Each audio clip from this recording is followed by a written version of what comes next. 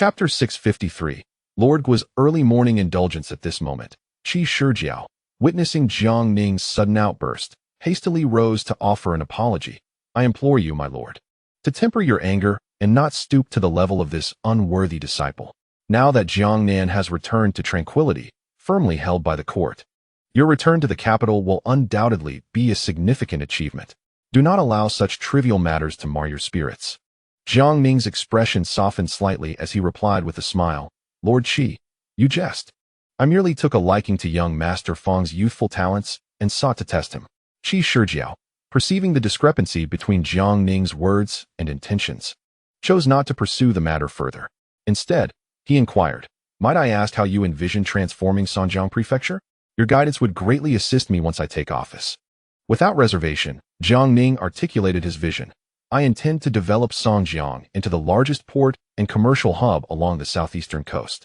To this end, we shall relocate 2/5 of the properties seized from the gentry of Jiangnan to Songjiang, while also inviting northern, southwestern, and local Jiangnan merchant associations to converge on Songjiang for development. The court will provide robust support for these merchant groups, and within a decade, the prosperity of Songjiang will undoubtedly surpass that of Yangzhou and Suzhou. This initiative will augment the national treasury while simultaneously curbing and constraining local powers in Jiangnan. Shijiao nodded with a smile. I comprehend, my lord. Thank you for your instruction. Following a few mutual compliments, Shijiao took his leave. Both were astute individuals, belonging to the same ilk, thus much remained unsaid.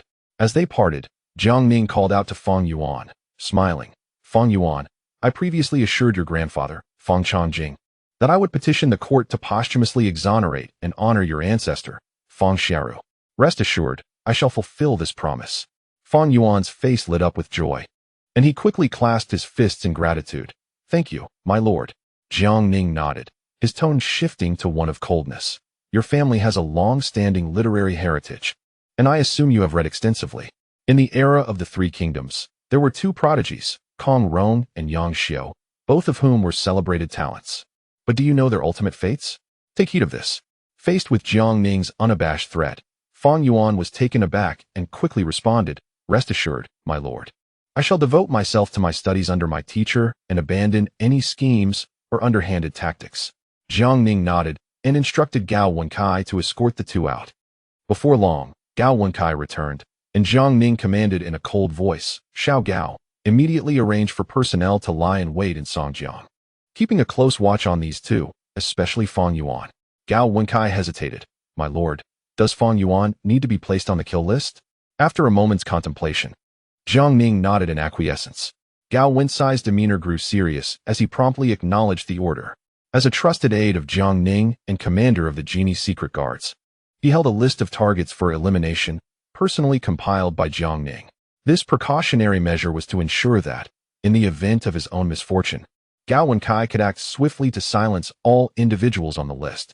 Included were notable figures such as Zhang Xianzhong, the current head constable of Yan'an Prefecture, Li Zicheng, a station runner, as well as various leaders of rebel factions throughout history and treacherous ministers within the court. Although these individuals had yet to fully rise to power or commit any nefarious deeds, Jiang Ning sought to preemptively control all unstable elements. A few days later, Jiang Ning received an urgent missive from Xiong Wenkan, the governor of Fujian. The document states that the notorious pirate Li Dan and Yan Siki are poised to dispatch envoys to Nanjing to assess the sincerity of the court's offer for amnesty. Jiang Ning, initially dismissive of this band of pirates who have long terrorized the seas through arson, murder, and plunder, has already devised a plan to dismantle and reconfigure these forces should they accept the court's overture. He remains resolute in preventing the establishment of local powers that could pose a threat to the court. However, upon scanning the list of envoys, Jiang Ning's interest piqued at the sight of Zhang Zhilong's name. This notorious figure from the late Ming dynasty intrigues him greatly. Historically, Zhang Zhilong, after assimilating the forces of Li Dan and Yan Siki, swiftly established the formidable maritime power known as the 18 Jiji. Subsequently, he accepted the court's amnesty and ascended to the rank of general in Fujian.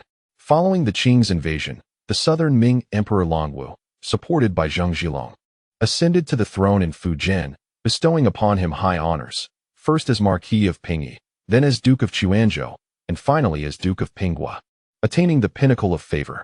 At this juncture, Zheng Zhilong commanded an army of over 200,000 and possessed more than 1,000 ships, amassing a fortune exceeding tens of millions through maritime trade and piracy, while firmly holding dominion over Fujian. Regrettably, his short-sightedness led him to neglect the restoration of the homeland, instead opting to usurp the authority of the Longwu Emperor, seeking to rule as a local despot.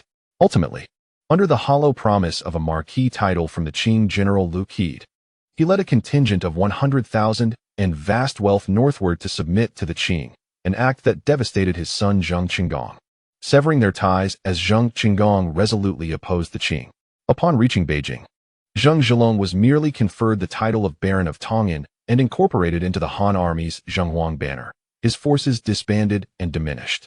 Later, as Zheng Qinggong supported the southern Ming Emperor Yongli, staunchly resisting the Qing, Zheng Zhilong's value diminished, leading to his conviction for treason against his son. By the 8th year of Yongli, he was stripped of his title and imprisoned, and 2 years later, his family was exiled to Ningguta. Subsequently, as Zheng Qinggong reclaimed Taiwan and continued his resistance, the Kangxi Emperor ordered the execution of Zheng Zhilong and his family, culminating the tragic saga of this erstwhile pirate king. Jiang Ning holds Zheng Zhilong in utter contempt. Had he not fathered Zheng Qinggong, he would scarcely merit Jiang Ning's attention. Had Zheng Zhilong chosen to assert his power and vie for supremacy, Jiang Ning might have acknowledged his valor. Yet, with such significant resources at his disposal, his decision to ally with the Qing, resulting in his demise and the extinction of his lineage, is truly disgraceful. In the ensuing days, Jiang Ning patiently awaited the arrival of Zheng Zhilong and his associates while keeping a vigilant eye on the implementation of the new policies in Jiangnan.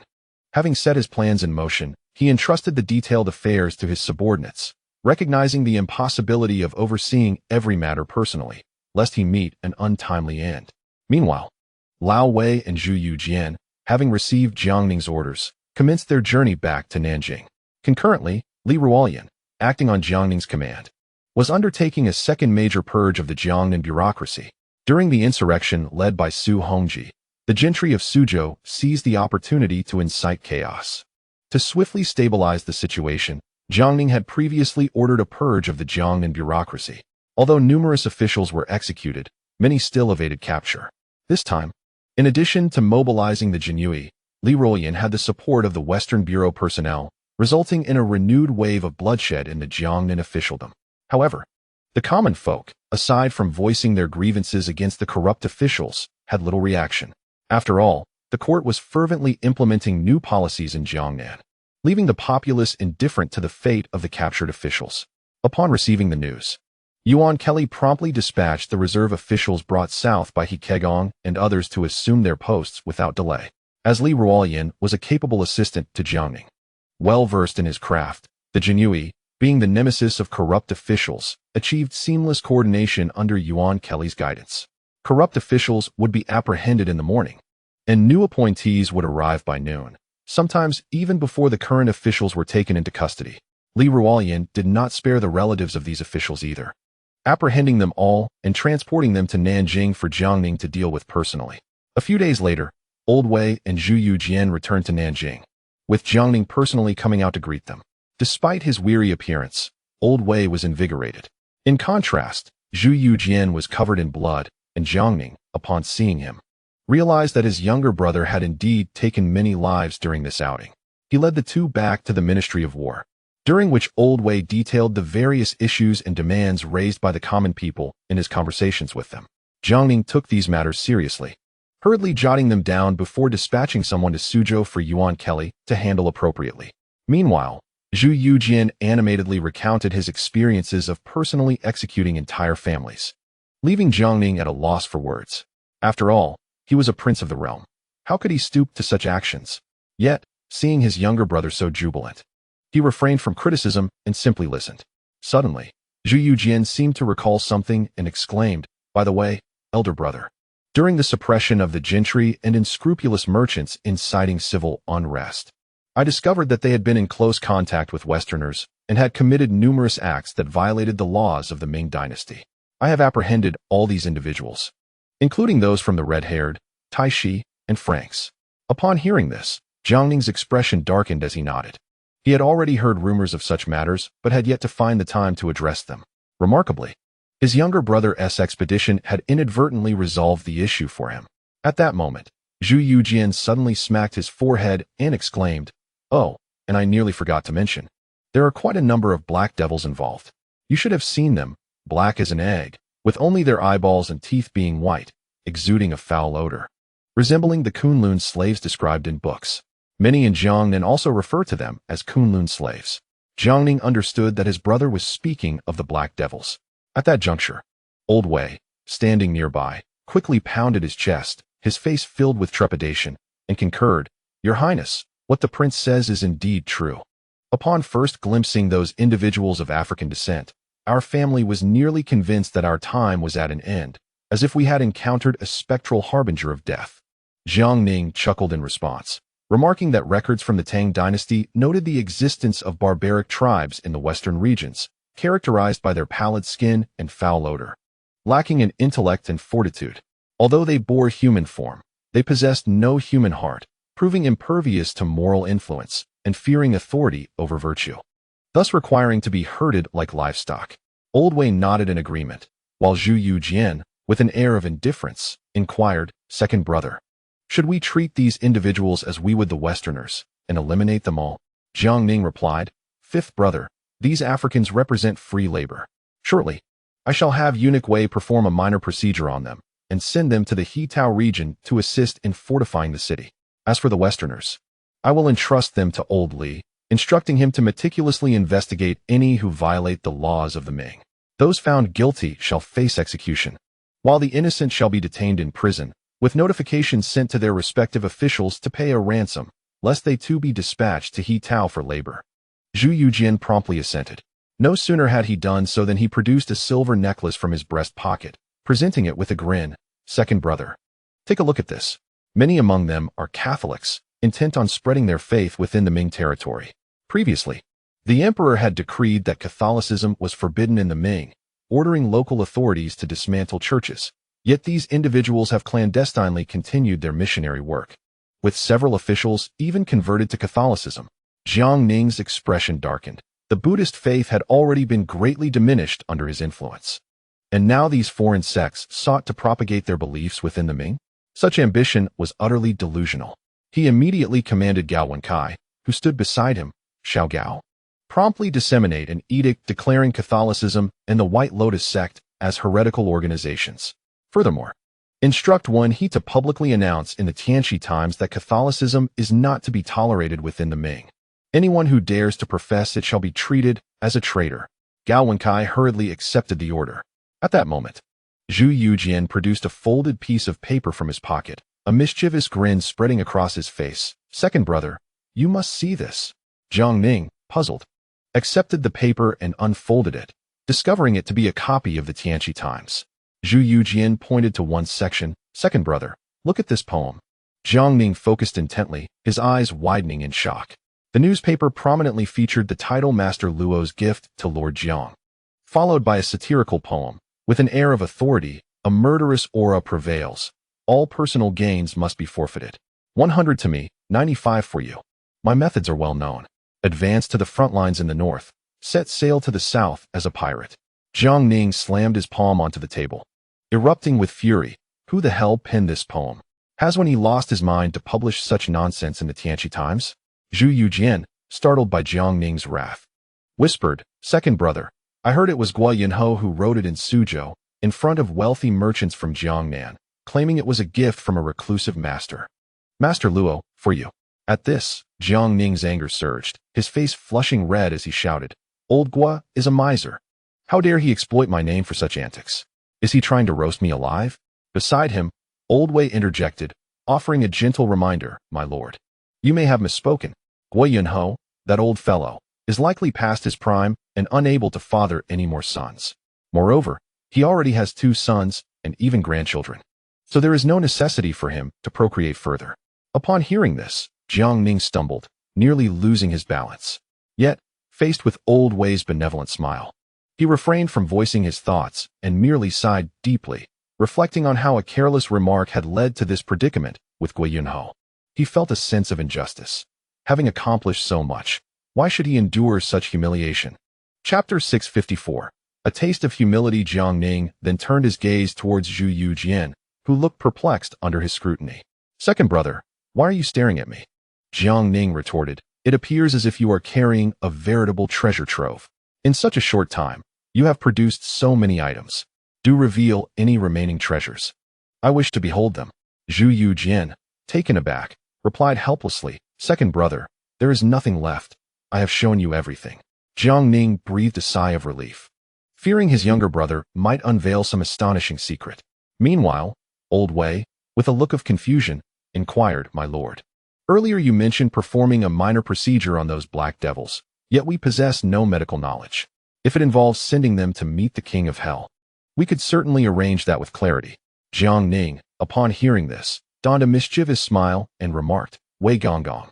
Do you know why the esteemed officials of Chang'an during the Tang dynasty were willing to spend lavishly to procure Kunlun slaves from the western regions, yet refrained from allowing them to breed like sows?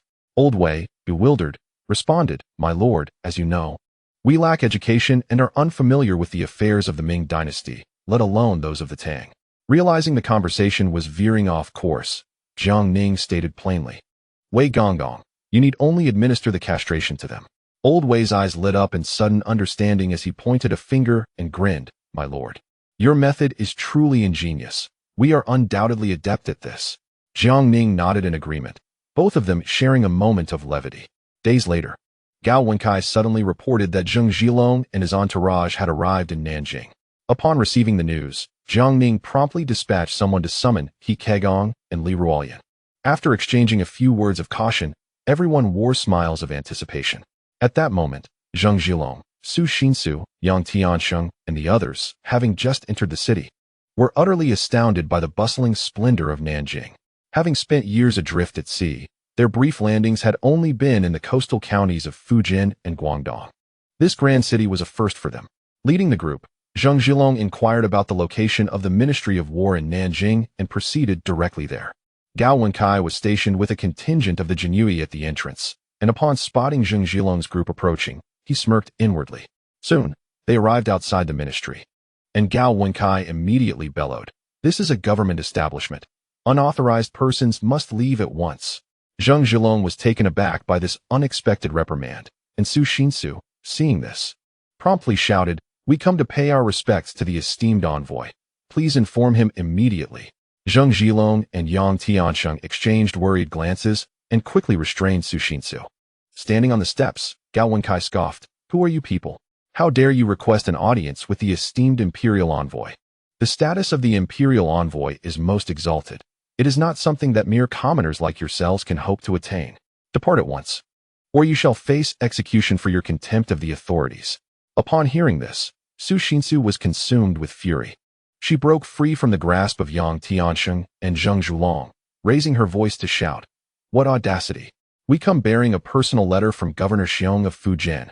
Zheng Zhilong hastily retrieved the letter from his bosom, trembling as he held it aloft, his tone respectful. Esteemed sir, we bring a personal missive from Governor Xiong of Fujian, and have come specifically to pay our respects to the imperial envoy. We kindly ask for your assistance in conveying our arrival.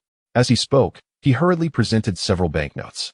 Gao Wenkai stood with his hands behind his back, neither accepting the letter nor the money, but coldly fixated on Su Xinsu. Sneering, I see you are not officials of the court.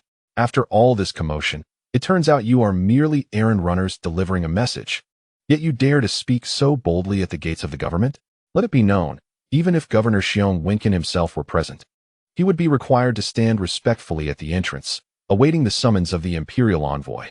Upon hearing this, Zheng Zhilong and his companions were filled with dread.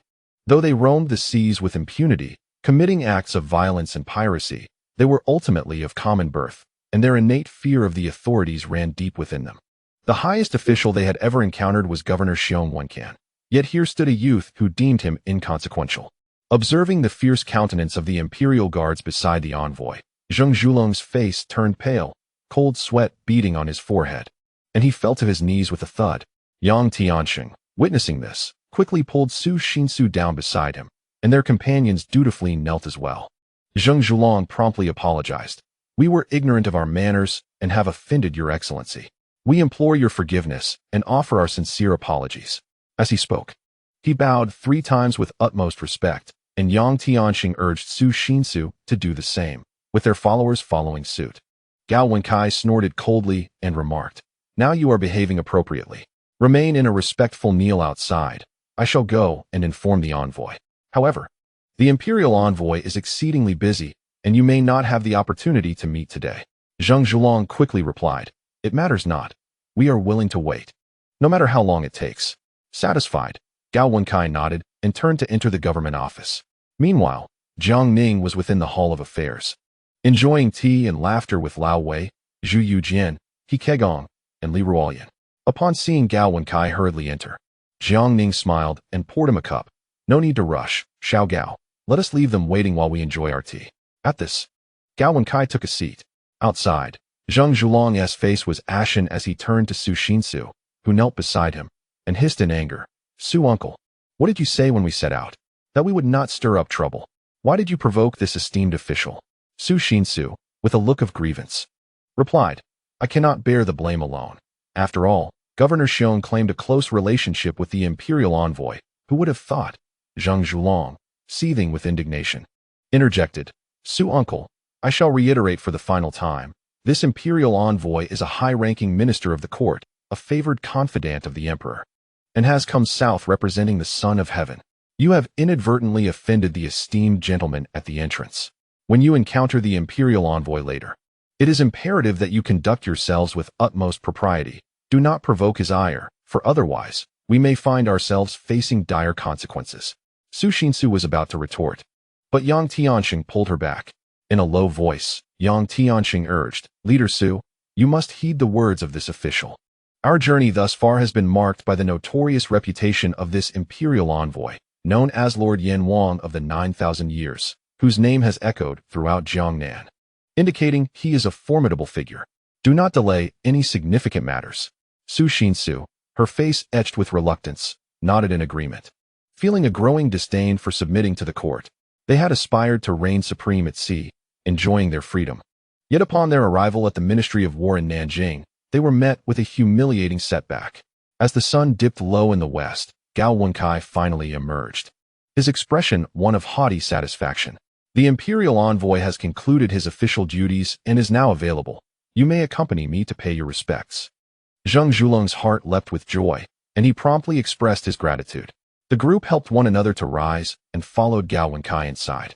Upon entering the grand hall of the Ministry of War, they beheld Jiang Ning, adorned in a dragon robe, seated regally, with Zhu Yujian beside him, clad in a resplendent crimson dragon robe. Lao Wei was dressed in a purple dragon robe and a three-mountain cap, and the onlookers gazed at them with rapt attention. Zheng Zhulong felt an overwhelming awe, perceiving himself as a mere leaf in a tempest, liable to capsize at any moment before these court officials. Behind him, Yang Tianqi and Su Xinsu felt their knees weaken, their faces ashen. Gao Wencai's voice cut through the tension. "Do you not know to pay your respects upon encountering the imperial envoy?" It was only then that they snapped back to reality, hastily kneeling and bowing in reverence. Chapter 655. Subduing the pirates, Zheng Zhulong retrieved a handwritten letter from Xiong Wenkan, raising it above his head as he proclaimed, "I am Zheng Zhulong, here on the command of the governor of Fujian, Lord Xiong, to pay my respects to the imperial envoy, along with this letter from Lord Xiong." Jiang Ning nodded, and Gao Wenkai took the letter, scrutinizing it before placing it upon the table. Without perusing its contents, Jiang Ning smiled and inquired, "Zheng Zhulong, I have heard that your wife bore you a son named Fusong last year in Japan. Is this true?" Zheng Zhulong was momentarily taken aback, a wave of fear washing over him at the realization that such a trivial matter was known to the imperial envoy, even down to the name of his son. He recalled the tales surrounding the imperial envoy's origins in the Jinyue, legends well known throughout the Ming dynasty, and his fear escalated. He quickly responded, "Yes, esteemed envoy. It is indeed true." Jiang Ning smiled in acknowledgement and continued, "With the current turmoil in Japan, why have you not brought your family back to Ming for their safety?" Zheng Zhulong found himself at a loss for words. As a pirate, he had always been cautious when landing on the southeastern coast and dared not directly bring his family to reside in the Ming. Noticing his silence, Jiang Ning chuckled and turned his attention to another. Might I inquire which of you is Yang Tianqi? Yang Tianqi hastily replied, I am Yang Tianqi, at your service. Esteemed envoy. Jiang Ning regarded the burly, apprehensive Yang Tianqi with a smile, saying, one of Yin Siqi's 28 sworn brothers, I have heard of you. You have performed admirably. Despite your origins as pirates, you have managed to protect the merchants of the Ming dynasty in Taiwan from the incursions of the Spanish and Dutch savages, and have also actively developed the island, which is indeed commendable. Yang Tianqi responded with trepidation, Your Excellency, you flatter me. Although I and my brothers hail from piracy, we are also sons of Yin and Huang, and naturally cannot stand idly by while the people of the Ming are subjected to humiliation by foreign barbarians. Jiang Ning nodded and turned his gaze towards Su Xinsu, fully aware that this individual is no trifling character. In the annals of history, Su has traversed both the underworld and the realm of righteousness. After Zheng Zhilong accepted the amnesty, he raised a troop to continue plundering along the coast, stirring quite a commotion until he was ultimately defeated and killed by Zheng Zhilong, a true embodiment of rebellion. Under Jiang Ning's penetrating gaze, Su Xinsu was instantly seized by fear, trembling uncontrollably. Observing this, Jiang Ning refrained from further inquiry, smilingly remarked, I am well aware of your intentions. I had intended to seek you out, but it appears you have graciously come to Nanjing, thus saving me some effort. Zheng Zhilong hastily interjected, How could we trouble your excellency? It is our ignorance of etiquette that has delayed our visit, and we hope you will not take offense. Jiang Ning waved his hand dismissively. At that moment, Li Ruoyan entered the hall. Your excellency, there are documents that require your personal attention. Jiang Ning nodded, and Li Ruoyan placed a scroll before him. With a casual flick, the scroll rolled off the table towards Zheng Zhilong. The latter and his companions dared not move, only stealing a glance to see it filled with an abundance of names. Jiang Ning grasped one end of the scroll, studied it for a moment, and feigned confusion. Li Daren, what is this? Li Ruoyan replied, This is the list of corrupt officials and their relatives captured in Jiangnan, totaling 3,217 individuals. How shall we handle them, Your Excellency? Jiang Ning nonchalantly placed the other end of the scroll on the table and coldly declared, What is there to deliberate? Execute them all. Li Ruoyan acknowledged the command, leisurely gathering up the scroll. Zheng Zhilong and his companions were already trembling in terror. This was no mere document, but a death warrant from the King of Hell.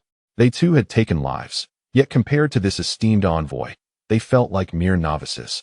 To pronounce death upon over 3,000 individuals with a single command was an intoxicating taste of power that ignited Zheng Zhilong's ambitions. Su Xinsu and Yang Tianqi felt their scalps prickle with dread. Li Ruoyan secured the scroll and exited the hall with a bow. Jiang Ning smiled and remarked, By the way, what were we discussing earlier? Just as Zheng Zhilong was about to respond, a member of the Jinyue hastily entered, Your Excellency. The Duke of Jingwu requests an audience. Jiang Ning nodded, and moments later, He Kegong, dressed in a dragon robe, entered. Casting a cold glance at Zheng Zhilong and his companions before bowing to Jiang Ning, Your Excellency, General Wang Wanghua from Guangdong has sent word, stating that the Franciscans residing in Xiangshan Ao, present-day Macau, frequently clash with the Dutch who occupy the Penghu area, and this conflict severely affects the surrounding populace of the Ming. The officials stationed in Macau have proposed negotiations, yet the Dutch refuse to heed them. We seek your guidance. Upon hearing this, Jiang Ning's expression darkened, and he slammed his hand on the table, exclaiming, These mere Dutch dare to provoke our Ming dynasty? There are also the Franks. How have they managed this? They have lured these Dutch into Xiangshan Ao, and have even harassed our Ming citizens. He Kegong replied, Your Excellency, I am not entirely clear on the specifics. Jiang Ning pondered for a moment and coldly stated, Immediately dispatch messengers to General Wang Wanghua in Guangdong. Since the Franks cannot handle the Dutch, it falls upon our Ming to confront these undaunted Dutchmen ourselves. At the same time, issue an edict to Governor Nanji of Guangdong, commanding the Franks residing in Xiangshan Ao to disarm and surrender all their weapons, assuring them that their safety will henceforth be the responsibility of the Ming. Should they dare to defy this order, they shall be annihilated on the spot. He Kegong hastily interjected, Your Excellency, not long ago, the pirate Li Dan, who has been entrenched in Hirado, Japan, has gathered his men and ships, preparing to invade the southeastern coast of the Ming. You have already ordered the naval forces of Guangdong, Fujian, and Zhejiang provinces to assemble for battle. Why not let me lead the troops to Guangdong to handle this matter and simultaneously eradicate the Dutch entrenched in the Penghu and Taiwan areas? Jiang Ning contemplated for a moment and nodded. If that is the case, I shall entrust this task to you. He Kegong accepted the command. At this moment, Zhu Yujian remarked with a smile, with the intervention of Duke Jingwu, these savages are destined to meet their end. After all, Duke Jingwu is a disciple of the loyal Marquis Shen Yurong. In my opinion, it would be prudent to place the naval forces of Guangdong, Fujian, and Zhejiang entirely under Duke Jingwu's command. After eliminating the Dutch in Penghu and Taiwan, we can also eradicate the Spaniards entrenched in Taipei and dispatch the pirate chief, Li Dan from Hirado. Jiang Ning nodded in agreement. Your Highness speaks wisely. He then turned to He Kegong and asked, Duke Jingwu, do you have confidence in dealing with these barbarians and pirates? He Kegong instantly straightened his posture and replied earnestly. Rest assured, Your Excellency, if I do not eliminate these barbaric pirates entirely, I shall present my head to you. Jiang Ning nodded with satisfaction, about to speak, when Zheng Zhilong hurriedly interjected, Your Excellency, please consider. Although we are pirates by nature, we would never dare to oppose the court. Nor forget that we are subjects of the Ming. We now wish to submit to the Ming and implore Your Excellency to grant us a chance for survival. We are willing to protect the maritime borders of the Ming. Jiang Ning was momentarily taken aback, then chuckled as he patted his head. In my preoccupation with urgent matters, I had completely forgotten about you all. I have been so busy with official duties, and the number of people I wish to execute is so great that I instinctively think of violence upon hearing of disturbances. I truly apologize for causing you to witness such matters. Zheng Zhilong quickly responded, We dare not. We dare not. Jiang Ning gestured for He Kegong to take a seat. After He Kegong sat down, his eyes glinted like blades, unabashedly betraying his murderous intent as he fixed his gaze upon Zheng Zhilong and his companions. Jiang Ning regarded them and slowly said, Your intentions have already been conveyed to me through a letter from Xiong Wencan. According to Ming law, as pirates who have plundered merchant vessels, you should be executed. Upon hearing this, Zheng Zhilong and his companions were drenched in sweat. Jiang Ning shifted his tone, however. Since your plundering primarily targeted Western merchant ships and did not infringe upon Ming merchant vessels, and you have often protected our ships from foreign incursions, you have also rendered a service. Yansiki and his subordinates' development of Taiwan has also contributed positively. Since you are willing to align with the court, I shall not deny you a chance for survival. He paused momentarily before continuing. As of now, I, the Marquis, hold authority. You may relocate your family members and subordinates' families to the Ming dynasty, where the local officials will ensure their proper settlement. As for your subordinates, they will all be integrated into the imperial court, receiving unified training before being dispatched to various naval forces across the land. What are your thoughts? Su Xinsu hurriedly inquired. Your Excellency, what about us? What official positions will the court bestow upon us? Jiang Ning retorted, What positions do you desire? Just as Su Xinsu was about to speak, Zheng Zhilong hastily intervened, fearing that this fool might audaciously propose to occupy Taiwan and pay tribute, which would likely seal their fate under the temperament of this envoy. Zheng Zhilong, trembling with trepidation, stated, I leave everything to Your Excellency and the court. Yet Jiang Ning's brow furrowed. Yet what? Zheng Zhilong quickly replied, It is just that we have been engaged in maritime trade for many years, possessing certain connections and controlling several shipping routes. We hope to utilize these resources to contribute to the Ming dynasty. Thus, I dare to propose establishing merchant associations akin to those in various regions of the Ming, engaging in trade with Western and Eastern nations. Rest assured, we would only seek a minor share, with the majority distributed by the court. Jiang Ning pondered to himself. It would be ideal to subdue these pirates, preventing a potential conflict while simultaneously incorporating their influence to strengthen the Ming's maritime forces. Though the court could expand their connections and routes independently, it would require considerable effort. Zheng Zhilong's willingness to allow the court the lion's share while they take a minor portion exhibits a degree of prudence. Once the court intervenes, the distribution would ultimately be at their discretion. As for the arrangement of official positions, it would be straightforward to integrate their forces and vessels, redistributing them among the various naval forces while assigning them nominal roles devoid of real power. Their families would be relocated inland, placed under the supervision of local officials. Should they harbor any treachery, their entire lineage would face dire consequences. Zheng Zhilong anxiously regarded Jiang Ning, dreading that he might attempt to monopolize the maritime wealth, which would render them mere servants of the court. His caution was warranted. The recent satirical poem Master Luo's gift to Lord Jiang had circulated wildly in Jiangnan, amplifying his concerns. Yang Tianqing's perspective was far simpler.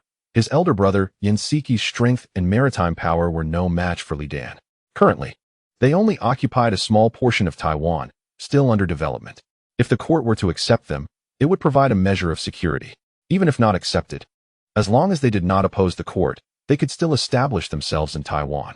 The situation for Li Dan's faction was markedly different, with numerous personnel and vessels. They faced instability within Japan. Should they be expelled and the court refused to accept them, they would become like drifting weeds without roots. Su Xinsu had long abandoned any thoughts of occupying Taiwan and claiming kingship, having witnessed the relentless activities of officials and soldiers, seizing and executing individuals. Coupled with the formidable demeanor of this envoy, which starkly illustrated the disparity in power. After a considerable time, Jiang Ning nodded. Naturally, this is acceptable. Zheng Zhilong immediately breathed a sigh of relief and hastily bowed in gratitude once more. Jiang Ning smiled and said, now that matters have been settled, I, the Marquis, have pressing official duties. You may return to confer with your people. Once you have reached an agreement, send word to me, and I shall arrange for the handover. Regarding your official positions, you need not worry. The court shall not neglect those who have rendered meritorious service. Zheng Zhilong and the others expressed their profound gratitude. And Zheng Zhilong continued, we came in haste and have prepared some modest gifts. We humbly ask for your excellency to graciously accept them. Jiang Ning nodded, stating, in that case, I shall gladly accept your kind intentions. Subsequently, Gao Wenkai led the group outside. Su Xinsu, glancing at Gao Wenkai clad in a dragon robe, quickly donned a smile and inquired, esteemed sir, may I ask what rank this official robe represents? It looks truly imposing. Gao Wenkai coldly replied, in the Ming dynasty. Civil and military officials, aside from their standard uniforms, possess 4 grades of bestowed robes. The first grade is the dragon robe, the second is the flying fish robe, the third is the bullfighting robe, and the fourth is the Qilin robe. All are conferred by the emperor, exclusively for those with distinguished service and close attendance to the emperor, rendering them exceedingly rare. The robe I am wearing is the emperor's bestowed dragon robe. Zheng Zhilong, Su Xinsu, and Yang Tianqing were taken aback, astonished that this young official had attained such an honor, undoubtedly indicating his significant stature. They gazed intently at the dragon robe, their eyes filled with envy. Zheng Zhilong promptly inquired, may I ask, esteemed sir, why is it that the dragon robe worn by your excellency differs from that of the esteemed envoy? Gao Wenkai replied in a deep tone, the dragon robe is categorized into the sitting dragon and the traveling dragon. The one I wear is the traveling dragon robe, while the esteemed envoy dons the sitting dragon robe, which is of a higher grade. Since the emperor's ascension, fewer than 10 traveling dragon robes have been conferred, and the esteemed envoy possesses 3 of them alone. Upon hearing Gao Wencai's words, the 3 felt a chill run down their spines. They had already sensed that the esteemed envoy was no ordinary figure, but they had not anticipated such formidable prowess. Su Xinsu, smiling, then asked, if I may be so bold, what rank does your excellency hold? With a look of disdain, Gao Wenkai replied, I am the deputy commander of the Jiangnan. Additionally conferred the title of General of Valor, classified as a 3rd-grade military official. However, the Jiangnan, being the emperor's personal guard, is directly accountable only to the emperor, thus enjoying a status elevated by 3 ranks. Even the governor of Fujian, Xiong Wenkan, must show proper deference when in my presence. Su Xinsu's mouth fell agape in astonishment, rendered speechless at the realization that the young official guarding the esteemed envoy was even more formidable than the governor of Fujian.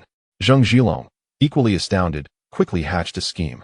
He retrieved a stack of silver notes from his bosom, wearing a fawning expression as he said, esteemed sir, we were remiss in not recognizing your stature earlier. We hope you will forgive our indiscretions. This small token is but a humble gesture. As he spoke, he attempted to press the notes into Gao Wencai's hands. Gao Wenkai gave a cursory glance at the stack of notes, which amounted to several tens of thousands of taels, and without further ceremony, accepted them and tucked them away. At that moment, Yang Tianqing scratched his head and innocently asked, esteemed sir, may I inquire what rank the esteemed envoy holds?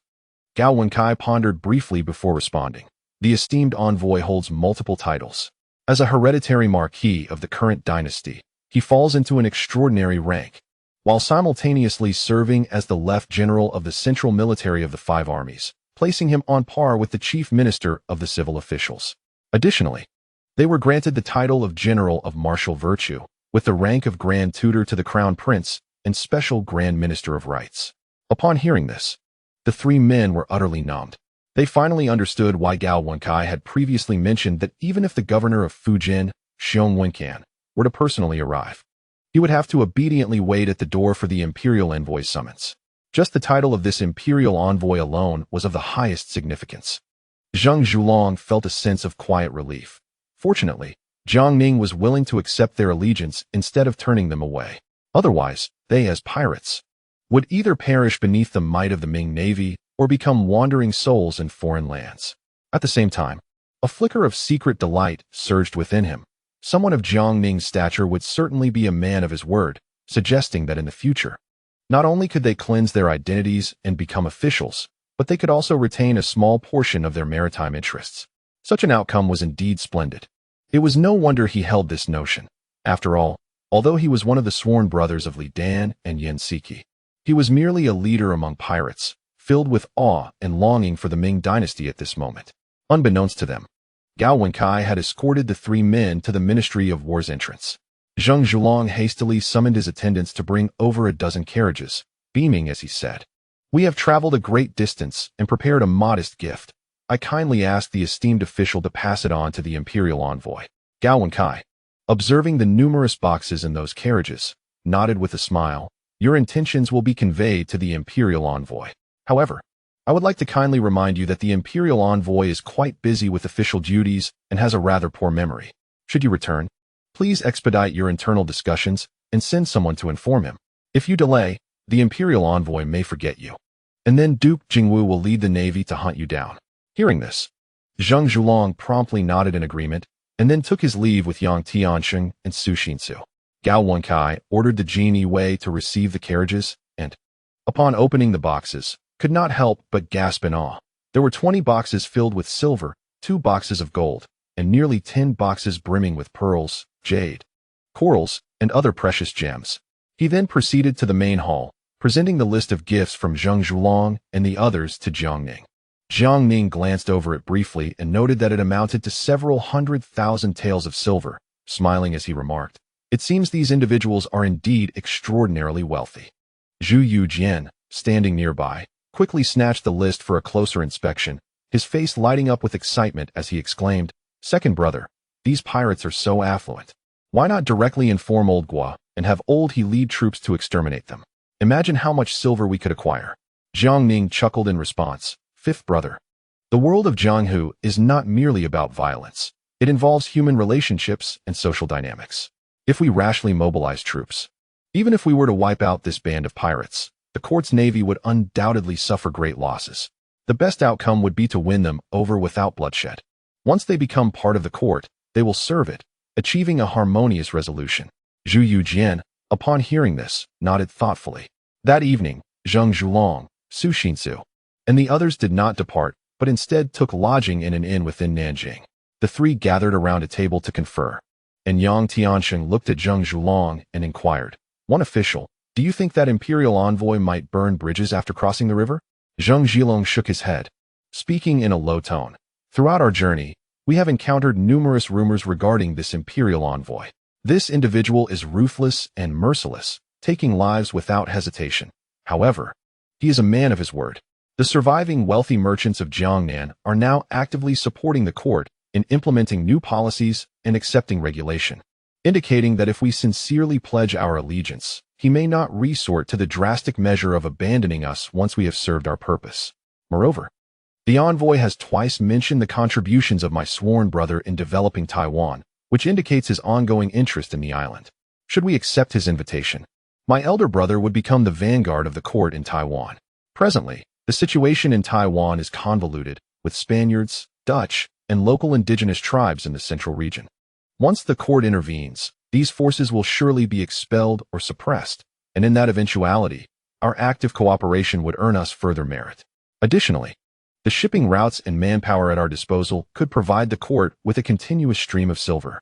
And as long as we remained steadfastly loyal and beneficial to the court, they would not turn against us. Simultaneously, we must cultivate relationships with high-ranking officials of the court. For as the saying goes, one cannot hold office without connections in the court. Even if we fail to curry favor with the imperial envoy, we must still earn the goodwill of figures like the Fujian Governor Xiong and the esteemed Jin Yiwei official present today. Yang Tianqi nodded in agreement. Yet Su Xinsu wore an expression of discontent. To relinquish our cash cow and submit to the court's regulation, I find it truly unacceptable. Zheng Zhilong replied coldly. Su, we have witnessed the strength of the court and the power of the imperial envoy today. You may not be familiar with the Marquis of Jingwu, He Kegong, but you must remember his mentor, Shen Yurong. At the mention of Shen Yurong, Su Xinsu's countenance changed, filled with trepidation. Shen's reputation along the coastal regions was undeniably formidable. And although he had been stationed in the capital for many years, tales of his exploits still circulated in the southeastern coastal areas. The following morning, the group set off from Nanjing with their subordinates. Meanwhile, Jiang Ning received word of Zheng Zhilong and his associates' choices, which were unsurprising, in the face of absolute power. Unless they sought their own demise, they would inevitably make the prudent decision. As Jiang Ning pondered this, Li Ruoyan hurriedly entered with a grim expression. Jiang Ning looked up and asked, Old Li, what troubles you? Why the long face? Li Ruoyan quickly produced a document from his robe and placed it on the table, stating solemnly, I report to you, my lord, there is grave news. This morning, we received an urgent dispatch indicating that merchants from Huizhou have incited the populace to revolt, openly besieging the government offices. The newly appointed Anhui governor, Fu Zonglong, has already mobilized troops to address the situation. Upon hearing this, Jiang Ning's expression turned icy. He had been preoccupied with dealing with the 13 protectors of Jiangnan and had neglected the division of authority assigned to Anhui province. Now that Huizhou had erupted first, it seemed that the court's strong stance in Suzhou, Changzhou, and Zhenjiang had driven the 13 prefectures of southern Jili to the brink, compelling them to form commercial associations to comply with regulations, implement new policies, and pay a 20% commercial tax. These individuals were clearly seeking a confrontation with the court. Reflecting on this, Jiang Ning scoffed repeatedly. Now they choose to rise up. They truly overestimate themselves. Beside him, Li Ruoyan hastily inquired, My lord, should we intervene? Or allow Governor Fu Zonglong to handle it himself?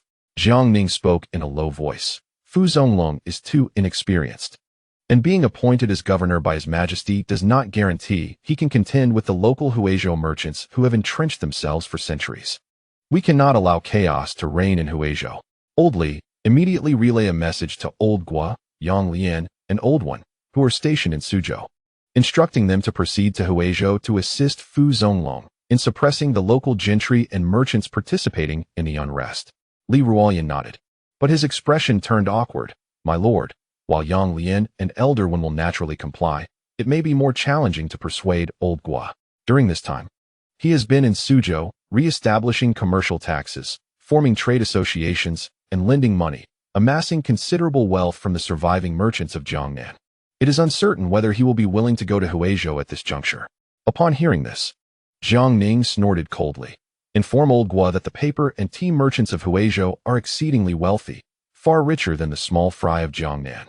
As long as he does not implicate the innocent, the amount of silver he can acquire is entirely his merit. This lord will not interfere. Li Ruoyan hurriedly nodded and departed in haste.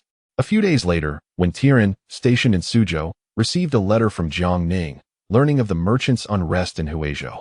Recognizing the gravity of the situation, he promptly sought out Yang Lian, who was assessing students, and briefed him on the matter at hand. Yang Lian was immediately incensed and called for reinforcements.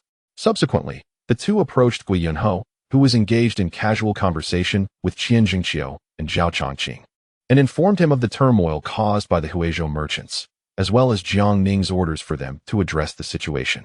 Upon hearing this, Gui Yunho's face registered a sense of grievance. The Lord truly does not consider my age. Just as I catch my breath in Suzhou, he wants me to rush off to Huizhou. Even the livestock on a landlord's estate should not be worked so hard. He then chuckled, Elder One, perhaps you and Yang Lian should go instead? I shall remain in Suzhou. When Tiran replied with a smile, Old Gua, the Lord anticipated you would respond this way. He also mentioned that as long as you do not involve the innocent in your endeavors in Huizhou, the amount of silver you can acquire is yours to keep. Should you choose not to go, the credit will accrue to me. Upon hearing this, Wei Yunho quickly stepped forward to grasp Wen Tian's arm, exclaiming with a smile, "Elder One, I was merely jesting. Do not take it to heart. I must go. I absolutely must. I will crawl to Huizhou if necessary."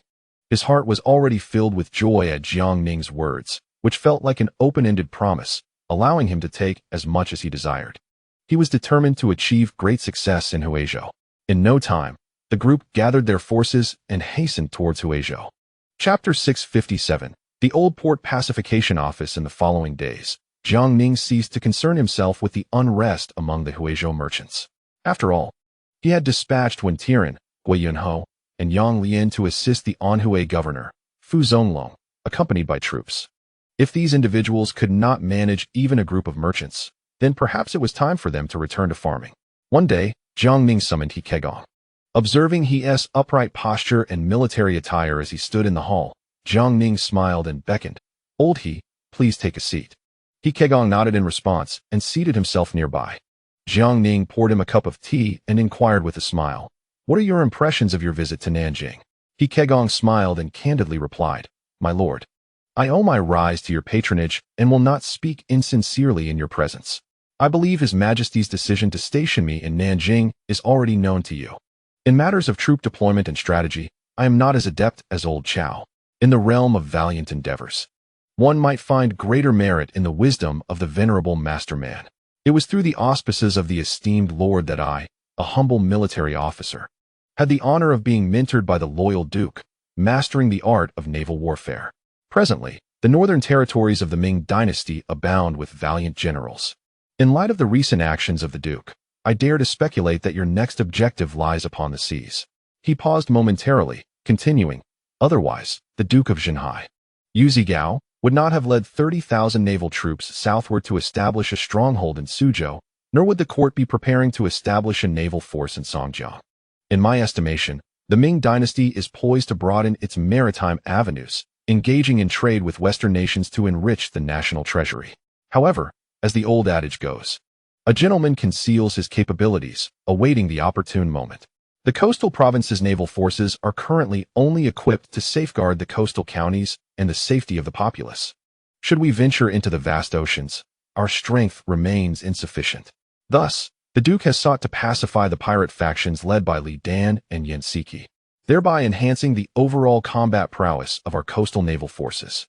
Jiang Ning, upon hearing this, nodded with a smile. He Kegong then added, "With the Duke's indulgence, if the Ming dynasty aspires to become a maritime sovereign, it is imperative that Taiwan be entirely under the control of the court. Although the court previously established a patrol office in Penghu, it was later disbanded. The Penghu naval force must be re-established.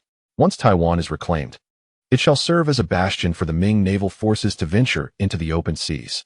Jiang Ning nodded once more, and encouraged by his approval, He Kegong grew bolder. Presently, General Zhao has already led his forces to conquer Burma and Siam, and it is highly likely that the Western Expeditionary Army will not cease its advances, soon setting its sights on Annam, Chenla, and Kampa, ultimately unifying the Southwest. Jiang Ning signaled for him to continue. Taking a deep breath, He Kegong said, "My lord, during the era of the great eunuch Zheng He, who commanded the Ming fleet on its voyages to the west, a base was established at the old port of Xianwei for the storage of provisions and logistical support. This location is of utmost importance and must be garrisoned. Furthermore, Malacca, due to its strategic significance, also requires a military presence." Jiang Ning nodded in agreement. Not only for the Ming dynasty, but even in future times, the Strait of Malacca serves as a golden waterway connecting the Pacific and Indian Oceans, controlling over 80% of maritime energy transport to China. Securing this territory would be akin to possessing a mountain of gold, with the annual protection fees alone sufficient to amass a fortune, not to mention its inherent commercial value. He recalled that in the original timeline, it was precisely because the Portuguese occupied the Strait of Malacca, obstructing the flow of goods and silver from Western nations into the Ming, combined with Japan's 2 centuries of isolationist policies, that the Ming could not procure silver from external sources. Meanwhile, the domestic output of silver was a mere 200,000 taels annually, failing to meet the daily needs of the populace. While the influx of silver during the Longqing reign was tightly held by bureaucrats and gentry, ultimately leading to the economic collapse of the Ming, He Kugang discerned the strategic military significance of the Strait of Malacca, while Jiang Ning grasped the economic value it concealed. He Kugang continued, "Moreover, to my knowledge, the Spanish and Dutch forces currently occupying Taiwan number only in the thousands. The Dutch, though they have a foothold in Bengala, are not numerous. They merely rely on their firearms and ships to assert their presence in Taiwan." Jiang Ning nodded with a smile, responding, "Old He, you need not worry about this matter. Soon, this Marquis will present a petition to His Majesty, requesting the dispatch of newly constructed warships from the shipyards of Tianjin and Shandong, as well as a batch of newly manufactured cannons and firearms from the Armaments Bureau. By that time, it is anticipated that Li Dan and Yen Siki will have pledged their allegiance to the court. With their addition, we will have ample personnel, vessels, and artillery at our disposal. The remaining matters will be entrusted entirely to you." He Kugang rose vigorously, his chest pounding with excitement, and declared, "Rest assured, my lord, I shall not fail in my mission to incorporate the coastal regions into the territory of the Ming dynasty, ensuring they become a part of our great realm." Jiang Ning nodded in satisfaction. He understood that the first step towards maritime expansion for the Ming had been taken, and war served as the finest catalyst. Under the command of He Kugang, the naval forces would undoubtedly experience a meteoric rise in military strength, compelling even the Dutch, known as the charioteers of the sea, to bow in submission. At that moment, Jiang Ning suddenly recalled the Spaniards in Luzon, present-day Philippines. Historically, there had been 3 massacres of the Chinese there, with one occurring in the 31st year of the Wanli era, 1603, during which, according to the statistics of the then governor of Fujian, at least 30,000 overseas Chinese lost their lives. This blood debt was not to be forgotten. His expression darkened abruptly as he inquired, "Old He, I wish to ask you something." He Kugang, sensing the shift in Jiang Ning's demeanor, though puzzled, respectfully replied, "My lord, please go ahead." Jiang Ning asked coldly, "Are you aware of the massacre perpetrated by the Franciscans against our Ming subjects in Luzon during the 31st year of Wanli?" He Kugang was momentarily taken aback, but after a moment of contemplation, he nodded, "My lord, I have heard my master speak of this." The governor of Fujian had petitioned the court, inquiring whether to send troops to subdue these barbaric invaders and protect the Ming subjects, yet the court did not respond. It is said that 30,000 Ming subjects were slain during that incident. Jiang Ning nodded and replied coldly, "Old He, remember this account. Ensure that the Franciscans in Luzon face retribution threefold." He Kugang solemnly nodded, "Rest assured, my lord. I shall exact vengeance upon any petty state that has ever humiliated our Ming people." Jiang Ning smiled upon hearing this, patting He Kugang on the shoulder. "Old He, your awareness is indeed commendable. As the Celestial Empire, the Ming must present itself with the dignity it deserves. Anyone who dares to offend us shall be dealt with accordingly." He Kugang, filled with pride, inwardly rejoiced at his quick wit, knowing that with the Marquis's words, even if trouble arose in the future, he would have the Marquis to support him. Subsequently, Jiang Ning instructed He Kugang to organize the naval forces of the 3 provinces while he donned civilian attire and, accompanied by Lao Wei and Zhu Yujian, set out under the protection of guards to inspect the sentiments of the populace across Jiangnan. Observing the current adoration of the common folk for the court, with a multitude of merchants and workshops flocking to Songjiang, and officials assisting the populace in redistributing land, Jiang Ning felt a profound sense of relief. After such prolonged turmoil, he could finally breathe easy. The gentry class that had dominated Jiangnan for over a century had been utterly obliterated in the face of the court's overwhelming military power.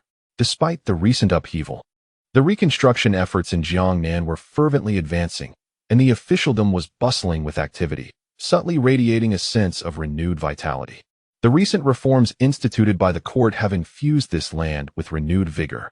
Jiang Ning and his companions had long concealed their identities, and at this moment, the entire Jiangnan region was under the impression that the imperial envoy remained stationed in Nanjing. Just as Jiang Ning's party was preparing to enter Suzhou, they encountered several robust men forcefully dragging a number of children towards the city. The children were wailing, and the surrounding populace hastily stepped aside in alarm. Jiang Ning furrowed his brow. During his campaign to cleanse the gentry and bureaucracy of Jiangnan, he had adhered to the old customs. purging even the street thugs and scoundrels. How could there still be those who escaped his net? Beside him, Old Wei was seething with rage. Before he could take action, Zhu Yujian, unable to restrain himself, charged forward and dispatched the men with a few swift blows, shielding the children behind him. The children's cries intensified as they clung desperately to Zhu Yujian, pleading for salvation. Jiang Ning and his companions approached the scene, their hearts filled with confusion. Old Wei stepped forward, placing his foot upon the chest of one of the men, and coldly demanded, "Truly, how audacious you are! The laws of the Ming dynasty stipulate that those who abduct others are to be punished by dismemberment. Are you not aware of this?" The man on the ground, recognizing the lavish attire of Jiang Ning and his companions, along with their accompanying guards, hastily begged for mercy, exclaiming, "Noble sirs, spare us. We are not human traffickers, nor are we in the business of selling people. We are merely employees of a pawn shop. These children are the offspring of criminals, classified as lowly stock, destined to be sold as servants by the gentlemen of Suzhou. They attempted to flee, and we merely acted to restrain them." Old Wei was momentarily taken aback, and Zhu Yujian stood in stunned silence. Jiang Ning began to comprehend the situation, sighing inwardly at the founding principles of the Ming dynasty, where the great Zhu Yuanzhang established a household registration system to manage the populace. Yet, beyond the four classes of society, scholars, farmers, artisans, and merchants, there existed additional categories of lowly status, including entertainers, beggars, idlers, and fishermen of 9 surnames. Although the court had explicitly decreed that individuals of lowly status could be elevated to commoners after 3 generations of honorable conduct, this rule had become little more than a hollow promise. Devoid of a proper societal standing, they could not attain the respect and treatment they deserved. How then could they genuinely escape their lowly status? In contrast, it was far easier for those of the 4 classes to rise in status. For instance, Yin Song of the Jiajing era emerged from a family of artisans, and Zhang Jujing of the Wanli era hailed from military stock, both ultimately becoming chief ministers of the cabinet. Perceiving the silence from Jiang Ning and his companions, the man struggled to rise and bowed respectfully, saying, "If you noble sirs have no further business, we shall take our leave with these children." As he spoke, he attempted to pull the children away, but they clung tightly to Jiang Ning and the others, weeping incessantly. Jiang Ning raised his gaze, coldly fixing his stare upon the men, causing them to freeze in place. Paralyzed by fear, he then turned to the children and gently inquired, "Are there any others in your family?" The older child, with reddened eyes, shook his head and choked out, "Noble sir, my parents are gone. I am all alone." The other children began to join in, each recounting their tragic circumstances. Jiang Ning soon realized that among these children, a few were indeed of lowly status, while 2 were originally from noble families, but had been reduced to a lowly classification due to their families' assets being seized during the recent purge. The men, under Jiang Ning's scrutinizing gaze, felt a chill of dread. The leader of the group gritted his teeth, his voice trembling with trepidation. "We implore you, noble sir, to show mercy. We serve the government, and losing these children would be an unbearable consequence." Jiang Ning coldly snorted, remarking, "The underworld forces, even if innocent, deserve punishment. As servants of the government, you ought not to abuse your power." The man was taken aback and hurriedly nodded, Yes, I was wrong. I shall never dare again." Observing the obsequiousness of the man, Jiang Ning recognized that the Yahuang were indeed the local criminal elements, thriving under the protective veil of the government. Their impunity, bolstered by their connections, rendered them more loathsome than mere street thugs or unscrupulous scoundrels. It was no wonder that ancient wisdom dictated that even the innocent among them should face retribution. At that moment, Old Wei sighed and approached Jiang Ning, speaking softly. "My lord, while we may save these children, it is clear." Jiang Ning understood that Old Wei's compassion was overflowing, and even Zhu Yujian gazed at him with eager anticipation. After a moment of contemplation, he declared, "In that case, let us abolish the status of all slaves, permitting all of them to become free citizens with the liberty to choose their professions." The men standing nearby were left aghast at the thought of abolishing servitude. What jest was this? Such regulations had been established since the founding of the Ming dynasty, and this young noble dared to propose a change? However, Old Wei did not hesitate. He produced 2 silver ingots from his bosom and coldly stated, "I shall purchase these children. Take the silver and leave at once." The man who accepted the silver appeared distressed, My lord, these children are registered with the government. I cannot possibly report back. Old Wei's anger flared, and he retorted, Damn it, are you testing my patience? If the government inquires, let them seek the imperial envoy at the Nanjing Ministry of War. There will be someone to address their concerns. At the mention of the imperial envoy, the men's faces turned pale with fear, and they hastily bowed before fleeing. Who would dare challenge the king of hell presiding over Jiangnan? Their meager capabilities were surely insufficient to withstand his wrath. Jiang Ning then instructed Gao Wenkai to ensure the children were safely cared for before turning to Old Wei and Zhu Yujian, stating, Fifth brother, Old Wei. You are surely aware of the recent slave uprising in Jiangnan. When the Ming dynasty was founded, the Taizu decreed that, aside from officials and nobility, no one could maintain slaves. Yet, over 200 years have passed, and countless gentry, wealthy merchants, and landlords have amassed slaves, exploiting them to the utmost, leading to the previous uprising. Let us jointly petition His Majesty to entirely abolish the institution of slavery and allow all slaves to become free citizens. This not only rescues these individuals, but also indirectly diminishes the power of the gentry and wealthy merchants. Old Wei was moved to tears, exclaiming, We shall follow your lead. My lord. Zhu Yujian nodded emphatically. Jiang Ning immediately called for paper and ink, drafting the petition, which he signed, followed by Zhu Yujian. When it came time for Old Wei, he grasped the brush, struggling, yet ultimately managing to inscribe his name. Subsequently, Jiang Ning arranged for the Jianui to swiftly deliver the petition to the capital. He then issued an edict in the guise of the imperial envoy, commanding all local authorities to cease the sale of human beings, with all those previously enslaved to be held in custody by the government, awaiting further instructions.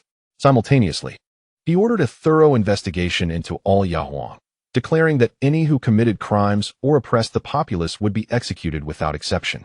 The news spread like wildfire across Jiangnan, igniting a fervor among the populace, who erupted in applause, while the gentry and wealthy merchants dared not voice their dissent, fearing reprisals from Jiang Ning. A few days later, Jiang Ning received an urgent dispatch from a representative of Wentiran, stating that all the Huizhou merchants inciting rebellion had been apprehended and their properties confiscated. During the raids, numerous Westerners were discovered, all professing the Catholic faith. Interrogations revealed that these individuals had clandestinely fled to Huizhou to align themselves with the Huizhou merchants upon their arrival in Yangzhou. Jiang Ning, unyielding in his response, issued a decree to Wentiran. All who transgressed the laws of the Ming would face execution, while those innocent were to be imprisoned. Furthermore, a strict order was given to arrest all Catholics, explicitly declaring Catholicism a heretical cult, with severe penalties for any who dared to adhere to its teachings. Having executed these measures, Jiang Ning lost any inclination for further leisure and led Zhu Yujian and Old Wei back to Nanjing.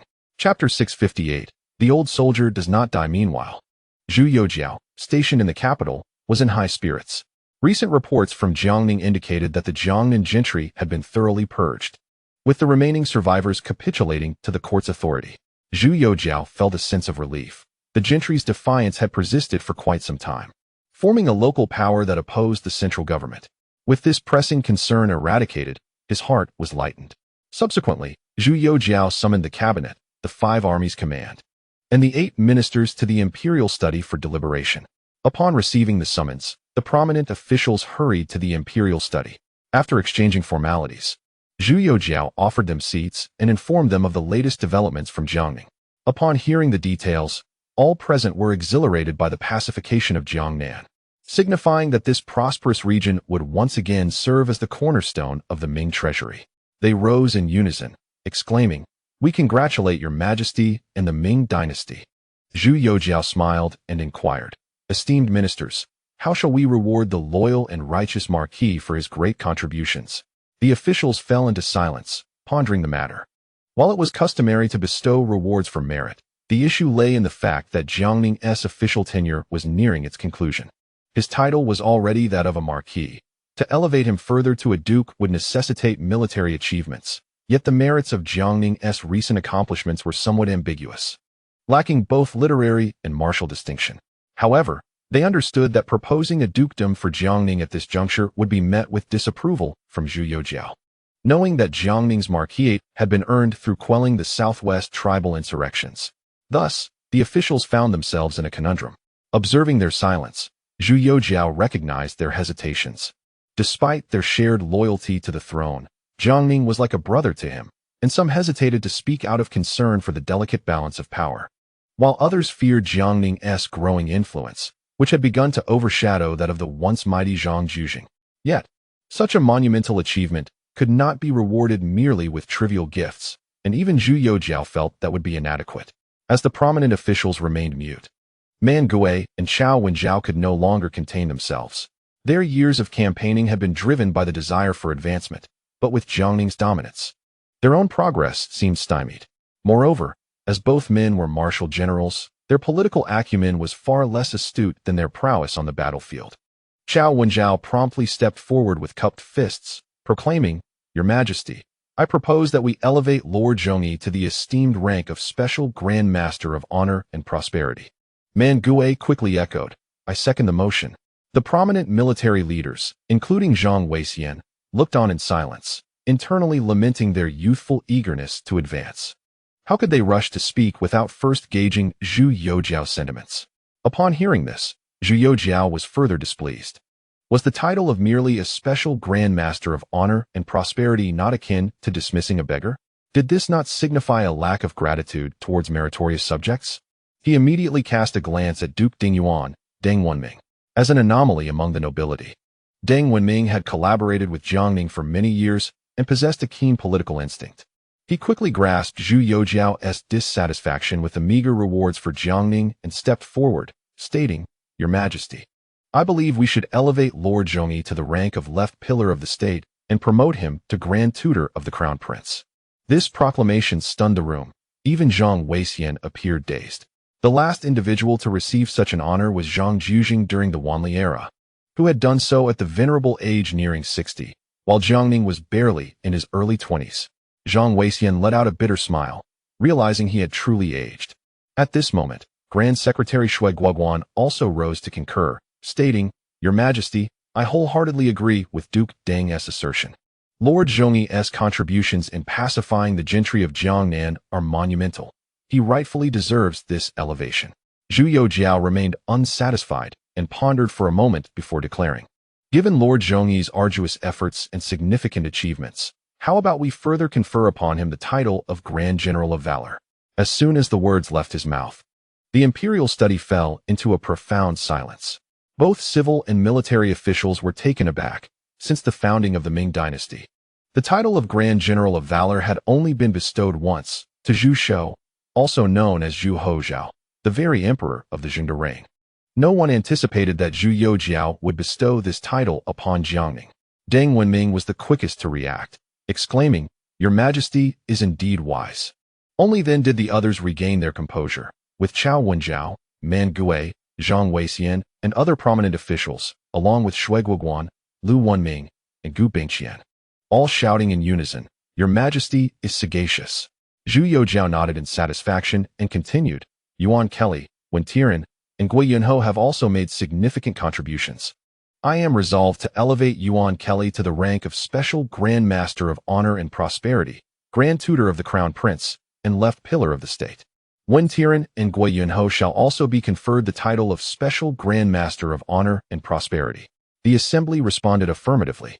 Zhu Youjiao then turned to Sun Qingzong, recognizing his tireless efforts in the capital, and included him in the list of rewards, promoting him to Special Grand Master of Honor and Prosperity, Left Pillar of the State, and concurrently Grand Master of the Crown Prince.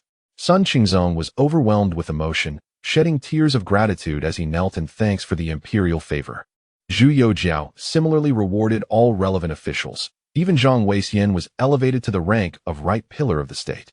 After concluding the discussions on rewards, Zhu Youjiao shifted the topic, stating, "My dear ministers, Zhao Shuijiao has successfully led the army to eradicate the remnants of Siam, and the province of Xingxinlu has been officially established. I intend to appoint the Prince of Shu as the governor of Xingxinlu." The assembly was left utterly astonished. Sun Qingzong, Shui Guoguan, Gu Bingqian, and others hastily voiced their opposition. Sun Qingzong, with a grave expression, remarked, "Your Majesty, while His Highness the Prince of Shu has made notable contributions in promoting education since assuming the governorship of Myanmar, it would be inappropriate to appoint a princely lord to the position of a provincial governor. The others nodded in agreement. Zhu Youjiao chuckled and remarked, "Esteemed gentlemen, my appointment of the king of Shu as the governor of Silla is not without reason. The imperial family guard under the ministry of the imperial clan comprises 30,000 royal descendants. Although they have relinquished their royal status, they are still of my bloodline. Moreover, all the properties under the vassal kings within the Ming territory have been duly registered, with taxes uniformly paid to the court. For this purpose, I did not hesitate to depose Wang De and Wang Xiang, along with 8 provincial princes, yet I cannot disregard them. Previously, Lord Loyalty and Righteousness had discussed with me the strategy of relocating the vassals overseas while in the capital. The 30,000 imperial guards are precisely the foundation prepared for these vassal kings. Rather than allowing them to languish within the realm, it is more prudent to send them overseas to establish their own dominion, thereby alleviating the fiscal burden on the court, enabling the vassal kings to guard foreign territories for the Ming, and simultaneously averting the potential for rebellion." Sun Qingzong, Zhang Weixian, and the others exchanged glances, engulfed in silence. Earlier, with the king of Shu Zhu Jishu serving as the governor of Myanmar, and the king of Zhou Zhu Gongshao appointed as the grand governor of rivers, followed by the Qin, Jin, and Fu kings taking charge of the ministry of the imperial clan, they had already harbored suspicions. Yet, even as Zhu Youjiao elucidated the matter, it proved difficult for them to fully digest. Zhu Youjiao continued, "At present, Zhao Shuijiao has vanquished 2 nations, leaving only Annam, Kampa, and Chinla in the southwest. I am preparing to summon Zhao Shuijiao back, allocating 5,000 from the 150,000 troops stationed in the west to guard the province of Silla, while the remaining 100,000 will be divided into 3 routes to assault the remaining 3 nations, which will also serve as military training for the vassal kings. The capital still possesses 30,000 imperial guards, and I intend to dispatch 20,000 to the front lines in Silla." Sun Qingzong promptly inquired, "Your Majesty, who will command the remaining forces in the west?" Zhu Youjiao pondered briefly. "They will be led by General Lu Qin of Guizhou. The 3 armies will be divided into left, center, and right. The left will be commanded by Meng Ruhu, the right by Hu Dawei, and the center by Qin Gongming." Upon hearing this, Sun Qingzong and the others immediately felt a sense of relief, grateful that the command would not fall to King of Shu Zhu Jishu. Zhu Youjiao further stated, "The 20,000 imperial guards dispatched to Silla will be under the command of Zhu Dingzi, Zhu Qishong, and Zhu Tsunqiao, all of whom will report to Lu Qin." The assembly nodded in agreement. As these 3 had long served alongside Prince Xi and Zhu Yujian and had gained some renown on the battlefield, thus, the military power remains firmly in the hands of the court, with the royal descendants serving under the command of the court's generals, a scenario that could be begrudgingly accepted. Subsequently, Zhu Youjiao issued an edict. The 40,000 Mongolian soldiers previously dispatched to northern and southern Myanmar will be divided, with 20,000 stationed in Songjiang Prefecture of Yunnan, and the remaining 20,000 returned to Sichuan to guard Chengdu. There were no objections to this decision. Once the discussions concluded, the assembly of dignitaries took their leave from the palace. Sun Qingzong shook his head and sighed, reflecting inwardly, "I have grown old, and once the court stabilizes Liaodong, I shall submit my resignation and return home to enjoy familial bliss. As for Yuan Kelly or Wintiran succeeding as the prime minister, I have confidence in their exceptional talents and remarkable accomplishments." The Duke of England, Zhang Weixian, appeared somewhat lost in thought. Behind him, Chen Su and Shen Yurong stepped forward and inquired with a smile, "What occupies your mind, Duke of England?" Zhang Weixian smiled gently and replied, Old Shun, I suddenly feel that we have all aged. It is time for us to rest. Old Shun, you are the youngest, yet even you are 68. Old Shun, you are 72, and I am 69. We are uncertain of how many days we have left to live. In this era, the Ming dynasty is not lacking in martial generals. Although Lord Jiang may lack both literary and martial prowess, he possesses a blend of both. If we do not return home to embrace our grandchildren soon, we may very well perish in our posts. Chen Su stroked his beard and laughed heartily. Lord of England, you and I are of one mind. Just yesterday, we deliberated on submitting a request for retirement. The younger generals have matured, and even the younger generation of our grandchildren can stand on their own. It is time for us to make way for the youth. Zhang Weixian rejoiced. In that case, let us old fellows retire peacefully in the capital. The Duke of Qian, that old fellow, spends his days at home with his grandchildren, and it would be delightful to have him join us for some merriment. The three exchanged smiles. The next day, the esteemed generals Zhang Weixian, Chen Su, and Shun Yurong collectively submitted their official resignations. Although Zhu Youjiao was not surprised, he adhered to protocol and attempted to retain them. After 3 requests and 3 refusals, he ultimately granted their resignation from the post of Left General of the 5 Armies Command. They were also generously rewarded. This incident caused quite a stir in the court, as 3 of the 5 left generals from the 5 Armies Command had resigned, leading many to speculate about their successors. Surprisingly, the first appointment went to the right general of the Central Army Command, Duke Dingyuan Deng Wenming, who succeeded Zhang Weixian as the left general of the Front Army. The court was momentarily baffled. Although Deng Wenming had made contributions in recent years, primarily in military training and infrastructure, he had no notable military achievements, and his title was inherited. Why was he appointed to replace Zhang Weixian? Soon after, Zhu Youjiao issued another decree. Cao Wenjiao was appointed as the left general of the Left Army.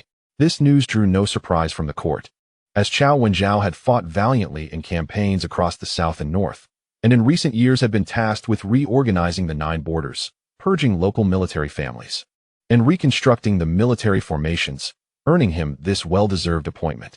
Subsequently, the loyal and martial Duke Zhao Shuijiao took up the position of Left General of the Right Army. With this, the 5 Armies Command was once again fully staffed. The retired Zhang Weixian, Chen Su, and Xin Yurong gathered to drink together.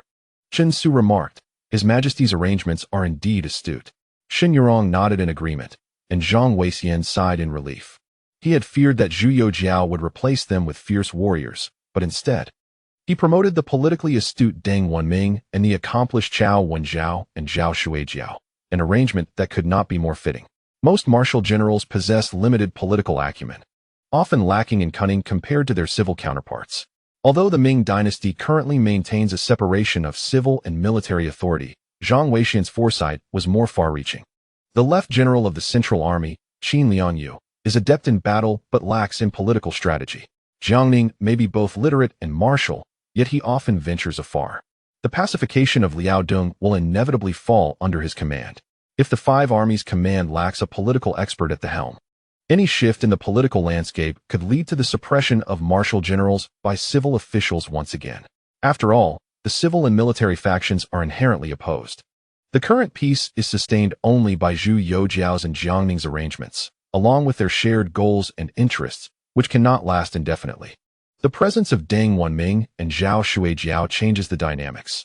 Deng Wenming is politically astute, while Zhao Shuijiao earned his fame through cunning tactics in the southwest, effectively counterbalancing the civil officials and ensuring that martial generals are not outmaneuvered. Zhu Youjiao and Jiang Ning's personnel arrangements align perfectly with Zhang Weixian's concerns. This is also why Jiang Ning spares no effort in seeking out individuals who excel in both civil and military domains. At all times, the 5 Armies Command must have a political expert in a position of authority. Chapter 659. The abolishment of the 6 departments. The news of Zhu Youjiao's simultaneous promotion of 3 officials to the position of Left General of the 5 Army Command quickly stirred considerable excitement in the capital, even among common folk and merchants who frequently engaged in discussions about it. However, no one raised any objections or doubts regarding the appointments of Deng Wenming, Cao Wenjiao, and Zhao Shuijiao to the esteemed posts. Deng Wenming, a seasoned noble, was a staunch royalist with impeccable lineage.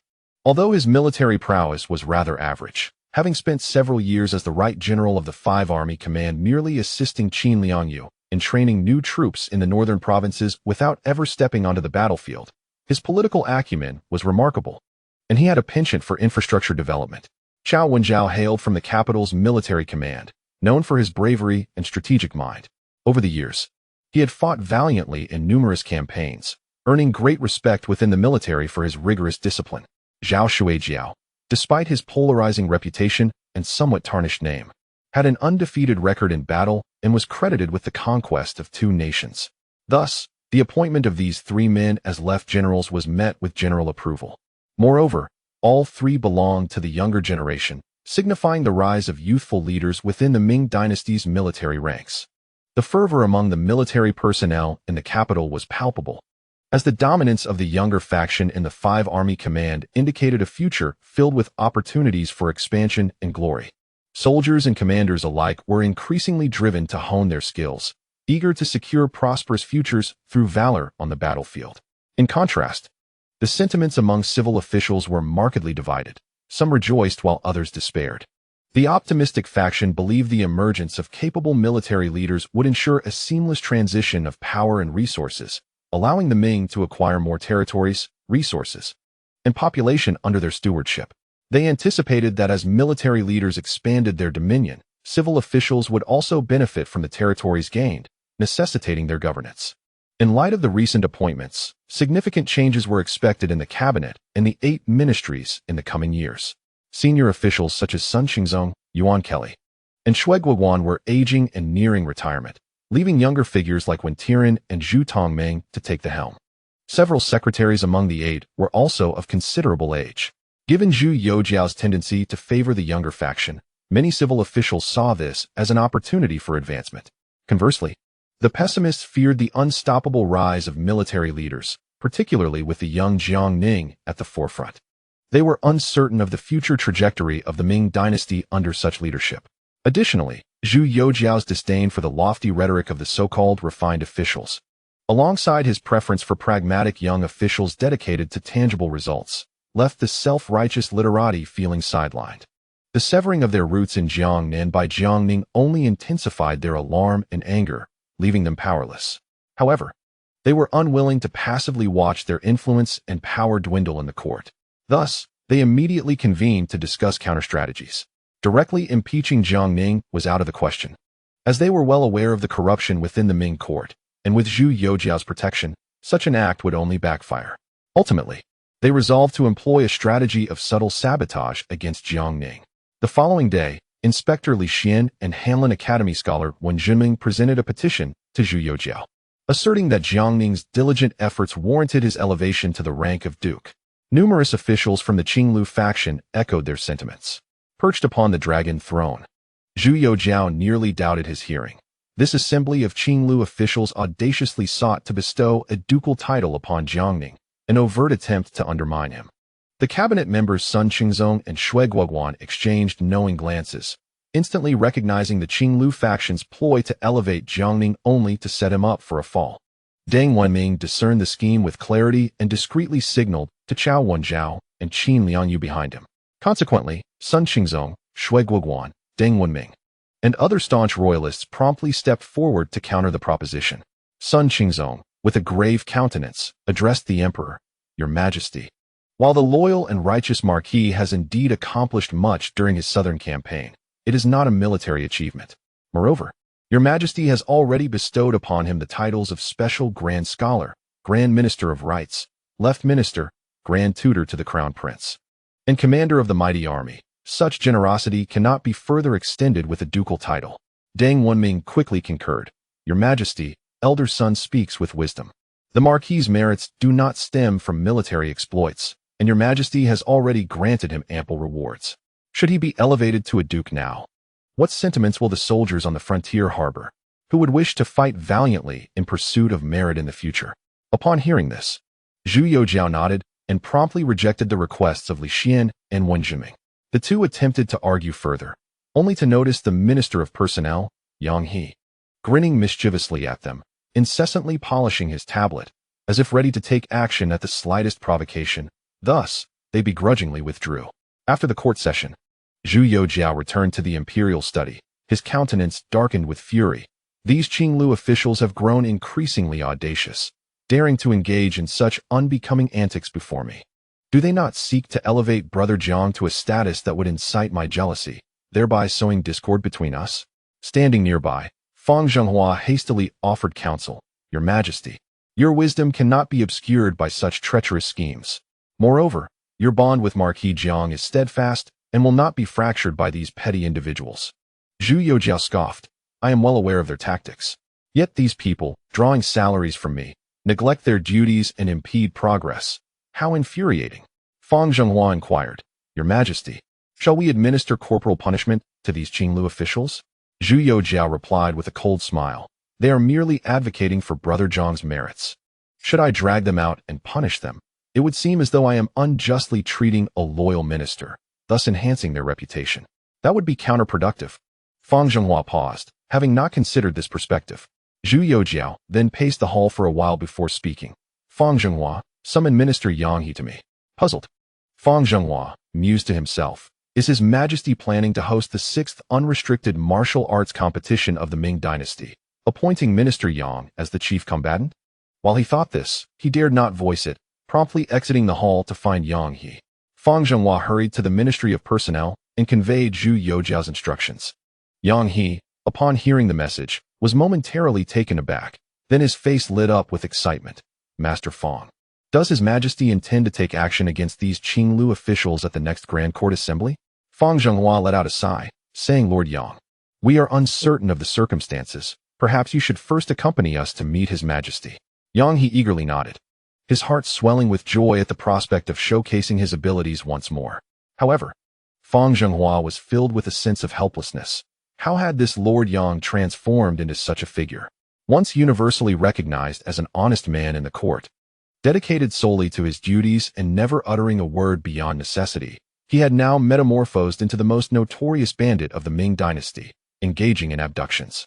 Today, he had become a militant, leaving the uninformed to mistakenly believe he was a former general who had forsaken martial pursuits for scholarly endeavors. Yang He, in a state of urgency, followed Fang Zhenghua to the imperial study, where he promptly bowed to Zhu Youjiao. Zhu Youjiao, engrossed in his writing, set down his brush and, upon seeing the two, turned to Yang He with a smile, saying, Minister Yang, I have an excellent task for you to undertake. Yang He, taken aback, immediately thumped his chest and declared, Your Majesty, rest assured, by the next Grand Court Assembly, I shall ensure that Li Xian and Wen Zhenming's mothers will scarcely recognize them. Zhu Youjiao chuckled, Minister Yang, you are, after all, a present-day secretary. Why do you constantly call for violence? Yang He, perplexed, replied, Your Majesty, are we not preparing to engage in martial conflict with those officials of the Qinglu faction? Zhu Youjiao shook his head solemnly and stated, I have decided to abolish the 6 department supervisors. Henceforth, the responsibility of oversight will rest entirely with the inspectorate. Yang He was momentarily stunned, but then his face lit up with joy as he nodded vigorously. Your Majesty is indeed wise. The 6 department supervisors were originally intended to supervise the 6 ministries and maintain mutual checks, yet over the years, they have strayed from their purpose. These minor officials dared to reject imperial edicts and recklessly impeach others, causing headaches even for the inspectors of the inspectorate. By abolishing them directly, we shall see fewer hindrances. Zhu Youjiao handed over the imperial edict, stating, Minister Yang, it is now your duty to convey this decree.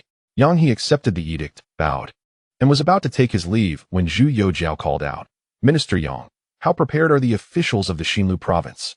Yang He turned, a smile on his face, replying, Reporting to Your Majesty, the officials of Xinlu province are nearly ready, with only a few remaining. After I deliver the edict, I believe we shall have a complete assembly. Zhu Youjiao nodded in satisfaction. That is excellent. I can rest assured. Fang Zhenghua, overhearing this, was struck with alarm.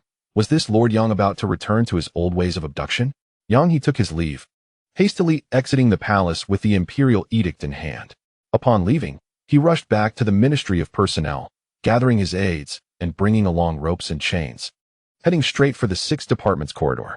The officials of the 6 departments, upon seeing Yang He arrive with a contingent of officials bearing ropes and chains, were immediately filled with dread. Li Xian stepped forward, glaring coldly at Yang He. Lord Yang, I advise you to tread carefully, otherwise, I shall promptly dispatch someone to report you to the Songjiang Prefecture. Yang He laughed. Why the panic, everyone? I have merely come to deliver His Majesty's decree. The officials, filled with confusion, quickly knelt to receive the edict. Yang He unfurled the decree with a beaming expression and loudly proclaimed, by the decree of the Emperor. It is stated, since the establishment of the 6 department supervisors in the 6th year of Hongwu, their intended role was to oversee the 6 ministries.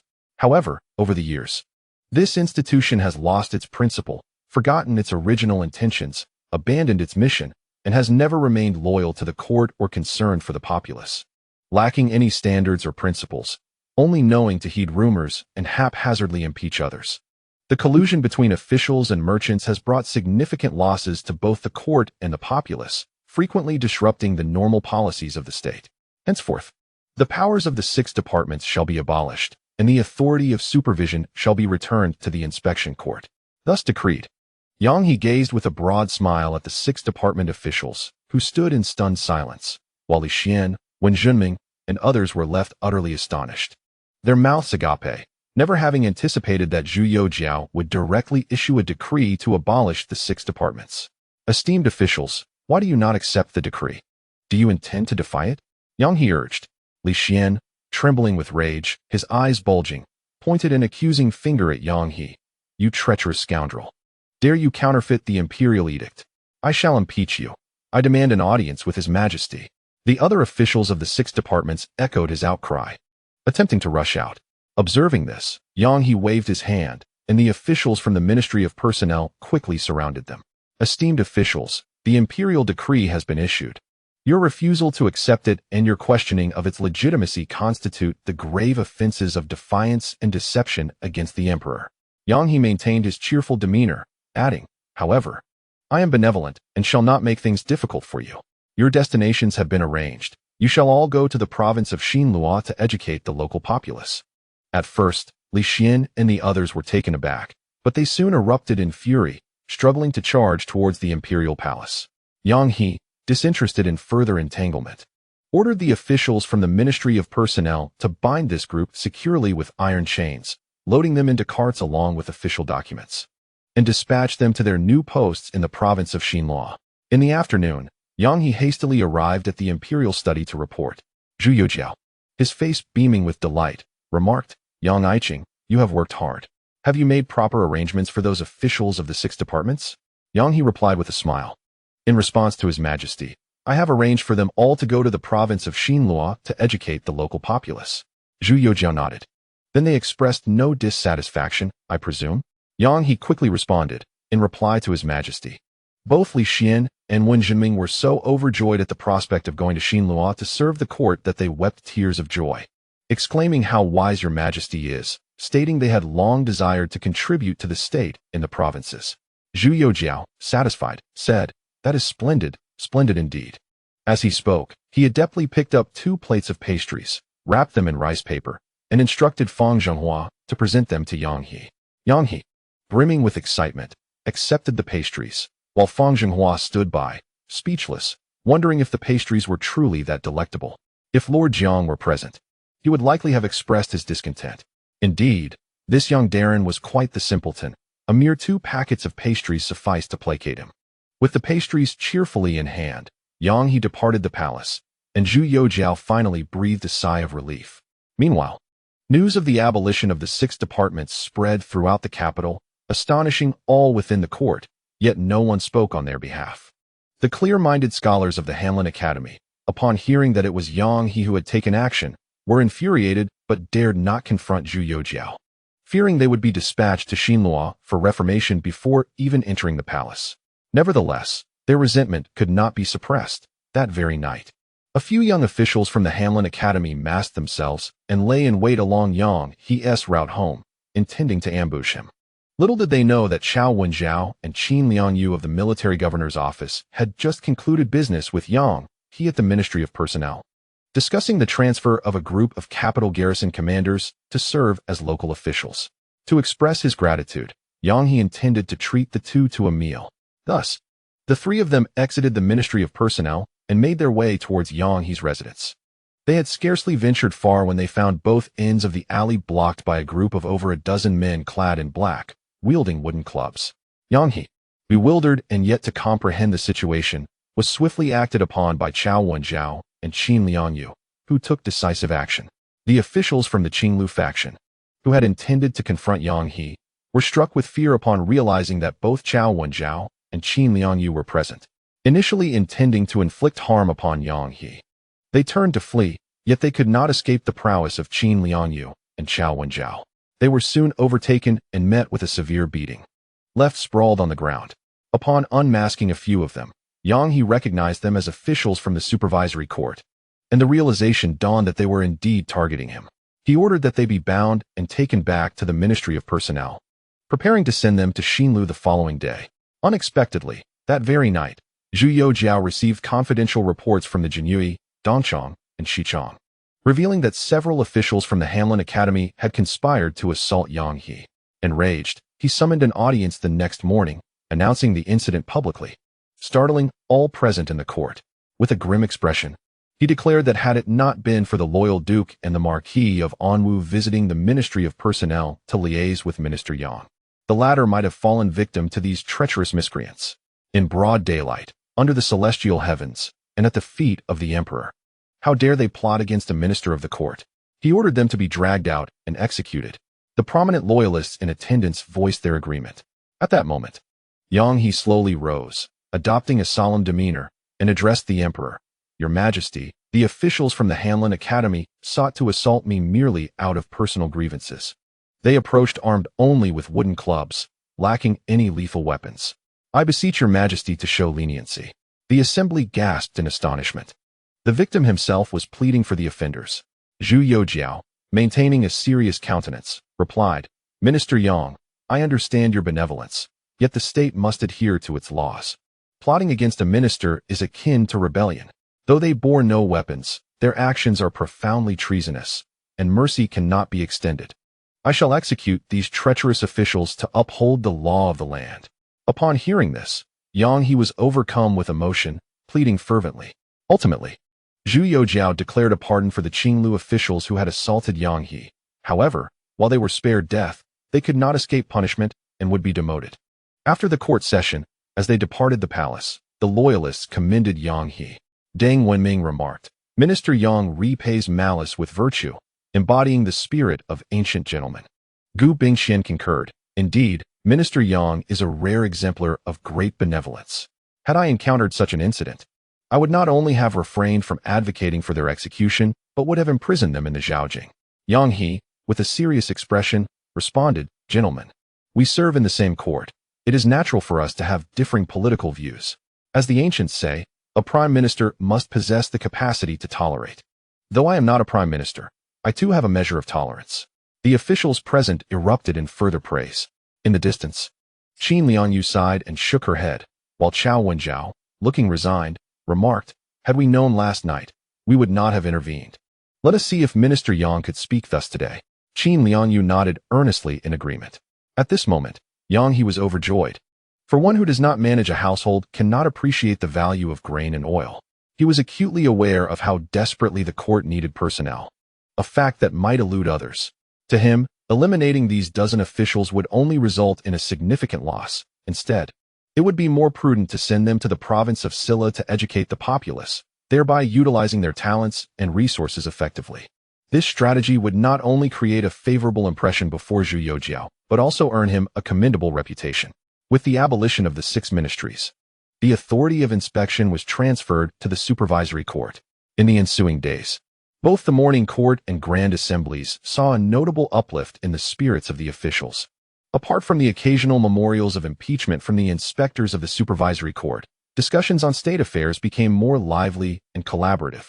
Even Zhu Youjiao felt that governance had become significantly easier, secretly reveling in his wisdom as a ruler of great merit.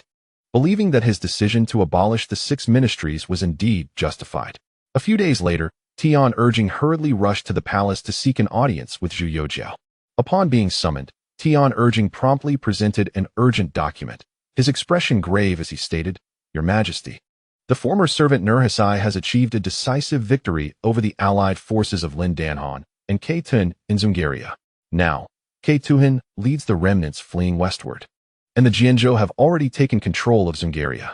After Lin Danhan's retreat to the west, some Mongolian tribes of the Khalkha have begun to flee westward as well, while others have submitted to the Jianzhou. Hearing this, Zhu Youjiao immediately took the document for thorough examination, his expression turning serious as he nodded and coldly exclaimed, Lin Danhan and Keitun, these 2 worthless commanders, have allowed their forces of over 100,000 to be defeated by Nurhasai, utterly disgraceful to the legacy of Genghis Khan. Tianqi then retrieved another document from his robes and presented it, saying, Your Majesty, according to confidential reports from Liaodong, the former servant Nurhasai is gravely ill and has returned to Hechuala, presumably to arrange for his final affairs. Zhu Youjiao's spirits soared at this news. Recently, Jiang Ning had already begun to strategize with Amin and Lu Xingzhua. If their plans proceeded smoothly, Nurhasai's death would surely incite turmoil within the Jianzhou. At that point, Regardless of who ascended the throne, they would be too preoccupied with internal strife to wage any external wars. Thus, Zhu Youjiao instructed Tian urging to closely monitor the developments in Liaodong, and then summoned the cabinet and various military leaders to the imperial study for deliberations. Upon receiving the command, they hurried to the study. Zhu Youjiao directly relayed the news of Lin Danhan and Ke Tuan's defeat at the hands of Nurhasai and their subsequent retreat westward. The officials present all wore solemn expressions upon hearing this. Previously, with Lin Danhan serving as a shield, the Ming only needed to focus on defense and bolster their own strength. Who would have thought Lin Danhan would prove so ineffectual, fleeing after merely a few encounters? Subsequently, Zhu Youjiao shared the news of Nurhasai's illness, eliciting a wave of relief among the attendees, who began to contemplate strategies. After a moment of contemplation, Sun Qingzong rose to his feet, bowed respectfully, and stated earnestly, "Your Majesty, although the Jianzhou has subdued the Karite, Zungaria, and some tribes of Khalkha, with the former servant gravely ill, he surely cannot endure for much longer. From the existing intelligence, it appears that the old servant has a particular fondness for his youngest son. However, this son lacks both military achievements and the prestige necessary to command respect. Furthermore, the old servant's other offspring are not paragons of virtue, which will inevitably lead to internal strife, rendering them incapable of waging external wars. Presently, our Ming dynasty occupies the Hetao region, providing a splendid opportunity to gradually foster amicable relations with the various Mongolian clans. I propose that we send orders to Zhu Tongming and Ma Shilong stationed at Gaiweiqing, urging them to seize the moment to connect with and win over the clans of Korchin, Zhenghar, and Khalkha, inviting them to the Hetao region. Following the precedent set by the 18 clans of Hetao, we can bring them under the protection of our Ming dynasty." Upon hearing this, the assembly nodded in agreement. Although Sun Qingzong's strategy is overtly ambitious, it addresses the core issue. Nurhasai's conquest of these Mongolian tribes relies fundamentally on military might. Despite the prior hostilities with the Lin Dan Khan, those clans that allied with the Ming in the Hetao region are now thriving. Many have relocated their families within the Great Wall, embracing agriculture and Ming culture, while Mongolian men have enlisted in the Ming army and women have been well cared for, living prosperous lives.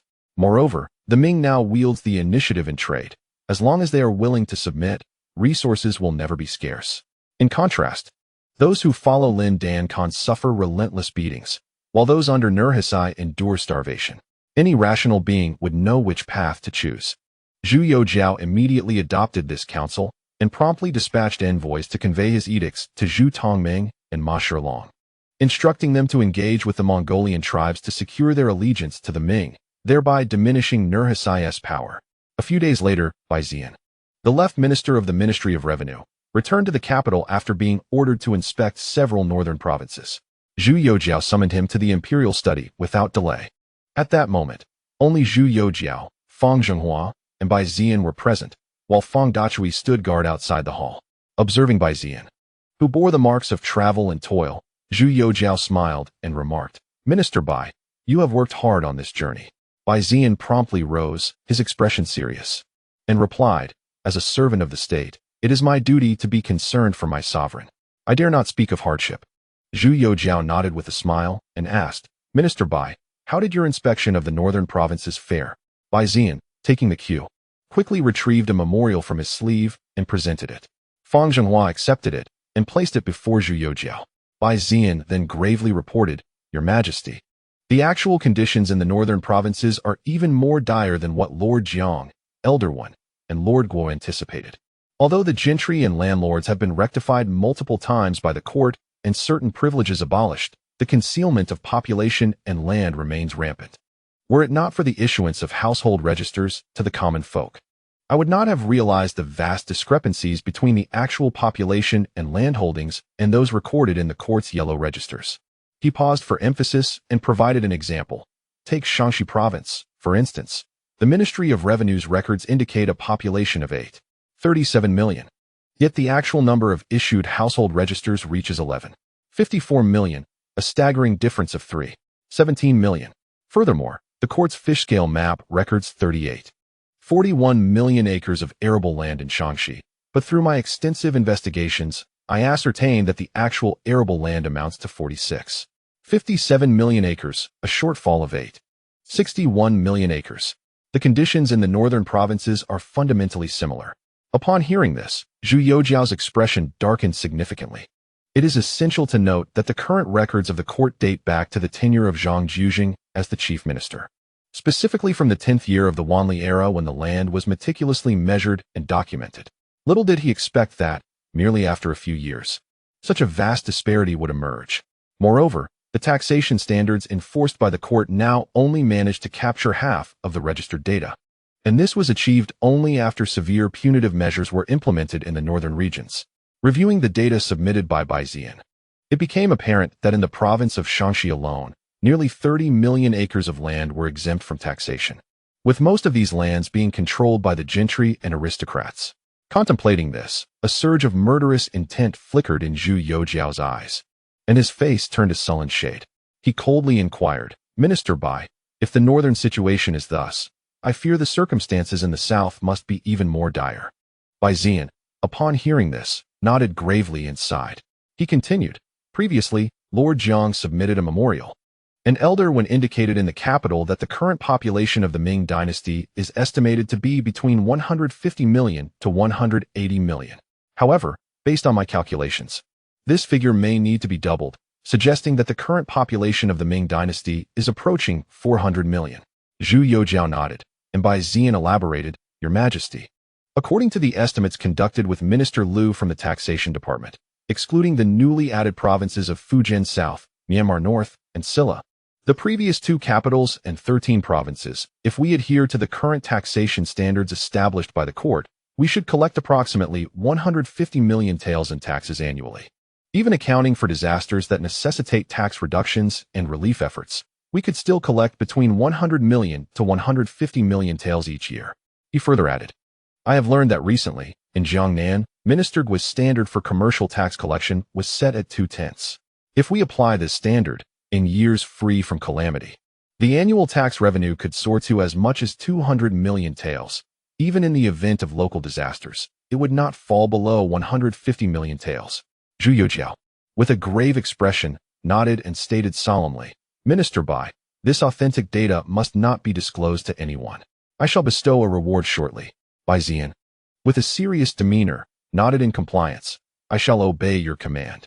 Once Baizian departed, only Zhu Youjiao and Fang Zhenghua remained in the imperial study. The flickering candlelight cast shifting shadows on Zhu Youjiao's face as he sat in silence upon the dragon throne. At this moment, he truly grasped the significance of the data previously mentioned by Jiang Ning regarding a nation's well-being and how much tax revenue the Ming dynasty had squandered over the years.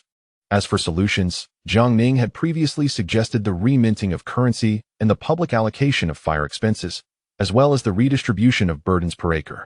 However, given the prevailing conditions in the Ming dynasty at that time, even implementing public allocation of fire expenses had proven exceedingly challenging. Ultimately, it required a thorough rectification of officials and gentry to bring about any resolution. Currently, the implementation of burden redistribution per acre was not the most opportune course of action. It would be prudent to await Jiang Ning's complete stabilization of Jiangnan and the court's eradication of the Liao East slave traders before proceeding. With a sigh, Zhu Youjiao murmured to himself, O Jiang, when will you return to the capital? It is merely a matter of pacifying the southern gentry, not engaging in warfare against the slave traders. You have been gone for a year and a half. Fang Zhenghua gently reassured him, Your Majesty need not worry. Once Lord Jiang returns to the capital, these matters will be resolved satisfactorily.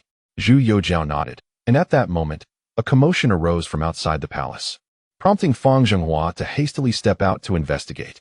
Before long, Queen Zhongyan entered, cradling the 2-year-old Zhu Taidan, while a palace maid followed closely behind, carrying a food box. Upon seeing his father, Zhu Taidan exclaimed in a sweet, childish voice, Father, hold me. Father, hold me. Zhu Youjiao, upon the arrival of his son, felt all his burdens lift instantly. He hurriedly rose to take Zhu Taidan from Zhang Yan's arms, smiling as he asked, Taidan, have you been naughty and made your mother angry? Zhu Taidan quickly shook his head, then, with utmost seriousness, replied, Father hasn't he eaten, mother came to deliver food. I didn't make mother angry. At that moment, Zhang Yan took the food box from the maid and said with a smile, I heard His Majesty has been attending to state affairs all day without a meal, so I prepared some dishes. Zhu Youjiao's heart warmed as he led everyone to the side hall. Zhang Yin swiftly served Zhu Youjiao his meal, while he playfully teased Zhu Taidan, creating a delightful atmosphere between father and son. Zhu Taidan excitedly recounted amusing tales of his day, and Zhu Youjiao listened with great patience. After a while, Zhu Taidan cautiously inquired, "Father, may I play with the little cart that my godfather gave me?" Zhu Youjiao shook his head. "Taidan, your godfather made that cart too large. You cannot play with it yet. You must wait a few more years." Zhu Tiedan's face fell in disappointment. "Why didn't my godfather make it smaller? Then I could play with it." Zhu Youjiao chuckled. "Taidan, your godfather has always been a bit unreliable in his endeavors, and this is not the first time. How about I have someone make you a smaller one in due course?" Zhu Taidan clapped his tiny hands in delight, exclaiming, "Father is so kind." At that moment, Zhang Yin interjected with a smile, "Your Majesty, it is time for dinner." Zhu Youjiao nodded, and Fang Zhenghua stepped forward, saying, "Your Majesty, allow this old servant to hold the young prince." Yet Zhu Taidan clung tightly to Zhu Youjiao, shaking his head and pouting, "Father, hold me. Father, hold me." Zhu Youjiao laughed heartily. "It's all right. I can hold you while I eat." Thus, he embraced Zhu Taidan and began to eat, while Zhang Yin quietly watched, her face adorned with a smile. Zhu Youjiao scooped a spoonful of hot porridge and brought it to Zhu Taidan's lips, saying, "Taidan, have a bite." Zhu Taidan, in deep contemplation, asked earnestly, "Father, have the common people eaten?" Zhu Youjiao was momentarily taken aback, unsure how to respond. Noticing his father's silence, Zhu Taidan shook his head, pouting, "If the common people haven't eaten, then I won't eat either." Zhu Youjiao chuckled softly. "Taidan, the common people have already eaten. You should obediently have your meal." Zhu Taidan displayed a hint of skepticism. "Father, you wouldn't deceive me, would you?" Zhu Youjiao gently ruffled his hair.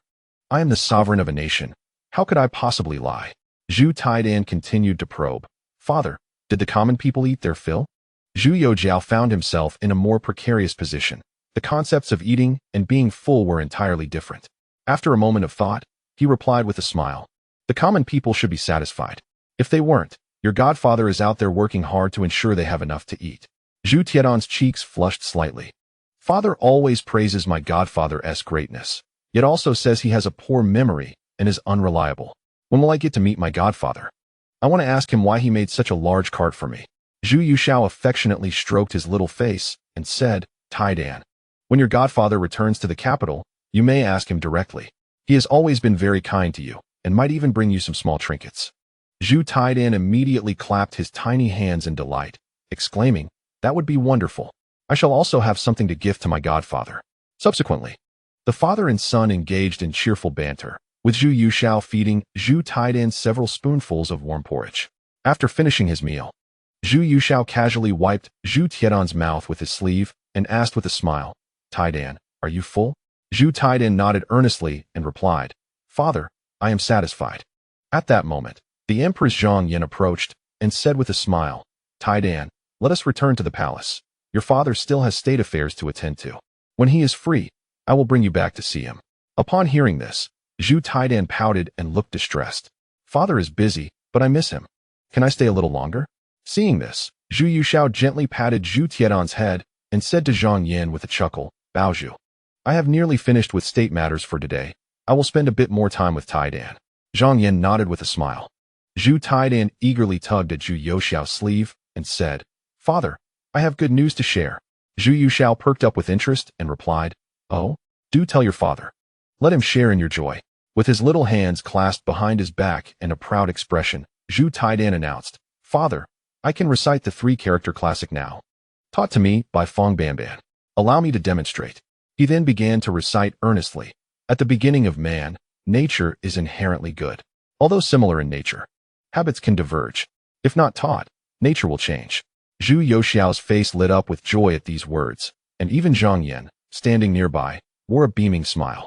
However, as time passed and Zhu Taidan continued to recite, Zhu Youjiao's expression shifted to one of astonishment. While it is remarkable for a child of 2 to recite a few lines of the three-character classic, Zhu Taidan showed no signs of stopping, continuing until he reached those who do not learn are inferior to mere objects. Learning in youth, acting in maturity. serve the ruler above, benefit the people below. Establish a good name, honor one's parents, shine in the present, provide for the future, ultimately scratching his little head, having recited the entire text. Noticing Zhu Youxiao's astonished expression, Zhu Taidan playfully asked, "Father, did I recite well? I just learned this a few days ago, and next I will learn poetry with Fang Banban." Zhu Youxiao promptly scooped Zhu Taidan into his arms, pride radiating from his face. "Taidan, you recited splendidly. When I was your age, I could hardly remember anything. Only playing around all day. You are truly a wonderful son." Receiving such praise, Zhu Tiedan's little face flushed with excitement. Fang Zhenghua, who stood nearby, also smiled broadly and quickly added, "Your servant congratulates your majesty and the empress. His highness is indeed precocious, a true gift from heaven. A blessing for the Ming dynasty and its people." Zhu Youxiao replied with a smile.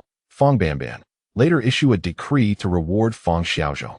Fang Zhenghua nodded in agreement. Afterward, the father and son played for quite some time until Zhu Taidan began to feel drowsy, at which point Jiang Ning carried him away. Chapter 662. The Servitude System. On the following day, Zhu Youxiao received a joint petition from Jiang Ning, Zhu Yujian, and Old Wei, requesting the abolition of the lowly status and the servitude system.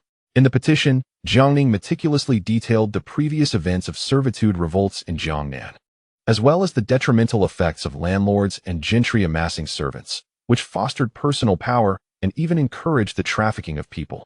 Zhu Youxiao immediately recognized the gravity of the situation, subsequently convening the cabinet and high-ranking officials of the 5 armies to deliberate in the imperial study, distributing Jiang Ning's petition for review. After perusing the document, all present fell into deep contemplation. The head of the cabinet, Sun Qingzong, sighed, "Your Majesty, at the inception of the Ming dynasty, the founding emperor decreed that, apart from officials and nobles, commoners were forbidden from keeping servants. Yet, this practice has persisted despite repeated prohibitions. In times of disaster, countless virtuous citizens, unable to survive, would choose to sell themselves into servitude. The founding emperor, in his helplessness, imposed harsher penalties on masters who killed their servants. Thus, while it is feasible to heed Lord Zhang's request to abolish the lowly status, abolishing the servitude system proves to be a formidable challenge. In recent years, many corrupt officials and unscrupulous gentry apprehended by the court have had their relatives sold as servants by the government. What appears to require merely a decree from your Majesty is in reality fraught with difficulties in implementation." Upon hearing this, Zhu Youxiao furrowed his brow and replied solemnly, "Yet, the loyal and righteous Marquis has clearly stated in the petition that a recent servitude revolt occurred in Jiangnan, where servants killed their masters, plundered property, and set fire to homes.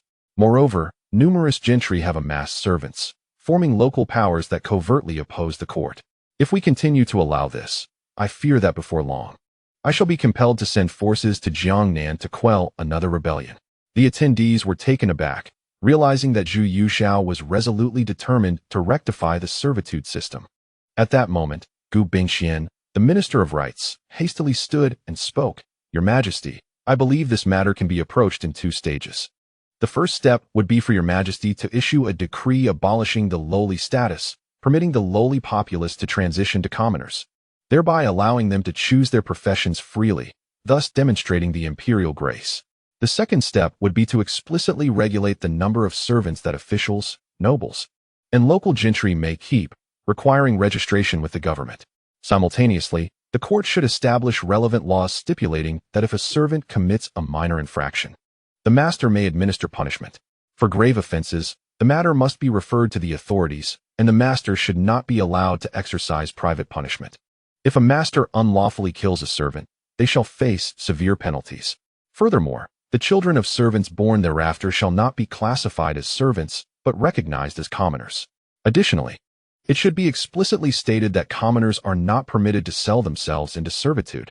Henceforth, servants may only be those who have violated the law and their relatives, to be sold by the government." The prominent figures present nodded in agreement, supporting Gu Bingxian's proposal.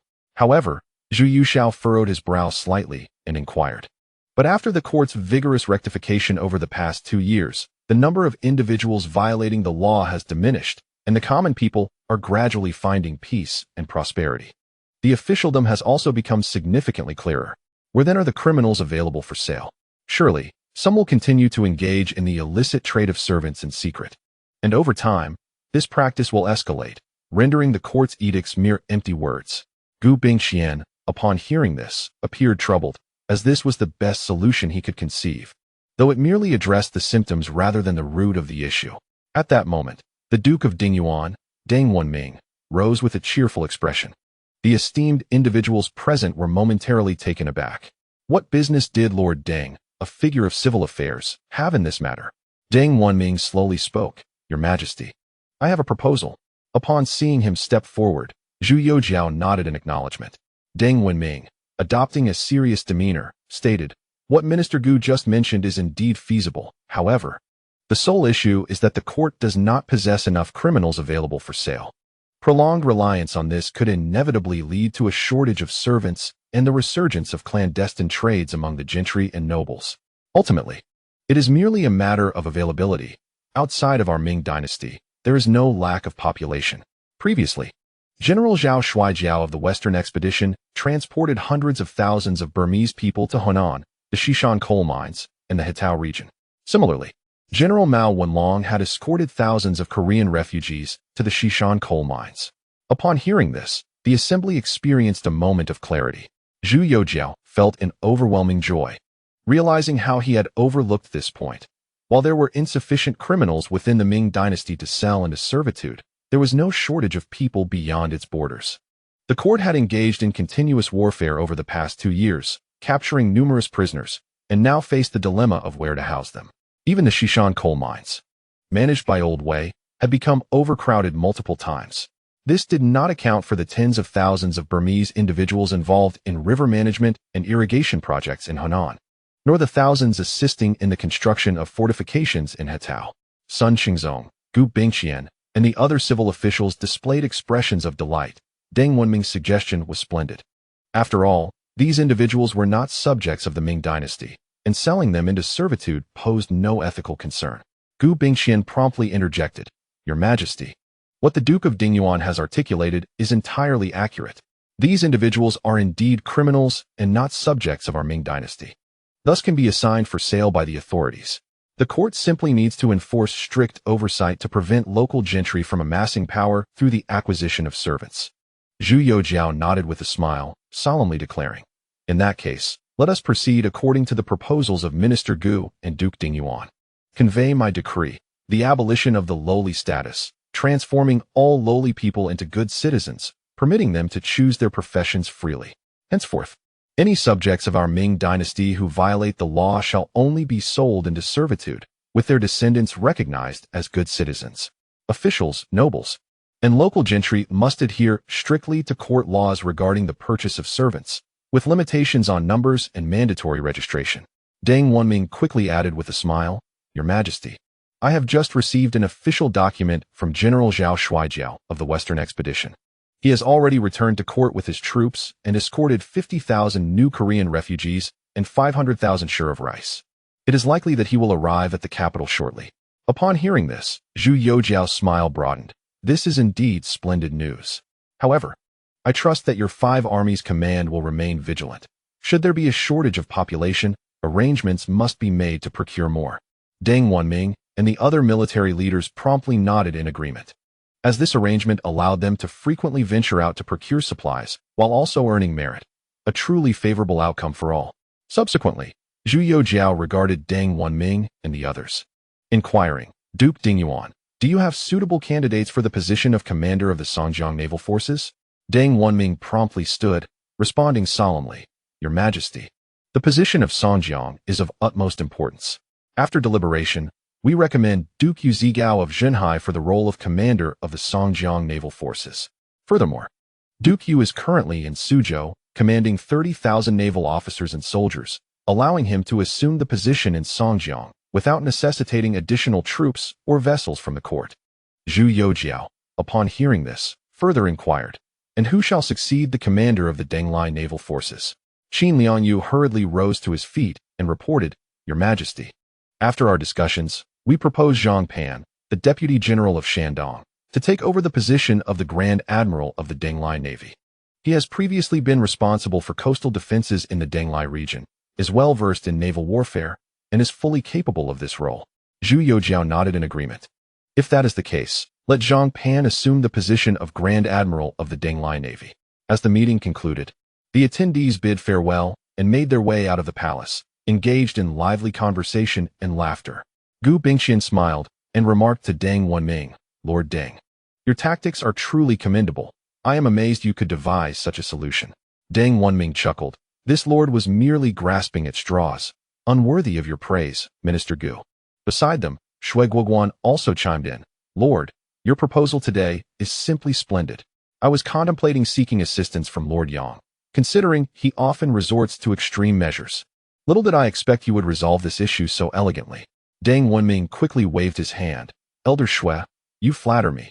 I am truly undeserving of such compliments.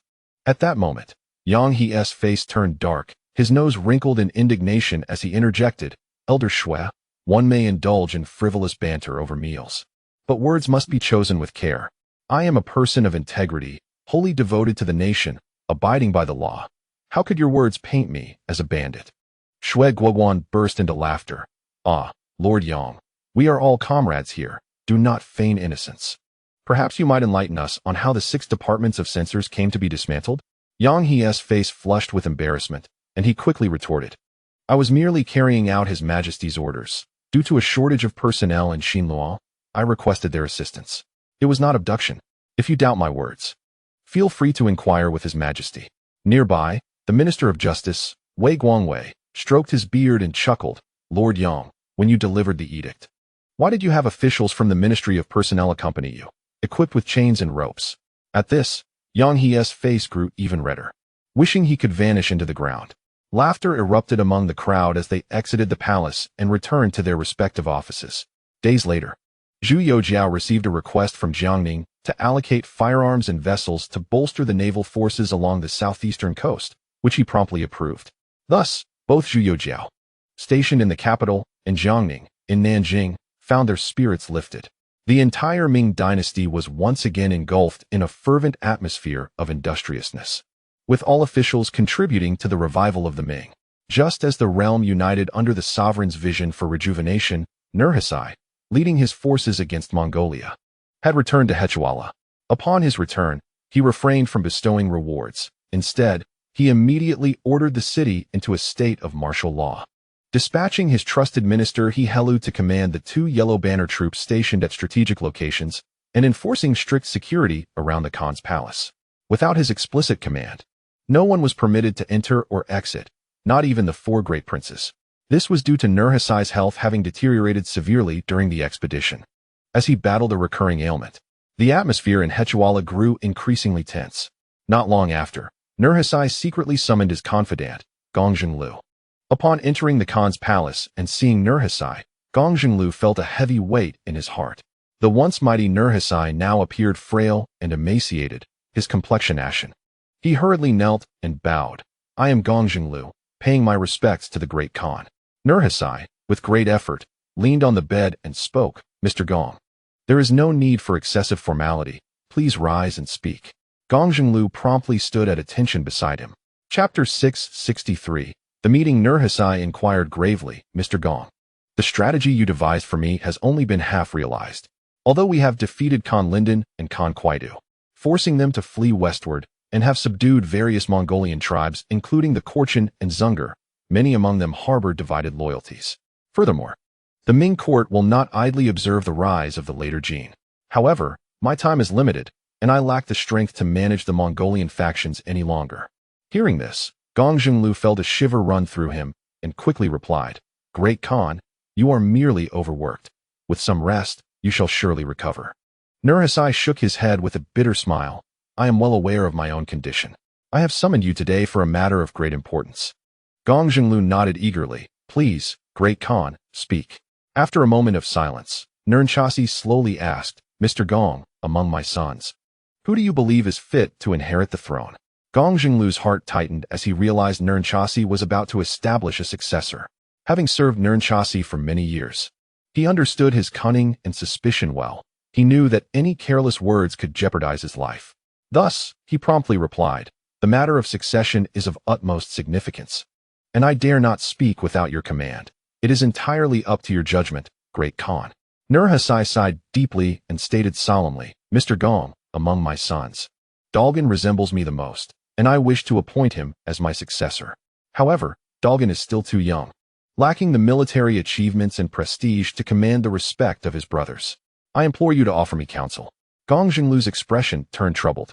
It was well known that Nurhasai favored his younger sons, particularly Dalgan and Duo, even granting them control over the two yellow banners, which had not gone unnoticed by the other princes, who grumbled privately. He sighed and replied, in accordance with the customs of the Han, the proper succession is to establish the legitimate heir first and the eldest next, to ensure internal stability. Displacing the elder for the younger has historically led to chaos. Currently, the 14th and 15th princes, though they command the two yellow banners, lack the prestige and accomplishments necessary to gain the people's loyalty. Should you hastily pass the throne to the 14th prince, it may plunge our Jin into civil strife. Moreover, the Ming dynasty's power is growing. The loyal and righteous Marquis Jiang Ning, who descended south last year, left the Yangtze River region awash in blood and remains entrenched in Nanjing. The Confucian gentry of Jiangnan have been uprooted. The Ming is also undertaking extensive construction in the north, enhancing waterworks, and their national strength is on the rise. In such a critical moment, our Jin must avoid internal discord at all costs, lest we face utter disaster. I beseech you, Great Khan, to consider this carefully. Upon hearing this, disappointment clouded Nurhasai's face as he spoke. If that is the case, then whom do you believe among the four great princes is suitable for the throne? Gong Zhenglu quickly responded, Great Khan, among the four great princes, aside from Prince Amin, the others are all at your discretion. Nurhasai nodded. Then his expression darkened as he said, I understand your meaning, Mr. Gong. I ask that you keep today's discussion confidential. Gong Zhenglu promptly assured him, Rest assured. Great Khan, I shall not divulge today's matters. Afterward, Nurhasai dismissed Gong Zhenglu and fell into deep contemplation alone. Since the execution of his eldest son, Chu Ying, at his own command, Nurhasai had once chosen his second son, Daisan, as his successor. However, Daisan's arrogance and disregard for his brothers, coupled with rumors involving his consort, Abahai, led to his removal from the line of succession. Over the years, Nurhasai often admonished Daisan, who had now become profoundly subdued, yet had lost all ambition, rendering him effectively incapacitated. As for Mangertai, his unruly demeanor and blatant disregard for his brothers made him a poor candidate, and should he ascend to the throne, both Dorong and Duo would undoubtedly face peril. Amin, merely his nephew, was never considered a viable contender. Thus, among the four great princes, only Hong Taiji remained. Nurhasai was acutely aware that this son, while outwardly obedient and humble, maintained a sinister and ruthless nature equal to his own. Should he inherit the throne, Dorong and Duo might not survive. The remaining sons were even less capable than Dorong and Duo. Reflecting on this, Nurhasai's bitter smile revealed his frustration at his inability to find a suitable heir. Regrettably, he was too old, while Dorong was still too young. Had he a few more years, he could have paved the way for him. But with his time running short and the Ming dynasty flourishing, he found himself in a dire predicament. Meanwhile, within the city of Hechuala, the four great princes were in a state of frantic anxiety. Although Daisan had been repeatedly suppressed by Nurhasai and now acted with the humility of a grandson, he still harbored discontent and resentment. Yet he understood that as the eldest prince, wielding two red banners, he was under close scrutiny from all sides. Any misstep could lead to his demise at the hands of Nurhasai. As long as Nurhasai was alive, he dared not act, waiting instead for the opportune moment after Nurhasai had passed. In contrast, Mangertai was much more impatient, incessantly sending trusted aides to gather intelligence on various movements and the situation at the Khan's palace. However, 2 days later, the guards of the Khan's palace returned with the severed head of one of his informants. Mangertai was instantly struck pale with fear, realizing this was a warning from Nurhasai, and he promptly shut himself indoors, trembling in dread. Hong Taiji, on the other hand, exhibited much more composure. He spent his days in seclusion, refusing to meet with outsiders or send anyone to gather information, while privately conferring with his trusted advisor, Fan Wenqing. With a grave expression, Hong Taiji remarked, Mr. Fan, I fear our father may not have much time left. Although he has not yet declared an heir, his increasing favoritism toward the 14th and 15th brothers in recent years Even entrusting them with the command of the 2 yellow banners causes me great concern. Fan Wensheng replied solemnly, the 4th prince must not disrupt the ranks. As long as the Great Khan has not announced an heir, you still possess a chance. It is true that the Great Khan favors the 14th and 15th princes, but their youth, lack of prestige, and insufficient military achievements prevent them from being compared to the other princes. This is also the reason the Great Khan has yet to declare an heir. Now, with the Ming dynasty growing stronger, although we have defeated Khan Linden, the Mongolian tribes we have subdued are merely feigning loyalty, all the while engaging in covert maneuvers. Should the Great Khan truly designate the 14th prince as his successor, not only will internal unrest ensue within the Jin state, but those Mongolian tribes will seize the opportunity to rebel, and the Ming dynasty will undoubtedly take action. Therefore, what the 4th prince must do now is to maintain calm and await developments. He paused for a moment before continuing.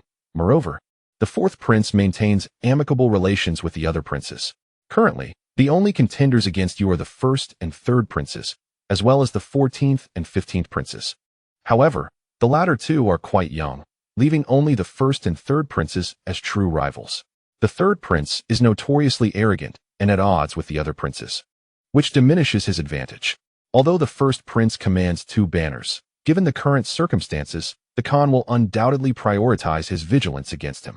Thus, you still hold a significant advantage, 4th prince. Upon hearing this, Huang Taiji immediately felt a sense of relief. Fan Wensheng added, by the way, 4th prince, you must also consider ways to win over the 2nd prince. Although he is the Khan's nephew, he is the leader of a banner, and if you can gain his support, it would be a substantial asset. Huang Taiji nodded eagerly. Rest assured, Mr. Fan, during this campaign against the Mongolian tribes, I have shared a considerable amount of spoils with my elder brother, which has pleased him greatly. Even if he does not assist me, he certainly won to stand against me. Upon hearing this, Fan Wensheng felt reassured. In contrast to the anxious and cautious demeanor of others, Amin appeared indifferent. Aside from refraining from visiting the military camp, he continued his usual ways, spending his days drinking with Lu Xingzhua. When Nurhasai received the news, he took no action, merely assigning Jiralang to keep an eye on him, ensuring he did not approach the military camp, while imposing no further restrictions on other matters. At Lu Xingzhua's residence, Amin, with a flushed face from drinking, lamented, Ida, during this campaign against Mongolia, I have charged into battle time and again, risking my life without a second thought. Yet what do I receive in return? The Khan has awarded me nothing, and it is only Huang Taiji who discreetly shares some spoils with me. Is this not outright bullying of an honest man? I cannot swallow this grievance. Lu Xingzhua sighed. Your Highness, even if you cannot accept this indignation, you must endure it. Otherwise, what do you plan to do?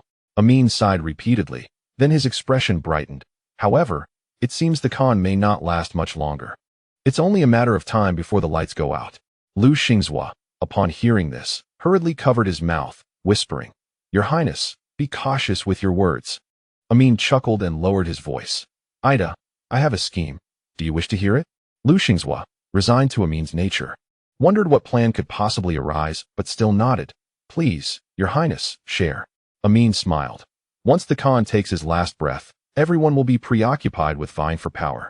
At that time, I will rally my confidants, and we shall take our family straight to Shenyang to seek refuge with Hong Laojiu, or to Liaoyang to align with the Xiong barbarians, returning to the Ming to enjoy a life of comfort without enduring humiliation here. Given my father's contributions to the Ming, I am certain they would grant me a noble title.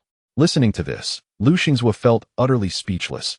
This idea was simply absurd. He could only advise, Your Highness, you have had too much to drink. Do not speak of such matters again in the future, lest you attract trouble. Amin waved his hand dismissively and asked, Ida, when will you meet with people from the Ming? Can you take me along? I wish to meet them as well.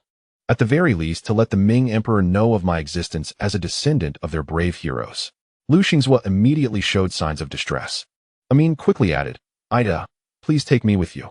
Previously, you met with the envoy of the Ming dynasty, and I discreetly followed you several times, not wanting to provoke any misunderstandings, which is why I did not reveal myself. Lu Xingzhua pondered for a long while, finally making up his mind. He nodded and softly said, Your Highness, I can take you to meet the envoy of the Ming, but you must heed my words and refrain from acting impulsively. Amin was elated and eagerly nodded. Rest assured, I will certainly listen to you. A few days later, Amin informed Nurhasai that he intended to go hunting outside the city with Lu Xingzu, bringing only a few attendants. Upon receiving this news, Nurhasai had no suspicions and sent a reply urging them to be cautious and not to stray too far. The two men, upon receiving the response, were overjoyed. The following day, they set out from the city with several attendants. To avoid arousing suspicion, they wandered leisurely after leaving the city, hunting numerous game along the way. After a few days, having confirmed that no one was following them, Lu Xingzu led Amin to the rendezvous point by the Tianqi River. Yu Wenfeng had been waiting there for quite some time. Previously, the orders from Jiang Ning and the imperial edict from Zhu Yujian had arrived in succession. However, at that time, Nurhasai was leading his troops to campaign against the Mongols, and Lu Xingzu had also been deployed, leaving Yu Wenfeng to wait patiently. A few days prior, upon hearing that Nurhasai had returned to Hechuala, he immediately brought a few trusted confidants to the meeting place to await their arrival. Chapter 664, The Earth Trembles. The heights rise at this moment. Yu Wenfeng, concealed in the shadows, was resting with closed eyes when a member of the Jinyui hurriedly approached and whispered, "My lord, Lu Xingzu has arrived, but he is accompanied by another person." Yu Wenfeng abruptly opened his eyes, a look of confusion crossing his face. After a moment of contemplation, he slowly instructed, "Signal the brothers to hide well and refrain from revealing ourselves too soon. Let us first ascertain the situation." The Jinyui left to carry out the command. Lu Xingzu led Amin to the banks of the Tianqi River and entered a grove of trees. Amin closely followed him and quietly asked, "Ida, do you think the Ming envoy will wait for us?" Lu Xingzu replied, "According to our prior agreement, he will certainly be here." Shortly after, the two settled beneath a pine tree, taking out provisions and wine to share. After satisfying their hunger and thirst, Lu Xingzu surveyed the surroundings and shouted at the top of his lungs, "The earth trembles, the heights rise, a magnificent sight of the western mountains through the ages." Amin looked on in bewilderment. "Ida, what are you shouting?" Lu Xingzu whispered, "This is the coded signal. Once matched, only then will they reveal themselves." Amin nodded, though he only partially understood. In the shadows, Yu Wenfeng was intently observing the two and quietly asked the Jinyui beside him, "Should we respond?" Yu Wenfeng waved his hand. "Not yet. Let us wait and see whether the person Lu Xingzu brought is friend or foe." Time passed slowly, and after more than an hour, Amin could no longer contain his impatience. "Ida, could it be that we have made a mistake? Why hasn't the Ming envoy arrived yet?" Lu Xingzu, too, appeared puzzled. "It shouldn't be. According to our prior agreement, they ought to be here waiting for us." Another hour passed, and Amin grew restless, continually inquiring about the situation. Lu Xingzu, looking helpless, remarked, "Previously, I came alone. Today, we are together. Perhaps the Ming envoy cannot distinguish between friend and foe. Why don't you shout a signal as well?" Amin hesitated for a moment, then joined in, shouting, "The earth trembles, the heights rise. A magnificent sight of the western mountains through the ages." Yu Wenfeng, upon seeing Amin, called out the secret signal and instructed a nearby Jin Yi, send a brother to respond to the signal and inquire about the situation. The others should remain concealed for now. The Jin Yi complied and departed. Just then, as Amin and Lu Xingzu were engulfed in confusion, a voice suddenly resonated from the nearby woods. "The door faces the sea. The three rivers flow eternally." Following this, a figure emerged slowly, donning a bamboo hat, clad in black attire, and wielding a long knife. Lu Xingzu hurried forward, but the man swiftly drew his blade, coldly fixing his gaze upon the two. The knife's tip pointed directly at Amin, and in a chilling tone demanded, "Who are you?" Amin quickly responded, "Esteemed sir of the Ming, I am one of your own. I am one of your own." Lu Xingzu also stepped forward hastily. "Brother, has Lord Yuan not arrived?" The Jin Yi shook his head coldly and inquired, "First, tell me who this Jianzhou man by your side is." Lu Xingzu promptly replied, "This is Amin, the second prince among the Jianzhou, son of Shirachi, the commander of the right guard of Jianzhou." Amin interjected eagerly, Yes, my father is the commander of the right guard of Jianzhou, loyal to the Ming. I am a descendant of the heroic martyrs of the Ming." Only then did the Jin Yi sheath his long knife. At that moment, several individuals emerged from the forest, all similarly adorned with bamboo hats, dressed in black, and armed with long knives. Indeed, it was Yu Wenfeng and his entourage. Upon Yu Wenfeng's arrival, Lu Xingzu promptly bowed. "I pay my respects to Lord Yuan." Yu Wenfeng smiled and waved his hand, Xingzhua, you have truly surprised me. I had planned for you to contact Amin, yet you have brought him here directly. Lu Xingzhua felt a twinge of embarrassment for having brought Amin without prior consultation, thus breaching protocol. Amin hurriedly approached and bowed. I pay my respects to the esteemed Sir of the Ming. My father is the commander of the Right Guard of Jianzhou, and I am Amin, a descendant of the heroic martyrs of the Ming. Yuan Feng nodded with a smile.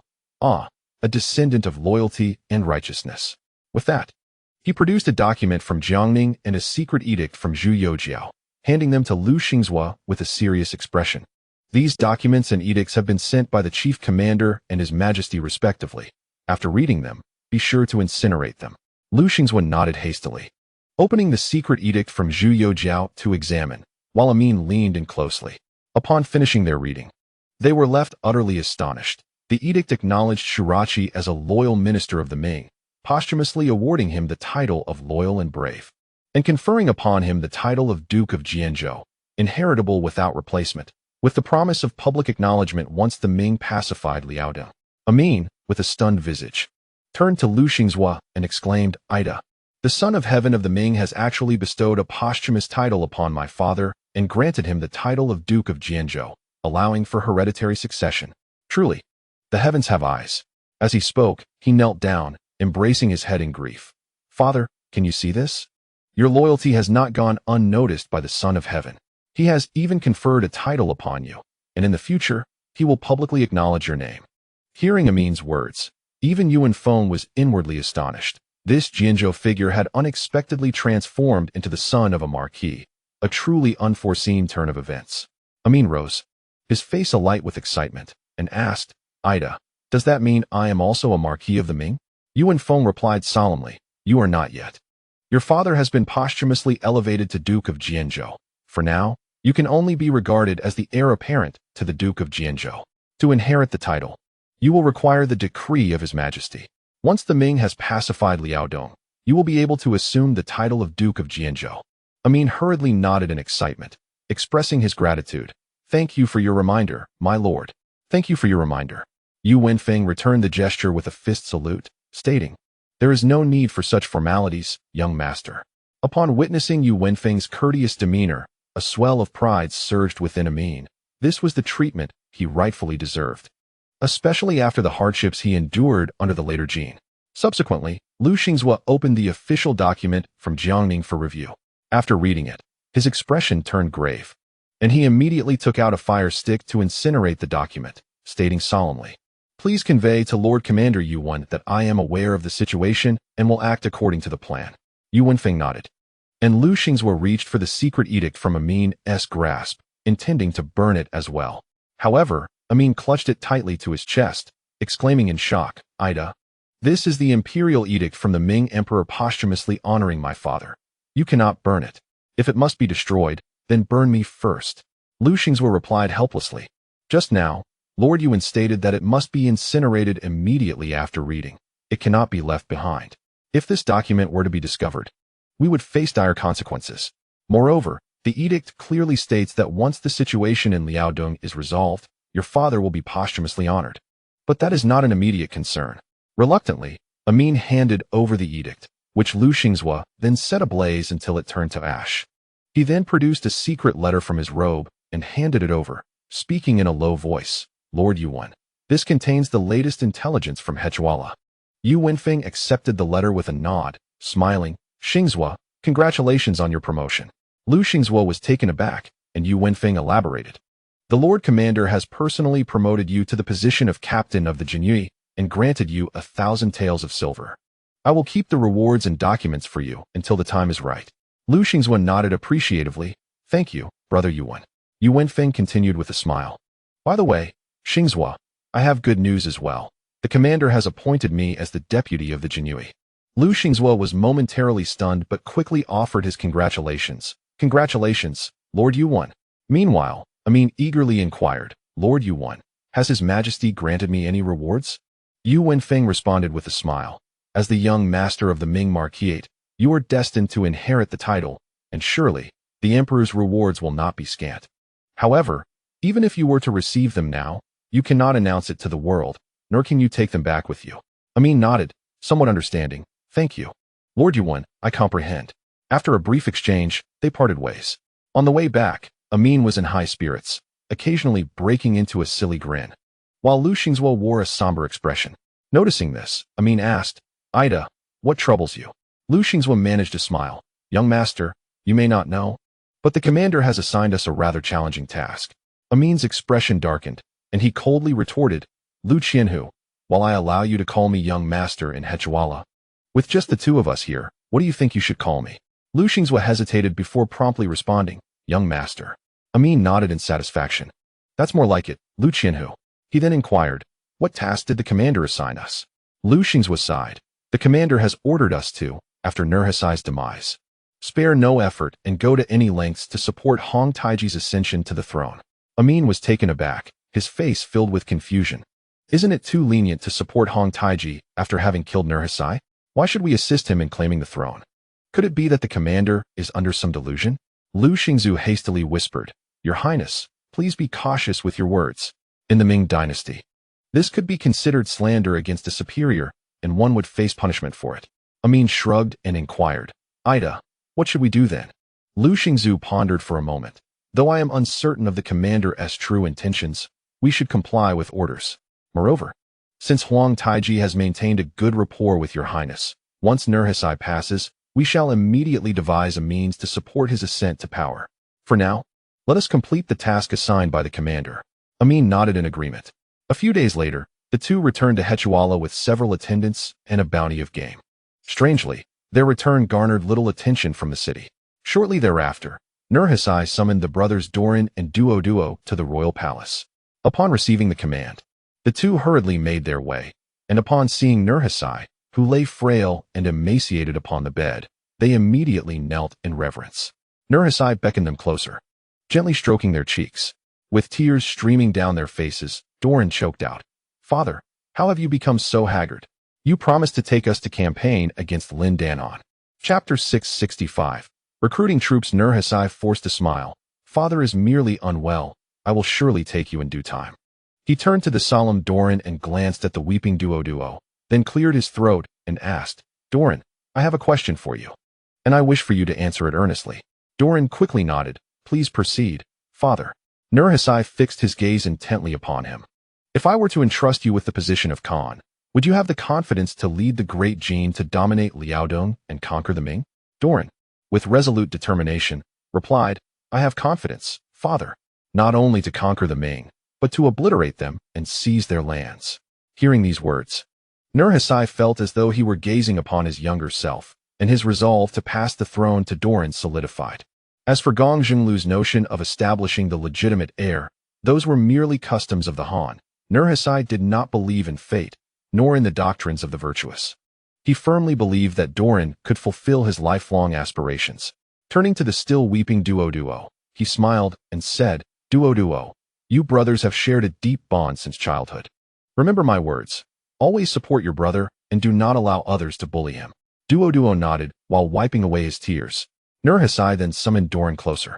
Whispering a few instructions, Doran solemnly assured, Rest assured, Father, I understand what must be done. Subsequently, Doran instructed Duo to dry his tears and stand aside, sending a personal guard to summon Hihili. Confused, Hihili hurried over and found Nurhasai sitting there, expressionless, with cold eyes fixed upon him. While Doran and Duo stood attentively by, he quickly knelt. Your servant greets the great Khan. Nurhasai coldly asked, Hihili, do you know your crime? Hihili was taken aback, his complexion paling as he repeatedly bowed his head. Your servant knows not what crime has been committed. I beseech the great Khan to clarify. Nurhasai sneered. During the campaign against Lin Danan, you embezzled spoils of war and solicited wealth from the Mongolian tribes. Do you truly believe this Khan is unaware? Hihili broke into a cold sweat, bowing his head fervently. Great Khan, spare me. I shall never dare to do so again. Bring him out to be executed. At the command of Nurhasai, two of his personal guards stepped forward. Hihili cried out for mercy, but Nurhasai remained unmoved. At that moment, Dalgan hurriedly interjected, Please, Father Khan, spare Hihili's life. Nurhasai gestured for his guards to withdraw, and Hihili crawled to the foot of the bed, continuing to bow deeply. However, Nurhasai's gaze was fixed solely on Dalgan. Give me a reason. Dalgan replied earnestly, although Li has privately divided the spoils and demanded wealth. He has followed you loyally for many years, demonstrating great dedication and merit, and is also a founding figure of our great Jing. He implored Nurhasai to show leniency. The atmosphere in the hall grew tense, and Li was terrified to the core. After a long pause, Nurhasai coldly addressed Li, "Today, Dalgan has interceded for you, and I shall spare you from death. But remember, it is Dalgan who has saved your life. So you must assist him faithfully from now on." Li hastily bowed in gratitude, then knelt before Dalgan, saying, "Thank you, 14th Prince, for saving my life. I shall never forget this in my lifetime." Dalgan replied sternly, Li, you are one of the earliest ministers to follow the Father Khan and a founding figure. You must dedicate yourself to your duties henceforth. Otherwise, even if the Father Khan spares you, I shall not. Li repeatedly acknowledged this. Nurhasai then ordered him to withdraw and turned to Dalgan with a smile and a nod, saying, "Indeed, you exhibit the manner of the Father Khan. With Li's assistance, you and Duo can fully command the 2 yellow banners. However, before that, the Father Khan must arrange some personnel for you." Subsequently, Nurhasai summoned Tuli, Tong Yangxing, Yang Guli, Jiraling, and Nikan, instructing them either to set an example through punishment or to offer encouragement, emphasizing that they must support Dalgan. Observing this, the others surmised that Nurhasai was likely intending to pass the throne to Dalgan and bowed in loyalty. The next day, Nurhasai decreed the promotion of Dalgan and Duo to the positions of the rightful leaders of the Yellow Banners, and the news spread, shocking both civil and military leaders alike. Upon receiving the news, Gong Zhenglu sighed deeply. Ultimately, Nurhasai was determined to pass the throne to Dalgan, disregarding his suggestion to select a successor from the 4 major princes. Having followed Nurhasai for many years, he understood his character well. With such a decision made, he saw no path to survival. Thus he entrusted his family with his final wishes and subsequently hanged himself. When the guards arrived, Gong Zhenglu was already lifeless, and they could only report back to Nurhasai. After hearing the news, Nurhasai merely nodded, saying nothing.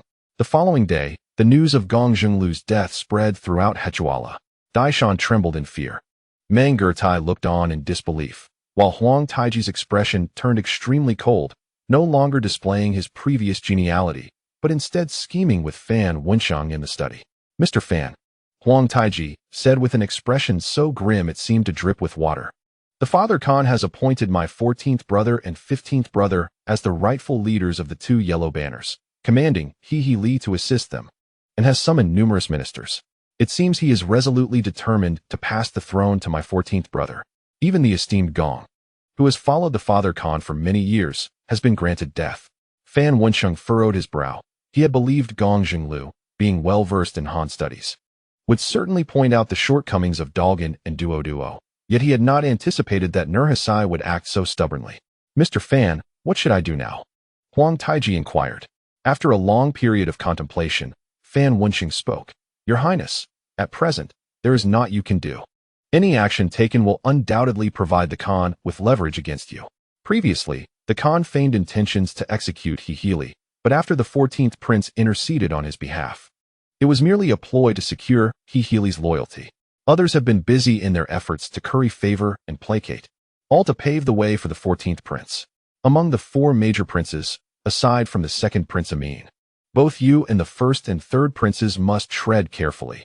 Any misstep will surely provoke the Khan to act decisively against you, clearing the path for the 14th Prince."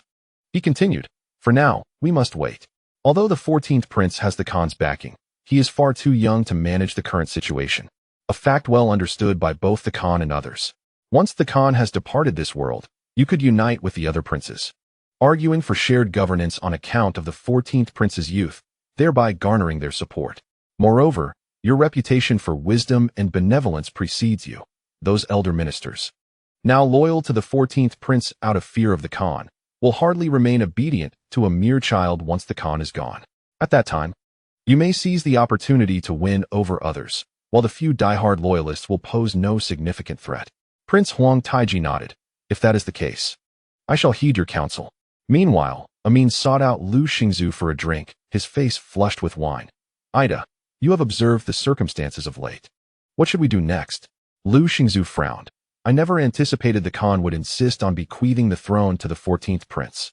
His foundation is far too weak to command respect. The Khan has summoned both civil and military officials frequently of late, ostensibly to prepare the way for him. Yet such effects are unlikely to endure. We must refrain from rash actions and observe the unfolding situation. Amin nodded, and Lu Xingzu added, "By the way, Your Highness, the Khan has been summoning Jirelang quite often. As he is your own brother, perhaps you could find an opportunity to connect with him and glean some insights." The following day, Amin sought out Jirelang for a drink. Noticing his worried demeanor, he chuckled. "What troubles you? I have come to share in your revelry. Yet you seem lost in gloom." Jirelang sighed. "Brother, I had believed the Khan would select an heir from among the 4 major princes. But the current situation unmistakably indicates his unwavering intent to appoint the 14th prince. The Khan has summoned me to the palace repeatedly, urging me to assist him. And I am filled with trepidation. What are your thoughts? Whom do you support?" Amin inquired.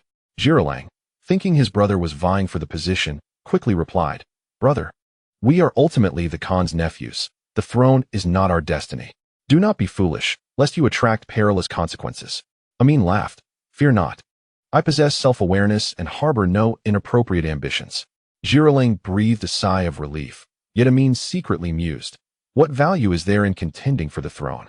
I am the heir to the Marquis of Ming, destined to inherit a title, and I have no desire to compete with you. A moment later, Jirelang whispered, "Brother, truth be told, I support the 4th prince. He is renowned for his wisdom and humility, fostering harmony among his brothers, making him the ideal candidate to inherit the throne." Amin's heart leapt with joy. The orders from the commander were precisely to support Huang Taiji's ascendance, and he had not expected his brother to share his sentiments. He sighed. "In truth, I too favor the 4th prince, yet the Khan remains resolute in his favor for the 14th. I find myself powerless in this regard." Upon witnessing his support for Huang Taiji, Jirelang's face brightened. "Brother, do not lose heart so soon. There may yet be a turning point. Who cannot discern the Khan's intentions?" "What turning point could there be?" Amin retorted with a cold snort. Jirelang bowed his head in contemplation, and Amin subsequently took his leave to seek out Lu Xingzhua. Upon learning that Jirelang also backed Huang Taiji, the two began to conspire in secret. Amin scratched his head, exclaiming, "Ida, if it comes to murder, I would undoubtedly be the first to volunteer, but this convoluted situation baffles me. How do your Han people typically handle such circumstances?" Lu Xingzhua paused, then replied solemnly, "The struggle for succession among the Han dynasties has long been fraught with conflict. It is not uncommon for fathers and sons to turn against one another, swords drawn. I have recounted to you the tales of the Xuanwu Gate incident of the Tang and the Jiangnan campaign of the Ming. Essentially, one must either rebel or perish." Amin suddenly smacked his forehead, declaring, "Ida, I have devised a plan." Lu Xingzhua looked at him with a puzzled expression, prompting Amin to elaborate earnestly. "Once the Khan's candle is extinguished, let Jirelang serve as our inside man. We shall muster our forces and invade the Khan's palace." Proclaiming that the Khan's dying wish was to pass the throne to the 4th prince, Huang Taiji. "What do you think?" Lu Xingzhua hesitated, contemplating that this might indeed be the only path to fulfill their mission in Jiangnan. After a lengthy pause, he stated with gravity, "Your Highness, the time is not yet ripe. We must not act rashly, lest we meet our demise first." Amin nodded in agreement. Days passed, and Huang Taiji grew increasingly impatient within his residence. Yet he remained powerless while Nurhasai still drew breath. Amin sought out Jirelang once more for intelligence, finding him in a state of sorrow. "The Khan likely has but a day or two left, brother. You must not divulge this news." Amin's heart tightened, and after taking his leave, he found Lu Xingzhua again. Upon learning of Nurhasai's impending demise, Lu began to pace the room, finally declaring, "Your Highness, you must reconnect with Jirelang to ascertain whether he is willing to assist Huang Taiji in seizing power through force. If he consents, let the bordered blue banner prepare itself. Once the Khan passes, we shall promptly approach Huang Taiji and employ force to elevate him." Amin nodded and turned to seek out Jirelang again. Upon his return, Jirelang looked perplexed. Amin spoke gravely. "Given the current situation, the 4th prince has but one path left to tread. It depends on your willingness to aid him." Jirelang, confused, inquired, "Brother, are you suggesting?" Amin nodded affirmatively. Jirelang rose slowly, astonished. "Brother, if this succeeds, it would be akin to placing the 4th prince upon a pyre. If it fails, we shall all perish. Do you propose a better solution?" Amin retorted coldly, what you ought not to question is the outcome. Once the fourth prince ascends as Khan, it will depend on his disposition. However, given his nature, I surmise he would not impose hardships upon the 14th or 15th princes. Jiang fell silent for a moment before conceding, very well. Should anything transpire with the Khan, I will notify you immediately. At that time, you shall lead the bordered blue banner to seek out the fourth prince. Immediately, Jiang suggested, you might also consider seeking out Nikan. During the Korean War, the fourth brother had once saved him, perhaps he could be persuaded to join our cause. Amin nodded in agreement, and then took his leave to inform Lu Xingzhua. Upon hearing this, Lu instructed Amin to approach Nikan for recruitment. Amin found Nikan and candidly expressed his support for the ascension of Huang Taiji. Nikan mistakenly believed that Huang Taiji had sent Amin to him, and promptly declared his willingness to support the cause. Amin was overjoyed and advised him to prepare the troops of the plain white banner to be on standby at any moment, to which Nikan agreed. Chapter 667. The death of the old slave. At this moment, Huang Taiji remained in his residence, patiently awaiting developments. Unaware that Amin was actively recruiting forces outside to assist him in seizing power through military might, he was increasingly inclined towards Fan Wenqing's proposal to wait until Nurhasai's demise, then unite with other princes to advocate for a division of power under the pretext that Dalgan was too young to govern, thereby garnering widespread support. After all, Nurhasai had paved the way for Dalgan in too short a time, yielding minimal results, and it was uncertain whether all the civil and military officials would remain unwaveringly loyal to Dalgan. Thus, he would still hold the advantage. Inside the Khan's palace, a group of shamans sang and danced, offering blessings for Nurhasai, while physicians and sorcerers rushed in and out, busily attending to matters. Observing this, Jiang pulled aside a physician who had just exited the grand hall and discreetly inquired, "How is the Khan's condition?" The physician, startled, quickly knelt before him. Jiang, smiling, produced 2 gold ingots and handed them over, saying, "You have devoted yourself to treating the Khan's illness during this time. Even if the Khan were to suffer an unfortunate fate, I will ensure your safety and that of your family." The physician bowed repeatedly in gratitude, exclaiming, "Thank you, noble prince, for your life-saving grace." Jiang pressed the gold into his arms and urged, "Now, speak freely. What is the true state of the Khan's health?" The physician, visibly tense, replied cautiously, "Noble prince, I fear the Khan may not survive the night." Jiang's heart sank, and he nodded for the physician to depart. He then dispatched a trusted confidant to inform Amin to be prepared for immediate military support, while he himself stepped outside the grand hall. Noticing He-Halai's grave expression, he asked, "Uncle, what do you think of the Khan's condition?" He-Halai sighed, "Why must you ask, knowing the answer?"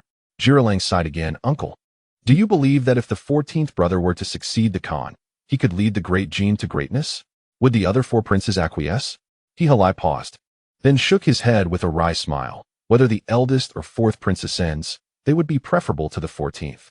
Alas, the Khan is stubborn, and there is little we can do." Jiang's expression grew serious as he nodded in agreement. "My thoughts align with yours, uncle." He-Halai, taken aback for a moment, suddenly seemed to resolve himself, pulling Jiang to a secluded spot and whispering, "Noble prince, I have followed the Khan for many years, and it is only recently that the great Jin has reached its current stature. However, the Khan's obstinacy will only lead to its ruin. May I dare to ask, do you support the eldest or the 4th prince?" Jiang, puzzled, responded, "Why do you pose such a question, uncle? In my view, both the eldest and 4th princes would be more stable choices than the 14th. He-Halai, however, shook his head gravely. "I implore you, noble prince, speak honestly." Jiang scrutinized him. The two had been testing each other, neither daring to reveal their true positions. Jiang remained silent, and He-Halai sighed, saying, "Your Highness, I must confide in you. I have recently discovered that I am gravely ill and do not have much longer to live. I initially intended to inform the Khan of this, but alas, he has fallen ill first and insists that I assist the 14th prince. However, I find myself with insufficient time. Once the 14th prince ascends to the throne, the other 4 princes will undoubtedly oppose him, and should anything happen to me, chaos will surely ensue in the great Jin. Therefore, I must know your Highness's intentions." It was then that Jiang understood He-Halai's disdain for Dorgan. It stemmed from He-Halai's own impending demise. He spoke solemnly, "I, your Highness, support the 4th prince. He is humble and maintains harmony with his brothers. Although the eldest prince is commendable, he has lost his ambition under the Khan's long-term suppression. He Halai nodded in agreement. Your Highness and I share the same perspective. The fourth prince is indeed the best candidate, but the current situation is challenging. Jiang hastily added, Uncle, I must confess that I have already contacted the second prince and Nikan of the plain white banner. They are both willing to support the fourth prince's ascension. With the fourth prince's backing from the plain white banner, we already have the support of 3 banners. He Halai was taken aback, realizing that Huang Taiji had already secured the allegiance of 3 banners. Jiang continued, if you wish to avoid chaos within the Great Jin, I implore you to lend your assistance. He Halai sighed, I wish to help but feel powerless. You need not do anything, Jiang replied with a smile. Simply wait for the Khan to pass. Once that happens, we shall seal the Khan's palace, denying entry to anyone. I will then summon the fourth prince to ascend the throne, and you can declare that the Khan bequeathed the throne to him in his final moments. This plan will surely succeed. He Halai inquired, what of the 14th and 15th princes? Jiang reassured him, the fourth prince is benevolent. He will not make things difficult for them. They are still young and will eventually understand that our actions are for the benefit of the Great Jin. He Halai remained silent for a long while, finally sighing, Khan, I regret that I must betray you, but it is for the sake of the Great Jin. With that, he turned to leave. Jiang felt a surge of joy, realizing that he Halai had consented. As time passed, when the sun began to set, a commotion suddenly erupted in the palace. Court physicians rushed in and out, their expressions frantic. He Halai and Jiang approached to inquire, and a trembling physician stammered, Your Highness, the Khan has fallen into a coma and may not survive the night. Jiang dismissed the physician and exchanged a glance with He Halai. He Halai pulled out a succession edict from his robe and handed it to Jiang, whispering, This is a revised edict I drafted on behalf of the Khan, naming the fourth prince. There are 2 copies, one for your Highness and one for myself, just in case. Jiang nodded and hurried away. He Halai, having assisted Nur Hasai in commanding the 2 yellow banners for many years, now had complete control over the troops of the Hichu Allah's yellow banners. He immediately dispatched the elite troops to guard the Khan's palace, strictly forbidding anyone from entering or leaving. Jiang rushed to Amin's residence, where Amin, Nikan, and Lu Xingzhuo were already waiting. He exclaimed, Brother, the Khan has fallen into a coma and may not survive the night. Upon hearing this, Amin rejoiced, in that case, let us go find the fourth. The group hastily made their way to Huang Taiji's residence. At this moment, Huang Taiji remained patiently awaiting news when he was suddenly informed by a servant that Amin and Jiang sought an audience. Puzzled, he instructed the servant to reply that he would not meet them. Amin and Jiang, upon hearing this, became frantic, with Nikan kicking the servant aside and commanding his guards to break down the door. The group surged in, finding Huang Taiji engrossed in his reading. Upon witnessing their armed entrance, Huang Taiji stood in astonishment. Brother, Jiang, Nikan, Lu Ida, what is the meaning of this? Amin replied sternly, Fourth brother. News from the Khan's palace indicates that the great Khan has fallen into a coma and will not survive the night. The 14th brother is far too young to assume the mantle of Dejin. We have come to support your claim to the throne. Stunned, Huang Taiji found himself momentarily speechless, completely taken aback by the turn of events. He understood that rallying support from others and being forcibly elevated were 2 entirely different matters. Coldly, he inquired, Are you all so free this evening? Jiang produced a decree from his bosom and placed it upon the table. Fourth brother. The decree of succession has been prepared by He Li. Huang Taiji recoiled in shock, his countenance pale. How dare He Li falsely convey the great Khan's will? Will you accept or not? Amin, growing impatient, stated, If you do not agree, we shall remain here until you do. Huang Taiji forced himself to regain his composure and declared, What you are attempting is a coup, an act of treason. I will never agree. Amin, fervently, retorted, A failure is treason, success is revolution. He then commanded his guards, Bow before the great Khan. With that, he knelt, and his guards, along with Jiang, Nikan, and Lu Xingzhuo, followed suit, proclaiming in unison, We beseech the great Khan to ascend the throne. Huang Taiji's face turned ashen, his previous calmness vanishing, as turmoil surged within him. Just then, a confidant of He Li hurried in, exclaiming, Esteemed princes, you must swiftly return to the Khan's palace. The great Khan has awakened and has matters to announce. The group felt a tightening in their hearts, initially believing Nurhasai would not regain consciousness, only to discover he had. However, they knew they had to proceed, lest they unwittingly pave the way for Deshan and Mangurtai. Without further ado, they hoisted Hong Taiji and made their way to the Khan's palace. Upon arrival, they found Deshan, Yuetu, Mangurtai, Duoer, and Dorgan kneeling outside the main hall. Jiralang and Amin quickly glanced at Li, who wore a grim expression and subtly shook his head, signaling a shift in circumstances. Amin exchanged a glance with Lu Xingzhua, and they silently nodded. Should Nurhasai publicly announce Dorgan as his successor, they would immediately lead their forces to forcibly install Hong Taiji as the ruler. Moments later, an inner servant emerged hastily, his expression sorrowful. The Great Khan requests the esteemed princes and generals to enter. The group rose and proceeded toward the inner palace, where they found Nurhasai lying on the bed, his vitality waning, beckoning them closer. They scrambled to his bedside, with Amin, Jiralang, and Nikan racing ahead, while Hong Taiji was supported closely behind. And Deshan and Mangurtai found themselves obstructed at the rear, with Dorgan and Duoer lingering even further back. Nurhasai gazed at his sons, weary and dispirited, and said, "In my youth, I rose to power with 13 sets of armor, unifying the various Manchu clans, achieving a great victory at Saru against the Ming army, and launching multiple campaigns into Korea and Mongolia. Alas, the Ming dynasty has grown increasingly robust, adopting a defensive posture to wear down our great gene in Liaodong. In this campaign against Mongolia, though we have defeated the Khan Lin Dan, the situation remains precarious. The Mongolian tribes that have pledged allegiance each harbor their own ambitions. It is imperative that you brothers coexist harmoniously, united in purpose, to fulfill my desire for our dynasty to flourish in Liaodong and to once again rise against the Ming." Upon hearing these words, the gathered men broke into loud weeping. Nurhasai, observing his son's sorrow, understood their unspoken thoughts, but found himself too weak to elaborate. With great difficulty, he uttered, "I have chosen a resolute leader for you." Alarmed, Emin and the others tightened their grips, and Nurhasai, gasping, inquired, "What of Doran?" Emin and his companions immediately erupted into tears, causing chaos within the chamber. Nurhasai, coughing repeatedly, was reassured by Li, "Great Khan, all the princes are present." Feeling vitality swiftly ebbing from his body, Nurhasai could no longer endure. With immense effort, he declared, "Upon my death, I pass the throne to the 14th prince." Amen. Huang Taiji and Jier Halang felt their hearts plummet as they realized that Nurhasai had ultimately chosen Doran. The silent Daishan, kneeling in the back, was suddenly approached by Manguer Tai, who rushed to the bedside, crying out, "Father Khan, whom did you designate as your successor? I did not hear clearly. Please repeat it." With the last remnants of his strength, Nurhasai replied, "Doran."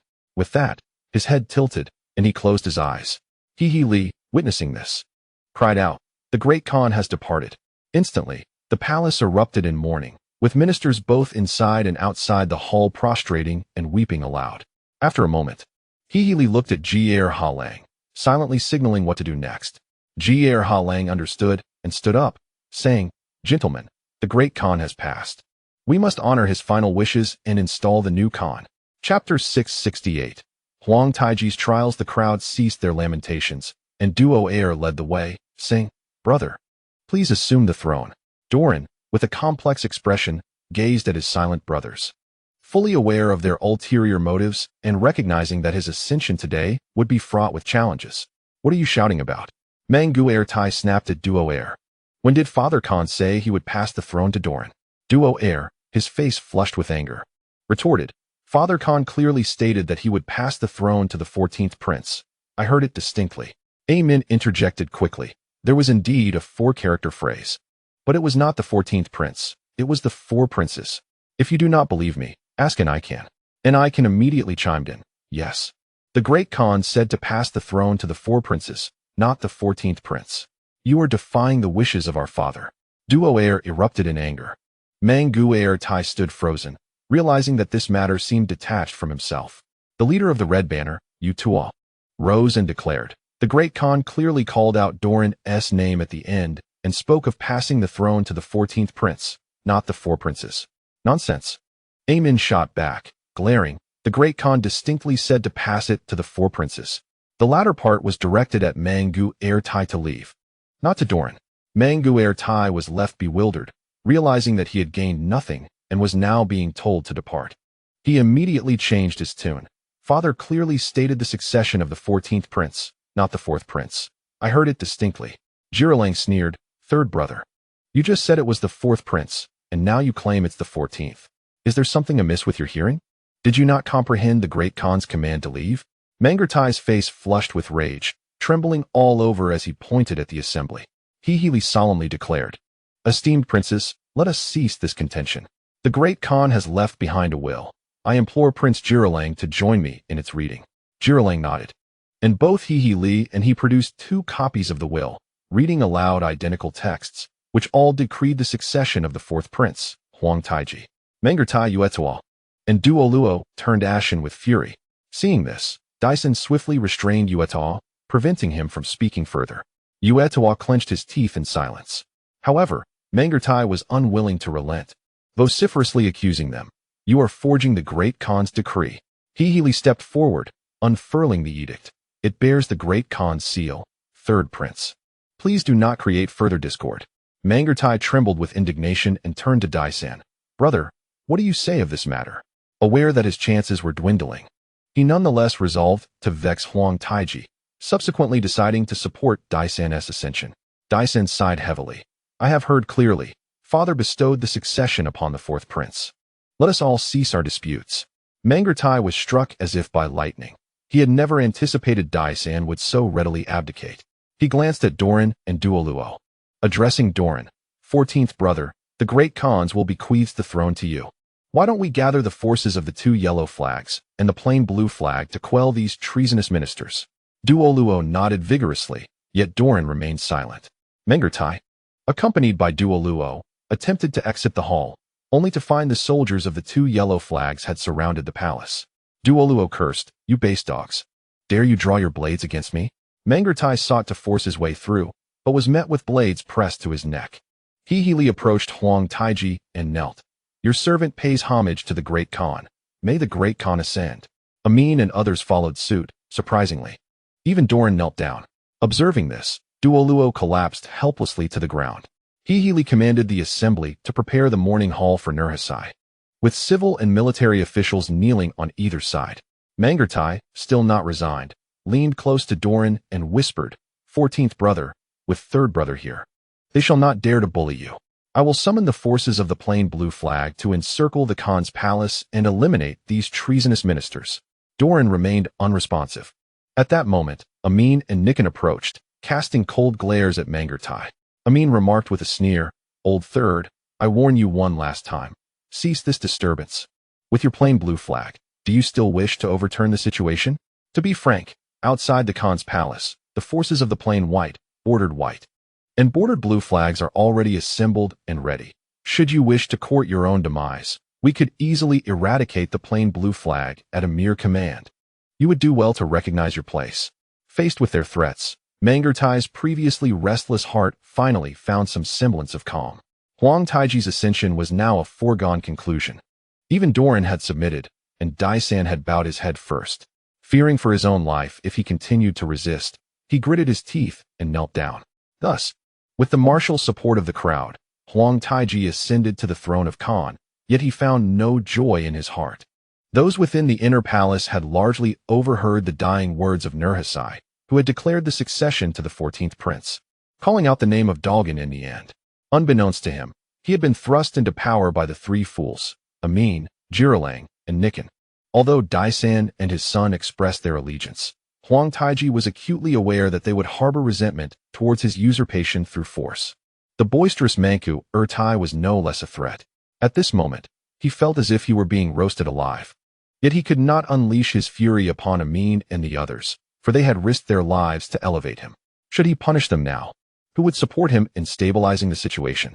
Nurhasai's funeral was entirely managed by Li, and Huang Taiji took the throne before the spirit, becoming the new Khan of the later Jin. Everyone tacitly refrained from mentioning Nurhasai's last wishes. As for the edict held by Li and Jiang, although the truth of its forgery was well understood, the ascension of Huang Taiji was a fact, and any lingering dissatisfaction was rendered futile. Huang Taiji's gaze slowly traversed the hall, observing the kneeling mourners, a tide of sorrow surged within him. He had initially planned to garner the support of Daisan and others through a shared governance approach after Nurhasai's death. However, he never anticipated that Amin and the others would forcibly support his rise, completely altering the nature of events. Despite the backing from Amin and his associates, the old ministers loyal to Nurhasai would undoubtedly harbor discontent. Daisan and his son remained expressionless and silent. Manku Ertai wore a mask of resentment, showing no signs of concealment. The expressions of the elder ministers varied, and Huang Taiji felt overwhelmed by the gravity of his situation. Glancing at Amin, Jiralang, Nikan, and Lu Xingzhua, who were beaming with delight, he felt an urge to strike them in anger. His gaze shifted to Dalgan and Duo Duo. Dalgan remained impassive while Duo Duo glared furiously. Even the Grand Consort Abatai looked at him with eyes filled with resentment. A chill enveloped Huang Taiji. Although he had ascended to the throne, he had become the target of hostility. Could he truly command these individuals? He dared not ponder further. That evening, Huang Taiji secretly summoned his confidant, Fan Wensheng, to the Khan's palace. Upon their meeting, Fan Wensheng wore an expression of deep concern. Great Khan, we had a plan in place. Why did you allow Amin and the others to support your rise with force? This will make you a target. Huang Taiji forced a bitter smile. Mr. Fan, would you believe me if I said I did not instruct them to act with violence? Fan Wensheng was taken aback. Huang Taiji shook his head and sighed. I had intended to wait patiently, planning to unite everyone as initially agreed, but who knew that Amin, Jiralang, Nikan, and Lu Xingzhu would storm into the palace with their soldiers, and Li would have the succession edict prepared in advance. Leading me to the Khan's palace in a daze, Nurhasai clearly stated that the succession should go to the 14th prince, Dalgan. It was only after Amin and the others threatened him with their antics that Dalgan chose to submit without contest. Although Daisan and his son also showed submission, they undoubtedly harbor grievances against me. Manku Ertai nearly mobilized the troops of the Right Blue Banner, but was thwarted by Amin, Nikan, and others, preventing the scheme from coming to fruition. Fan Wensheng listened, feeling an unsettling familiarity with the unfolding events. Upon deeper reflection, although Amin and his companions exhibited distinct personalities, they did not strike him as individuals likely to employ such overt schemes. Perhaps their intentions were genuinely supportive, albeit executed with excessive recklessness. He sighed, Your Majesty, the die is cast. Dwelling on what has transpired is futile. The immediate priority is to swiftly pacify the populace. Huang Taiji nodded. This Khan understands. Fan Wensheng quickly reminded. Your Majesty should refer to yourself as this Khan henceforth, rather than I. This Khan understands, Huang Taiji acknowledged, yet in light of the current circumstances, he implored Fan Wensheng for guidance on how to proceed.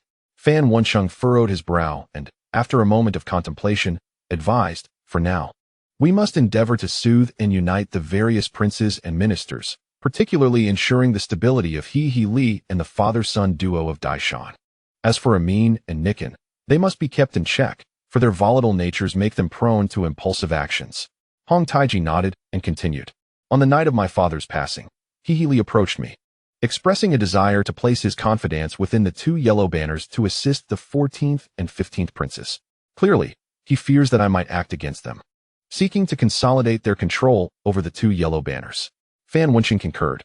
Li is one of the earliest loyalists to the late Khan and remains one of the 5 ministers. His actions are, therefore, justifiable. This arrangement not only prevents you from taking action against the 14th and 15th princes, but also ensures internal stability within the Jin dynasty. I have no concerns regarding the 15th prince, Huang Taiji stated gravely, but I am particularly apprehensive of the 14th prince. That night, everyone heard clearly that my father bequeathed the throne to me. Though I remained silent amidst the uproar instigated by Amin and the others, he must harbor resentment, which greatly worries me. Fan Wensheng's expression turned bitter. Precisely for this reason, Your Majesty must strive to win over and reassure the 14th and 15th princes. Huang Taiji nodded and recalled, my father mentioned at his deathbed that the various Mongolian tribes outwardly submit, yet each harbors their own ambitions. Now that my father has passed, they may seize this opportunity to incite chaos, particularly the Oba Khan of Korchin. Fan Wensheng replied coldly, if they wish to create turmoil, let them do so. It would serve to establish your authority. Should the Mongolian tribes rebel, you could dispatch troops to quell them. Who would be most suitable to lead the military? Huang Taiji inquired. After a moment's contemplation, Fan Wenqing suggested, perhaps we could send Jirelang and Prince Yueta to lead the forces. Hong Taiji paused. Why them? Jirelang is valiant yet lacks strategy, while Yueta possesses both courage and intellect. Their collaboration is likely to breed discord. Fan Wenqing explained, precisely for this reason. They should be sent together. This would effectively isolate Mengkuer Tai and his right blue banner, while simultaneously exhausting their military strength. Given Mengkuer Tai's temperament, he will likely wreak havoc in Mongolia, allowing you to later intervene and pacify the tribes, thus assuming the role of the villain. Upon hearing this, Hong Taiji smiled and nodded. If that is the case, I shall heed your counsel. In the following days, Hichu Allah gradually returned to tranquility. Hong Taiji dispatched elite troops from the right white banner to guard the Khan's palace, while bestowing lavish rewards upon Amin, Jirelang, Daishan, and his son, Mengkuer Tai, as well as the civil and military officials. Although all appeared to submit outwardly, their thoughts were varied. Hong Taiji, striving to balance internal conflicts, was indeed exerting considerable effort. Not long after, various factions of the Mongols dispatched envoys bearing gifts to congratulate the ascension of Emperor Taiji, with the sole exception of Obohan of the Korchin, who neither sent emissaries nor offered tributes. In response, Emperor Taiji promptly convened his civil and military ministers to deliberate on the matter and proposed a campaign against Obohan. He subsequently dispatched Mankurtai and Yueta, leading the plain blue and bordered red banners, instructing them, this endeavor is solely to ensure Obohan's complete submission, and they must avoid indiscriminate slaughter. Mankurtai and Yueta readily acquiesced. Upon returning home, Yueta sought his father Daisan's counsel, to which Daisan remained silent for a considerable time, merely stating, follow the Khan's orders. Yueta nodded in resignation. However, Mankurtai harbored ulterior motives. Despite the emperor's prohibition on extensive bloodshed, he resolved to act contrary to these orders, pondering how the emperor would respond. Following this, the two generals led their troops in a grand expedition to Mongolia. Simultaneously, Emperor Taiji appointed Fan Wenqing as the chief Han minister. Although many civil and military officials expressed strong discontent, the emperor remained unfazed. Chapter 669. Zhang's brother has someone who wishes to harm your adopted son, while Emperor Taiji was preoccupied with internal strife. News of Nurhasai's demise and Emperor Taiji's subsequent ascension, along with the renewed military campaign against Mongolia, reached the Ming dynasty. Zhu Youjiao promptly ordered the Jinyui to relay this information to Nanjing, summoning a council of civil and military officials to the imperial study. Following analysis by Yuan Kelly, Deng Wenming, and others, it was concluded that Nurhasai had intended to pass the throne to his 14th son, Dalgan, but Emperor Taiji seized power through force, inevitably leading to internal discord within the later Jin. The renewed military campaign against Mongolia was merely an attempt to assert dominance through warfare. Yet the two generals dispatched possessed starkly contrasting temperaments, which would likely result in significant conflict, further plunging the Mongol factions into disarray. Subsequently, Zhu Youjiao inquired about the situation in the Hetao region. Sun Xingzong hurriedly reported, Your Majesty, Zhu Tongming has already sent envoys to engage with various Mongol factions, some of which are willing to submit to the Ming, hoping to enjoy the privileges of the 18 banners of Hetao. Others have neither accepted nor declined, remaining in a state of observation. However, some factions have taken a hardline stance, not only refusing to submit, but also executing the emissaries sent by Zhu Tongming. Upon hearing this, Zhu Youjiao's countenance darkened, and he struck the imperial table with a hand, coldly rebuking, a group of uncouth savages, truly believing they can persist in defiance? Issue an edict to Zhu Tongming, cataloging all the Mongol factions that have been disrespectful to Ming envoys and those that have executed them, placing them on a blacklist, forbidding any trade with the Ming. I shall see how long they can maintain their obstinacy. Furthermore, relay to the 18 banners of Hetao that any who dare privately sell goods to these factions shall face the Ming's wrath. The officials swiftly acknowledged the command. Zhu Youjiao then inquired, what progress has been made by Zhuo Guangdou in the irrigation works in Shaanxi? Shui Guoguan replied, Your Majesty, the esteemed Zhuo has mobilized 500,000 laborers in Shaanxi, compensating them according to court policy with either wages or land. To date, 581 waterways have been cleared, and 1,212 irrigation projects have been established, with orders for the populace to plant trees and cultivate forests. Currently, The region is bustling with activity, providing even the disaster-stricken citizens with work, significantly alleviating the court's burdens. Zhu Youjiao nodded, smiling. Those Guangdou may be somewhat pedantic. He possesses substantial ability. He was merely misplaced before, yet now he performs admirably. He then issued an edict to promote Zhuo Guangdou to the Minister of Works. The assembled officials, upon receiving their orders, could not help but reflect on the capriciousness of fate. The once universally reviled Zhuo Guangdou had ascended to the esteemed position of Minister of Works. At that moment, Sun Qingzong addressed the court, stating, Your Majesty, since Su Guangqi faced punishment, the position of Minister of Works has remained vacant. Now that Zhuo Guangdou has been appointed, he will not be able to return to the capital for some time to assume his duties. According to tradition, the affairs of the ministry should be temporarily overseen by the deputy minister. I wonder how we should select the candidate for this role. All present gazed at Zhu Youjiao. Aware that there was a consensus among the officials regarding appointments related to provincial governors and deputy ministers, they wished to first hear Zhu Youjiao's thoughts.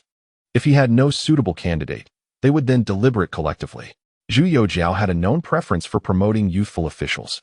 After a moment of contemplation, he declared, Zhang Guowei, an official from the Ministry of Rights, possesses exceptional talent, is well-versed in water conservancy, and excels in construction.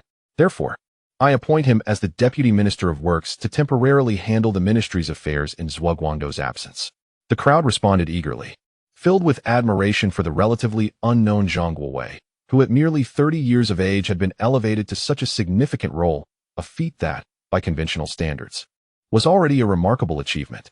Gu Bingqian, the Minister of Rights, beamed with pride, as Zhang was one of his own, and his younger colleague's advancement reflected well upon him as an elder.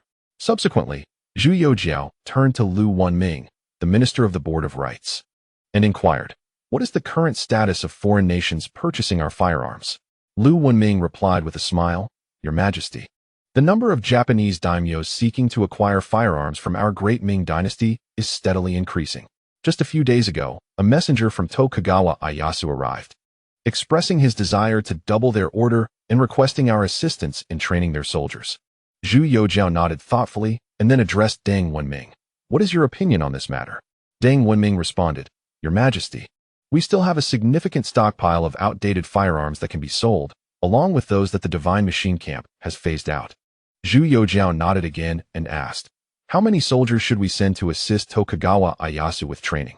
Deng Wenming replied, Your Majesty, the Marquis of Loyalty and Justice previously sent a communique stating that the more, the better, but we could initially send 10,000. Upon hearing this, Zhu Youjiao nearly toppled from his dragon throne, inwardly questioning, What is Jiang thinking? Sending 10,000 men. Are we aiding them or preparing for war?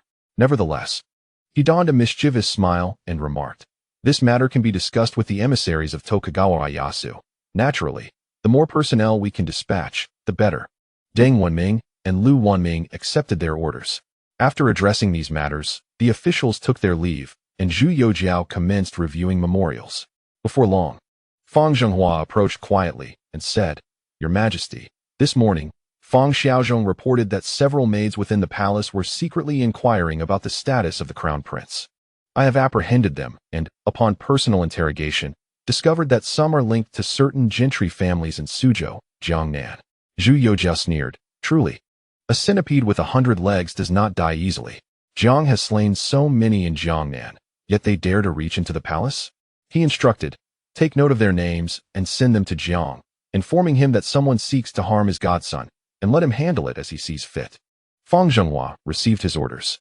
With that, Zhu Youjiao proclaimed to the world, The abolition of lowly status is decreed, henceforth. Those who violate the laws of the Ming dynasty shall be treated as mere official slaves, to be sold by the government, while their descendants shall be considered commoners. Upon the issuance of this decree, the populace exclaimed in gratitude for the emperor's immense benevolence and wisdom. However, certain officials and aristocrats were less than pleased, perceiving this as an opportunity for the lowly servants to rise against their stations. In secret, they began to resist the edict. Upon learning of this, Zhu Youjiao was incensed and commanded the arrest and imprisonment of all officials involved. Furthermore, he ordered local governments to conduct meticulous investigations, promising severe penalties for those found culpable. and dispatched Minister of Justice Wei Guangwei, armed with the imperial sword, to oversee the provinces. As news spread, astonishment gripped the realm. Those who had contemplated defiance now dared not act, fearful of provoking a second disaster akin to the Liao tribute incident, which had cost countless lives. A month later, the general of the Western campaign, the loyal Marquis Zhao Shijiao, returned to the capital, stirring a remarkable commotion in the city. Although Zhao had not been in the capital for some time, he had become a celebrated figure, revered for expanding the territory of the Ming dynasty and adding 2 provinces, thus earning the title of a great hero in the eyes of the common folk. Zhu Youjiao personally hosted a banquet in his honor, bestowing upon him the title of Grand Minister of Rights, a ceremonial robe, a jade belt, and a monetary reward of 50,000 silver coins, along with a residence. No one in the court opposed this recognition, as Zhao's merits were indisputable. He deserved a marquisate, but had been temporarily held back due to Jiang Ning's prior influence. Zhao Shijiao, however, remained unfazed, reflecting that as long as Lord Jiang advanced, he too would benefit, thus there was no need for impatience. Subsequently, he discreetly entrusted the treasures gathered from the Siamese palace to Fang Zhenghua, who was greatly pleased, realizing that the soldiers brought by Lord Jiang were true guardians, always considering the emperor's interests, and promptly delivered the entirety to the imperial treasury. Upon receiving this news, Zhu Youjiao was equally pleased and did not hoard the wealth, choosing instead to allocate a portion as rewards for his civil and military ministers. The deputy minister of revenue, Bai Zian, accepted the 500,000 stones of rice and other valuables brought back by Zhao Shijiao. As for the 50,000 captives, they were to be sold into servitude by local authorities. To distinguish them from the citizens of the Ming, the government marked their faces, clearly indicating their status as slaves. In no time, all 50,000 were sold off. Zhu Youjiao was overjoyed and hastily commanded Qin Bangping to continue procuring supplies. Simultaneously, Jiang Ning and Nanjing received the emperor's edict, promptly instructing Zhu Yujian to summon elite troops from the Imperial Ming Guard, alongside Zhu Dingzi, Zhu Qiusong, and Zhu Tsunqiao, to return to the capital and serve in the front lines against the new Korean forces. The members of the Imperial Ming Guard were electrified upon receiving the news. At last, it was time for the descendants of the old Zhu family to contribute to the nation, and they rushed to the capital with great urgency. Jiang Ning mused that the upcoming trials for the small nations of Annam, Chenla, and Kampa would be severe. He had witnessed firsthand the ferocity of the old Zhu family soldiers during the suppression of the southwestern tribal rebellion, where Zhu Yujian, without seeking permission, had led thousands of the Imperial Ming Guard into battle, their raw, untrained fervor resulting in an unrestrained and fierce onslaught. At this juncture, Yuan Kelly and others had nearly concluded their affairs in Suzhou, and officials from the 6 ministries in Nanjing began to return. A few days later, Jiang Ning received a confidential missive from Zhu Youjiao, which revealed that the emperor had successfully ascended to power with the support of Amin, Ji Erhelang, Lu Xingzhua, and others, and that Nurhasai had explicitly designated his 14th son, Dorgan, as his successor before his demise. Jiang Ning was filled with joy, secretly thinking, Huang Taiji, you have risen to power, and I have played a significant role in your ascent. When we meet again, you must express your gratitude. Simultaneously, he was deeply intrigued by how this historical founding figure of the Manchu dynasty would navigate internal conflicts. Upon receiving the news that Zhu Youjiao had publicly announced the abolition of the lowly status, Jiang Ning was even more elated and promptly commanded Zhang Wenhe to vigorously promote the news in the Tianqi Times. Thereafter, he resumed his leisurely and indulgent lifestyle. However, merely a day later, a secret agent from the Western Depot delivered an urgent decree. Jiang Ning opened it to find a single line, Brother Jiang, someone intends to harm your son, accompanied by a list of names. Upon learning this, Jiang Ning's fury erupted, and he slammed his palm on the table, exclaiming, "Damn it! They truly seek death." He immediately mobilized troops and prepared to depart Nanjing for Suzhou. As he was about to leave, Wei Yongming, the Minister of War, and Li Chang'an, the Minister of Revenue, led the officials of both civil and military departments to see him off. Countless citizens gathered to bid farewell, many offering fruits and provisions to Jiang Ning. To everyone's surprise, Jiang Ning accepted only a bun from a beggar in the crowd, breaking it to share with Old Wei and Zhu Yujian. The two were momentarily stunned, but Old Wei quickly recovered and began to eat heartily, with Zhu Yujian following suit. Unfazed, the beggar, witnessing this, wore a broad smile. Turning to the assembled officials, Jiang Ning coldly declared, "If when I return to Nanjing, there are still beggars in the city, you shall all resign your posts and beg on the streets." Wei Yongming and Li Chongqing trembled at his words and hurriedly assured him, "Rest assured, Your Excellency, we will immediately arrange this matter." Jiang Ning continued, "Issue this edict. All regions in Jiangnan are to reopen charitable institutions to care for the widowed, the lonely, and beggars, ensuring their livelihood. If even one person starves to death, the local officials shall be held accountable." The crowd quickly agreed, erupting in a tsunami of applause and cheers. Chapter 670. Old Wei takes action. Seeing this, Jiang Ning sighed, and, with a reddened gaze, waved farewell to the citizens of Nanjing from beneath the Zhubao Gate Tower.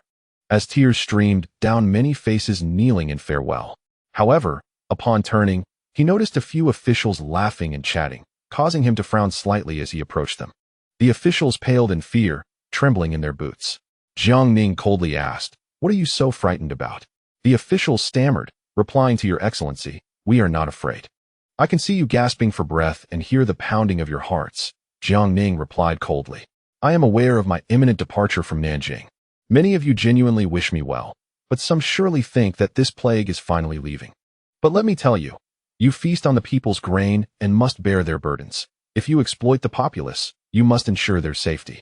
Heaven does not tolerate tyranny. Should you dare to commit crimes and oppress the people, we shall see whether your necks are tougher than my blade, and ponder whether your clans are sufficient to meet my retribution." The officials, terrified, collapsed to their knees. Wei Yongming and Li Chongqing hurried forward, assuring him, "Your Excellency, we will safeguard Nanjing and ensure that officials do not act unlawfully. Anyone who violates the law or oppresses the people will be dealt with according to justice." Jiang Ning nodded, turning to survey Nanjing once more. His eyes reddened as he choked on his words. "It appears I must depart from Nanjing, from the very capital established by our revered ancestor, the great emperor. I must leave the resting place of the illustrious Taizu. Should anyone take advantage of my absence to sow chaos and oppress the people, I shall return. And I will ensure that they pay dearly beneath the gates of this treasure-laden city, thus avenging my duty to His Majesty and to the common folk." The officials, trembling, nodded in agreement. Jiang Ning continued, "Do you assume that I am overwhelmed with sorrow at this moment? Do you believe I harbor unutterable regrets? No. What burdens my heart most is the thought of departing for Suzhou, knowing that countless souls may find themselves without a grave." With that, he hastily wiped away the non-existent tears. Confronted with Jiang Ning's blatant threat, the officials quickly wiped the sweat from their brows, responding earnestly. Soon after, with a commanding voice, Jiang Ning ordered the army to set forth, a formidable force making its way towards Suzhou.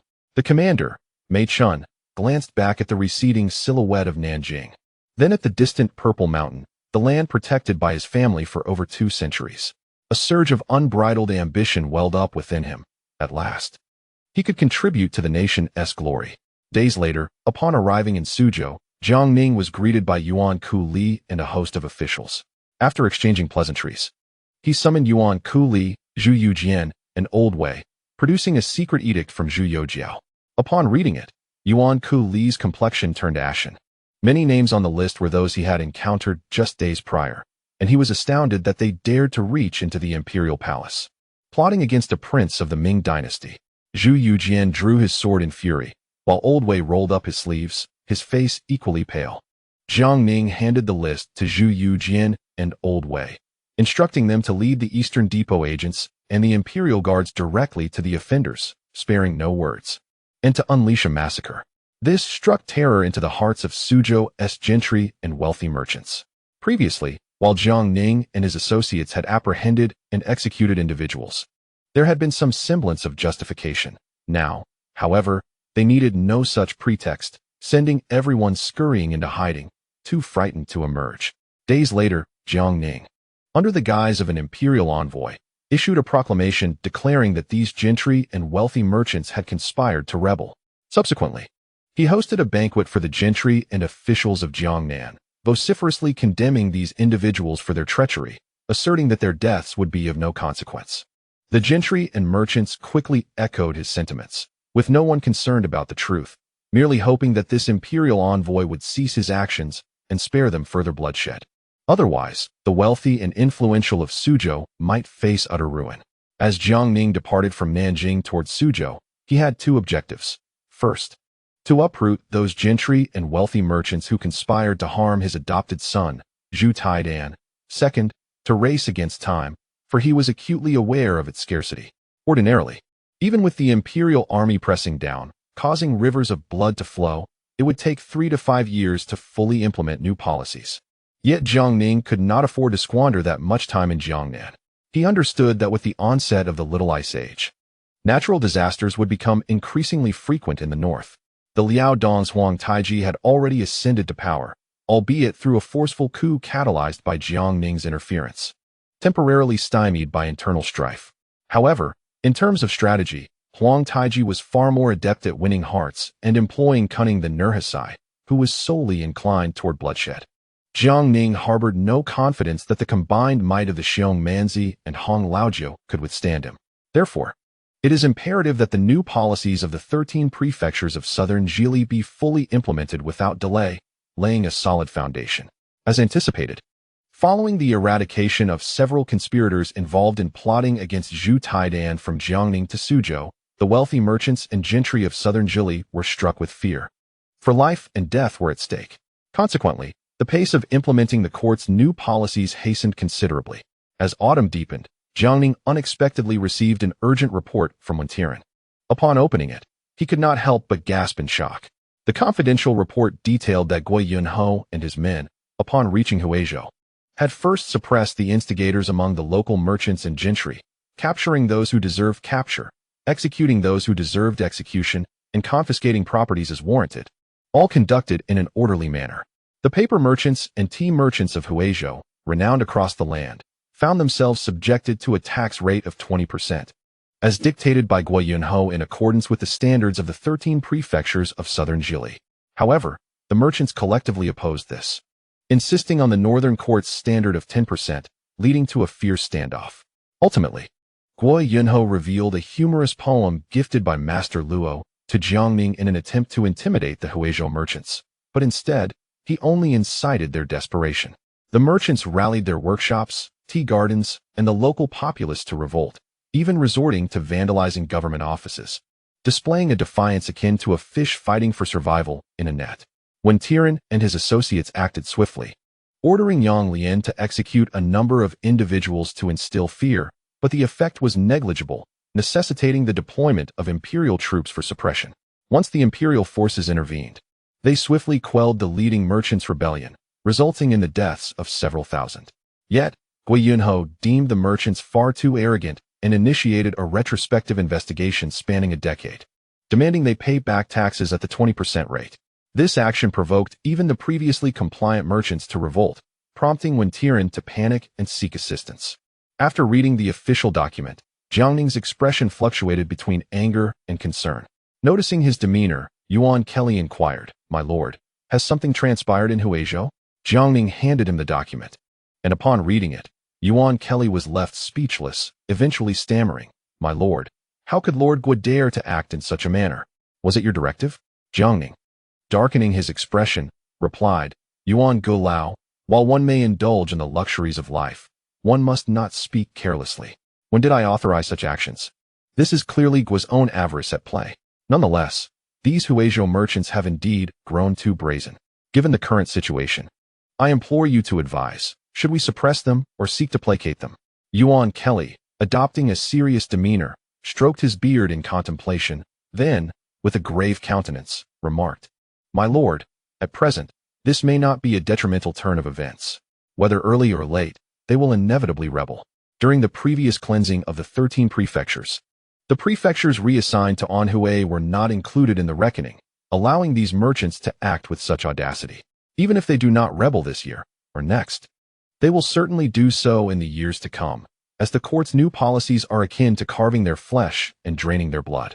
Now that Lord Guo has forced their hand, it is the perfect opportunity to capture them all at once and fully implement the new policies in Anhui. Anyone who dares to resist should be executed." After a moment's reflection, Jiang Ning nodded in agreement and promptly penned a response to Tianqi, the content of which was starkly simple. "Those who defy the edicts of the court shall be executed without mercy." After completing the official seal and signing his name, Jiang Ning was about to arrange for the Jianui to deliver the letter when Yuan Kelly suddenly spoke up. My lord, as Suzhou is currently quite idle, perhaps we could send one of the princes, either Prince Xian or Master Wei, to Huizhou to help manage the situation. Jiang Ning pondered for a moment and replied, in that case, let us send Prince Xian. Yuan Kelly quickly interjected, my lord, that may not be necessary. We already have Elder One, Lord Gua, Fu Zonglong, Yang Lian, and several thousand troops at our disposal. It is truly unnecessary for His Highness to take action. It would be better to send Master Wei, as he excels in dealing with the common folk. If His Highness were to go, he would undoubtedly lead the troops, and who knows how many lives would be lost. Moreover, without your oversight, he might completely lose control. Upon hearing this, Jiang Ning began to contemplate. Among those present, it was clear that Master Wei was undoubtedly the best at grassroots work, his reputation as a living bodhisattva known throughout the Ming dynasty. As for his younger brother, Zhu Yujian, while reliable in his actions, his methods tended to be excessively extreme, relying solely on violence to resolve issues. If left to his own devices, he could potentially cause significant bloodshed. With this in mind, he nodded. Then let us indeed send Master Wei on this errand. Yuan Kelly agreed with a nod. Jiang Ning immediately summoned Master Wei, who arrived with a beaming smile. My lord, Elder Yuan, you both seem rather urgent. Is there some matter at hand? Jiang Ning stood and smiled. You have guessed correctly, Master Wei. There is indeed a matter that requires your personal attention. The situation in Huizhou is rather dire. Elder One and Elder Gua are struggling to maintain order. Master Wei's expression turned to one of confusion as Jiang Ning explained the circumstances in Huizhou. Immediately, Master Wei's eyes glistened with resolve. My lord, without further ado, I shall set out at once. The common people are innocent, misled by unscrupulous merchants and gentry. I will certainly guide them back to the right path and not oppose the court. Jiang Ning smiled and handed him a letter, which Master Wei accepted before swiftly departing.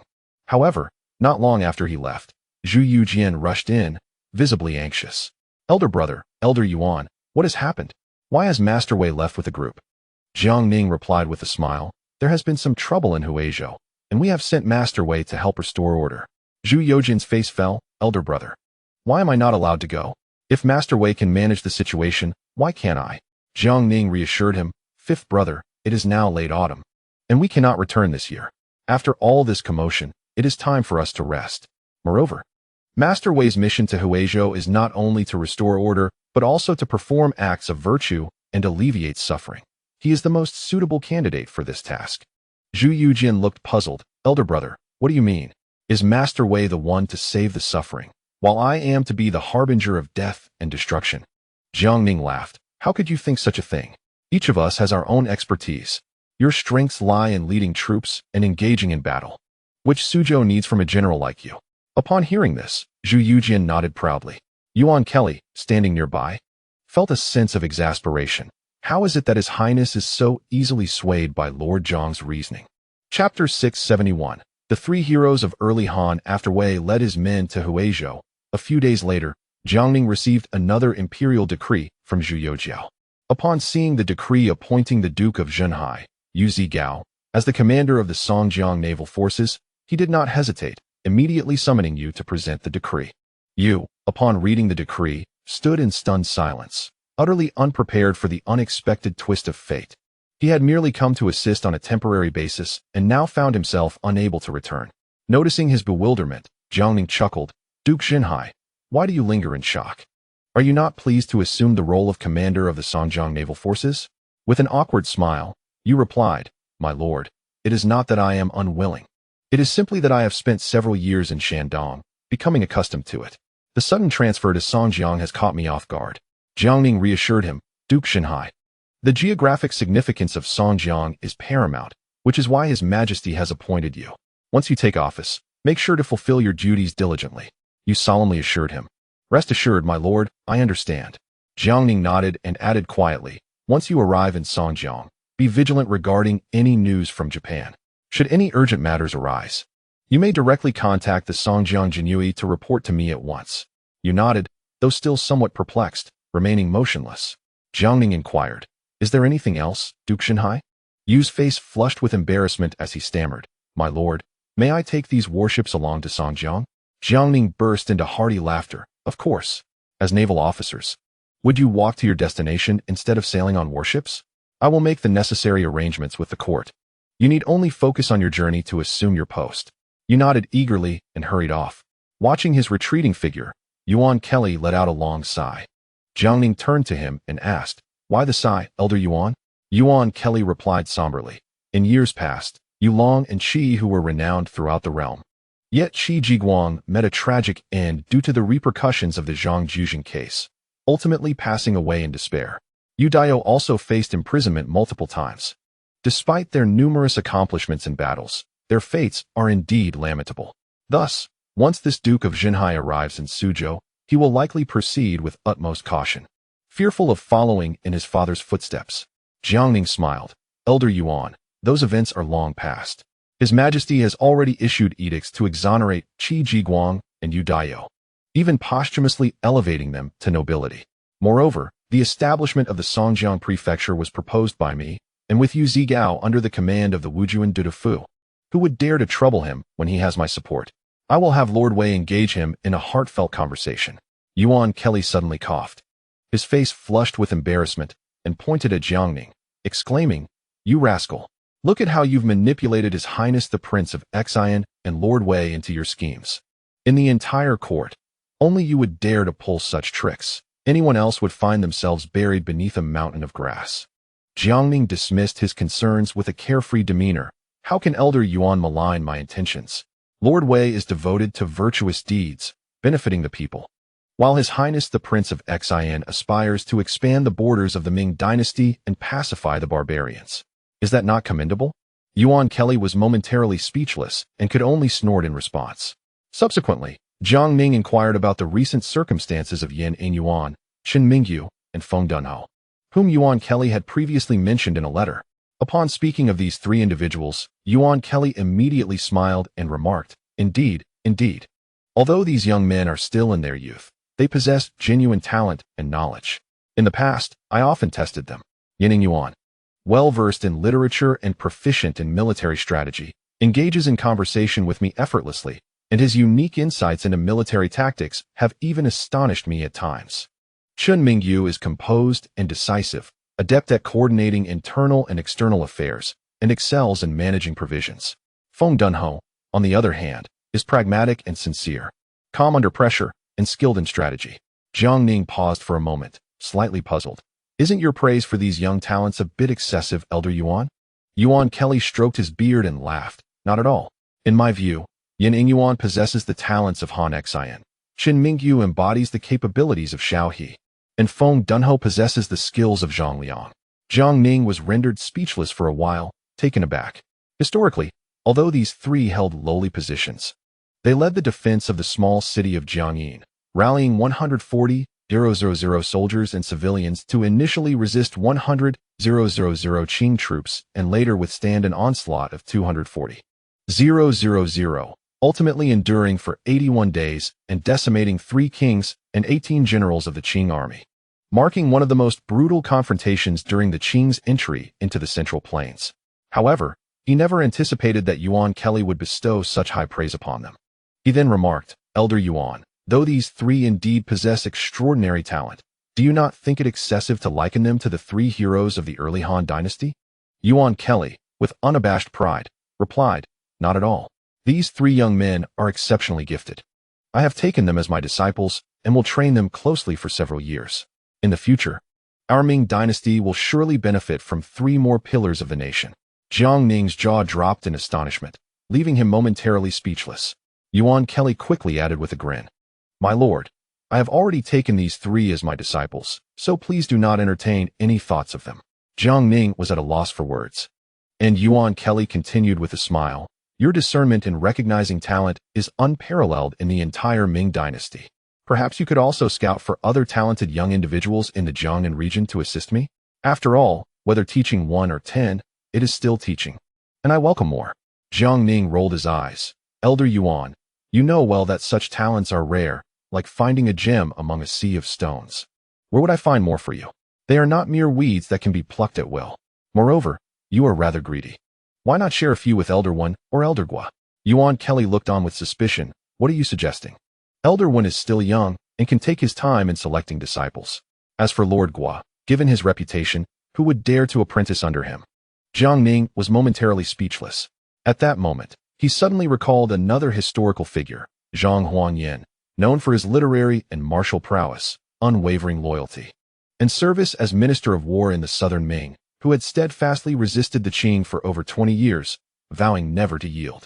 With this thought, Jiang Ning's spirits lifted, and he resolved to recruit this remarkable talent. He promptly stood and whispered a few instructions to Gao Wenkai, who hurriedly departed. Yuan Kelly, observing this, looked puzzled. My lord, is there something that cannot be discussed openly? Jiang Ning chuckled awkwardly. Just a trivial matter, nothing of great significance. With that, he turned to leave. Yuan Kelly hastily stepped forward and grasped his sleeve, exclaiming, My lord, such words lack meaning. Have you conjured up another prodigious talent? Pray do share, and I shall gladly accept them as my disciple. Jiang Ning quickly shook his head. Elder Yuan, you overthink. I merely instructed Xiao Gao on a matter. Do you also wish to involve yourself in the affairs of the Genie Wei? Yuan Kelly paused, reluctantly releasing his grip. Jiang Ning promptly rose to depart, anxious to evade the old man's entanglement. In the following 2 days, Jiang Ning guided Zhu Yujian through the bustling streets of Suzhou.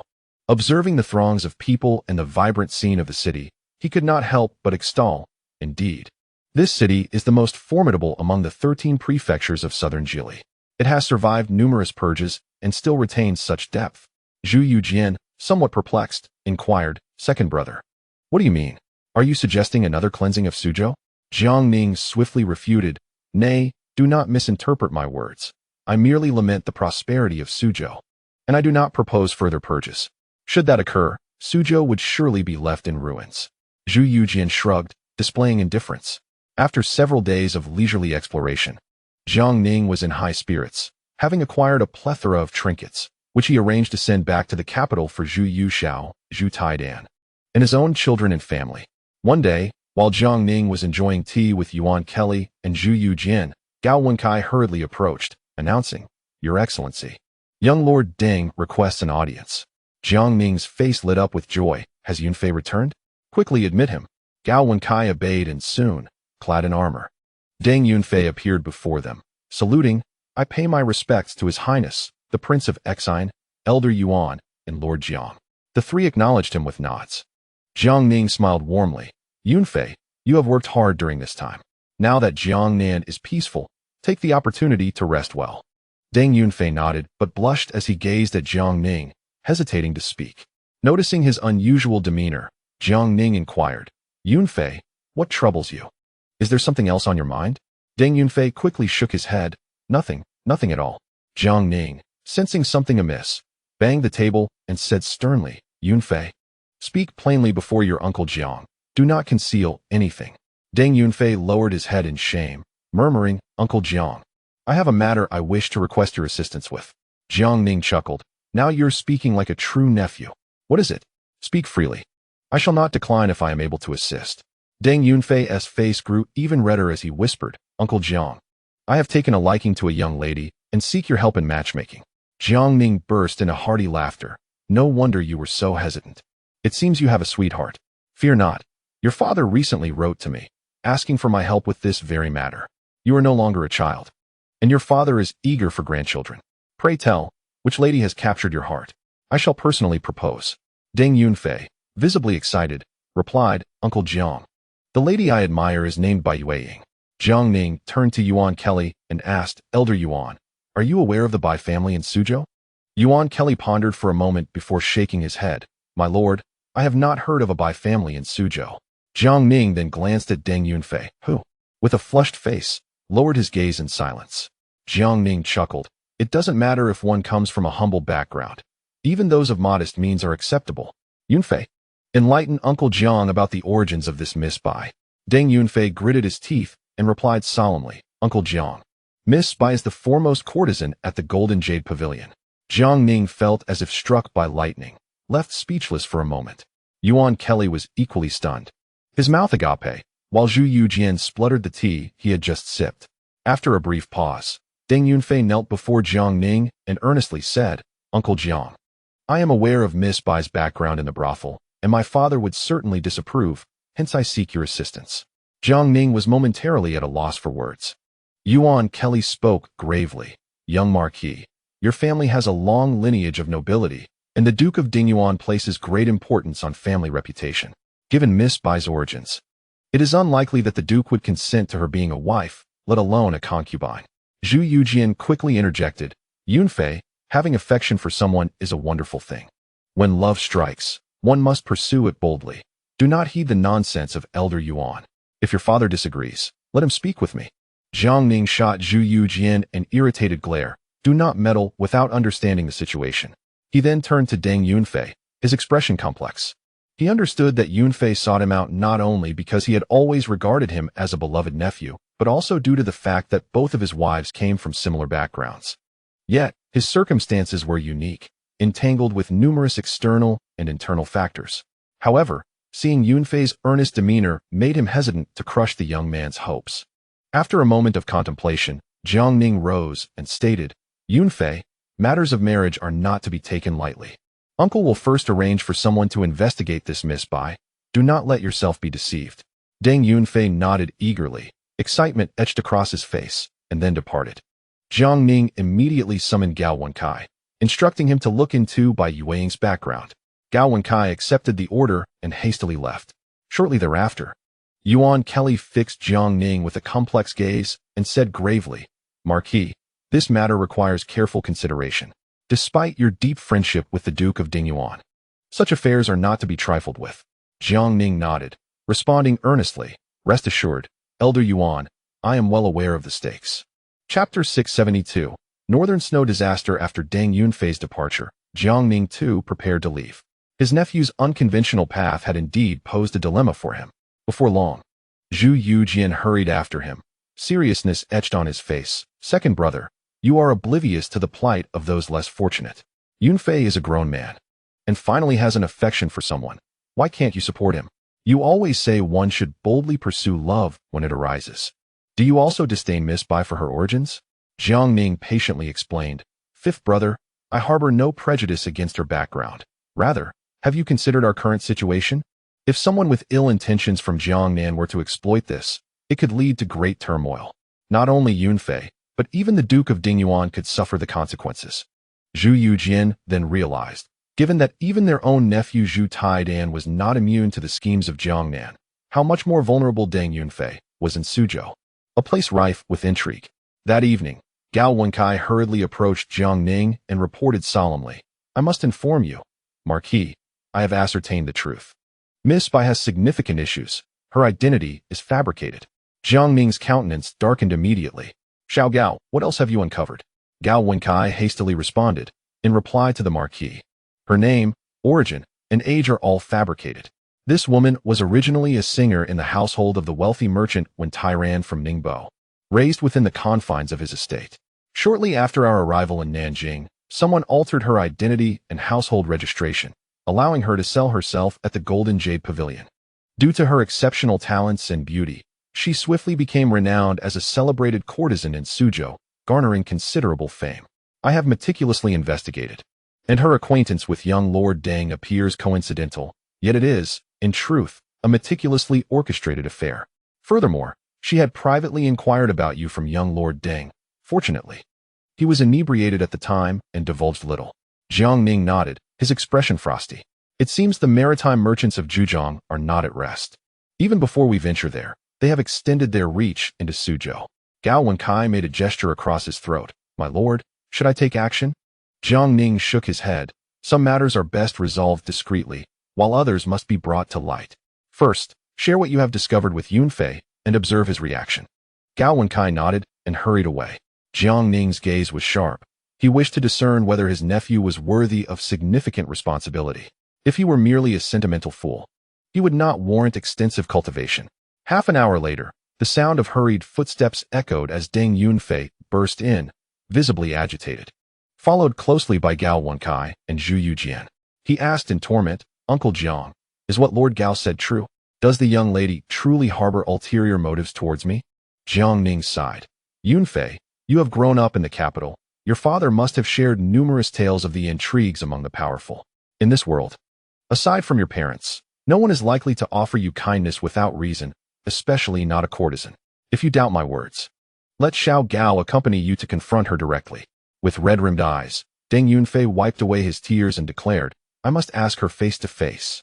He turned and strode away. Jiang Ning signaled to Gao Wenkai, who promptly followed after him. Once they had departed, Zhu Yujian, astonished, exclaimed, Second brother, is this true? You wouldn't be scheming against that young lady, would you? Jiang Ning scoffed. What do you take me for? This young lady indeed has issues. At this, Zhu Yujian could only sigh in resignation. The following morning, a disheartened Deng Yunfei returned to the provincial governor's office alongside Gao Wenkai.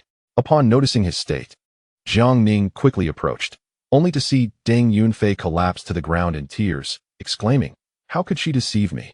I genuinely wished to marry her. How could she betray me so?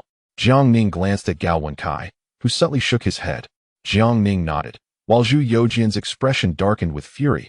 Yunfei, if this woman is indeed treacherous, I shall go and eliminate her this instant. Deng Yunfei, in anguish, shut his eyes, tears streaming uncontrollably. Gao Wenkai interjected, Your Highness, this morning, after clarifying matters, that young lady has already taken poison and ended her life. Zhu Yujian stood frozen in shock, and Jiang Ning was equally taken aback. Gao Wenkai added, My lord, according to the young lady, it seems the merchants of Zhujiang are conspiring to incite unrest and take advantage of the situation. Jiang Ning nodded as he observed Deng Yunfei, who sat on the ground weeping inconsolably, unable to suppress a shake of his head. After a moment, Deng Yunfei ceased his sobs and, voice choked with emotion, inquired, Uncle Jiang, what should I do next? I feel as though my heart has perished. I shall never love another in this lifetime. Jiang Ning crouched down, his expression grave. Yunfei, withdraw from the realm of romance and dedicate yourself to your country. Love for the people and the nation holds boundless promise. There is no need to endure the trials of love. Instead, you must embrace the challenges posed by the court and the populace. Do not aspire to be a dream lover. Strive to be a pillar of the state. The wise do not enter the throes of passion. They labor to build a beautiful homeland. Deng Yunfei, taken aback by Jiang Ning's earnest demeanor, momentarily failed to respond. Jiang Ning patted his shoulder, saying, Enough now. I shall help you find a suitable match later. Do not dwell on these matters any longer. There remains much to be done.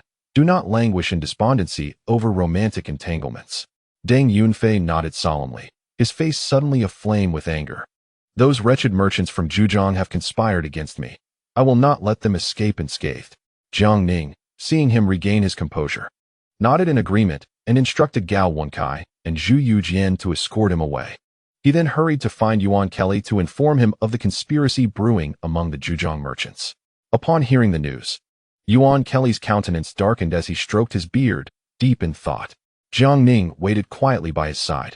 After a moment, Yuan Kelly spoke gravely, My lord, I maintain my stance. Whether early or late, rebellion is inevitable. Why not compel them to reveal themselves and eradicate them in one fell swoop? After all, those sea merchants from Zhujiang have engaged in smuggling and heinous crimes for years. They are guilty of egregious offenses. Although the court has re-established the maritime customs and dispatched the tax department and other officials for oversight, I have heard that many continue to smuggle. The tax set by the court is not exorbitant, merely a 20% levy. Yet they, accustomed to unbridled profit, are unwilling to part with even this modest sum. What use do they have for their ill-gotten gains? Jiang Ning nodded in agreement. If that is the case, let us heed the counsel of Elder Yuan. However, we must be well prepared. Subsequently, Jiang Ning ordered the recall of the Earl of Pingjiang, Chen Qi, the Marquis of Huaiyuan, Chang Mingliang, Lu Xiangxing, and Chao Bianjia to Suzhou, awaiting the chaos instigated by the Zhujiang merchants, at which point they could seize the opportunity to strike decisively.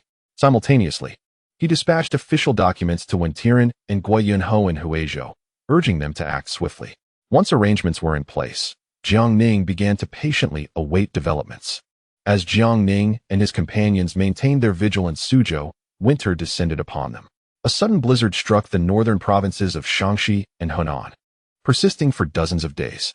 Many homes collapsed under the weight of the snow, roads became impassable, and even the official routes were blocked. Subsequently, certain regions in Shaanxi also faced snow disasters, plunging the populace into panic due to impassable roads. Meanwhile, the governors of Shaanxi, Chenqiu, Hunan, Fengjiahui, and Shaanxi, Xiao Yinsheng, promptly issued decrees to the provincial and county governments, demanding the opening of granaries to aid the people and coordinating with major commercial firms to transport supplies, while also mobilizing citizens to clear the snow from the streets. In response, the soldiers of the three provinces took action, armed with tools, to assist in snow removal and help repair homes. This swift response instilled a sense of warmth in the frightened populace, reassuring them that the court had not abandoned them. In contemporary times, local governments have exerted every effort to provide disaster relief, with soldiers even participating in the endeavor, wielding tools to clear the snow, repair homes, and assist the populace, moving countless citizens to tears. It is noteworthy that in previous years, the government would offer merely symbolic amounts of relief, grain, and tax reductions, a gesture considered a great blessing. Indeed, some officials paid no heed to the plight of the common people at all. The reason that officials from the three provinces acted promptly to distribute grain for relief is due to the changed ethos within the court. In former times, as long as the populace did not revolt, the government would largely remain indifferent, and the court would not investigate. But now, anyone daring to act in such a manner would likely meet a grim fate before the year's end, especially given the recent purges of northern officials following the military funding scandal.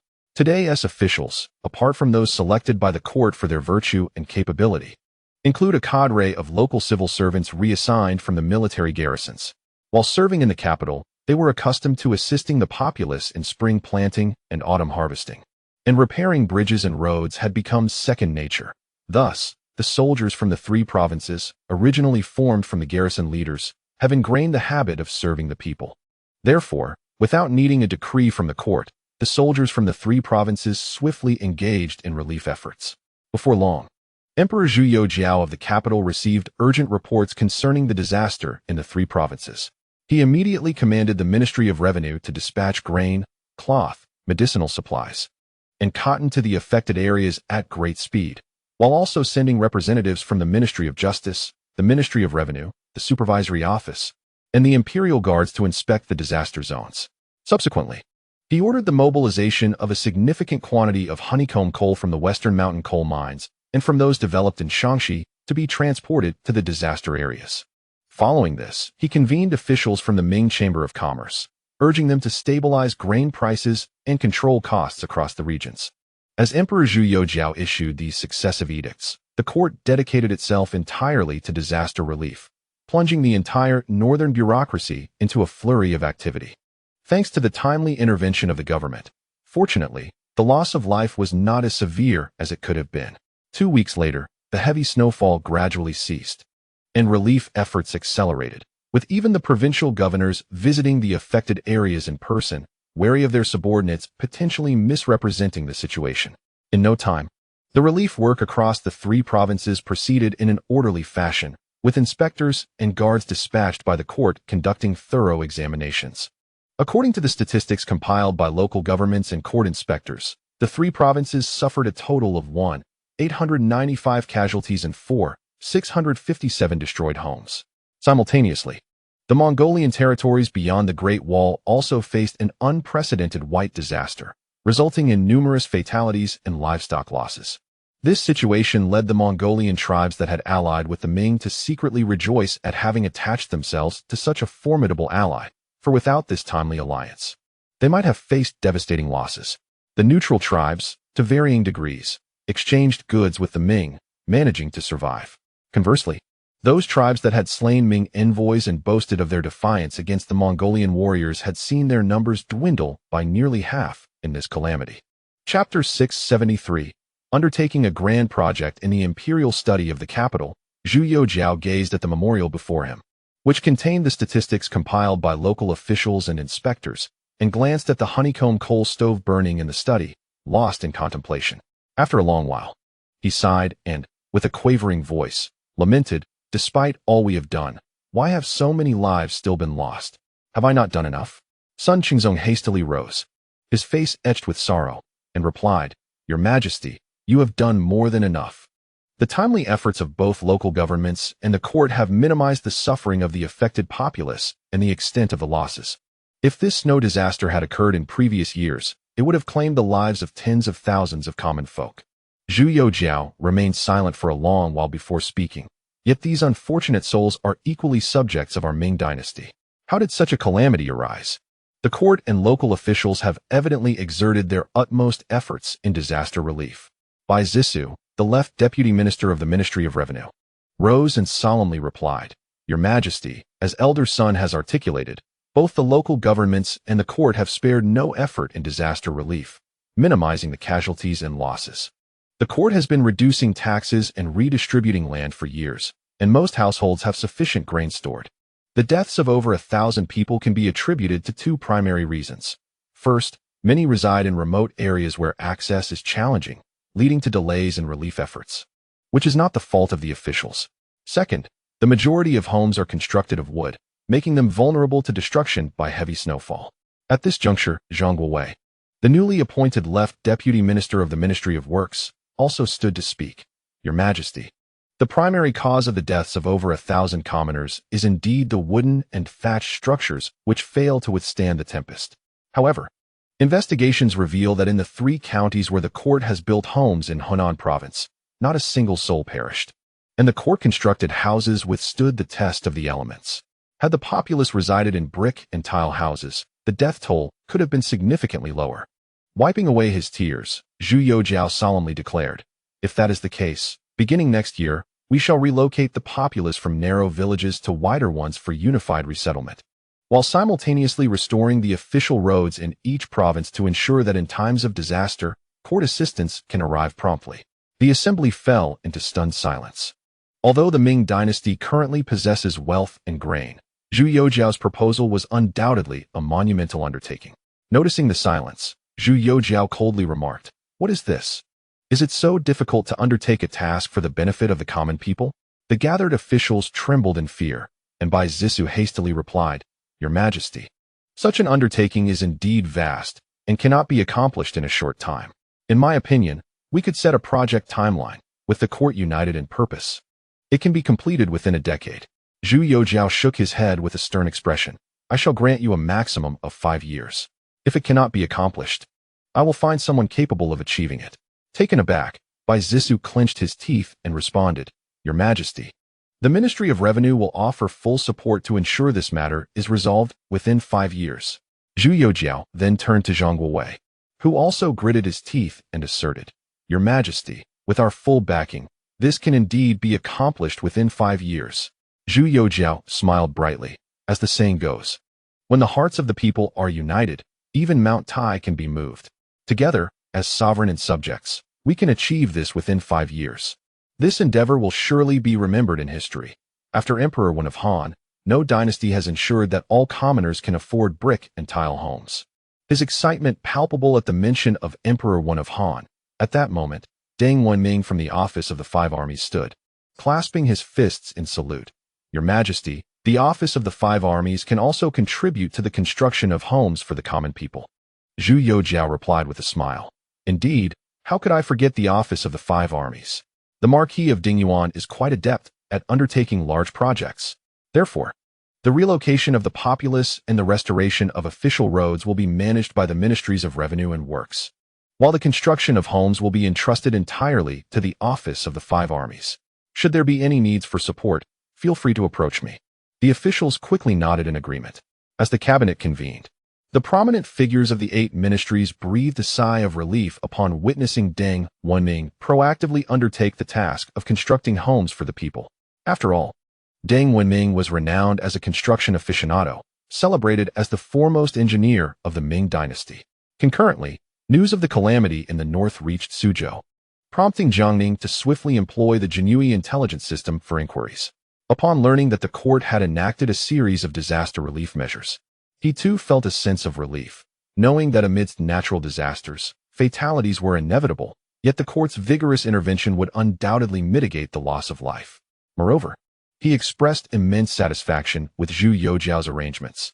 Zhu had matured significantly, demonstrating the capability to make prudent decisions even in Jiang Ning's absence, thereby emerging as a competent sovereign. Nevertheless, Jiang Ning believed that while timely assistance might have been missed, it was imperative to provide supplementary support. He promptly sought out Qian Jingqiu, relaying the details of the northern disaster. As Jiang Ning's trusted confidant, Qian immediately discerned Jiang Ning's intentions toward the gentry and affluent merchants of Jiangnan, and promptly assured him that he would handle all arrangements. With a smile, Jiang Ning nodded in agreement. Upon Qian return, he convened the presidents of the 13 merchant associations of Nanzili along with the key representatives of major merchant groups from the north and southwest, candidly stating that with the court's disaster in the north, they ought to contribute. Upon hearing this, Qin Yud from the Qin Merchant Association and Lin Xiaofeng from the Yu Merchant Association slammed their hands on the table, pledging 500,000 taels of silver and 100,000 shur of grain in support of the disaster-stricken areas. The other representatives from various merchant associations also responded in kind, leaving the representatives of the 13 Nanzili merchant associations utterly astonished. In the past, such scenarios typically involved officials beseeching them for aid, often resembling beggary, with contributions varying at the whim of the donors. Witnessing Qin Yud and Lin Xiaofeng's proactive stance was a first for them, leaving them dumbfounded. Soon, through the generous donations from the various merchant associations, over 3 million taels of silver and 380,000 shur of grain had been pledged. Yet the representatives of the 13 Nanzili merchant associations remained silent. Qian cast a cold gaze upon them, and the representatives from the northern and southwestern merchant associations exhibited discontent. Zhao Chongqing was the first to react, promptly declaring, "The Suzhou Merchant Association will contribute 200,000 taels of silver and 50,000 shur of grain for disaster relief."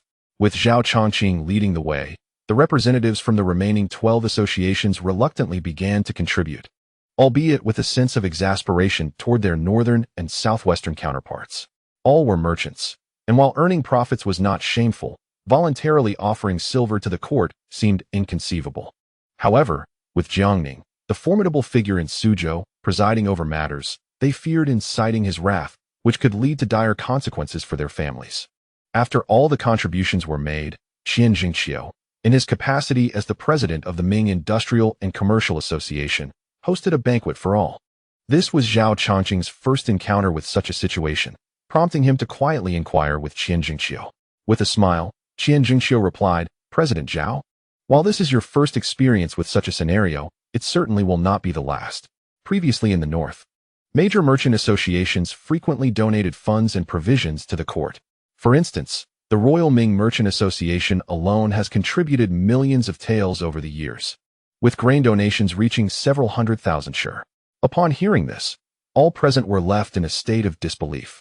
Qin Yud, with a face full of pride, declared, "Chairman Qian is quite right. However, our Qin Merchants Association is somewhat lacking, having only donated over 2.8 million taels of silver and 500,000 stones of grain."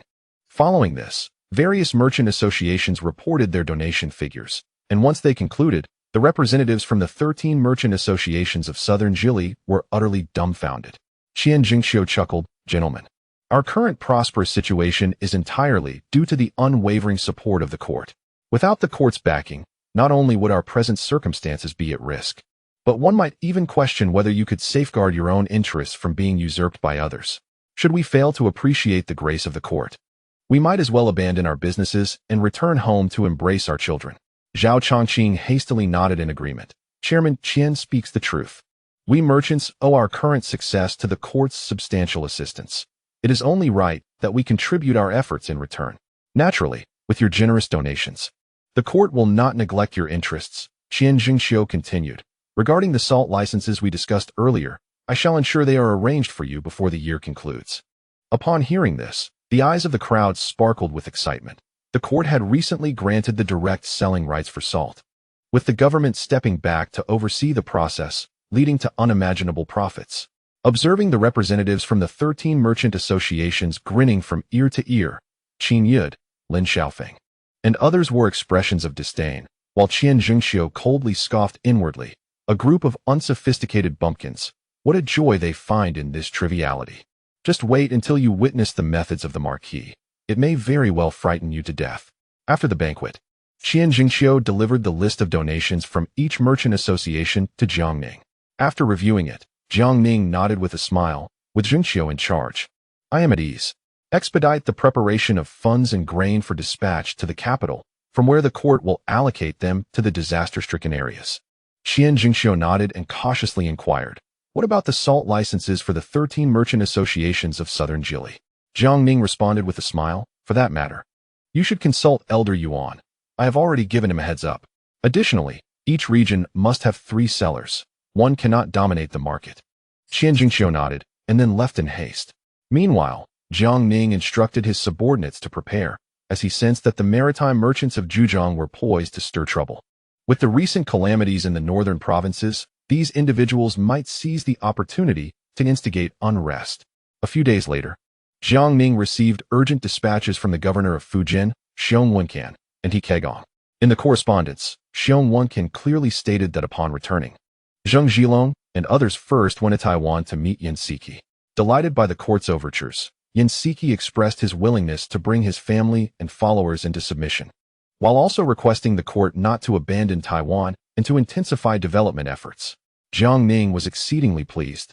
This Yansiki, whom he had never met, was indeed as magnanimous and principled as the historical record suggested. Subsequently, he examined the dispatch from Hekegang and was immediately filled with joy. After leaving Taiwan and returning to Japan's Hirado, Zheng Zhilong and others conveyed the court's stance to Li Dan. While Li Dan was willing to accept the terms of submission, a faction of pirate leaders under him vehemently opposed the idea, leading to a fierce dispute between the two sides. Unfortunately, with Li Dan already in poor health, the internal strife exacerbated his condition, leaving him unable to mediate, and the two factions ended up clashing violently. As Li Dan's son has completely transformed into a maritime merchant, he entrusted Zheng Zhilong with full authority to manage the situation. Zheng Zhilong, not one to hold back, immediately undertook a military campaign against the pirate leaders who refused to submit. The two sides are now locked in a fierce conflict. With Zheng Zhilong having gained the upper hand, Jiang Ning is thoroughly pleased, confident that Zheng Zhilong will emerge as the ultimate victor. This young man possesses an abundance of cunning and views the unyielding pirates as adversaries. Moreover, it seems Li Dan has little time left. It is predictable that after Li Dan's demise, Zheng Zhilong would seize control of his faction, using it as leverage to align with the imperial court. However, in Jiang Ning's eyes, Zheng Zhilong remains a minor player. Their internal strife merely serves to deplete their strength, which is advantageous to the court. Subsequently, Jiang Ning penned replies to both Xiong Wenkan and Hekegang. He informed Xiong Wenkan that the court would never abandon Taiwan and would soon engage in military actions to expel the Spanish and Dutch forces occupying the island, while simultaneously increasing development efforts and organizing civilian migration. If feasible, they should first persuade Yansiki to surrender and appoint him as a deputy admiral. He also instructed Hekegang to prepare for the reorganization of Yansiki's troops, dispatching naval personnel to garrison Penghu and Taiwan.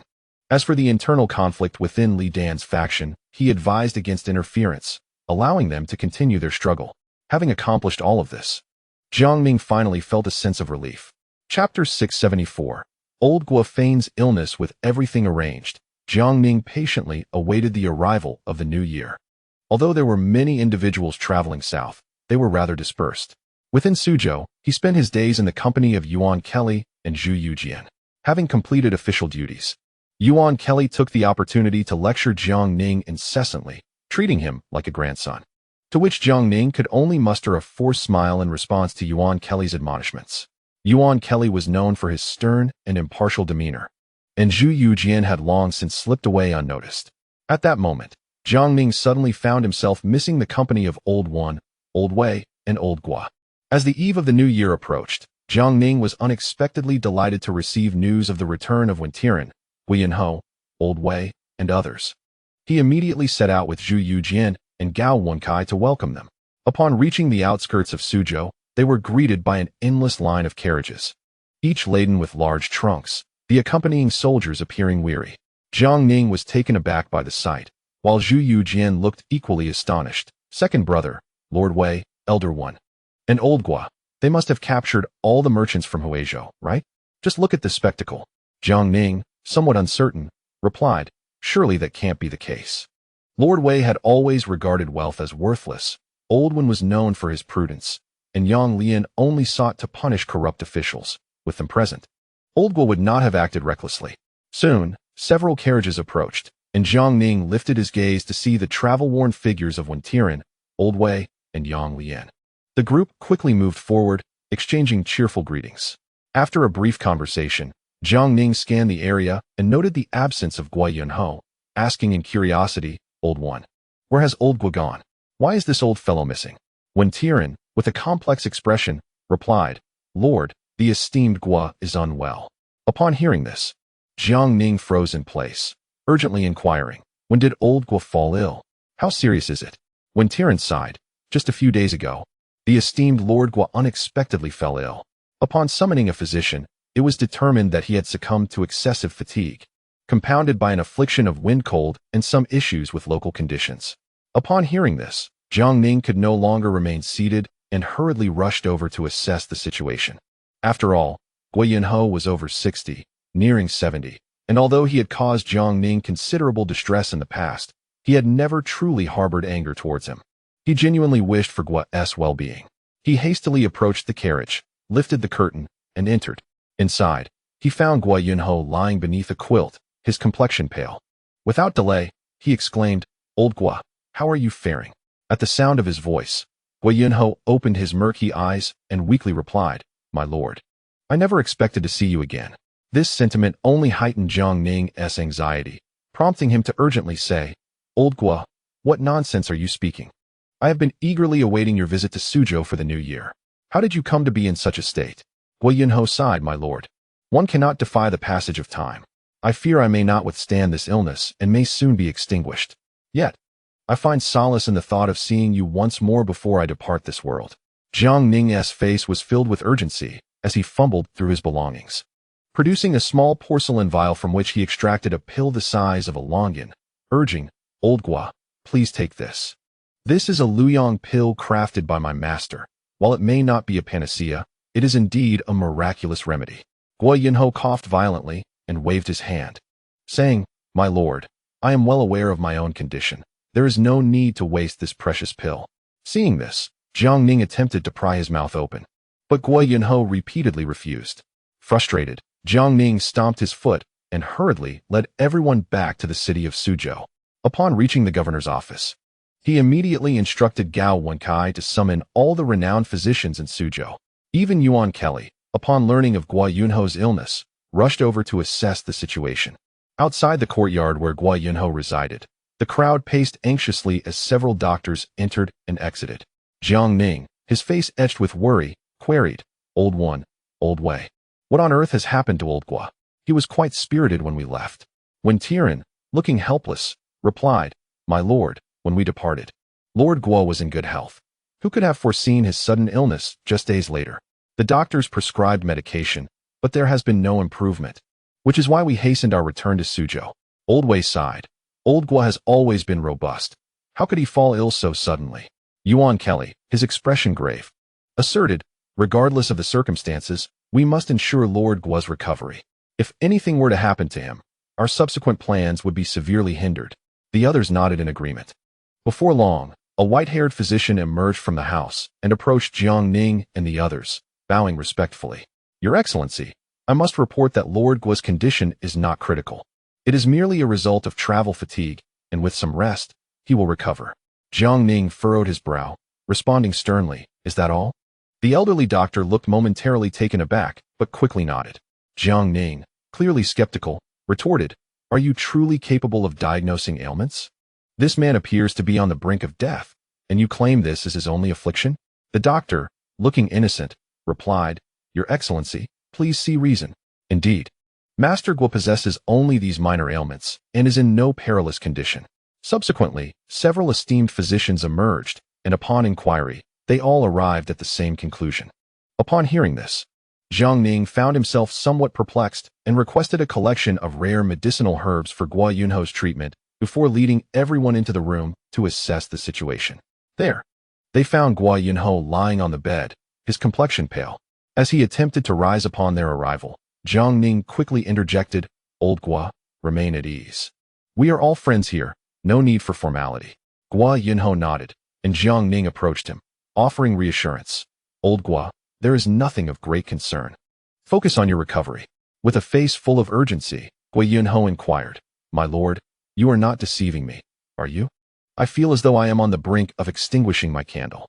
Jiang Ning hastily reassured him, Old Gua, it is not as grave as you fear. I have consulted with the dozen or so physicians who just left, and they all concur that you are merely fatigued from travel, suffering from a bit of acclimatization issues, compounded by a mild cold. With some rest, you shall be well again. Gua Yunho nodded, and to prevent any further anxious thoughts, Jiang Ning continued, Old Gua, you must recuperate soon. After the new year, we shall embark on a grand venture in Zhujiang. Upon hearing this, Gua Yunho sprang up from the bed, seizing Jiang Ning's sleeve with eagerness, exclaiming, My lord, are you truly serious? Jiang Ning promptly affirmed, When have I ever misled you? Gua Yunho's face lit up with joy. My lord, the sea merchants of Zhujiang are exceedingly wealthy. Surely we can amass 10 million taels. Jiang Ning chuckled, Not a problem. What is 10 million taels? With your talents, Old Gua, you could acquire it even with your eyes closed. Gua Yunho coughed proudly, of course. In all of the Ming dynasty, if it comes to procuring silver, I stand second to none, and no one dares to claim the first position. The others behind him quickly chimed in with words of encouragement. After a moment, Gua Yunho, slightly sheepish, remarked, My lord, I caused quite the debacle in Huizhou. You are not angry, are you? Jiang Ning paused briefly, then smiled.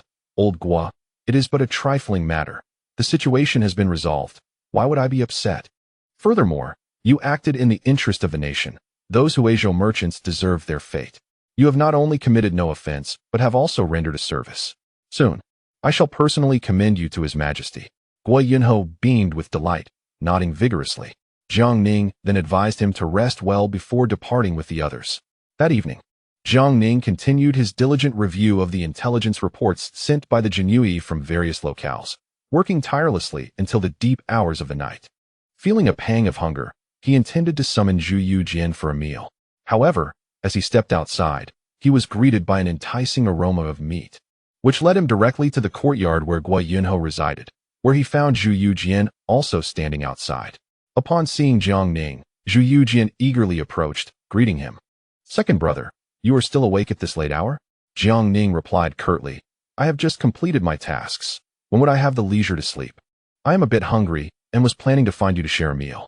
Zhu Yujian's face brightened. Second brother, I detected the scent of meat wafting from Master Gua's courtyard. Did you catch a whiff? Jiang Ning nodded, and Zhu Yujian, with a hint of confusion, remarked. But the physicians advised that Old Gua should rest in bed. How is there a smell of meat? I can also detect the fragrance of wine. Jiang Ning, with a puzzled expression, noticed the flickering candlelight within the room and led a few companions to investigate. To their astonishment, upon opening the door, they found Gua Yunho before a copper pot, accompanied by several plates of neatly sliced lamb and a jug of warmed wine.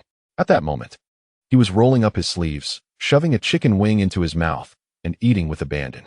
Jiang Ning and his companions stood there, mouths agape in disbelief, as Gua Yunho, upon seeing them, momentarily froze in surprise. After a brief pause, Jiang Ning, filled with indignation, approached Gua Yunho and coldly inquired, Old Gua, weren't you gravely ill during the day, nearly on the brink of death? How is it that you now possess such a hearty appetite at this late hour? Indulging in lamb and chicken wings, while sipping wine, you hardly appear to be ailing. Beside him, Zhu Yujian hastily asked, Old Gua, what is the meaning of this? Gua Yunho's eyes darted around, and he quickly replied, My lord, I am indeed unwell, and quite severely so. I thought it prudent to enjoy a fine meal before my demise, and there is another significant reason. Jiang Ning, his voice frosty, pressed, Pray, enlighten me about this reason. After a moment of contemplation, Gua Yunho finally confessed, Because I have a fondness for braised wings. Jiang Ning, exasperated yet incredulous, scoffed. The physician advised you to rest and maintain a light diet. Why did you not heed his counsel? Suddenly, Zhu Yujian smacked his forehead, exclaiming, Second brother, I understand now. It must be that Old Gua was tempted by his cravings, sneaking meat and wine. Observing Gua Yunho's ruddy complexion and greasy lips, Jiang Ning quickly discerned that the old fellow was feigning illness to evade responsibility for the troubles he had caused in Huizhou. With a disdainful huff, he turned to leave, but not before seizing the lamb and roasted chicken from the table, declaring to Zhu Yujian, Fifth brother, take the wine as well. Let this old rascal dine on vegetables for a few days. Zhu Yujian nodded eagerly, picking up the wine jug and heading out. Nearby, Gao Wenkai, witnessing the scene, snatched a half-eaten chicken wing from Guo Yunho's grasp, grinning as he remarked, "Old Master Guo, with your current condition, you ought not to indulge in such excess." With that, he scampered off to join Jiang Ning and the others. Guo Yunho was left speechless, a mix of exasperation and disbelief washing over him. The next day, news of Guo Yunho's charade spread, inciting a wave of fury among the others, who took turns admonishing him. Guo Yunho lowered his head, not daring to utter a word in defense. Following this farce, everyone settled down to prepare for the new year, and soon the eve of the celebration arrived. Jiang Ning gathered everyone to make dumplings, with he and Zhu Yujian handling the dough, Gao Wenkai rolling out the skins, and Old Wei deftly crafting the dumplings. Even Yuan Kelly and Wen Tiran joined in to lend a hand. Working together, they quickly finished preparing the dumplings, after which they arranged a sumptuous feast and sat down together, sharing laughter and conversation. Before long, Old Wei suddenly slapped his forehead, exclaiming, "We brought back something wonderful this time, and I completely forgot about it." Turning to the nearby Eastern Depot guards, he issued a few instructions, and they hurriedly departed. The others looked at Old Wei with curiosity, and Jiang Ning inquired, "What treasure has Lord Wei brought back, shrouded in such mystery?" Old Wei chuckled, "Ling Shuang Ho." Jiang Ning paused slightly, and after a moment, a young attendant from the Eastern Depot entered, carrying a bamboo basket. Old Wei took the basket, lifted the cloth covering it, revealing a collection of plump, crimson persimmons. He quickly exclaimed, "My lord, your highness, Elder Yuan, Elder One, do indulge." Jiang Ning, puzzled, responded, "But Wei Gonggong, this is merely a basket of persimmons. Why do you refer to it as Ling Shuang Ho? I was just wondering when our court had such a title." Beside him, Yuan Kelly picked up a persimmon, stroked his beard, and smiled. "My lord may not be aware, but this persimmon is indeed called Ling Shuang Ho, a title bestowed by our founding emperor himself." Jiang Ning's interest was piqued, and Zhu Yujian quickly interjected, "Second brother, I know this tale, let me share it with everyone." Yuan Kelly nodded. "Others may not understand, but surely Prince Xian knows. Let him speak." Zhu Yujian, with pride, began recounting, "The story of Ling Shuang Ho is indeed lengthy, but I shall be succinct. During the late Yuan and the Zhijing years, before our esteemed emperor joined the Red Turban Army, he was merely begging for survival in Huaishi. The world was in turmoil, plagued by natural disasters and human misfortunes, with people fleeing in every direction, and our emperor himself often went hungry. One day, passing through a village in Haozhou, having not eaten for days and on the brink of starvation, he spotted a tree not far off, laden with bright red fruits. Driven by desperation, he rushed to the tree, climbed up, and picked one to eat. It was sweet and delicious, and he consumed dozens, finally sustaining his life. Later, upon joining the Red Turban Army and rising to become a leader in the rebellion, he happened to pass that very persimmon tree again. Remembering how it had saved him, he wept bitterly, proclaiming to his generals, "Without this persimmon tree, I would not have survived to this day." In gratitude, he draped his grand red robe over the tree. Once he ascended the throne, he honored the tree with the title Ling Shuang Ho, and it was later included among the tributes. Jiang Ning, enlightened by Zhu Yujian's narrative, was surprised to discover this tale associated with the old Zhu. Yuan Kelly nodded in agreement. "Prince Xian speaks true, it is indeed so." However, after the current emperor ascended, he developed a distaste for persimmons, leading to their removal from the tribute list. Upon hearing this, Zhu Yujian expressed his dismay. "How could my brother forget his roots? Persimmons are delightful. How could he not like them?" The others present shivered at his words, and Old Wei, who had been enjoying a persimmon, nearly choked, coughing violently before hurriedly advising, "Your Highness, tread carefully with your words." Zhu Yujian shrugged and took a bite of a persimmon. Jiang Ning and the others promptly followed suit, savoring its delightful flavor. Amidst laughter and merriment, they managed to enjoy a peaceful new year. On the 10th day of the first month, Yuan Kelly dispatched the young talents from the 13 guardians of the Southern Direct Administration back to Suzhou. Upon receiving the news, Jiang Ning grew curious and wished to meet the legendary Jiangnan 3 heroes, swiftly making his way to Yuan Kelly's temporary residence. Yuan Kelly sat behind his desk, while Yin Ing Yuan, Chen Mingyu, and Feng Hodun presented official documents for his review. As Yuan Kelly perused the papers, he inquired about specific matters, and the trio responded fluidly.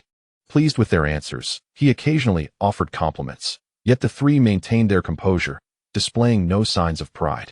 Upon the arrival of Jiang Ning and his companions, Yuan Kelly promptly rose to greet them, and after a few courteous exchanges, they took their seats. Jiang Ning scrutinized these three illustrious figures. All appeared to be around 17 or 18 years of age. Yan Yuan was tall and imposing, with a dignified countenance that commanded respect even in silence, like a sword drawn from its sheath. Chun Mingyu, equally handsome and upright, exuded a sense of calm professionalism, maintaining a balanced demeanor in the presence of others. Feng Hodun, resembling a youthful scholar, possessed eyes that sparkled with intellect, as if harboring countless schemes. Yet he exhibited humility and courtesy towards Jiang Ning and his companions. Jiang Ning began to comprehend why Yuan Kelly compared these young men to the three heroes of the early Han dynasty. Historically, they had been mere minor officials who had caused significant distress to the Qing army. Should they truly mature and be entrusted with great responsibilities, it was unfathomable what remarkable deeds they might accomplish.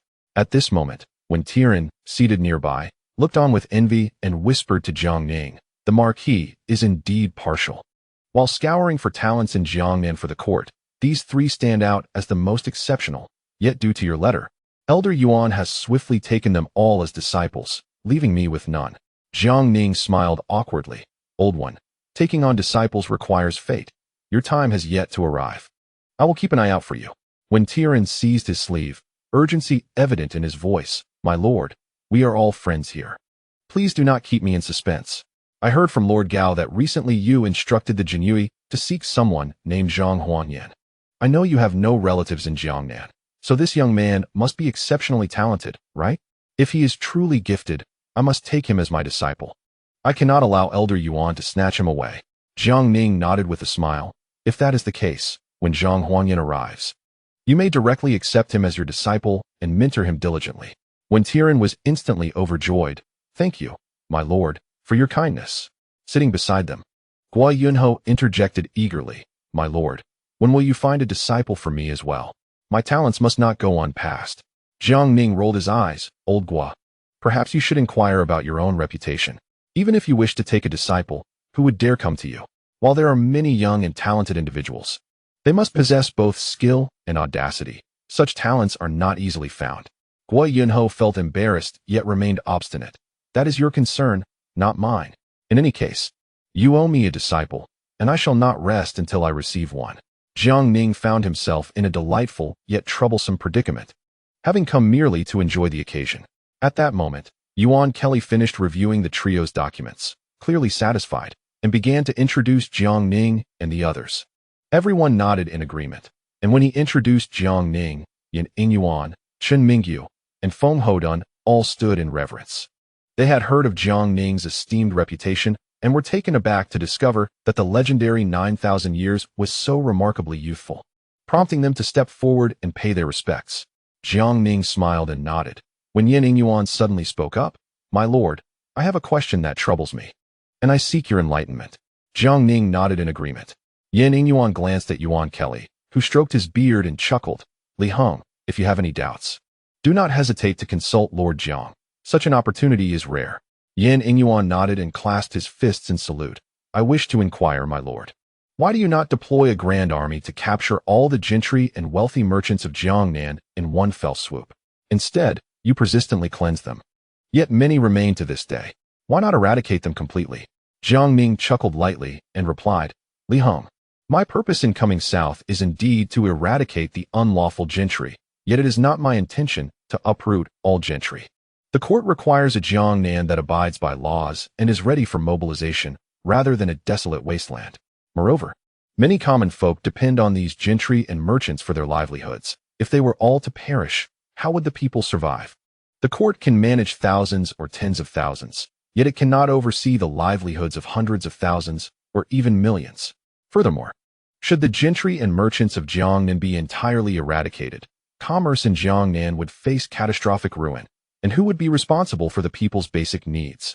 Even if merchants from the north and northwest were summoned, they could not restore stability to Jiangnan's populace in the short term. Thus, my choice to repeatedly cleanse is to eliminate the harmful elements while preserving the law-abiding, thereby alleviating the suffering of Jiangnan citizens, increasing the court's revenue, and sustaining the vitality of Jiangnan's commerce. Yan Ingyuan nodded, seemingly understanding. Thank you for your guidance, my lord. Jiang Ning marveled at the astuteness of the esteemed Yan Ingyuan, who, upon speaking, was not one to suggest mere uprooting or eradication. He truly possessed a fierce character. At this moment, Chen Mingyu approached Gui Yunho and bowed. I have a question that I wish to ask Lord Gua for clarification. With a beaming smile, Gui Yunho nodded. Chen Mingyu then inquired about various matters, including the court's taxation, treasury funds, commercial taxes, and agricultural taxes, to which Gui Yunho provided thorough answers. Chen Mingyu, filled with excitement, clasped his fists in gratitude. Thank you, Lord Gua, for your enlightening answers. I am immensely grateful. Gui Yunho, stroking his beard, laughed heartily. Following that, Feng Hodun came before Jiang Ning and bowed. I have a perplexity in my heart that I wish to have clarified by my lord. Jiang Ning smiled and nodded. Feng Hodun then asked, my lord, as you journey southward, countless lives have been taken, rivers run red with blood, yet it serves the nation and the people. I have heard from my teacher that many of the court's new policies are devised and implemented by you. Now, as these new policies are being enforced, it appears they are drawing the blood of the gentry and wealthy merchants, carving away at their flesh. I speculate that you must have a contingency plan in mind. Perhaps these new policies are preparations for that. Jiang Ning was taken aback, contemplating. This lad has discerned that I still have a backup plan. Yet, he merely smiled in silence. Feng Hodun continued, but my lord, have you considered that in doing so, you are positioning yourself as an enemy of the world? Even the current emperor may not withstand a united uprising from the populace. Though you have suppressed the northern gentry by force and instilled fear in the gentry and merchants of Jiangnan, have you not contemplated the legacy you will leave behind in a century? Furthermore, your name is currently spoken of throughout Jiangnan, with whispers of the living King Yin and even rumors suggesting you harbor ulterior motives and ambitions. Lord Ho, are you not afraid of meeting the same fate as Zhang Taiyue, Zhang Jujing, from years past? As Feng Hodun's voice faded, the expressions of those present shifted dramatically. Yuan Kelly quickly interjected, Peiqing, Feng Hodun, courtesy name Peiqing. You must not be disrespectful.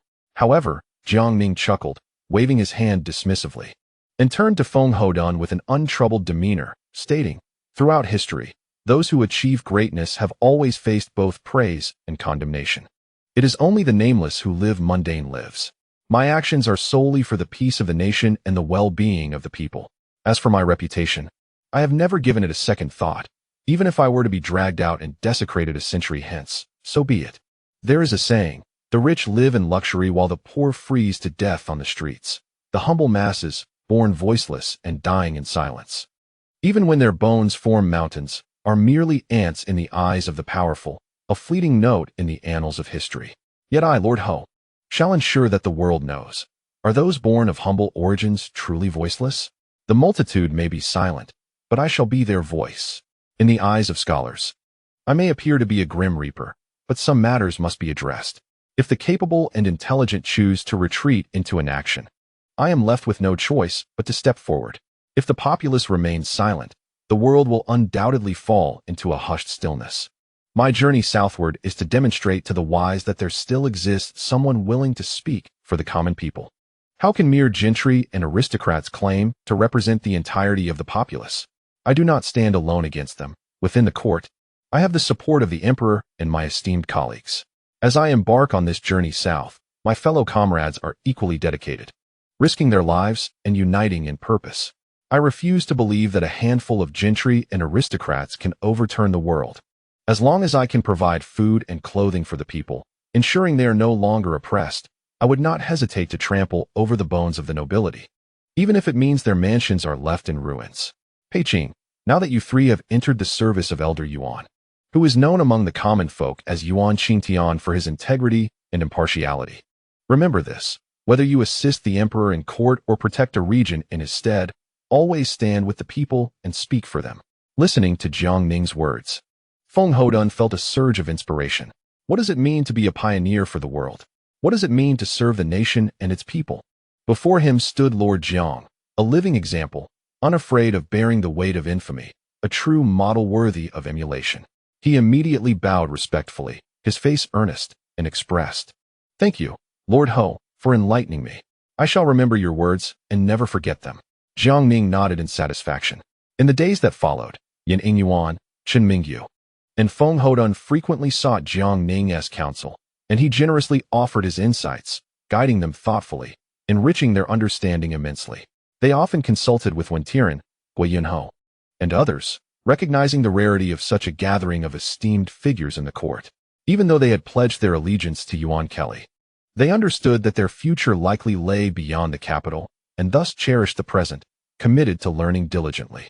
As the Lantern Festival approached, Jiang Ning had just concluded a conversation with Yan Ingyuan when Gao Wenkai hurriedly entered, clasping his fists in greeting. "Your Excellency, Zhang Huanyan has been located." Jiang Ning's face lit up with joy. "Wonderful. Where is he? Has he been brought back?" "Yes, he has returned," Gao Wenkai replied. With a beaming smile, Jiang Ning urged, "Quickly, summon elder Wen to meet his disciple." Gao Wenkai swiftly departed, and shortly thereafter, he returned with Wen Tiren, Zhu Yujian, Wei Yunho, Yuan Kelly, and others. Wen Tiren appeared visibly excited. "Your Excellency, where is my disciple? Bring him forth so that I may see him." Jiang Ning chuckled. "Old one, do not be hasty. Let young Gao bring him in." Following his orders, Gao Wenkai soon led a young scholar into the room, accompanied by a small child. Wen Tiren stepped forward eagerly, scrutinizing the young man and nodding in approval. "Indeed, he is quite the talented individual." Jiang Ning smiled as he assessed the newcomer. Yet a flicker of confusion crossed his mind. How could Zhang Huanyan have a child? Had he misremembered? Wen Tiren turned to the young scholar and gently inquired, "Zhang Huanyan, I have heard of your intelligence and eagerness for knowledge, and I wish to take you as my disciple. Would you be willing to accept me as your master?" The young scholar was momentarily taken aback, unsure of how to respond. However, the small boy behind him piped up, peering around at the adults before finally addressing Wen Tiren with a soft question. "Sir, if I become your disciple, will there be candied hawthorn to eat?" Wen Tiren was momentarily stunned, then burst into laughter. "Child, I intend to take your father as my pupil. As for candied hawthorn, there will be plenty." The young scholar grew increasingly anxious, shaking his head repeatedly. "Sir, I am unable to articulate my thoughts." Wen Tiren furrowed his brow and declared, "I am Wen Tiren, Grand Scholar of the Central Palace, Prince's Guardian, Minister of Rights, and Left Vice Censor of the Court. Do you not wish to accept me as your master?" The young scholar fell to his knees in fright, trembling as he replied, in response to the elder, "I am Zhang Guizhang, and this is my son, Zhang Huanyan." The room fell silent in astonishment, with Jiang Ning's eyes widening in surprise. At that moment, the small boy behind Zhang Guizhang interjected, "I am Zhang Huanyan. Sir, will you take me as your student?" Wen Tiren gaped at the 5 or 6-year-old child, his expression one of utter disbelief as he turned to Jiang Ning. Jiang Ning quickly approached the boy and asked, "You say your name is Zhang Huanyan?" The boy nodded earnestly. Jiang Ning continued, "Is your hometown in Yin County, Zhejiang?" The boy nodded again. Jiang Ning found himself at a loss for words. Based on his understanding, Zhang Huanyan should still be quite young, but he had not anticipated such youthfulness. It seemed that Zhang Guizhang was indeed his father. Wen Tiren looked at Jiang Ning, his face filled with embarrassment, while Yuan Kelly and the others wore expressions of shock. Jiang Ning stepped closer to Wen Tiren and awkwardly smiled. "Old one, though this child may be young, he is undoubtedly a prodigy." Gao Wenkai quickly approached, whispering, "Elder one, the Marquis is right." The official dispatched individuals to investigate, and it was confirmed that Zhang Huanyan is indeed a renowned prodigy in the region. By the age of 3, he could recognize 1,000 characters. At 4, he could recite Tang poetry. By 5, he was proficient in poetry and prose. And at 6, he became the subject of interest. Wen Tiren, upon hearing this, quietly inquired, "My lord, is there any possibility that Master Gao has made an error?" Jiang Ning turned to Gao Wenkai, who nodded earnestly. "This official has sent people to the address provided by my lord, and there is absolutely no mistake." With a serious expression, Jiang Ning stated, "Old one, this child is undoubtedly a gem of untapped potential. If you deem him too young and do not wish to take him in, I shall personally accept him as my disciple, for such an opportunity may not come again." Wen Tiren, unwilling to let this chance slip away, knew Jiang Ning's discernment was widely acknowledged. Gritting his teeth, he approached Zhang Huanyan and smiled. "I wish to take you as my disciple. Would you be willing to acknowledge me as your master?" He quickly added, There will be plenty of candied hawthorns. Zhang Huanyan, tilting his little head in contemplation for a moment, promptly knelt down, his face beaming with excitement. Disciple pays homage to the master. Wen Tian instantly sighed in relief. Regardless of the child's talent, being rejected by a 6-year-old would be a blow to his dignity, and word of such a rejection would ruin his standing in the officialdom. It would be a disgrace for a dignified grand secretary to be turned away by a child. Fortunately, Zhang Huanyan seemed to be quite sensible. Jiang Ning then turned to Zhang Guizhong, asking, Zhang Guizhong, I perceive you to be a scholar. Do you possess any official title? Zhang Guizhong quickly replied. In response to the esteemed elder, I am currently a Jiren, and I had planned to participate in the spring examination. But due to the court's suspension of the imperial examination, I have been studying at home. Jiang Ning nodded, realizing that Zhang Huanyan hails from a scholarly family, with his father also holding an official title. After a thorough assessment, if the child proves to be talented, a position could be arranged for him, thereby elevating his status and alleviating any potential embarrassment for Wen Tian. Subsequently, Wen Tian directly tested Zhang Huanyan, covering topics from poetry to the 4 books and 5 classics, to which Zhang Huanyan responded effortlessly. Gui Yunho, Yang Lian, and Yuan Kelly, who had initially come merely to observe, now widened their eyes, arriving at a singular conclusion, a prodigy. Wen Tian felt immense joy and a competitive spirit ignited within him. He inquired about military strategy, and once again, Zhang Huanyan handled it with poise. Wen Tian, brimming with pride, glanced at Yuan Kelly and Yining Yuan, secretly reveling in his fortune. Though the 3 disciples of Lord Yuan had all reached adulthood, his own disciple, albeit only 6 years old, was a prodigy whose future accomplishments could rival theirs. Afterward, Wen Tian instructed that Zhang Guizhong and his son be taken to a suitable place, intending to keep Zhang Huanyan by his side for personal guidance. As for Zhang Guizhong, he was too preoccupied to attend to him, contemplating arrangements for assessments. Since Zhang Huanyan and his father were brought in through his own initiative, Jiang Ning decided to assist them fully, organizing a formal discipleship banquet for the father and son. At the banquet, Wen Tian gazed at the 6-year-old Zhang Huanyan with immense pride and quietly resolved to nurture this child diligently. Regarding Zhang Guizhong, Jiang Ning directly arranged for Jin Shengtan to come for an evaluation. Upon hearing this, Zhang Guizhong's expression turned pale. The name of Jin Shengtan was known far and wide throughout Jiangnan. However, he was also acutely aware that as long as he could pass the examination, he might ascend the ranks and secure a modest official position. Additionally, with his son having entered the tutelage of Wen Tian, his prospects for advancement appeared exceedingly promising. Unexpectedly, Jin Shengtan once again showcased his extraordinary genius. Instead of testing the 4 books and 5 classics or the historical texts, he devised 10 exceedingly intricate examination questions that spanned various domains: civil affairs, politics, economics, military matters, taxation, diplomacy, criminal law, and even the mundane details of common life, each more peculiar than the last. Jiang Ning and others were left utterly astonished, while Zhang Guizhong stood frozen in place. Jin Shengtan, however, did not rush them. Instead, he smiled and said, "There is no hurry, ponder carefully, and answer one by one." Zhang Guizhong, deep in thought and racking his brain, could only respond to 3 questions, his face a mask of disappointment. Jiang Ning felt that Jin Shengtan's questions were excessively obscure and challenging, rendering them nearly impossible for an ordinary person to answer. Yet, just as Zhang Guizhong was about to succumb to despair, Jin Shengtan cheerfully declared, "You have passed the assessment, and your score is average." Zhang Guizhong was momentarily taken aback, and Jiang Ning and the others were equally surprised. Jin Shengtan elaborated, "The 10 questions I posed were indeed obscure and challenging. To answer 3 is already indicative of a well-read scholar, thus deemed average. Answering 6 signifies a contemporary talent."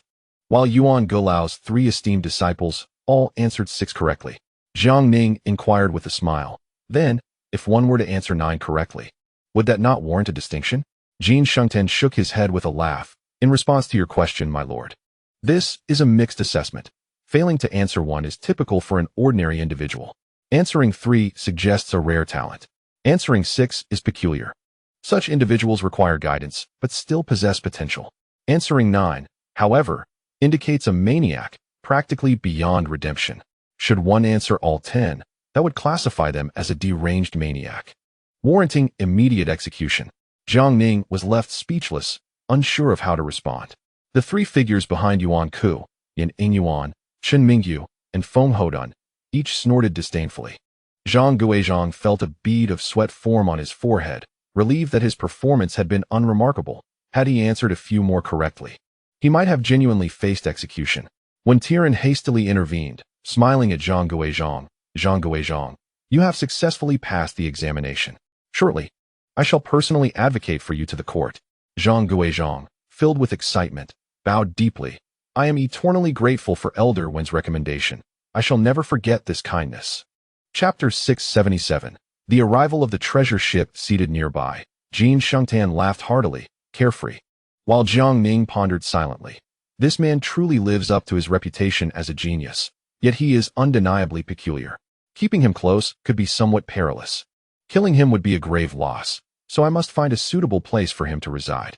After a moment of contemplation, Jiang Ning rose and fixed his gaze upon Jin Shengtan, smiling. Jin Shengtan, feeling the intensity of his stare, trembled and quickly said, "My lord, I assure you, I am not acting foolishly today. Why do you gaze at me so?" Jiang Ning chuckled. "Mr. Jin, I perceive within you the talents of a hidden dragon or phoenix chick. I wish to recommend you for an official position. Might you consent?"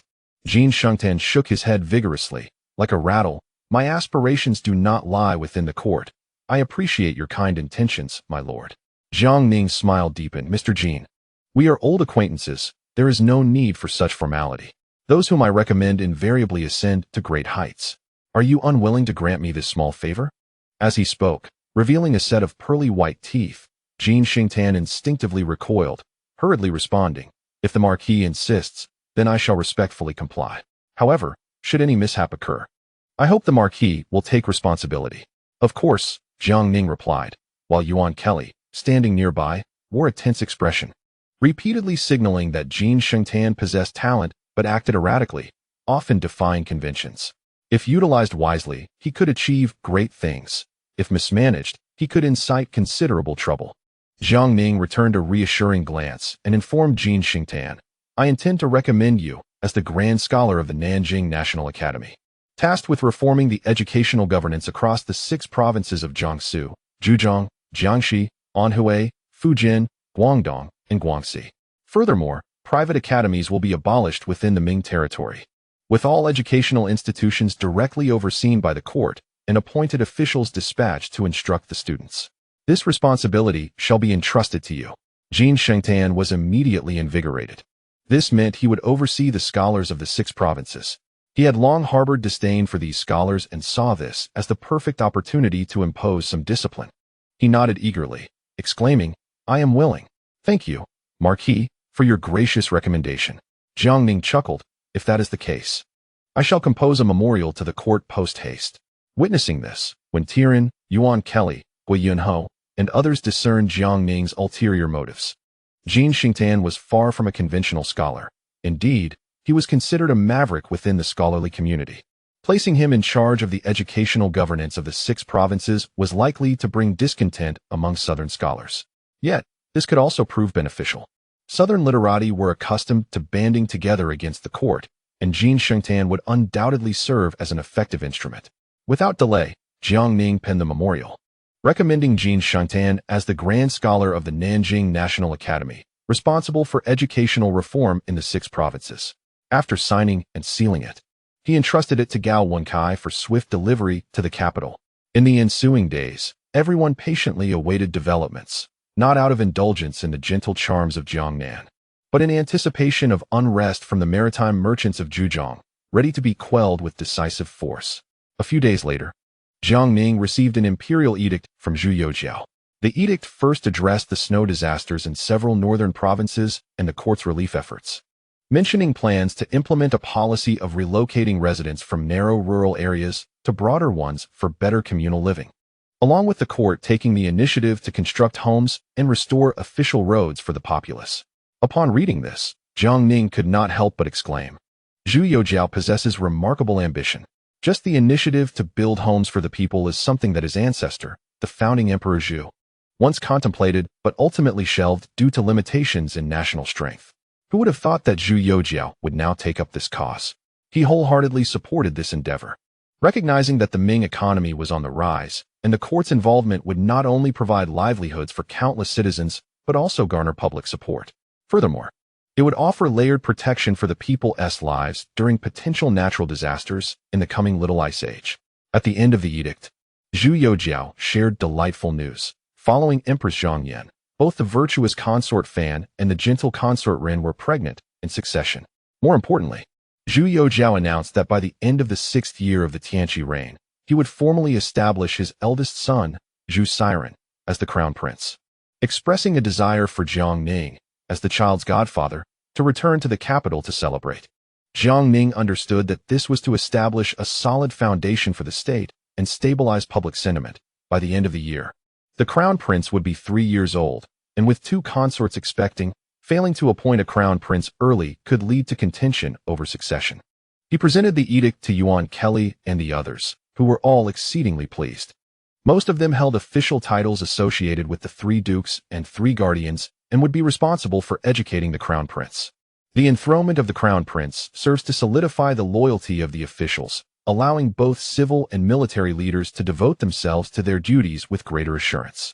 Upon learning that his elder nephew was to be proclaimed crown prince, and with 2 more nephews on the way, Zhu Yujian was filled with joy and urged everyone to prepare congratulatory gifts. Old Wei, brimming with excitement, contemplated visiting a temple to offer incense and seek blessings.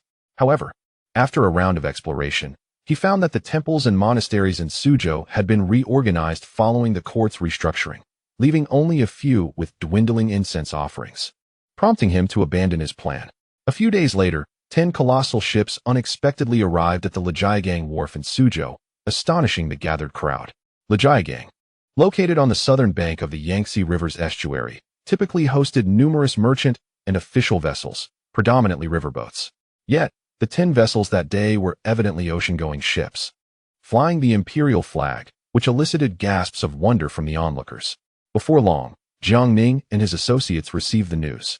Elated, Jiang Ning recognized that the warships he had requested from the court had finally arrived, and he led the group to the Lijiagang Wharf for inspection. From a distance, they beheld the 10 massive ships docked along the shore, 4 large ones and 6 smaller vessels, surrounded by throngs of curious citizens.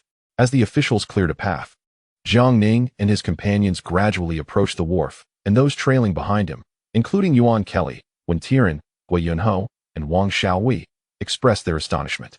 Although Jiang Ning had encountered numerous large vessels and cruise ships in later times, the sight of these majestic ships left him equally awestruck. This was, after all, during the Ming dynasty.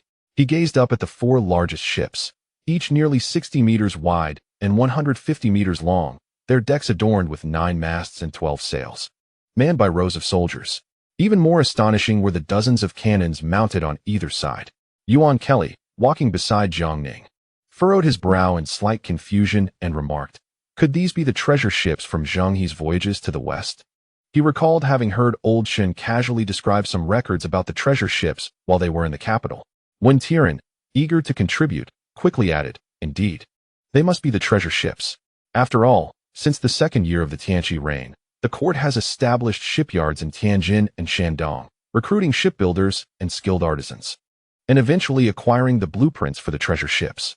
It is only reasonable that they have succeeded in constructing them after so much effort and expense." The group nodded in agreement. At that moment, Gui Yunho, who had been following closely behind, suddenly slapped his forehead, his face alight with excitement. "My lord," he exclaimed, "now that the court has built the treasure ships, I believe once we complete our venture in Zhejiang, we need not hasten back to the capital. Instead, let us gather the naval forces from the 3 provinces and launch an expedition to conquer Japan. We could seize the silver mines, compelling the Japanese to mine silver for our Ming dynasty. Imagine how swiftly the wealth would flow in." The others stared at Gui Yunho in astonishment. Noticing their wide-eyed expressions, he shrugged nonchalantly and declared, "I have long considered this. Dispatching 100,000 troops would suffice to conquer Japan. At that time, we shall first eliminate a batch of the Japanese to establish our authority, and then designate a portion of the remaining Japanese to mine silver for our great Ming. As for the rest, they shall all be sold into slavery. This could yield a substantial fortune." Upon hearing this, Yuan Kelly coldly scoffed and replied with a serious expression, "Lord Gua, please mind your words. You are an official of the court, not a pirate chief. Beside him, when Tian hastily interjected, Lord Gua, as court officials, how can you utter such things? I shall personally draft a proclamation against the Japanese, so that our actions are justified.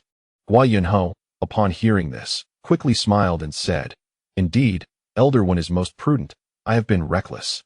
He then turned to Jiang Ning with a smile, saying, My lord, please do not take offense. This is simply a matter of desperation, as our great Ming is truly impoverished, and I too have grown weary of poverty. Though the treasury holds some reserve silver, it cannot withstand excessive expenditure. We have toiled in Jiangnan to earn a meager sum. Yet there is no swifter route to wealth than through plunder, my lord, would you not agree? Jiang Ning, upon hearing this, smiled and nodded. Old Gua, your reasoning is sound, but you must understand that haste makes waste. One must first don socks before shoes, and be humble before assuming authority. We must tackle matters one step at a time. Let us first resolve the situation with the maritime merchants of Zhejiang, then assess our course of action. Gua Yunho, disheartened, exclaimed, My lord, as the old saying goes, the early bird catches the worm. Currently, we have soldiers, generals, and ships at our disposal. We cannot afford to dawdle, lest we miss out on opportunities. Jiang Ning's face darkened with displeasure at this remark. Soon after, a group of officials and soldiers disembarked from the ship. Jiang Ning was surprised to see familiar faces, by Mao Kong, the acting commander of the Military Affairs Bureau, the eunuch Wang Zhua, and Wang Zheng from the Royal Academy of Sciences, accompanied by several officials. Upon their meeting, Jiang Ning inquired, Lord Bai, Lord Wang, eunuch Wang, are the vessels you brought indeed treasure ships? Bai Mao Kong smiled and replied, Indeed, my lord, these vessels are indeed treasure ships. However, as the original treasure ships no longer exist, we constructed these vessels at a reduced scale for experimentation. Among the 10 warships, 2 are scaled-down models of the treasure ships, while the remaining 4 are constructed to a 1-to-1 ratio according to the blueprints, and the last 4 are fortune ships. My responsibility lies solely in equipping the treasure and fortune ships with artillery.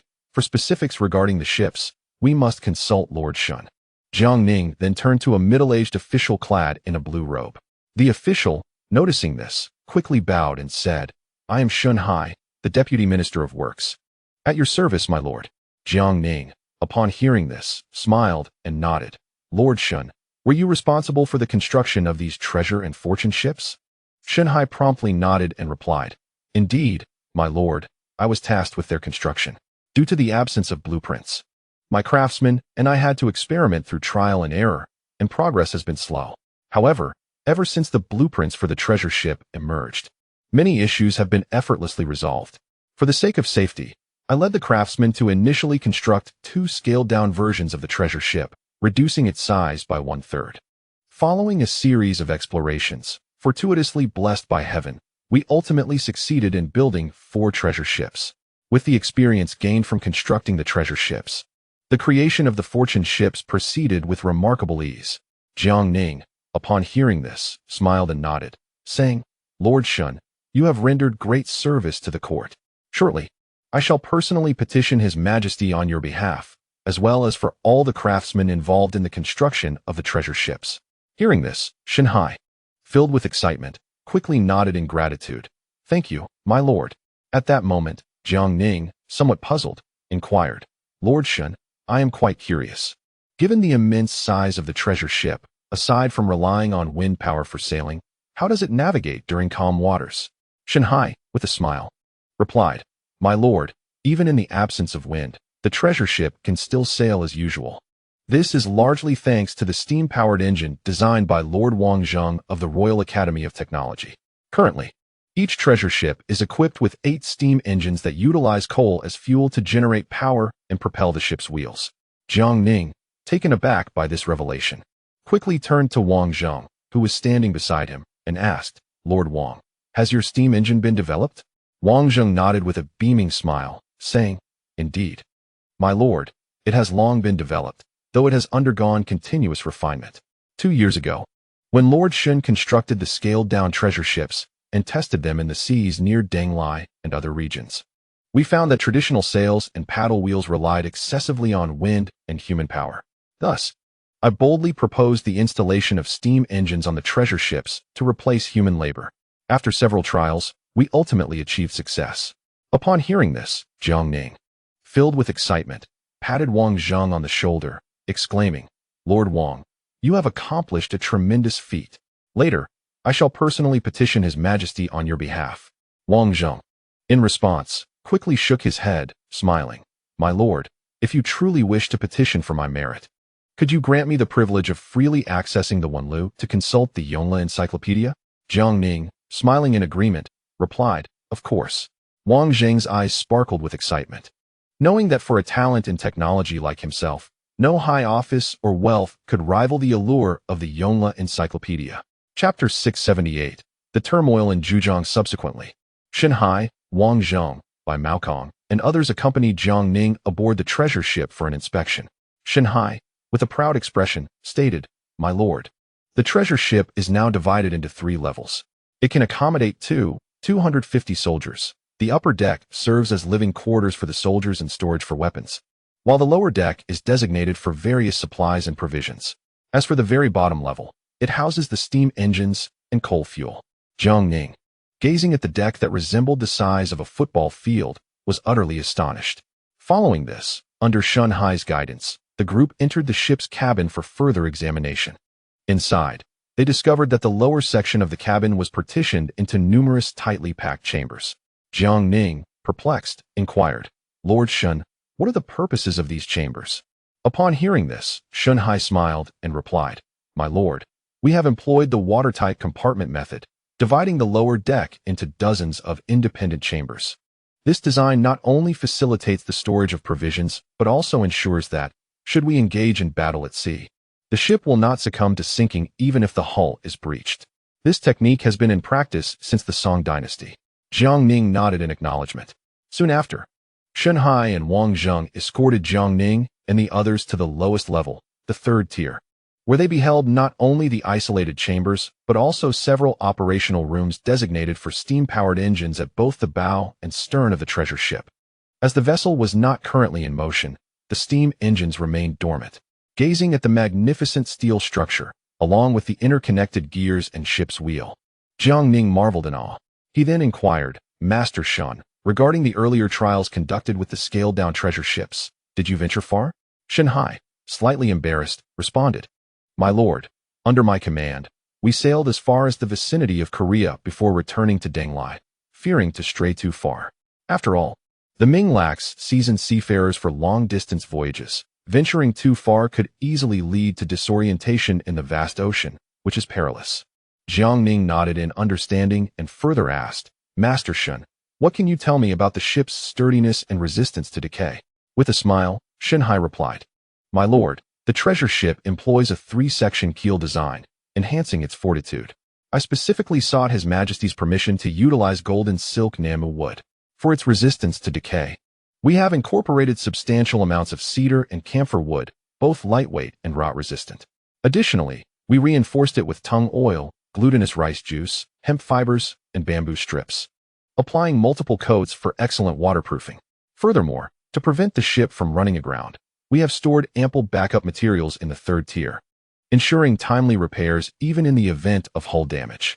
Jiang Ning smiled and nodded in agreement. Subsequently, under Shanhai's guidance, the group toured the remaining 2 slightly smaller treasure ships and several fortune ships. After the tour, Jiang Ning reflected on the ingenuity of the ancients. They were indeed wise, as the techniques employed in constructing the treasure and fortune ships remain astonishing even in later generations. Shanhai had also assigned skilled crew members and various talents to each warship, ensuring prompt responses to any unforeseen circumstances. Afterward, Jiang Ning led everyone back to the Suzhou governor's office, hosting a grand banquet and personally writing to Zhu Youjiao to commend the efforts of all involved, with particular emphasis on Shanhai. After the feast, by Maokong, Wang Zheng, and Shanhai expressed their desire to remain for a while longer to observe the operational specifics of the treasure and fortune ships. Jiang Ning smiled and nodded, praising their thoroughness. However, a few days later, while Jiang Ning was enjoying tea with others in the governor's office, Gao Wenkai rushed in, exclaiming, My lord, the Marquis of Zhenhai and the Earl of Jingwu have arrived and are nearly in a scuffle at the entrance. Jiang Ning chuckled. Knowing that Yu Zigao and He Kegong had certainly come upon hearing the news of the newly arrived treasure and fortune ships, he then instructed Gao Wenkai to bring them inside. Before them stood two individuals, both with flushed faces, seething with anger.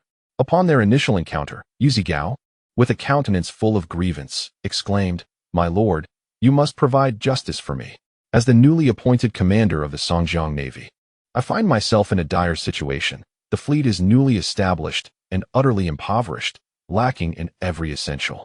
Given Songjiang's strategically significant location, I earnestly hope you might allocate several precious ships to support our endeavors. I would be eternally grateful." No sooner had he finished speaking than He Kegong, standing nearby, bellowed, "Hold you, do you have no shame? Songjiang is scarcely a dot on the map, yet you audaciously demand precious ships? How many imperial warships did you bring from Denglai to Suzhou? All of them have been redirected to Songjiang, and you dare to claim the navy is destitute?" Following this, He Kegong turned to Jiang Ning, his face a mask of distress. "My lord, you have tasked me with leading the troops to expel the Dutch and Spanish from Penghu and Taiwan.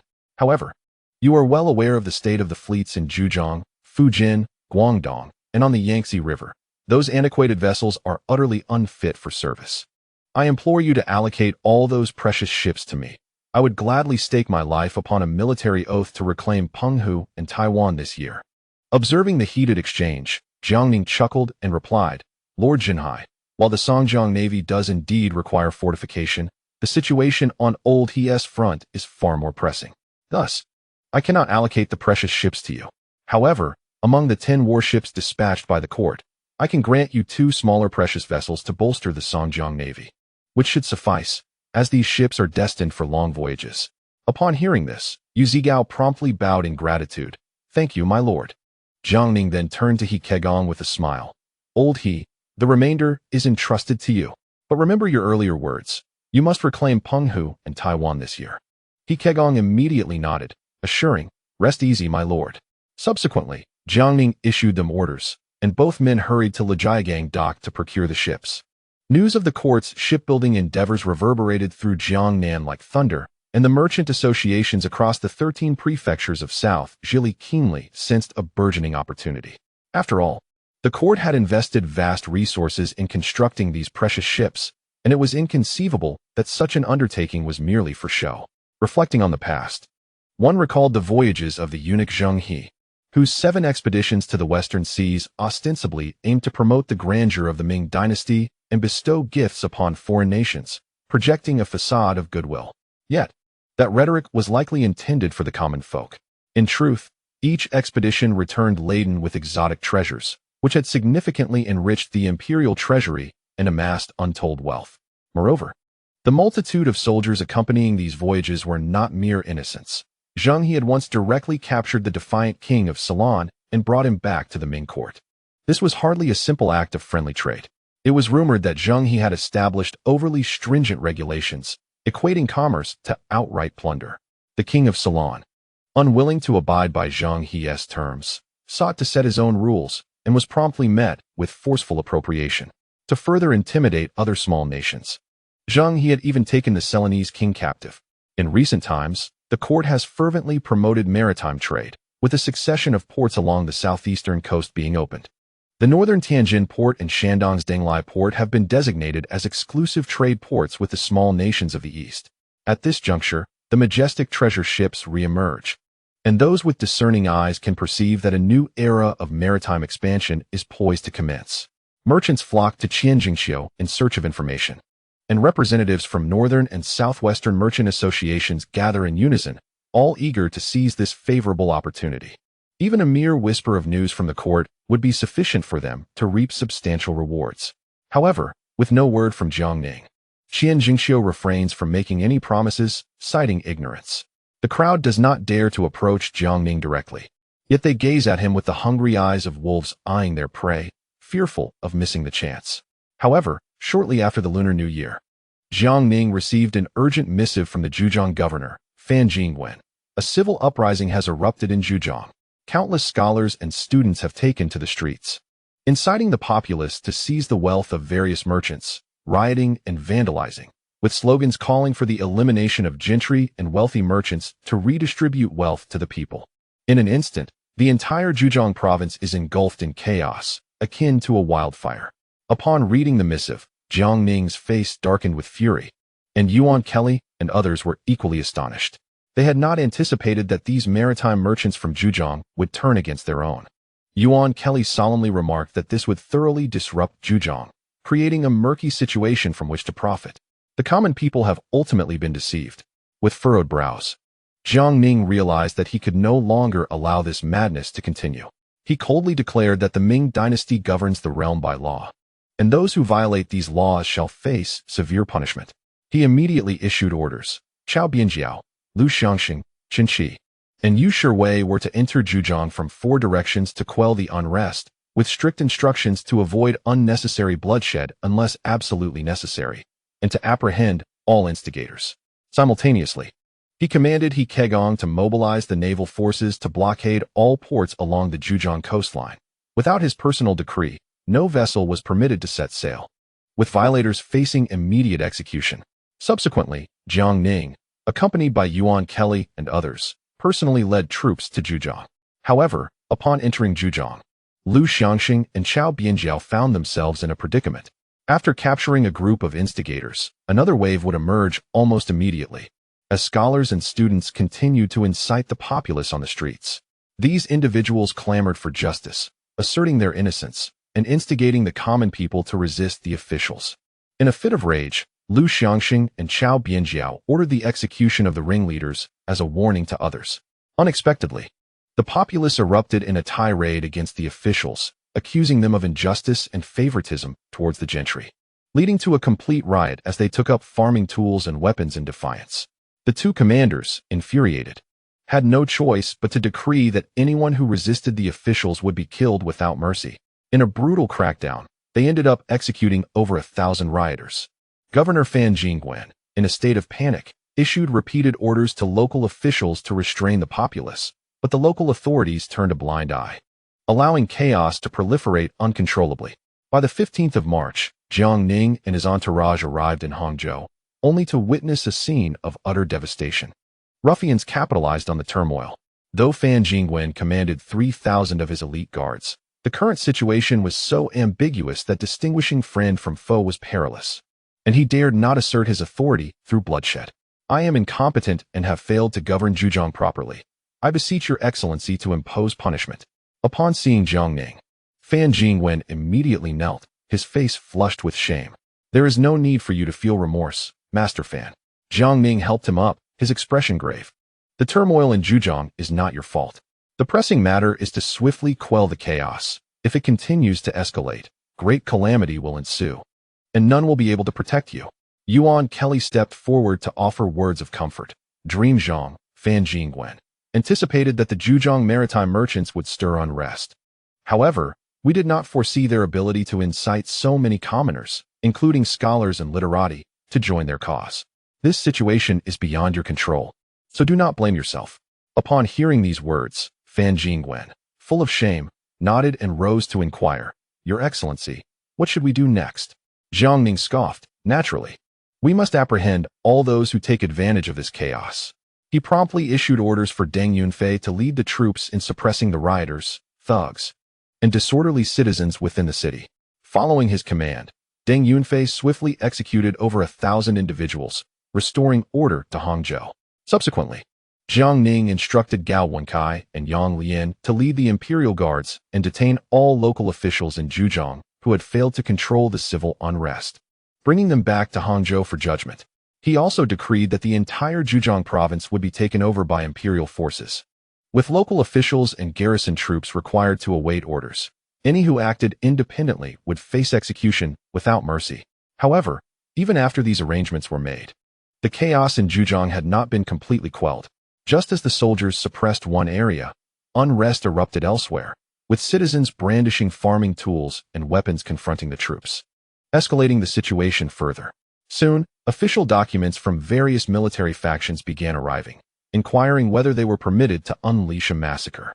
Chapter 679. The extraordinary woman Gu Ropu, Jiang Ning, gazed at the documents on the table, his expression ashen, his brow furrowed. Yuan Kelly, standing nearby, wore a complex expression. These Zhejiang merchants are truly adept. They have managed to draw so many into the fray. Now, with commoners and rioters intermingled, it is impossible to discern friend from foe. If we rely solely on brute force to suppress them, countless innocents will surely suffer, potentially igniting the populace's animosity towards the imperial court. Yet if we allow it to fester, we cannot predict how many will fall victim. It appears I have underestimated these merchants of Zhujiang, Jiang Ning remarked coldly. They are playing a treacherous game, sacrificing their own to harm the enemy, determined to ruin the entire province rather than allow the court to regain control. Those present wore expressions of mixed emotions. Although Jiang Ning's retinue consisted of fearless individuals, none had anticipated the Zhujiang merchants' audacity to incite so many commoners to turn against their own. The current situation was indeed precarious. Zhujiang had devolved into utter chaos, making it impossible to distinguish the instigators from the deceived. At that moment, Jiang Ning issued a cold command. Old One, immediately send someone to post a notice. All students must remain in their academies and not venture onto the streets. Any who defy this order will be executed on the spot. Should any student incite unrest or encourage the populace, the local educational officials will be executed alongside them. When Tiran took his leave to carry out the order, Jiang Ning then turned to Zhao Feng, saying, "Go summon Su Xianxun." Ever since Su Xianxun encountered Guru Opu, the two had been inseparable, and Jiang Ning had refrained from interrupting their union. However, given the current circumstances, it seemed he must rely on Guru Opu. He thought to himself, "Old Su, I regret this situation, but it is urgent, and there is no other choice." Before long, Su Xianxun arrived in a flurry, urgently inquiring, "My lord, do you require someone to be dealt with? Just say the word, and I shall take care of it at once." Jiang Ning chuckled and replied, "Old Su, I trust your recent interactions with Madame Gu have been rather pleasant?" Upon hearing this, Su Xianxun's face flushed, and he stammered, "Well, my lord, it has been tolerable." Rising to his feet, Jiang Ning spoke earnestly, "Old Su, I have a task of both honor and difficulty to entrust to you. You are aware of the turmoil in Zhujiang. These maritime merchants are inciting the populace to rebel, creating a dire situation. Madame Gu, being a prominent figure in Hangzhou with years of commercial experience and considerable reputation, is essential in assisting the court to stabilize the situation. However, as she is not an official of the court, I cannot issue a direct command. I must rely on you to persuade her." Upon hearing this, Su Xianxun, though looking somewhat apprehensive, resolutely patted his chest and vowed, "Rest assured, my lord, I shall seek her out immediately." The following morning, a pale Su Xianxun accompanied the beaming Guru Opu before Jiang Ning. After they exchanged formal greetings, Jiang Ning promptly invited them to take their seats and addressed Madame Gu directly. "You are surely aware of the chaos in Zhujiang. I beseech you to identify those merchants who are violating the law and to rally the law-abiding merchants to cooperate with the court in restoring order." With a smile, Guru Opu responded, "Do not worry, my lord, I understand." However, she continued, "The animosity the people of Zhujiang have harbored towards the court has deep roots and is not a recent development.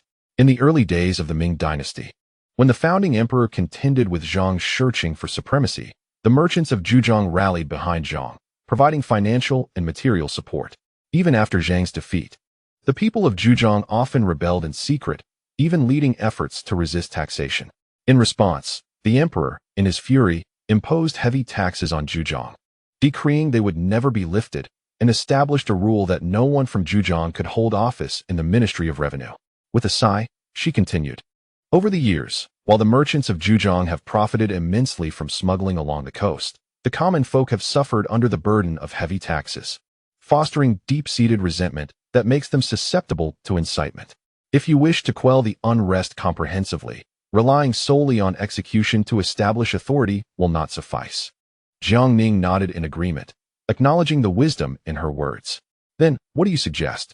Those wealthy merchants and scholars who instigate trouble from the shadows should indeed face severe repercussions to set an example, while for the ordinary citizens, we must focus on pacification and persuasion," Guru Opu advised, her gaze sharp. "Zhujiang, being part of Jiangnan, is rich in scholars and talented individuals. Yet it also serves as a vital source of military personnel for the court. Should we resort to sheer force, we risk plunging all of Zhujiang into flames of war." Jiang Ning smiled and replied, "Your words are more enlightening than a decade of study. Madame Gu, you truly are a remarkable woman." In response, Guru Opa teased, alas. If only I had been born 10 years earlier and you 10 years later. Otherwise, a man of your caliber would surely have captured my heart. Jiang Ning felt a flush rise to his cheeks and coughed lightly. Madam Gu, you jest.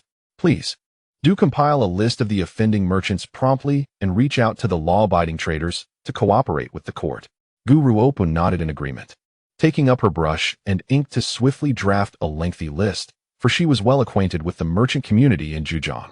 Jiang Ning took a glance at the list, smiled and nodded, then instructed his men to present the list to Zhu Yujian, Lao Wei, and Guo Yunho, commanding, once the individuals on this list arrive, execute them all and seize their properties. The three men trembled with excitement. This was undoubtedly a blank check for them to fill at will. After confirming several times, they promptly mobilized their troops and set forth with great urgency.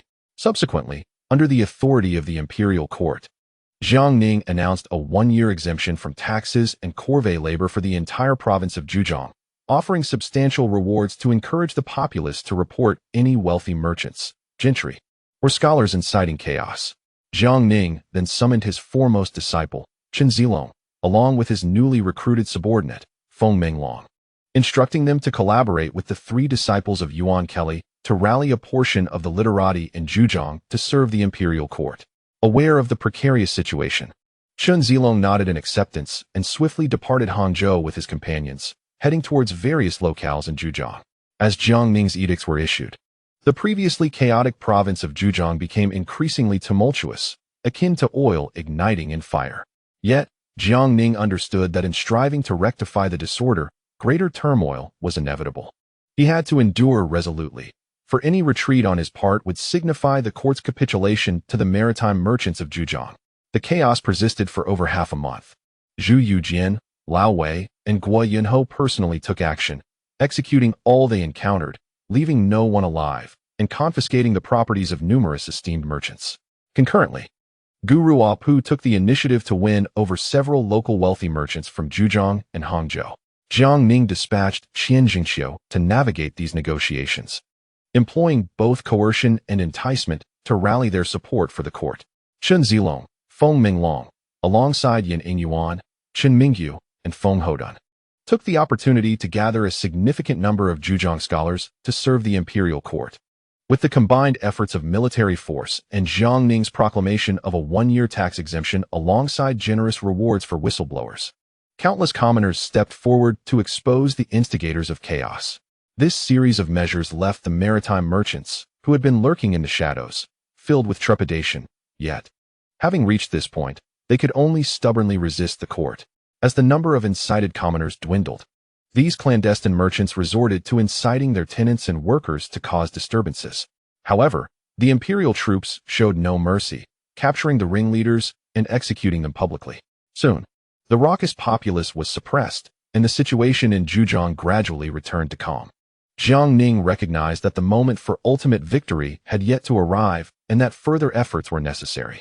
He subsequently issued orders for the officials in areas where riots had erupted to be transported to Hangzhou for execution, their properties confiscated. In a short span, Zhujiang's bureaucratic landscape underwent an unprecedented upheaval, with nearly all officials facing demise, amounting to thousands of casualties. This decisive action instilled profound fear throughout Zhujiang. After all, the officials previously executed by the court had largely been the foremost instigators of chaos, ruffians and street thugs, along with those scholars who had incited and misled the populace. No one anticipated that this imperial envoy would be so ruthless, swiftly executing a significant portion of the officials in Zhujiang, leaving the remaining ones utterly submissive. However, the number of captured rebellious citizens and insurgents across various regions had surged to nearly 60,000. For these 60,000 individuals, Jiang Ning had already made arrangements, directly ordering the court's naval forces to escort them to Cheongzhou for exile, intended for local development. Thus, the Zhujiang maritime merchants suffered a complete and devastating defeat in their confrontation with the court. Observing this situation, many merchants hastily gathered their families and valuables, assembling their sailors and ships, intending to seize the opportunity to flee by sea. Yet, the coastal ports had already been ordered sealed off by He Kegong, leading to a direct confrontation between both parties at the coastal ports of Zhujiang. He Kegong was well prepared, These maritime merchants were no match for him. And within a mere fortnight, he had apprehended tens of thousands, with many more slain during the skirmishes. The power of the Zhejiang maritime merchants was thus entirely uprooted. Jiang Ning showed no mercy towards these individuals, given that they had nearly thrown all of Zhejiang into chaos. He subsequently issued a direct order. All merchants and gentry involved in the unrest were to be executed along with their entire families, while the remaining relatives would be exiled to Qiongzhou. Soon, Zhejiang faced a new wave of purges. In a flurry of activity, Jiang Ning and his associates were exceedingly busy. Even Yuan Kelly and Wen Tian personally led troops to inspect various regions and handle official matters, as the entire Zhejiang officialdom had entered a state of near paralysis. Jiang Ning promptly reassigned personnel from the accompanying troops to temporarily fill local official positions, ensuring the normal functioning of local governance. Simultaneously, he wrote to Zhu Yuxiao, seeking assistance, hoping the court would expedite the transfer of officials to fill the vacancies in Zhejiang. Chapter 680. The gains from the south with Jiang Ning's series of measures taking effect. More than 2 months had unwittingly passed. The turmoil in Zhejiang gradually subsided. In this operation, over 100 wealthy merchants from Zhejiang were eliminated, and several hundred local gentry and landlords were also apprehended, with the total number of those captured and exiled exceeding 30,000, and the number of participating commoners reaching as high as 80,000. At last, the chaos in Zhejiang was finally quelled. Jiang Ning and his associates understood that this was not the time to relax. After great disorder must come great governance, and they needed to swiftly placate the hearts of the people in Zhejiang. Meanwhile, the replacement officials dispatched by the court had all arrived in Hangzhou.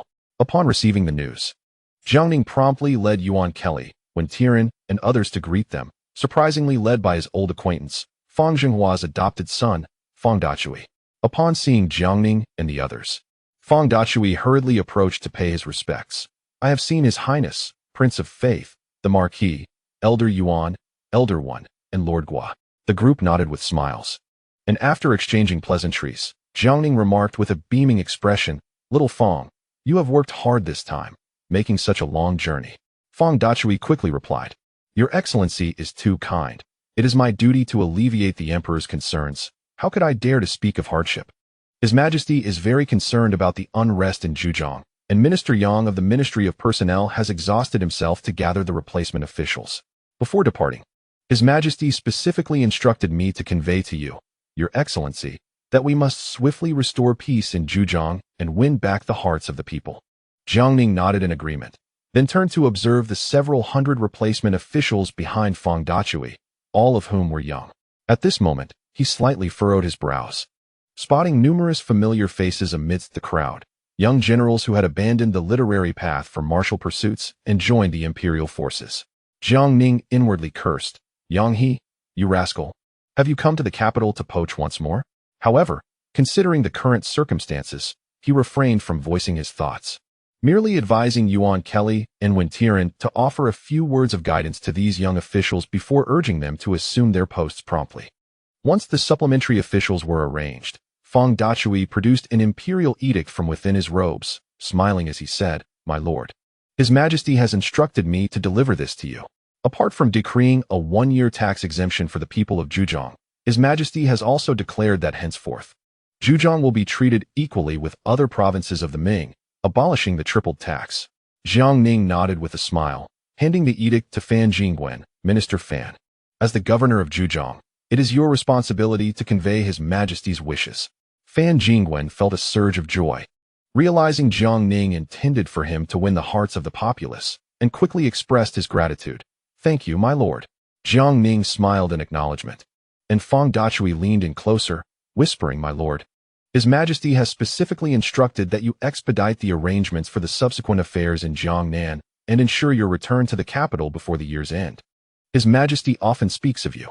Jiang Ning replied with a smile, "Please inform His Majesty that I shall certainly return before the year's end." After Fang Dachui departed, Jiang Ning gathered Yuan Kelly, Wen Tian, Hui Yunho, Old Wei, and Zhu Yujian to discuss future matters. Yuan Kelly spoke first, "My lord, now that Zhejiang is firmly under the court's control, it is time to implement new policies." Jiang Ning nodded and summoned Qian Jingxiao, stating earnestly, "Jingxiao, those wealthy merchants, gentry, and landlords who oppose the court in Zhejiang have been thoroughly dealt with. You and Minister Gua should immediately arrange for the merchants from various regions who have aligned with the court to establish trade associations under the auspices of the government, coordinating with the Ming's General Chamber of Commerce. Jiangxiu accepted the task and inquired, my lord, should we offer some policy incentives and considerations to those wealthy merchants who have been recruited by Madame Gu? Jiang Ning pondered for a moment. There is no rush on this matter. Let us first observe their genuine loyalty to the court, if they are indeed sincere in their allegiance. A few privileges would not be amiss, but if they seek to exploit the situation, we need not be accommodating. Jiangxiu nodded and departed. And Jiang Ning turned to Yuan Kelly. Elder Yuan, I will rely on you to oversee the implementation of the new policies. Yuan Kelly nodded in agreement. And Jiang Ning then addressed Gua Yunho.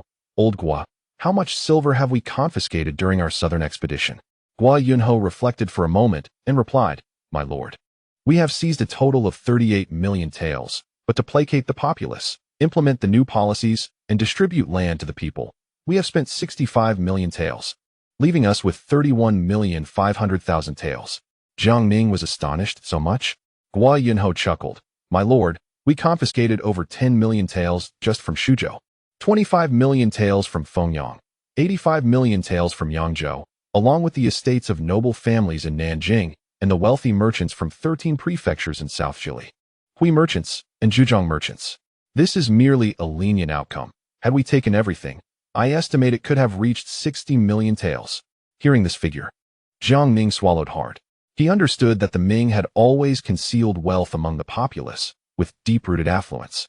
But the local powers in Jiangnan and other regions had distanced themselves from the court, hindering the potential for their wealth to be unleashed. To his astonishment, the arduous journey of both toil and strife had unearthed such a wealth of resources. He could not help but exclaim, the Ming dynasty is not devoid of wealth. Rather, this wealth has never truly been under the control of the court. Gua Yunho smacked his thigh in dismay, his face etched with regret. The Lord is absolutely right. I ponder whether we should conduct another round of confiscations. Surely, we could unearth an additional 10 million taels. Jiang Ning scoffed. Old Gua, do you wish to plunge Jiangnan into chaos?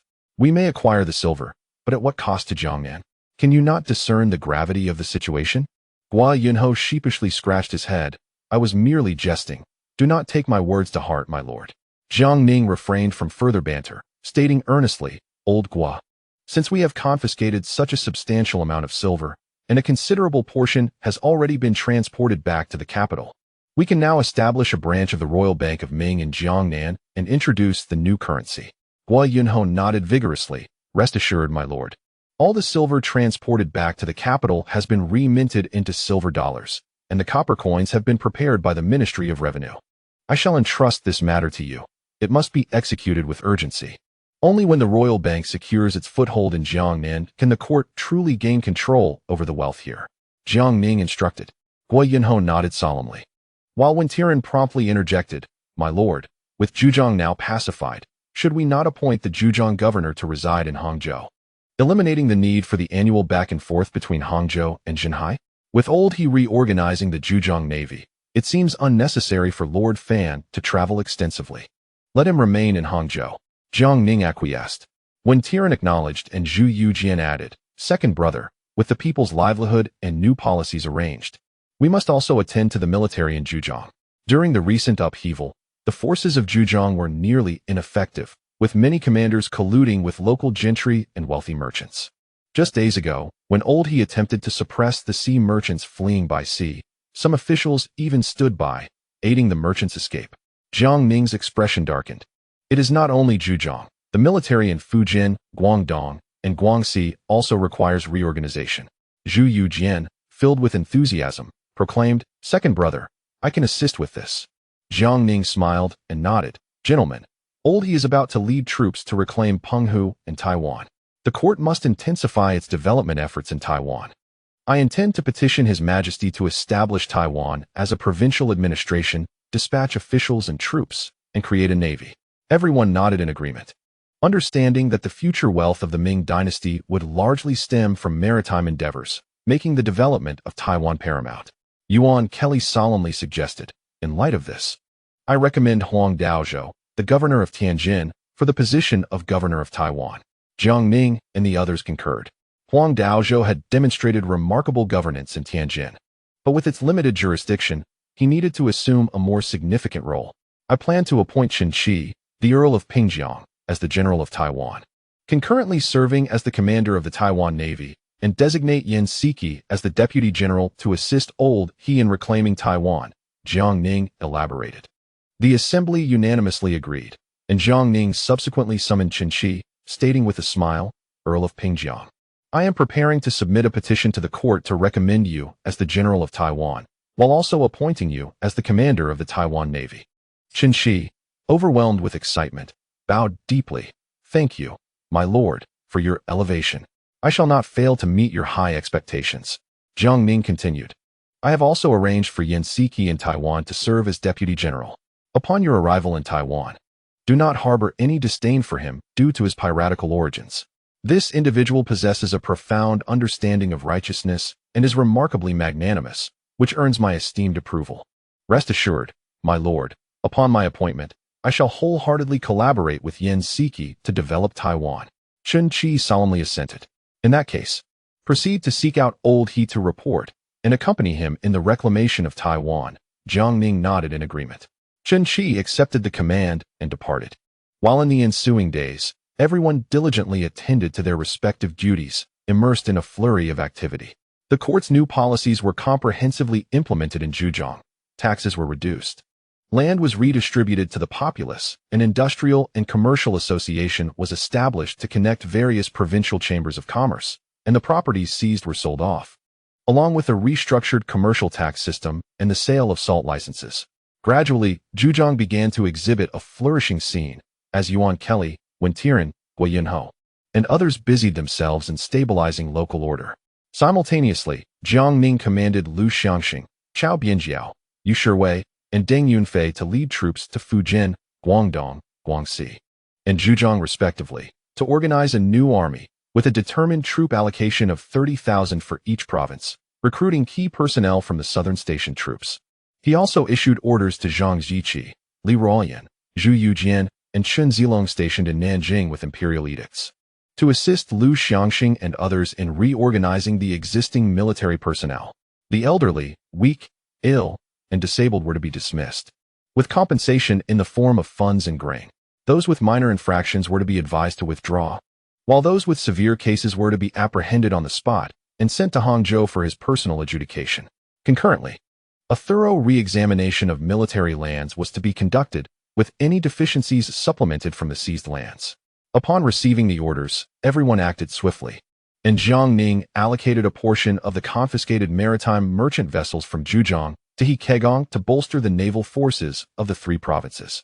From the remaining merchant ships, a portion was assigned to the Maritime Trade Office, while another small portion was sold entirely to major commercial associations in the north and southwest, where maritime interests were considerable, and these associations lacked seafaring experience and required support.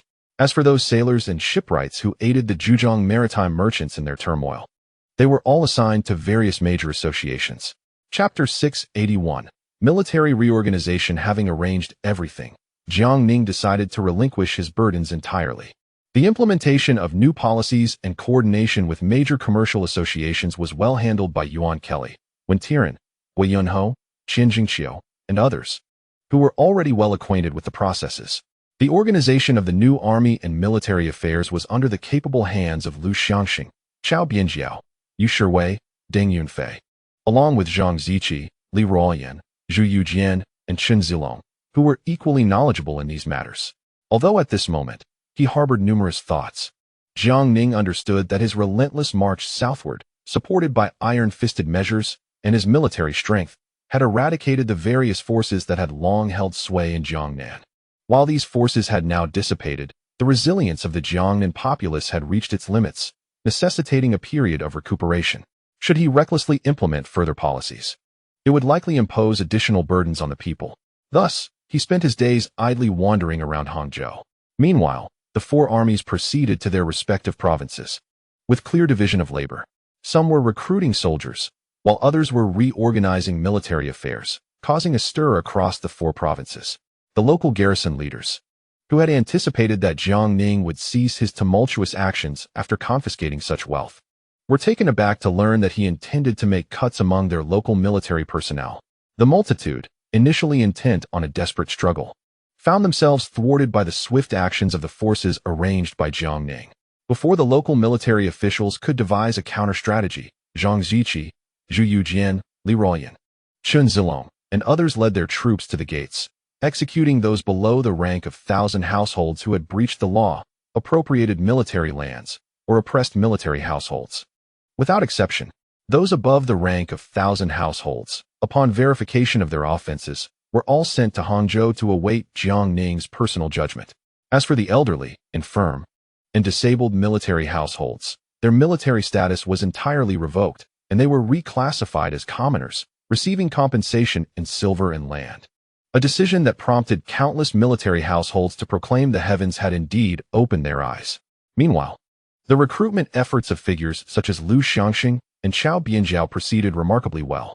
After all, the military of the Ming dynasty had evolved into a professional force. Although they still needed to farm, they received their rations in full. Furthermore, enlisting in the military relieved their families of labor duties and taxes. Those who excelled could expect promotion, and even in the event of injury or death on the battlefield, the court offered generous pensions and policies to care for their families. As a result, a great many citizens eagerly volunteered for military service. The martial generals of the Ming had risen to prominence, and the tales of Jiang Ning, the formidable figure revered as the living king of hell, were well known even to the common folk. What was more astonishing was Jiang Ning's position as the foremost military leader, whose approach during this southern campaign left the populace utterly astonished. In a short time, even numerous scholars and literati flocked to enlist, as it became evident to discerning eyes that military officers would soon be held in higher esteem than civil officials.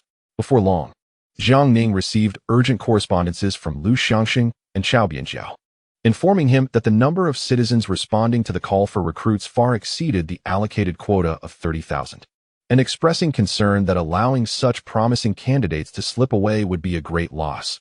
Thus, they requested an increase in recruitment numbers. Contemplating the documents laid before him, Jiang Ning fell into deep thought. Historically, during the warring states and Qin-Han periods, the national population was merely a few tens of millions. Yet they could muster armies of hundreds of thousands to engage in battle. Since then, however, no dynasty had been able to mobilize such vast forces in one go, primarily due to the transition from a conscripted army to a professional military system post-Qin-Han. The costs associated with feeding soldiers and their horses became astronomical. Even if a dynasty could muster such forces, sustaining them proved challenging.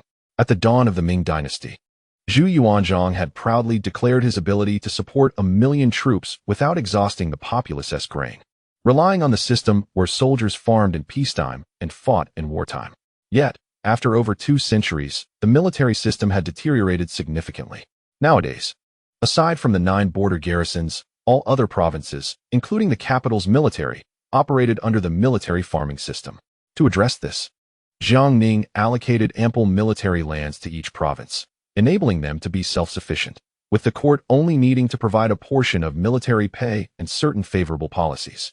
Otherwise, merely addressing the sustenance of over 1 million soldiers would incur astronomical costs. With the northern border garrisons in place for defense, each province maintained a standing force of 30,000 troops to alleviate the financial burden on the court and the common people.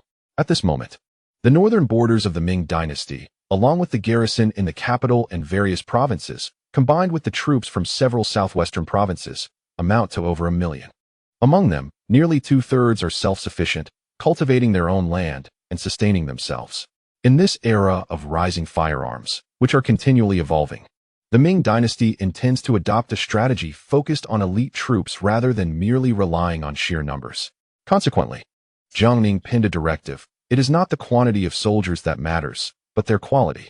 Considering that He Kegang is about to lead the navy to reclaim Taiwan, and that Taiwan will require stationed troops, an additional 10,000 soldiers were allocated to various generals, destined to be dispatched to Taiwan. Simultaneously, He Kegang mobilized a total of 30,000 soldiers from 3 provinces, along with over 400 warships of various sizes. In addition, several treasure ships and fortune boats were assigned to him by Jiang Ning, all converging in Xuanzhou, preparing to embark on the mission to reclaim Taiwan. The governor of Fujian, Xiong had previously received a personal missive from Jiang Ning and immediately began gathering provisions and supplies. At this juncture, Yan Siki, from Bangang in Taiwan, stealthily arrived in Chuanzhou to meet He Kegong. Inside the Chuanzhou governor's office, Yan Siki looked up at Xiong Wenkan and He Kegong seated above, promptly kneeling and greeting. I am Yan Siki, honored to meet the governor and Lord Jingwu. Xiong Wenkan quickly approached, assisting him to rise, and remarked, Jinchuan, Yan Siki's courtesy name. I and Lord Jingwu thought you might take a few more days to arrive. I did not expect you to come so swiftly. In response, Yan Siki smiled and said, in reply to the governor, ever since I received the personal letters from Lord Jingwu and yourself, I made all necessary arrangements and hurried to Chuanzhou to meet the two of you. He Kegong scrutinized Yan Siki before him, standing 8 feet tall. With a commanding presence and a voice like thunder, he exuded neither humility nor arrogance. He nodded with a smile and said, I have heard of you from the Marquis on several occasions, and he speaks very highly of you. Upon hearing this, Yan Siki was taken aback, for he knew that the Marquis referred to was Jiang Ning, the Governor-General of the 5 provinces. He hastily replied, I am truly unworthy of such mention. It is indeed humbling to be thought of by the esteemed Governor-General. He Kegong approached and amiably patted his shoulder, saying, I am a straightforward man, not one for elaborate phrases. The Governor-General has already petitioned the court to appoint you as the Vice Commander of Taiwan Province, so you will soon be one of us. As for the Commander of Taiwan Province, it will be held by Tianqi, the Marquis of Pingjiang, who is currently attending to military affairs. In a few days, I shall introduce you to him so that you may become acquainted. Yan Siki, filled with excitement, eagerly nodded, I shall follow your arrangements, my lord. Thereafter, He Kegong inquired about the Dutch and Spanish forces stationed in Taiwan. After listening, he nodded with a smile and said, General Yan, Governor Xiong should have informed you that I will soon lead the Imperial Navy to reclaim Taiwan and expel the Dutch and Spanish who have taken hold there. I hope you will lend your support. Yan Siki quickly agreed. Of course, naturally. He then turned to Xiong Wenkan and said, Governor, I have made arrangements. The families of my men are ready to be sent to Chuanzhou at any time, and I hope you can assist in their settlement. Xiong Wenkan nodded with a smile, assuring Jinchuan that the imperial envoy had expressly instructed that the safety of their family members must be ensured. Upon hearing this, Yan Siki quickly expressed his gratitude with a smile. He Kegong then inquired, General Yan, what is the current situation with Zhang Zhilong? He has already consolidated the forces under Li Dan, yet why has he yet to send anyone to discuss the specific arrangements for the handover? Is he contemplating a military confrontation with the court?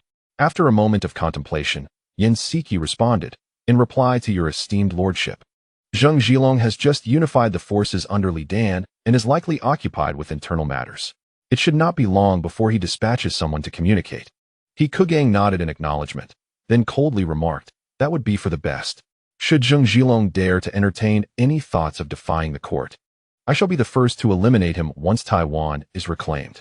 Yan Siki trembled at He Kegong's chilling words, inwardly reflecting on the fortunate timing of his alliance with Xiong Wenkan, thus securing the favor of the court. Otherwise, his fate would likely have been similarly grim. Subsequently, the group deliberated on the specifics of military deployment. In the meantime, at Chuanzhou port, warships gathered and soldiers were frequently mobilized, with the impending conflict looming large. Concurrently, in Hirado, Japan, Zhang Zhilong donned mourning attire as he was accompanied by a throng of followers to pay respects at Li Dan's memorial. After the rites, Zhang Zhilong rose and addressed everyone present, stating, Friends, my adoptive father's greatest wish before his passing was for us to return to the Ming dynasty. Previously, many leaders were reluctant to return, leading to fierce conflicts and the loss of many brothers. Now, those troublemakers have been dealt with, and we should send someone to contact the imperial envoy to discuss the specifics of our return to the Ming dynasty and to accept the court's amnesty. All present are our kin. If anyone has differing thoughts, please feel free to voice them. The crowd exchanged glances, yet remained silent. Zhang Zhilong then turned to Li Dan's son, Li Guozhu, who stood beside him, and asked, Younger brother, what is your opinion? Li Guozhu replied with a wry smile. Everything shall depend on my elder brother's decisions. Before his passing, my father entrusted all matters to you, and I shall naturally follow your lead. Zhang Zhilong nodded in understanding, and then looked towards Su Xinsu, who promptly stated, Wan Guan, I have no objections. Seeing that no one opposed his proposal, Zhang Zhilong declared, since my brothers have raised no dissent, I shall immediately send word to the imperial envoy. At the same time, we should arrange for our families to return with us to the Ming dynasty. Su Xinsu quickly interjected, Wen Guan, we should accept the court's amnesty. But perhaps it would be best to leave our families here in Hirado. After all, we still have considerable business interests here. Zhang Zhilong responded coldly, Su Shu, you are well aware of the current situation in Japan. The recent turmoil instigated by several daimyos has been suppressed by Tokugawa Iemitsu's forces. Yet the Ming dynasty continues to supply these daimyos with firearms. Just recently, Tokugawa Iemitsu sent word indicating a desire to sever trade relations with the Ming dynasty, focusing solely on dealing with these restless daimyos. Once the land of the rising sun severs its trade ties with the Ming dynasty, an inevitable wrath shall befall the Ming, and the land of the rising sun may very well plunge into chaos. Are you suggesting we leave our families in Hirado, thus exposing them to the ravages of war? Chapter 682. The edict against the barbarians. Su Xinsu was momentarily speechless, unable to counter the argument, and after a sigh, conceded, very well, I shall defer to your judgment. Zhang Zhilong then meticulously instructed the others before they all took their leave. Once they had departed, Zhang Zhilong turned. A look of guilt etched across his face as he addressed Li Guozhu, who stood beside him. Dear brother, I fear I may have wronged you. The court values the trade routes we control, and upon our return to the Ming, we shall inevitably come under their regulation, with a significant portion of our maritime wealth required to be surrendered to the court. Yet, I shall strive to advocate on your behalf. Li Guozhu, upon hearing this, offered comforting words. Brother, there is no need for such concern. Let everything unfold naturally.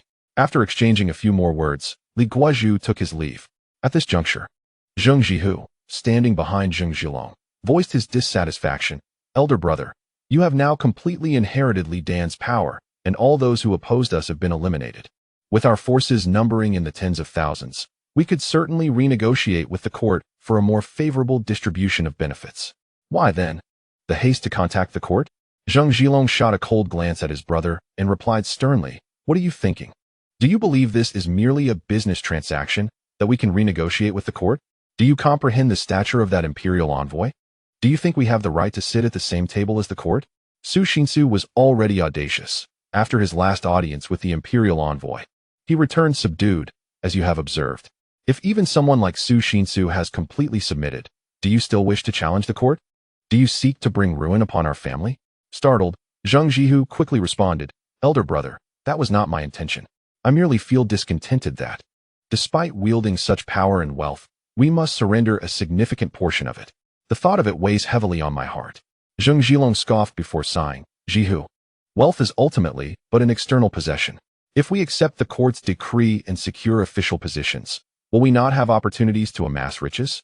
Henceforth, let no disrespect towards the court be uttered, lest we invite calamity upon ourselves. Zheng Zhihu nodded vigorously in agreement. Subsequently, Zheng Zhilong gazed at the familiar surroundings and spoke softly, a great turmoil is imminent. We must return to the Ming at the earliest opportunity. Time swiftly passed to the end of June, where the Quanzhou dock was a hive of naval activity, with thousands of soldiers poised for departure. Clad in military attire, He Kegong donned a dragon robe over his armor, embodying both civil and martial grace, flanked by the Marquis of Pingjiang, Tianqi, and Vice General Yansiki of Taiwan Province, both similarly attired in military garb, though Tianqi wore a Qilin robe over his armor, reflecting the same civil and martial style. Standing beside him, Yansiki gazed at the attire with envy, silently vowing to perform valiantly in order to earn such regalia for himself. 2 days hence, a proclamation against the foreign invaders, meticulously penned by the esteemed Grand Scholar Wen Tiran, was personally delivered by Zhang Wenhe, Deputy Commander of the Imperial Guard. Concurrently, this declaration was disseminated to the public through the Tianqi Times. Upon receiving the proclamation, He Kegong unfolded it with keen interest, only to find inscribed, Proclamation against the red-haired barbarians. Taiwan is part of our Chinese territory.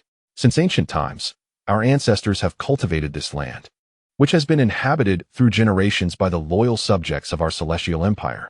The Dutch invaders, having traversed vast oceans, audaciously seized our lands, ravaged the local populace, plundered our resources, and obliterated our customs for several years. Their wolfish hearts are glaringly evident. Their scorpion-like actions are beyond enumeration.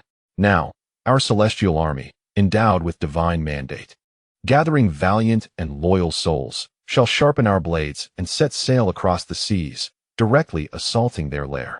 We are resolute in our vow to expel these vile creatures, restore our territory, rescue our people from peril, and avenge our nation's humiliation, wherever this proclamation reaches. If the military and civilians of Taiwan can collaborate and slay the enemy leader, surrender their cities, they shall be duly rewarded with titles and honors. Should they remain obstinate and act as accomplices to the invaders, once our forces arrive, they shall face utter destruction. Nations beyond our shores must recognize the might of China and refrain from aiding the oppressors, lest they invite their own downfall. Thus, this proclamation is issued, witnessed by heaven and earth.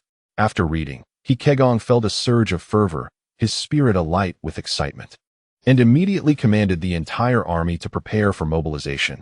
We shall officially march 3 days hence. Zhang Wenhe, standing beside him, chuckled, Lord Jingwu. His Excellency has specifically instructed me to accompany you into battle, meticulously documenting the proceedings to be published for all to witness the might of our celestial empire. He Kegong nodded in agreement, aware that Jiang Ning held great significance for the recovery of Taiwan. Otherwise, Zhang Wenhe would not have been dispatched from afar to deliver this proclamation. In a fleeting moment, the winds of conflict converged along the southeastern coast, intensifying the atmosphere of impending war. Simultaneously, the Dutch governor of Taiwan, Songjiang, received news of the Ming dynasty's mobilization of naval forces, poised to reclaim Taiwan, and he inwardly lamented. He had never anticipated such swift action from the Ming. As early as last year, the Ming court had ordered the confiscation of weapons from the Portuguese stationed in Xiangshanao, present-day Macau, which were to be secured by Ming troops. Songke had astutely recognized that the sudden disarmament of the Portuguese, who had occupied Xiangshanao for decades, coupled with the influx of Ming forces, signified that the Ming would not tolerate the continued presence of Dutch colonizers in Taiwan. Thus, he promptly wrote to Jan Pieter Sun Cohen, the director of the Dutch East India Company, seeking assistance. Upon receiving the plea for aid, the company's leadership convened an emergency meeting and unanimously resolved not to abandon Taiwan, promptly responding to Song Ku with a directive to hold fast, assuring him that reinforcements would be dispatched. Upon receiving this assurance, Song Ku felt a slight alleviation of his anxiety and hurriedly ordered his soldiers to enlist the local populace in constructing fortifications and reinforcing defenses, hoping to withstand the Ming's military onslaught. Meanwhile, the forces under Yansiki at Ben Port, present-day Beigang, were already prepared, awaiting the arrival of the Imperial Army to coordinate an internal assault against the Dutch. Even the Spaniards stationed in Taipei received word, and chaos erupted among their ranks. Some proposed an immediate overture to the Ming for negotiations, while others advocated for a period of observation, considering that the Ming's current primary target was the Dutch. If the Dutch could withstand the Ming Navy, their safety would be assured. Even if the Dutch failed to hold them off, it would not be too late to send envoys to seek goodwill later. Meanwhile, in Suzhou, Jiang Ning finally received a personal reply from Zheng Zhilong, delivered by Su Xinsu. In the letter, Zheng Zhilong clearly stated that he had consolidated internal forces, with everyone resolutely advocating for acceptance of the court's amnesty. Their families and belongings were all prepared. They merely awaited Jiang Ning's approval to relocate to Ming territory, with their men ready to proceed for integration at any moment. Upon reading the letter, Jiang Ning nodded in satisfaction and remarked to Su Xinsu, I have waited for Zheng Zhilong's reply for over half a year. I thought he would choose to confront the court militarily after taking over Li Dan's forces and was prepared to send troops to seek you out. Yet here you are first. Upon hearing this, Su Xinsu was so startled that he fell to his knees, hastily exclaiming, Your Excellency, please discern. After I returned to Pinggu with a certain officer, due to Brother Li Dan's serious illness, his subordinates became unruly, with many contemplating resistance against the court. Coincidentally, after Brother Li's passing, it took immense effort for me and that officer to eliminate these dissenting forces. Once everything was arranged, I immediately came to deliver this message to you. We harbor no intentions of opposing the court. I implore you to understand. Jiang Ning observed Su Xinsu trembling and sweating profusely, and calmly replied, That is for the best. If it were otherwise, it would not be a problem. Since Zheng Zhilong has indicated that matters are settled in his letter, you should return at once, instructing him to bring his family, ships, and sailors to dock at the Songjiang Pier to accept the court's integration. As for the accommodation of families, I have already made the necessary arrangements." Su Xinsu quickly bowed in gratitude, exclaiming, "Thank you, Your Excellency. Thank you." Then, with great caution, he inquired, "I have one more matter I wish to discuss with you." Jiang Ning nodded. "Proceed." Su Xinsu eagerly asked, "Might I inquire what official positions we could be granted?" Jiang Ning smiled. "Zheng Zhilong will be appointed as a commander, and you shall be designated as a qianhu." Su Xinsu pressed for clarification. "May I ask, Your Excellency, what rank is the commander, and what of the qianhu?"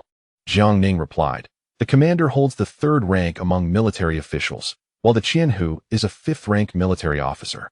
Upon hearing this, Su Xinsu pondered for a moment before speaking. "But, Your Excellency, we have several tens of thousands of brothers under our command." No sooner had he finished speaking than Gao Wenkai, standing nearby, reprimanded him sharply. "Impudence!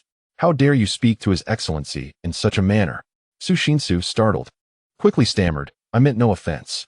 I beg your pardon for my rudeness." Jiang Ning waved his hand and said, "Su Xinsu, I understand your sentiment. However, if your numbers necessitate higher ranks, how would that be perceived by other military officials? Do you believe you can maintain your standing in the Ming under such circumstances? The highest rank in the Ming Navy is that of the naval commander, a second-rank military officer. Even if I were to grant Zheng Zhilong such a position, do you think he could fulfill it?" Su Xinsu was instantly at a loss for words and hurriedly nodded. "It was my indiscretion. I ask for your forgiveness." Jiang Ning nodded and then coldly remarked, "As for the maritime trade route you mentioned, the imperial envoy has already made arrangements. Officials of the court are prohibited from engaging in commerce. Therefore, your clansmen shall establish a trading association. The court will facilitate the participation of other merchant associations, allowing you to profit together. The shareholding ratio will be negotiated in due course. However, I must remind you that conducting business within the Ming territory necessitates adherence to regulations, including timely payment of commercial taxes. Any acts of tax evasion or smuggling will be met with severe punishment." Su Xinsu promptly nodded in agreement and subsequently took his leave. After his departure, Gao Wenkai turned to Jiang Ning, his expression grave. "My lord, these pirates are notoriously greedy and often engage in acts of murder and plunder at sea. We must remain vigilant." Jiang Ning nodded. "Let Yu Zigao go to Ningbo to reorganize Zheng Zhilong's subordinates, dispersing and reassigning them into the naval forces of the three provinces. The key leaders will be appointed to deputy positions, with military authority under the control of the court's personnel. Furthermore, he must eliminate the foreign and pirate forces entrenched along the coast. We shall have these men charge into battle, thus serving the nation loyally. As for their families, they will be placed under the care of local authorities, and should any of them harbor treachery, their families may be dealt with at any moment." Gao Wenkai hastily nodded in acknowledgement. Chapter 683. The recovery of Taiwan at the Quanzhou dock. He Kegong, Tianqi, and Yin Siki led their troops in a solemn ritual to pay homage to heaven and earth. Drawing their swords from their waists, they pointed them toward the sky and proclaimed loudly, "Dispatch orders to all ships. Set sail directly for the Penghu Islands." With He Kegong's command, 400 warships raised their sails and majestically headed toward Penghu. He Kegong, Tianqi, and Yin Siki took their positions on the flagship, gazing at the seemingly endless fleet. He Kegong felt a surge of emotions, fully aware that in the coming years, he would inscribe a legendary chapter for the Ming Navy, with achievements potentially surpassing those of his esteemed mentor, Shen Yurong. Meanwhile, Yin Siki's former subordinates, stationed at Benport, had received his orders and were preparing for support at a moment's notice. Quanzhou is less than 200 miles from Penghu, and the army arrived the next morning. The Dutch soldiers stationed at the Penghu archipelago, witnessing the vast fleet of Ming warships blocking out the sun, were instantly thrown into a state of panic. He Kegong directly commanded the flag bearer to signal the order, "All troops, advance." Soon, the Ming warships lined up in formation, surrounding a dozen Dutch vessels. Although the Dutch soldiers were caught off guard, both sides quickly engaged in fierce combat, and the skies were filled with smoke and the sounds of battle. Initially, due to the long hiatus since the Ming had conducted such a large-scale naval engagement, the coordination among the officials was somewhat clumsy, almost allowing the Dutch ships to break free from the encirclement. However, As he Kegong relayed military commands, the initially disorganized troops quickly regained their composure and, under the guidance of Bai Maokong, Wang Zhua, Wang Zheng, and Shen Hai, adjusted their tactics to effectively trap the Dutch vessels in the center. With over 100 cannons firing simultaneously, the Dutch soldiers were soon sent into disarray as they attempted to retreat to the island for defense. Before they could make a move, the Ming Navy unleashed new weaponry, such as the Fire Dragon and the Underwater Dragon King Cannon, which directly breached the hulls of the Dutch ships. He Kegong and his companions stood at the bow of the Fuchuan, gazing through telescopes at the Dutch warships gradually succumbing to the depths, nodding in satisfaction before issuing a decisive command: ensure the complete annihilation of these 10 or so Dutch vessels. After 2 hours of fierce combat, the Dutch fleet was utterly vanquished, leaving no survivors. Subsequently, He Kegong ordered the eradication of the Dutch forces entrenched in the Penghu Islands. He understood the profound significance of this battle for the Ming dynasty. It was imperative to establish dominance, and he commanded that no one be spared. The naval officers and soldiers swiftly executed over 300 Dutch soldiers stationed on the island. Following this initial victory, He Kegong erupted in joyous laughter. Yansiki, standing nearby, hastily advised, "My lord, our Ming army is now formidable and our morale is soaring. Let us seize the moment and march directly on Fort Zealandia." He Kegong nodded and promptly ordered the army to advance. Meanwhile, Governor Sonka of the Dutch, upon receiving the alarming news of the annihilation of both the garrison and the fleet at Penghu, was struck with dread. He had anticipated that the forces at Penghu could delay the Ming Navy for at least half a day, yet they had been uprooted almost instantly. He immediately commanded the gathering of warships in preparation for battle, while also preparing for the worst, should the ships falter. He would rely on Fort Zealandia for a desperate defense, hoping for the swift arrival of reinforcements from the East India Company. At dawn the following day, He Kegong led his fleet to the northern shores of Taiwan, engaging in fierce combat with the Dutch vessels stationed there, resulting in a stalemate. Even the local Dadu king and the Spanish in the south held their breath, keenly observing the unfolding situation. By midday, Sonka stood atop the walls of Fort Zealandia, peering through his telescope to assess the battle, feeling a slight relief as he noted that the Ming Navy did not appear as formidable as he had imagined. However, he was unaware that he was only witnessing the vanguard forces sent by He Kegong, whose intent was to gauge the strength of the Dutch firepower. Having ascertained the number of cannons, their range, and the soldiers' equipment on the Dutch ships, He Kegong immediately commanded, "Mobilize the entire army." Just as the Dutch officers relaxed, they observed the Ming ships maneuvering to encircle them. Initially, they assumed the Ming forces were retreating, only to realize moments later that they had been completely surrounded. Sonka quickly deduced He Kegong's strategy and ordered all ships to retreat, yet before the command could be executed, He Kegong had already commanded, "All forces, advance." In an instant, over 100 cannons roared like a furious dragon, raining down projectiles upon the Dutch, rendering them powerless to retaliate. Sonka, standing atop the fortifications, was so astonished that he failed to notice his telescope fall to the ground. The Dutch vessels within the encirclement struggled desperately to break free, but He Kegong offered them no reprieve. When one of the Dutch ships collided with a Ming vessel, the injured Ming ship rapidly withdrew, and the gap was swiftly filled by another, tightening the noose around the encircled enemy. The fierce battle raged on until nightfall, culminating in the sinking of all the Dutch ships within the encirclement, with only a handful of soldiers managing to escape to shore and return to Fort Zealandia. As He Kegong and his companions relished in their triumph, Yansiki had already set his plans into motion under the cover of darkness. Yansiki's sworn brother, Yang Tianqi, led a force of 1,500 men, lying in ambush near the Dutch sentries, ready to strike under the cloak of night. Relying on their sheer numbers, they swiftly eliminated one outpost after another, subsequently igniting signal flares to guide the Ming soldiers to the positions of the artillery emplacements constructed by the Dutch. Within the city of Ternate, Song Ku continued to struggle like a cornered beast, commanding his soldiers to resist. However, after the fierce battles of the day, the Dutch soldiers had already developed a sense of dread towards the Ming forces, and with the encroaching darkness, the execution of his orders only led to greater chaos within the city. He Kegong, acting decisively, instructed Yansiki to lead 10,000 troops to forcibly land under the cover of night, with the primary objective of destroying the Dutch artillery fortifications. Recognizing this as an opportunity for glory, Yansiki promptly led his men into a charge, seeing the Ming Navy land under the veil of night. The Dutch soldiers atop the fortifications hurriedly adjusted their cannons to mount a defense, but before they could adequately prepare, Yang Tianqi had already made his way to the fort, and a fierce melee ensued. Among the dozens of artillery positions constructed by the Dutch, only a few managed to fire upon the Ming forces, proving insufficient to thwart their landing. As the warships reached the shore, Yansiki was the first to leap from the vessel, brandishing a long blade as he charged towards the obstructing Dutch soldiers. With his leadership, the Ming troops followed suit.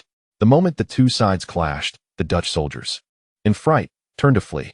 It is noteworthy that, aside from the 500 soldiers who had previously perished in the Penghu Islands, the total number of Dutch soldiers in Ternate and the fortifications was fewer than 2,000, while the Ming forces numbered over 10,000. A disparity that extinguished any will to resist. Soon, Yansiki led his men in a pursuit that forced the Dutch soldiers to retreat in disarray. He refrained from issuing orders to chase them down, opting instead to immediately allocate personnel to secure the Dutch fortifications. Once these were under control, the Dutch would be confined to the city of Ternate, vulnerable to their fate. The battle raged on until the following morning, when Song Ke learned that all the coastal fortifications had fallen under Ming control, causing him to nearly faint from despair. He contemplated ordering his soldiers to reclaim the fortifications, but the Dutch troops were already paralyzed by fear, unwilling to carry out his commands, cowering within the city walls. Shortly thereafter, He Kugang received a signal from Yansiki and led a contingent of 10,000 naval soldiers to land en masse, leaving Tianqi to oversee the vessels and provide support. Once the two forces converged, Yang Tianqi quickly organized a path for the Ming soldiers to advance. Before long, He Kugang and his men reached the foot of Ternate. Song Ke, standing atop the city walls, gazed down at the vast assembly of Ming troops, trembling with fear, his heart gripped by terror. As He Kugang observed the Dutch soldiers atop the walls, Yang Tianqi approached and respectfully saluted. "I have the honor of meeting you, my lord." He Kugang nodded with a smile.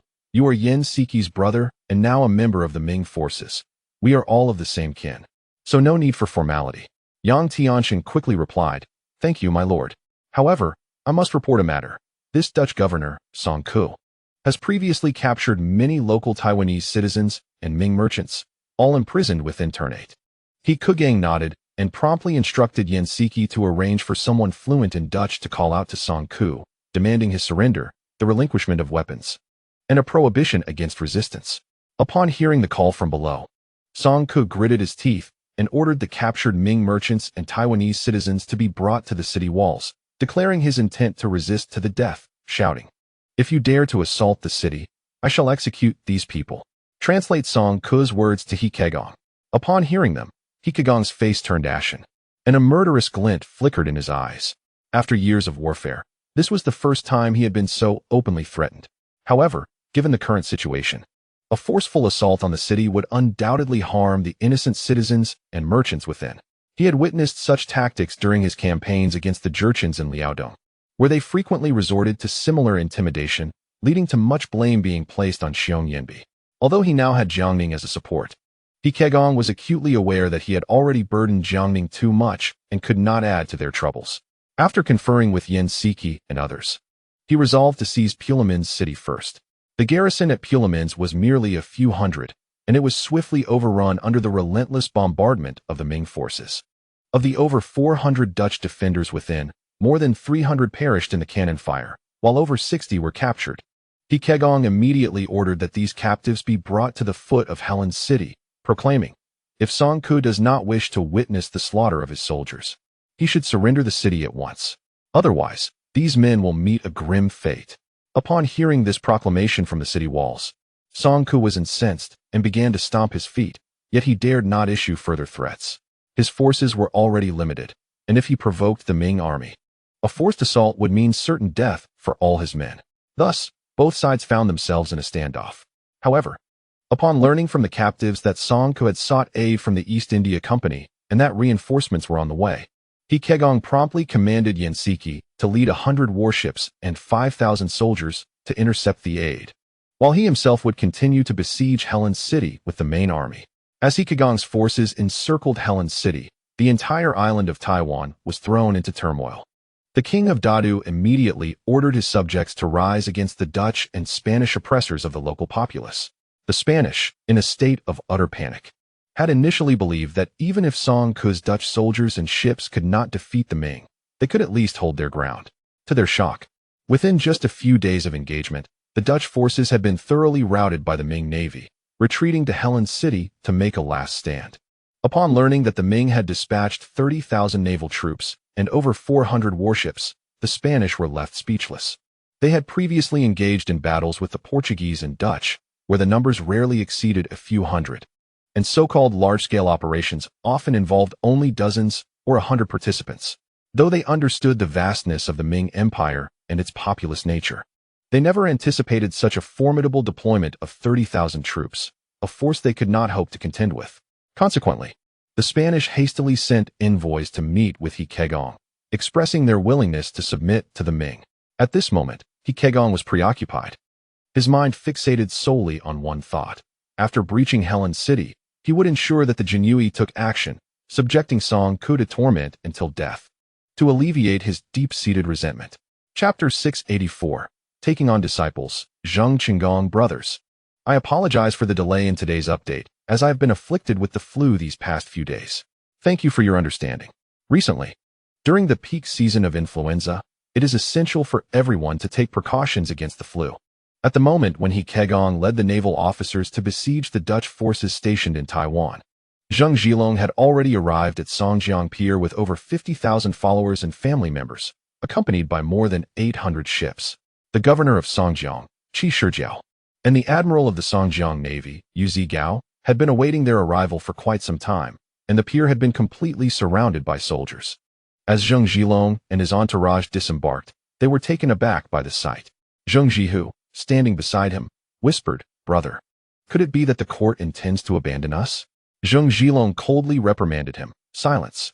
Just as his words fell, Shijiao and Yu Zigao approached with beaming smiles. Zheng Zhilong quickly led his fellow leaders to pay their respects. Yu Zigao stepped forward, clapping him on the shoulder, and laughed heartily. "Sir Zheng, both I and Lord Qi have awaited your arrival with great anticipation. Knowing of your arrival today, we came early to welcome you."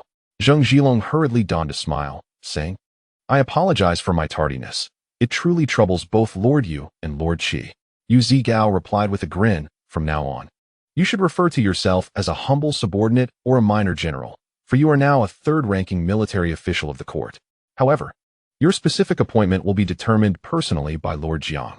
Shijiao, stroking his beard, added, "Sir Zheng, the Lord has great regard for you and has already informed me in advance. You and your followers' families will be settled in southern Jili, Zhejiang, and Anhui. The local authorities have already taken action upon receiving the orders and are prepared for your arrival." Zheng Zhilong nodded in acknowledgement. Yet a hint of wry amusement surfaced within him, for the esteemed commissioner, Lord Jiang, remained vigilant of him. He had anticipated that his family would be settled in Fujian or the coastal regions of Zhejiang, but he never expected such a dispersed arrangement. However, he had no capital to refuse at this moment, and could only comply, promptly arranging for personnel to accompany the representatives sent by Shijiao to settle the families in their designated locations. Aware that he had resolved to align himself with the court, Zheng Zhilong deemed it necessary to demonstrate his sincerity. Turning to Yu Zigao, he stated, "Lord Yu, I have entrusted over 40,000 brothers to you as per your directives. Please feel free to issue any orders. I have already informed them. Should anyone dare to defy discipline, there is no need for you to hold back. Punish as necessary." Yu Zigao, pleased with this response, nodded in satisfaction. "There is no need for concern, Sir Zheng. We serve the same court, and I will ensure proper arrangements are made. The provisions to reward your followers are already prepared. Furthermore, Lord Qi and I have organized a welcome banquet at the governor's office. Let us attend to the feast first, and I will arrange for the remaining matters to be handled." Zheng Zhilong agreed with a nod and subsequently led several key members and his brothers alongside Shijiao and Yu Zigao to the governor's office. Meanwhile, officials under Shijiao began to settle the families brought by Zheng Zhilong, dispatching individuals to Zhejiang, southern Jili, and Anhui. The naval commanders under Yu Zigao proceeded to register Zheng Zhilong's personnel and ships. Zheng Zhilong was honored with feasts hosted by Shijiao and Yu Zigao for 3 consecutive days in Songjiang. 3 days later, Gao Wenkai and Qian Jingxiu also arrived at Songjiang Prefecture. Upon their initial meeting, Zheng Zhilong swiftly approached, clasping his fists in salute, and declared, "Your humble servant greets you." Lord Gao, Gao Wenkai, observing Zheng Zhilong clad in the ceremonial attire of a third-rank military official, nodded in satisfaction. "The Marquis has learned of your arrival in Songjiang with your entourage, and has commanded me to accompany Lord Qian here. Lord Qian is tasked with establishing the Chamber of Commerce with you, and you may arrange for your personnel to liaise with him." Zheng Zhilong promptly nodded and bowed to Qian Jingqiu, saying, "I shall trouble you, Lord Qian." Qian Jingqiu waved his hand with a smile, "Not at all. It is no trouble." At that moment, Shijiao hurriedly approached, greeting both Gao Wenkai and Qian Jingqiu before addressing the latter, "Lord Qian. With the current construction boom in Songjiang and the influx of various chambers of commerce, might it be prudent to establish the newly formed Chamber of Commerce here? I can offer certain favorable policies," he added. Qian Jingqiu chuckled, well aware that she, much like their marquis, was motivated by profit. His proactive suggestion clearly indicated his interest in the vessels, goods, and maritime trade routes that Zheng Zhilong commanded. Thus, he responded, "Of course, we can certainly do that. After all, the court aims to transform Songjiang into the largest port along the southeastern coast. However, given the numerous personnel under Zheng Zhilong's command, it would be unwise to form a solitary chamber of commerce. As per the Marquis's directives, at least 2 or 3 should be established. I can assure you that one will be situated in Songjiang, while the remaining 2 require further consideration." Shijiao nodded eagerly. "I appreciate it, Lord Qian." Listening to their conversation, Zheng Zhilong felt as though he were being divided among them. Yet, having embarked on this imperial venture, there was no retreat. He turned to Gao Wenkai and inquired, "Lord Gao, may I ask if the Marquis has been preoccupied of late? I have just arrived in Songjiang and have yet to pay my respects." Gao Wenkai smiled. "The Marquis has been rather unoccupied during this period. I have come with Lord Qian to escort you to Hangzhou to meet him. By the way, the Marquis specifically requested that you bring your son, Zheng's son, along." Zheng Zhilong was taken aback. Although he did not understand why Jiang Ning had an interest in his son, he nevertheless nodded in agreement. He then organized for his subordinates to coordinate with Qian Jingqiu and Shijiao regarding the Chamber of Commerce, while he led his family and several key members toward Hangzhou, preparing to pay his respects to Jiang Ning. A few days later, upon their arrival in Hangzhou, they found Jiang Ning awaiting them at the city gate. Zheng Zhilong and his companions hastily dismounted and approached to pay their respects. Jiang Ning smiled and nodded, exchanging pleasantries with Zheng Zhilong before inquiring, "By the way, Lord Zheng, where is your son? Bring him forth, so I may see him." Zheng Zhilong quickly nodded and turned to the carriage. Lifting out a small boy of approximately 2 years of age, the little one stepped down, his curious dark eyes surveying the gathering, but upon locking gazes with Jiang Ning, he became somewhat timid and promptly turned to his father. Observing this, Zheng Zhilong urged, "Sir, quickly pay your respects to the Marquis." Zheng's son hesitated, too shy to move. Jiang Ning chuckled and waved his hand. "The child is still young. There is no need for such formalities." He then knelt before Zheng's son, smiling, "Little one, your name is Zheng's son, is it not?"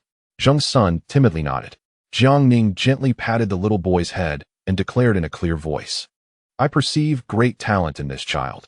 He shall undoubtedly become a pillar of our nation in the future. I wish to take him as my disciple. May I inquire if Lord Zheng would consent?" Upon hearing these words, all present were taken aback. It is well known that the powerful Jiang Ning had only accepted Chen Zilong as his disciple, a man renowned throughout Jiangnan for his extraordinary intellect and mastery of both Eastern and Western philosophies. Yet, here was a mere 2-year-old child, favored by Jiang Ning himself for such an honor. Zheng Zhilong stood frozen, momentarily at a loss for words. At that moment, Gao Wenkai hastily interjected, "Why are you still in shock, Lord Zheng? To be personally accepted as a disciple by the Marquis is a tremendous blessing for your son." Zheng Zhilong then regained his composure and promptly bowed with utmost respect, saying, "I, in place of my son, express my heartfelt gratitude to the Marquis." He then took Zheng's son by the hand and bowed 3 times to Jiang Ning, before solemnly instructing his son, "Sir, from this day forth, the Marquis shall be your master. You must show him even greater respect than you do to your father. Never be disrespectful or unruly. Do you understand?" Though Zheng's son was still naive, he nodded in agreement. Jiang Ning unfastened a jade pendant from his waist and presented it to Zheng's son, saying, "As we meet for the first time, allow this to serve as your welcome gift from your master." Zheng's son held the pendant, feeling somewhat awkward. Zheng Zhilan quickly stepped forward to assist his son in accepting it.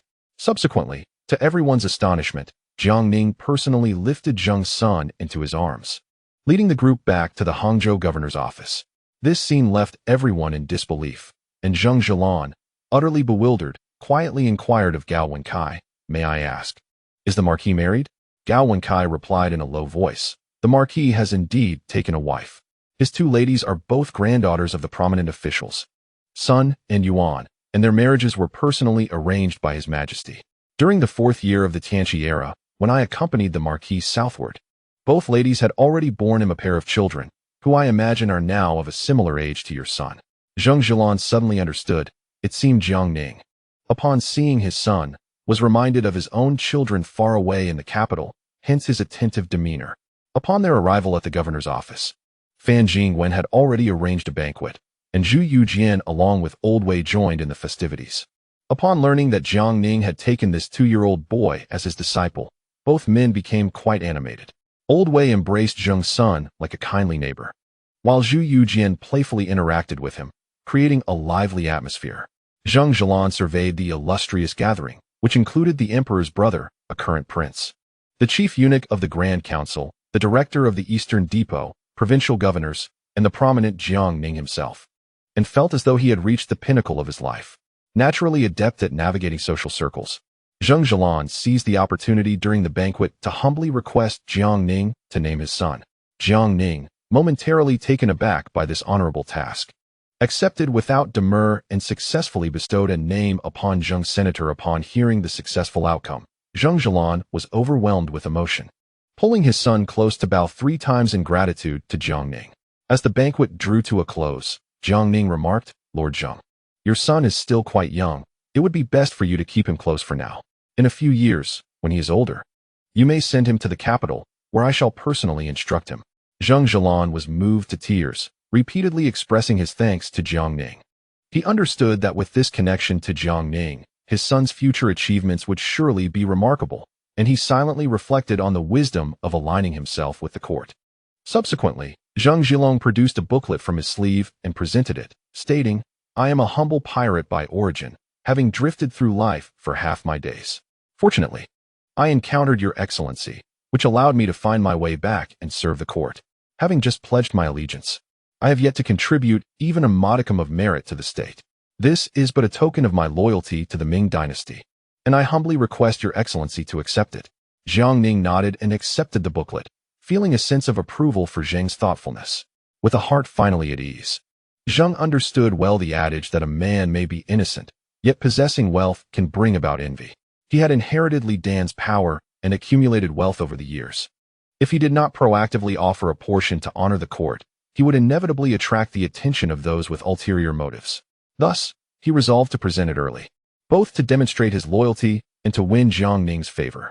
Jiang Ning, nodding, instructed Gao Wenkai to bring forth a brocade box. Zheng Zhilong, puzzled, inquired, "Your Excellency, what is this?" Jiang Ning replied with a smile, "I am aware that your household is numerous, and your subordinates are yet to be fully organized. Moreover, Duke Jingwu is justly leading the troops to reclaim Taiwan. Your specific position will be determined after the island is secured. For now, you shall reside in Hangzhou with your kin. This brocade box contains 10 land deeds, specially prepared for you by me." Zheng Zhilong was moved to tears, exclaiming, "I am unworthy of such favor from your excellency." Old Wei chuckled from the side. "Enough, my good sir. Why do you weep so easily? Accept what the Duke has bestowed upon you. It is the first time we have witnessed such attentiveness from him towards anyone in our years of service. You must work diligently henceforth and not bring shame upon His Excellency." Zheng Zhilong quickly dried his tears, affirming, "Your words are wise. I shall remember them and ensure I do not disgrace your excellency." Jiang Ning continued, "Young Gao has informed me that the governor of Songjiang, Shijiao, has invited you to establish a merchant association in Songjiang. This is a commendable endeavor. The court is set to vigorously develop Songjiang. However, with your large number of subordinates, concentrating them all there may lead to conflicts with other merchant associations. My suggestion is that we also establish 2 additional associations in Ningbo and Xuanzhou. which will collaborate with the Ming Royal Merchant Association. With their protection, you will be able to stabilize quickly and encounter fewer troubles. Zheng Zhilong eagerly nodded. I shall adhere to your Excellency's arrangements. He then added, I must remind you, Jiang Ning interjected, that the court has explicitly prohibited officials from engaging in commerce. But they are permitted to invest in shares within merchant associations, which does not contravene the regulations. Zheng Zhilong replied, I understand, Your Excellency, and rest assured. I will keep a vigilant eye on my subordinates. Jiang Ning nodded and subsequently instructed Gao Wenkai to escort Zheng Zhilong and his companions for their arrangements. Once Zheng Zhilong departed, Jiang Ning exhaled deeply, realizing that the mission to the south was essentially accomplished, and the reclamation of Taiwan by He Kegong was merely a matter of time. He then arranged for the return of Yuan Kelly, Wen Tian, and others who had been tirelessly traveling, preparing to return to the capital. Chapter 685. The Hall of Virtue of the Ming Dynasty. As Jiang Ning gathered his personnel and prepared to return to the capital, Zhu Youjiao, stationed in the capital, had also been feeling somewhat agitated during this period. Following last winter's snow disaster, the provinces of Hunan and Shaanxi are now grappling with varying degrees of drought, having received nary a drop of rain since the onset of summer. A silver lining, however, is that Zhuguangdou had initiated water conservancy projects in Hunan several years ago, significantly alleviating the calamity in the region. The water management projects he oversaw in Shaanxi are now proving invaluable as he leads his team in a race against time to mitigate the impact of the disaster.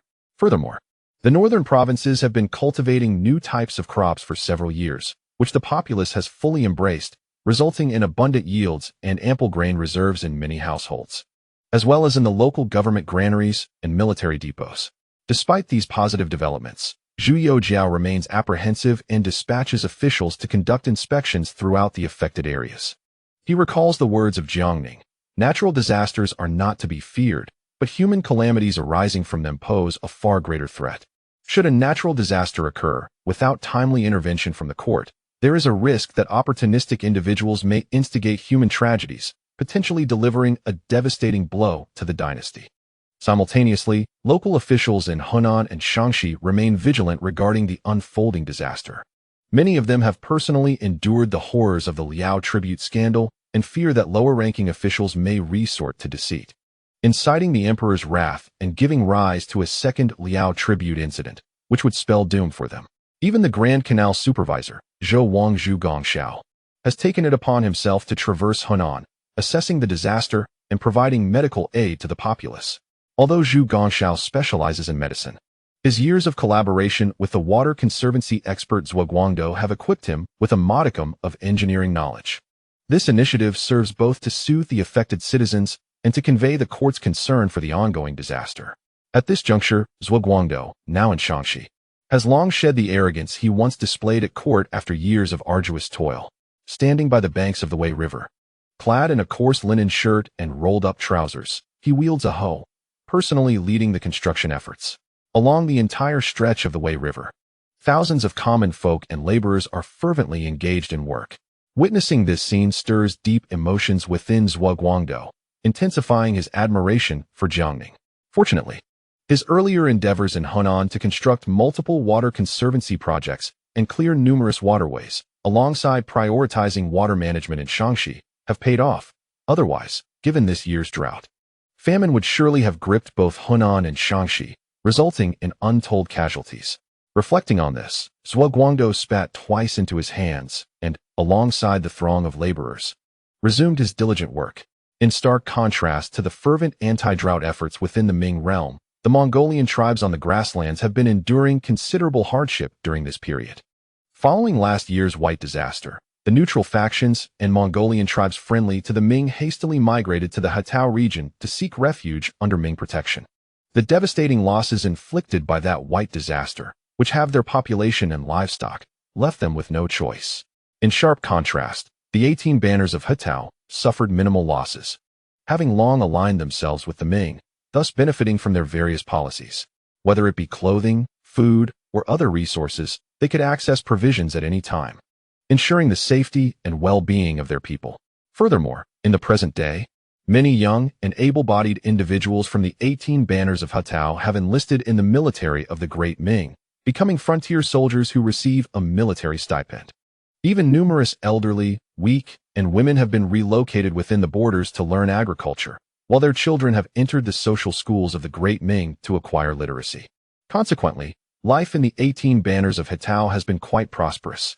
Simultaneously, after years of construction, the 4 cities of Hetao have been completed, each garrisoned by 20,000 troops, of which 150,000 are soldiers of the Great Ming, with the remaining 5,000 drawn from various banners.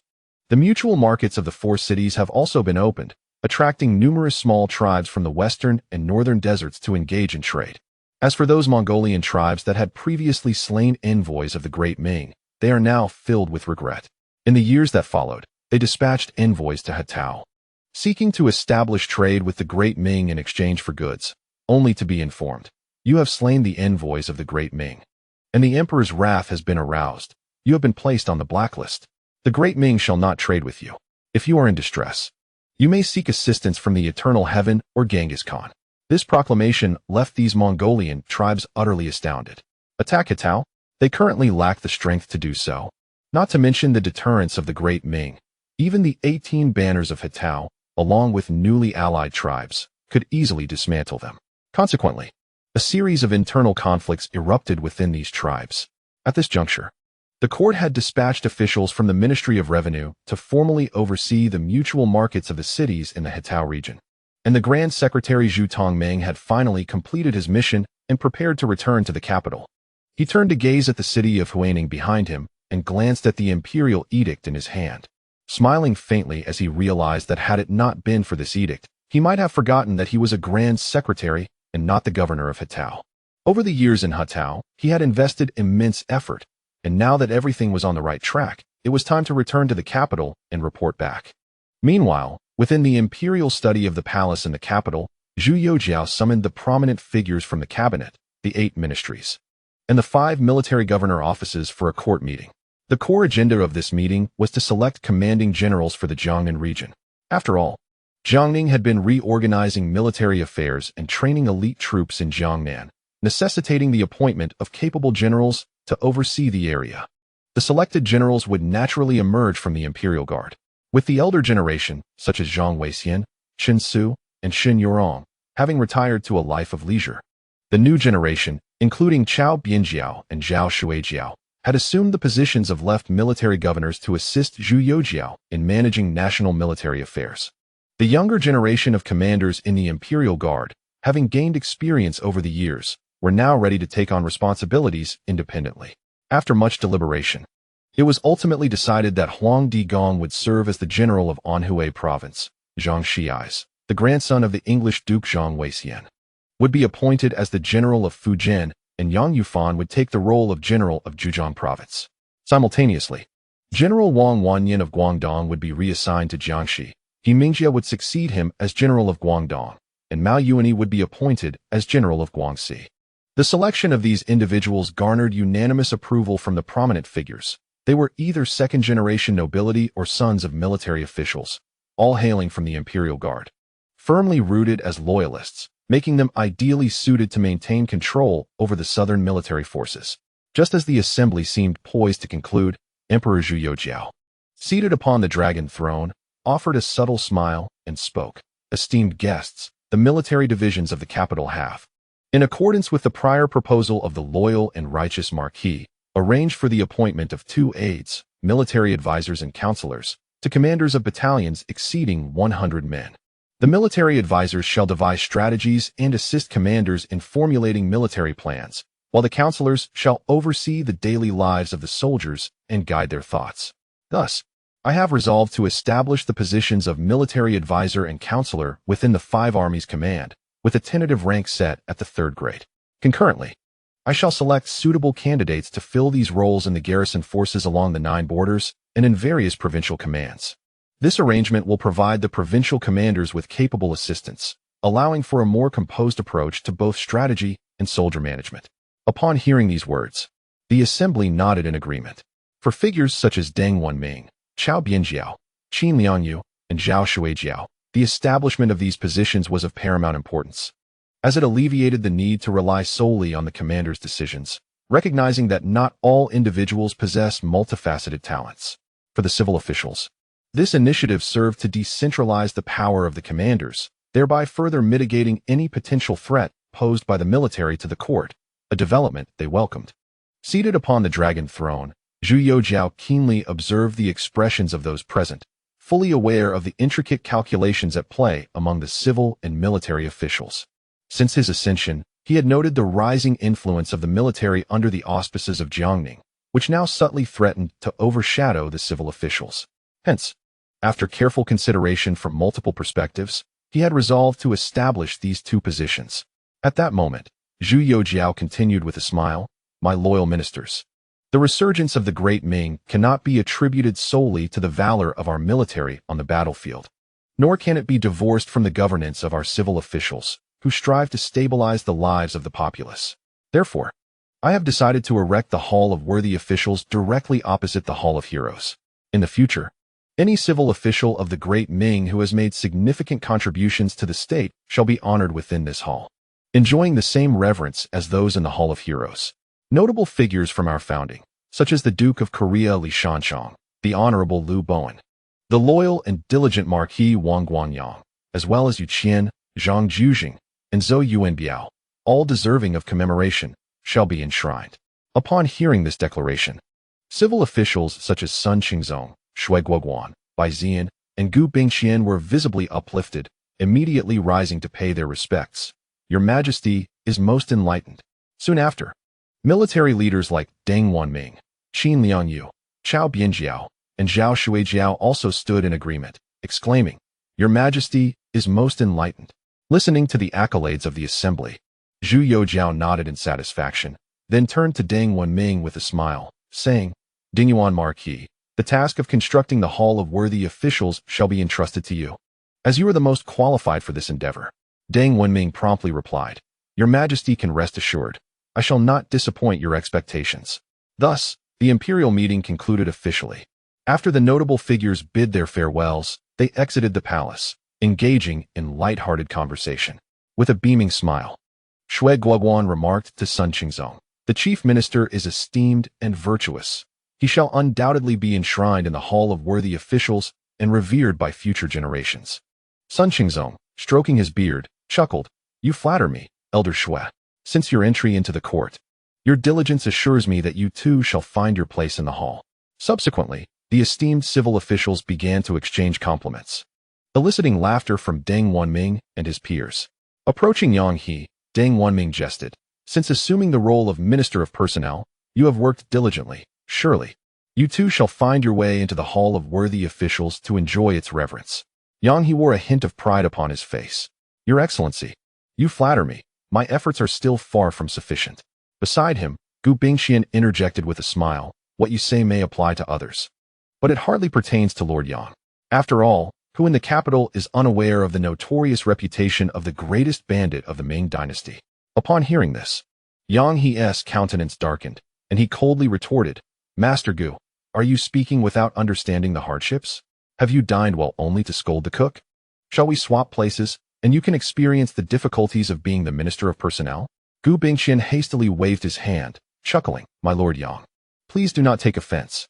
In the entirety of the Ming dynasty, aside from you, no one else could truly manage the responsibilities of the Minister of Personnel."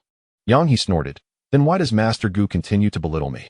Gu Bingqian quickly offered his apologies, "I misspoke. Please do not hold it against me, my lord." Subsequently, the esteemed individuals exchanged light-hearted banter as they gradually departed.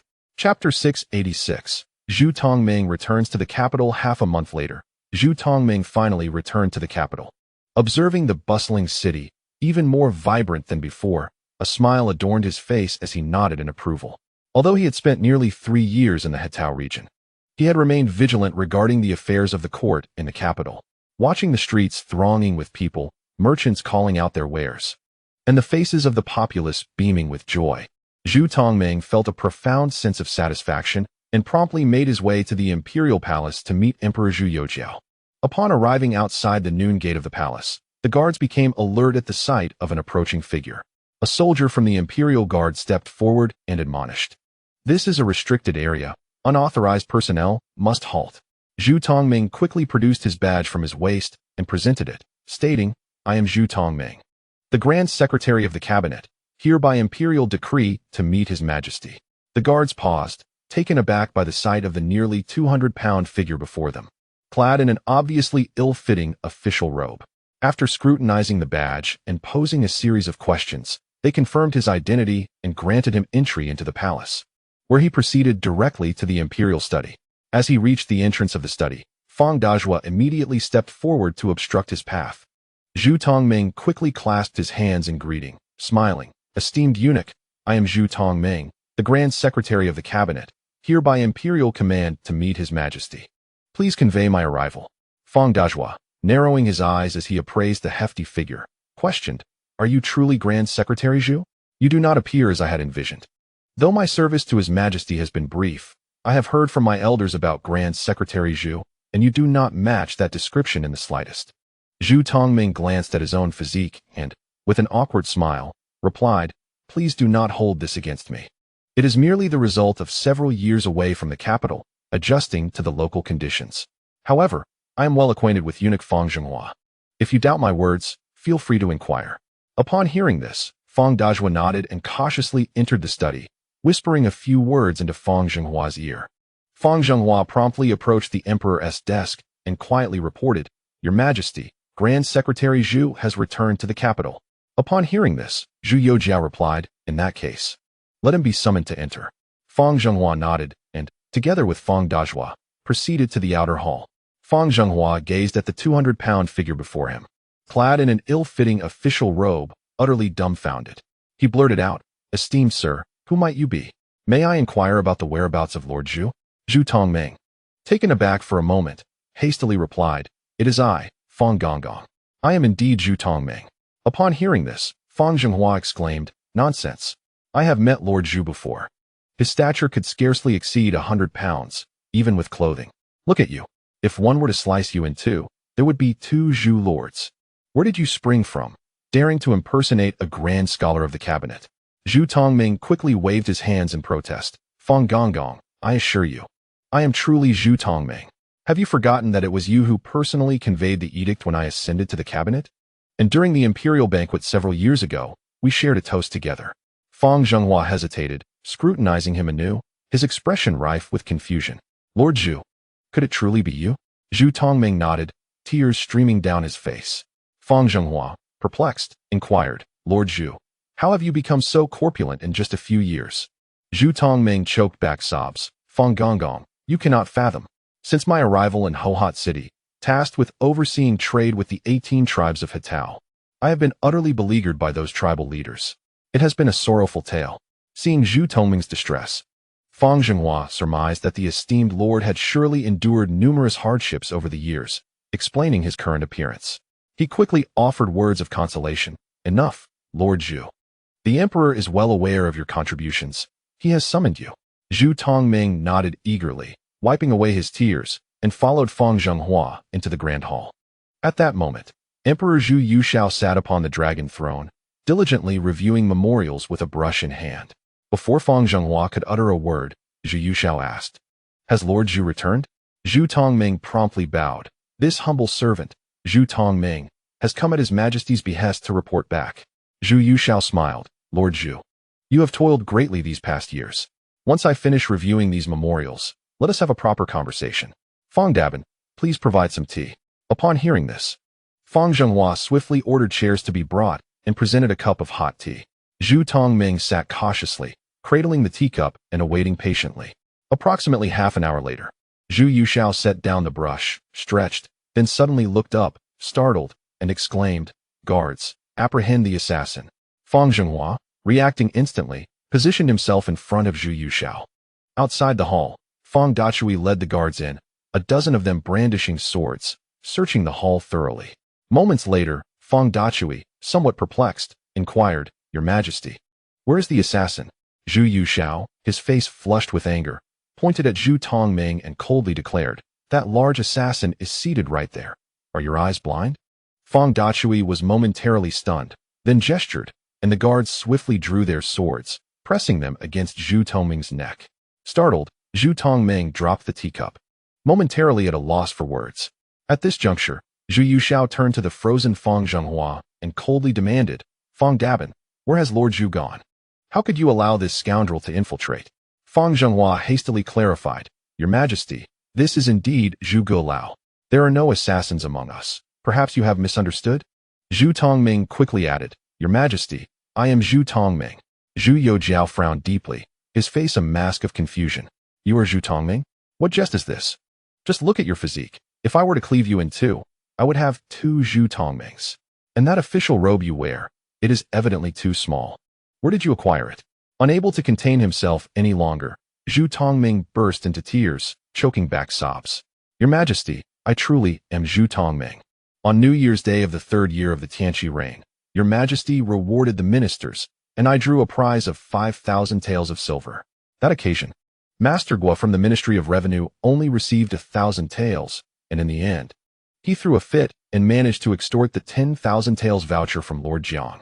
Zhu Tongming recounted many past events, and thus Zhu Youjiao finally became convinced that the 200-plus pound figure before him was indeed his esteemed Grand Secretary.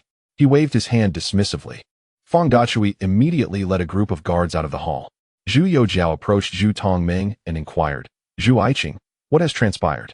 Merely a few years in the Hitao region, and you have ballooned to this size? Zhu Tongming's tears flowed freely as he stammered, Your Majesty, the leaders of the 18 tribes in Hitao have truly mistreated me. Ever since I arrived in Gaiweiqing to facilitate trade with them, they have insisted on treating me to meals daily, 8 times a day, no less. Each meal is either beef or lamb, accompanied by liquor. Over the span of 3 years, the number of times I have eaten steamed buns or rice could be counted on one hand, and as for vegetables, I have not seen a single leaf in 3 years. At this point, Zhu Tongming was inconsolable. Zhu Youjiao stood there, momentarily struck dumb. If it were Jiang Ning, Zhu Yujian, or Old Wei who returned to the capital, he might have remarked, Brother Jiang, you have lost weight. 5th brother, you look haggard. Yet before him sat Zhu Tongming, who had become a hefty figure weighing 200 pounds. Zhu Youjiao offered an awkward smile and said, Aiqing, you have worked hard. I am aware of the situation in Hitao. You have accomplished much in these years, and I shall remember it well. He then turned to Fang Zhenghua and instructed, Fang Dabin, please convey my decree. Grant Zhu Aiqing a Feiyu robe, promote him to the rank of Zai Dufu, and ensure one of his sons gains entry to the Guozijian. Additionally, reward him with 10,000 taels of silver. Fang Zhenghua nodded promptly in acknowledgement. Upon hearing the commendation, Zhu Tongming immediately knelt in gratitude, but as he did so, the jade belt at his waist snapped with a resounding crack. Noticing this, Zhu Youjiao quickly added, also, grant him another jade belt. Fang Zhenghua once more acknowledged the command. Zhu Tongming rose, clutching the broken jade belt, momentarily at a loss. Observing this, Zhu Youjiao chuckled. Zhu Aiqing, do not be so constrained. Your current state is a result of your dedication to the nation. However, now that you have returned to the capital, you must maintain a dignified appearance in court. It may be time for you to shed some weight. Zhu Tongming's face flushed crimson as he hastily replied, I shall comply with your decree. After a few more casual exchanges between the sovereign and his minister, Zhu Youjiao dismissed Zhu Tongming. As he took his leave, Fang Zhenghua personally escorted him out. Just beyond the grand hall, Fang Zhenghua promptly called out, Zhu Gulao, please wait. Zhu Tongming, puzzled, responded, Is there something more? Master Fang. Fang Zhenghua smiled and waved his hand, prompting 2 young eunuchs to step forward with a measuring tape to assess Zhu Tongming's physique. Fang Zhenghua elaborated, Lord Zhu, given your current stature, His Majesty will surely bestow upon you a specially tailored flying fish robe. Otherwise, it would be utterly unwearable. Zhu Tongming felt a twinge of embarrassment, but resolutely replied, There is no need for such extravagance, Master Fang. Please proceed with my previous measurements. During this time, I shall diligently work on shedding some weight. Fang Zhenghua nodded, then produced a piece of paper and handed it over with a smile, saying, Lord Zhu, this is a weight loss prescription from Sun Miolin, the chief of the Imperial Medical Institute. To give it a try. Zhu Tongming gratefully accepted the prescription, his face alight with appreciation. Thank you, Master Fang. Subsequently, the two shared light-hearted banter as they exited the palace gates. News of Zhu Tongming's return to the capital swiftly spread throughout the court. As he was a protege of the elder Wei, numerous officials hastened to pay their respects. However, upon encountering him, many were nearly struck speechless, struggling to reconcile the image of the 200-plus-pound figure before them with the delicate scholar they once knew. Gu Bingqian arrived first, and, upon seeing Zhu Tongming, nearly dragged him to the Jiangnan Way to report a case. After several clarifications from Zhu Tongming, the officials finally grasped the situation and expressed their sympathy for his plight. As conversation unfolded, the atmosphere gradually relaxed, allowing Zhu Tongming to inquire about Jiang Ning and others in the south. When he learned that Jiang Ning and his companions had left a bloody trail across the southern regions, slaughtering nearly 100,000 and exiling hundreds of thousands, Zhu Tongming's jaw dropped in astonishment. He privately reflected, compared to Jiang Ning, his own tribulations in the Hetao region paled in significance. As the group prepared to take their leave, Gu Bingqian, with a grave expression, cautioned, "Lord Zhu, I must remind you of something. It is rumored that Lord Jiang Master Wei and His Highness Prince Xin will return to the capital before the year's end. Considering your current physique, should Master Wei catch sight of you, it could lead to complications. You must find a way to shed some weight." Zhu Tongming, slightly perplexed, asked, "Master Gu, why would my physique cause trouble with Master Wei?" Gu Bingqian chuckled, "Lord Zhu, you may not be aware, but when Master Wei was addressing corrupt officials, he often remarked that those with large heads and thick necks were either corrupt or part of the wealthy elite. Moreover, Master Wei, Lord Jiang, and His Highness Prince Xin have all turned ruthless in the south. Although your situation is unique, should they see you, it could certainly stir up trouble, and it would be quite undignified if word got out." Zhu Tongming, taken aback by this revelation, nodded fervently. "Thank you, Master Gu, for the warning. Effective immediately. I shall commence my weight loss journey." Chapter 687. The horse dealer Gaoing Xiang. Since the major merchant associations from the north followed Jiang Ning southward, they have successively acquired numerous properties that once belonged to the gentry of Jiangnan, thereby enhancing their strength once more. Among them, the Qin merchants, as one of the earliest to align with the court, have their roots firmly established in Shaanxi. At this moment, the scale of the Yan'an post in Yan'an Prefecture has more than doubled compared to several years ago. According to court regulations, a post station is divided into two halves, one for public use and the other for official use. Originally struggling to make a living in the vicinity of Yan'an Post, Li Ziqing's fortunes took a turn for the better with the unexpected arrival of his cousin, Yang'an. Despite the upheaval brought on by the scandal of his wife's infidelity on their wedding night, which resulted in 2 tragic fatalities, Li Ziqing did not succumb to despair. Instead, he resolutely turned his back on matters of the heart and plunged into the world of commerce. In just a few short years, he managed to secure the entirety of the civilian post station at Yan'an. This success was not solely due to the support of his cousin Yang'an. Rather, his own diligent work ethic and adept social skills played a significant role. Consequently, numerous merchant caravans passing through Yan'an Post were eager to stop, unload, and reload their goods.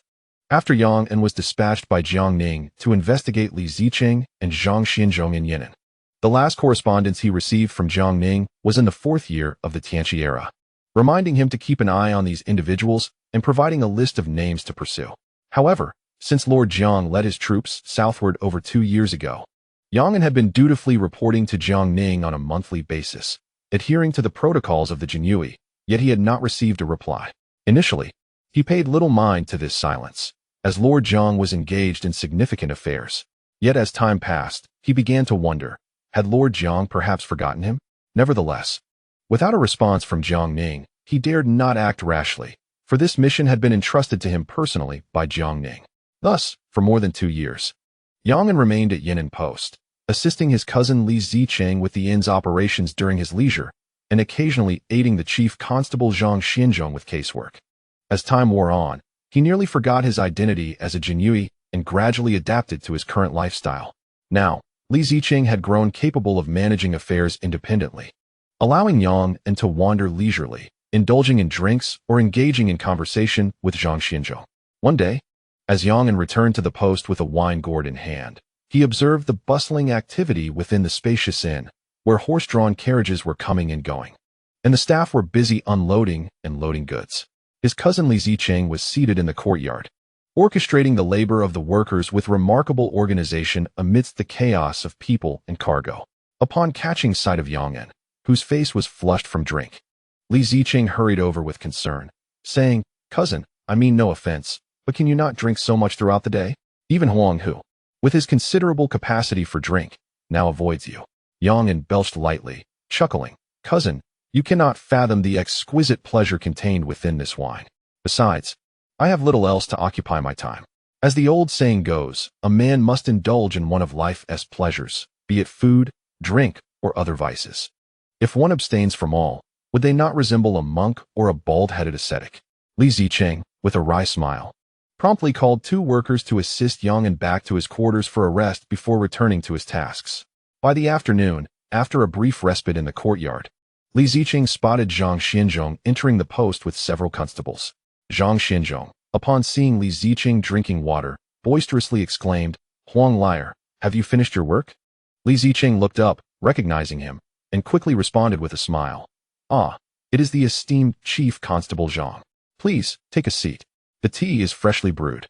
Zhang Xinzhong, unreserved, took a seat, and, with a grave expression, stated, "Huang liar, I have repeatedly mentioned that in public you should address me as Captain Zhang. I have refrained from holding it against you, but now that my duty has ended, what should you call me?" Li Zicheng, slapping his forehead, burst into hearty laughter. "Brother Huang, my sincerest apologies. I have been utterly overwhelmed with busyness today." Zhang Xinzhong chuckled and inquired, "Where's Brother Yang? Has he gone out drinking again?" Li Zicheng sighed with a wry smile. "Cousin returned at noon, somewhat inebriated. He's currently asleep inside." Zhang Xinzhong, wearing a look of resignation, remarked, "Brother Yang was quite well before. Why has he developed such a penchant for drinking these past 2 years? With his capacity, he drinks as if it were mere water. I dread to see him now." Li Zicheng sighed again. "Who can argue with that? I have advised him numerous times, yet he pays no heed." After conversing for a while longer, Li Zicheng suddenly said, "Brother Huang, you must not have dined yet, have you? Allow me to have some food brought over, and we shall eat together." Zhang Xinzhong nodded in agreement. Just then, Yang emerged from the room, rubbing his eyes. Zhang Xinzhong promptly rose. "Brother Yang, we were just about to have a meal. You woke up just in time to join us." Yang nodded, and Li Zicheng hastily summoned the servants to bring the food. The 3 sat in the courtyard, enjoying their meal while chatting. After their appetites were satiated, Yang, with a hint of curiosity, asked, "Brother Huang, have you encountered any recent cases?" Zhang Xinzhong chuckled. "Brother Yang, your keen insight is unmatched. Nothing escapes your notice. To be candid, we recently apprehended a horse trader named Gao Xiang in Yinsui town. The neighboring town was disinterested in the matter and sent him to the prefecture of Yannan. The governor has now assigned this case to me." Yang nodded in understanding. Yinsui town is one of the 9 border towns of the Ming dynasty. The court has constructed 4 new cities in the Hetao region, facilitating trade with various Mongolian factions. Thus, many townsfolk engage in smuggling, primarily minor infractions, and as long as they do not traffic in prohibited goods, the authorities tend to turn a blind eye. At that moment, however, Li Zicheng, seated nearby, suddenly trembled, causing his teacup to crash to the floor. Yang and Zhang Xinzhong stared at him in confusion, and Li Zicheng quickly asked, "Brother Huang, what was the name of the horse trader you mentioned?" Zhang Xinzhong pondered briefly. "His name is Gao Xiang, from Ansai. However, he is quite resilient. This morning I personally interrogated him, and he stubbornly took all the blame upon himself, unwilling to reveal his accomplices. I must return to continue the interrogation. I cannot believe he could orchestrate such a significant affair alone." Li Zicheng's face turned pale as he inquired further, "Brother Huang, does that individual have a cross-shaped scar above his right eye?" Zhang Xinzhong was taken aback and nodded. "How do you know this so precisely?" Li Zicheng trembled, his voice quavering. "Brother Huang, that Gao Xiang is my uncle." As the words left his lips, both Zhang Xinzhong and Yang were left utterly astonished. Li Zicheng hastily clarified, "My mother passed away when I was young, leaving me with only this one uncle. A few years ago, he mentioned wanting to venture out into the world, and since then, I have not heard from him. I never imagined he would become involved in horse trading." Zhang Xinzhong's expression instantly hardened, while Yang felt his mind go blank. Gao Xiang had also appeared on the list sent from Jiang Ning for the 2nd time. He had arranged for people to search privately, but found nothing, presuming he had perished outside. Little did he expect he would reappear in this manner. At that moment, Li Zicheng, his face etched with anguish and anxiety, spoke up. "Brother Huang Hu, I implore you, can you save him?" Zhang Xianzhong snorted coldly and slammed his palm on the table. Huang liar, you know well what kind of person I, Zhang Xianzhong, am. How can you utter such words in my presence? With both hands clasped in a salute towards the heavens, he declared solemnly, as a loyal servant of the state, I must uphold the trust bestowed upon me by the court and His Majesty, and maintain the impartiality of the Ming law. How can you urge me to forsake public duty for personal interest? Listening to Zhang Xianzhong's righteous words, tears streamed down Li Zicheng's face as he choked out. Brother Huang Hu, I understand this is wrong, but my mother passed away early, and he is my only uncle. Zhang Xianzhong retorted with a cold scoff. If it were any other matter, if you, Huang liar, spoke, I, Huang Hu, would not hesitate to show concern. However, Gao Yingxiang has violated the laws of the Ming, and as a servant of the emperor, I must enforce the law with justice and impartiality. Do not mention this matter again. Moreover, this individual has been transferred from the frontier town, which has undoubtedly reported the incident to the Wujuan Duda mansion. Even if I could assist you, the Wujuan Duda mansion would not be so easily swayed. Furthermore, your uncle has committed a crime and deserves his punishment. The best you can do for him now is to find a geomancer to choose a suitable burial site. As a nephew, you have done your utmost. Upon hearing this, Li Zicheng's face turned pale with sorrow, his body swaying precariously as he nearly collapsed. Yang Ning quickly stepped forward to support him. After a moment of silence, Li Zicheng wiped his tears, turned, and rushed back into the room, soon emerging with a wooden box. He fell to his knees and pleaded desperately, Brother Huang Hu, I have never asked you for anything, but he is my uncle. I cannot bear to watch him die. These silver coins are all I have saved over the years. I beg you, for the sake of our years of friendship, please help me. Zhang Xianzhong forcefully knocked the wooden box to the ground, cursing, Huang liar. Has your brain turned to mush? You dare use this to test a government official? Which official can withstand such a trial? If you utter such words again, do not blame me, Zhang Xianzhong, for disregarding personal feelings and reporting you for bribing a government official, sending you to the authorities for punishment. Li Zicheng collapsed on the ground, wailing. A few constables behind him, unable to bear the sight, whispered among themselves, Chief, the matter is not yet fully conveyed. But were coldly interrupted by Zhang Xianzhong. With a serious expression, Zhang Xianzhong admonished, the inscription at the entrance of the yamen reads, Your salary is derived from the people's toil. The commoners are easily oppressed, but heaven is not to be deceived. Have you all forgotten these 16 words? I, Zhang Xianzhong, will never condone corruption. The constables, who had intended to plead for mercy, fell silent upon hearing this. Yang Ning, observing the situation, helped Li Zicheng to his feet and addressed Zhang Xianzhong. Brother Huang, please do not be angry. My cousin is impulsive and has lost his composure. We still have not clarified whether the captured Gao Yingxiang is indeed Huang liar's uncle. How about you arrange for me and Huang liar to visit him in the prison? Surely, this does not violate any rules. Even those sentenced to death by imperial decree are allowed to see their family before their demise. Zhang Xianzhong pondered for a moment and nodded. This can be arranged. I will take care of it shortly. Yang Ning quickly added, in that case, I am grateful to Brother Huang Hu. Zhang Xianzhong waved his hand dismissively. You flatter me. Brother Yang, it is but a trifling task. However, due to the urgency of the matter, I will arrange for you and Huang liar to visit tomorrow. In a few days, I must also go to Xi'an to submit documents to Chief Zhang. Yang Ning nodded in agreement, and Zhang Xianzhong departed with the constables. Watching Zhang Xianzhong's retreating figure, Li Zicheng, with a dazed expression, murmured, Cousin, the person captured by Huang Hu, Gao Yingxiang, must surely be my uncle. The scar matches exactly.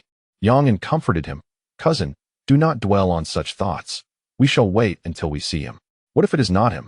Would you not have troubled yourself for nothing?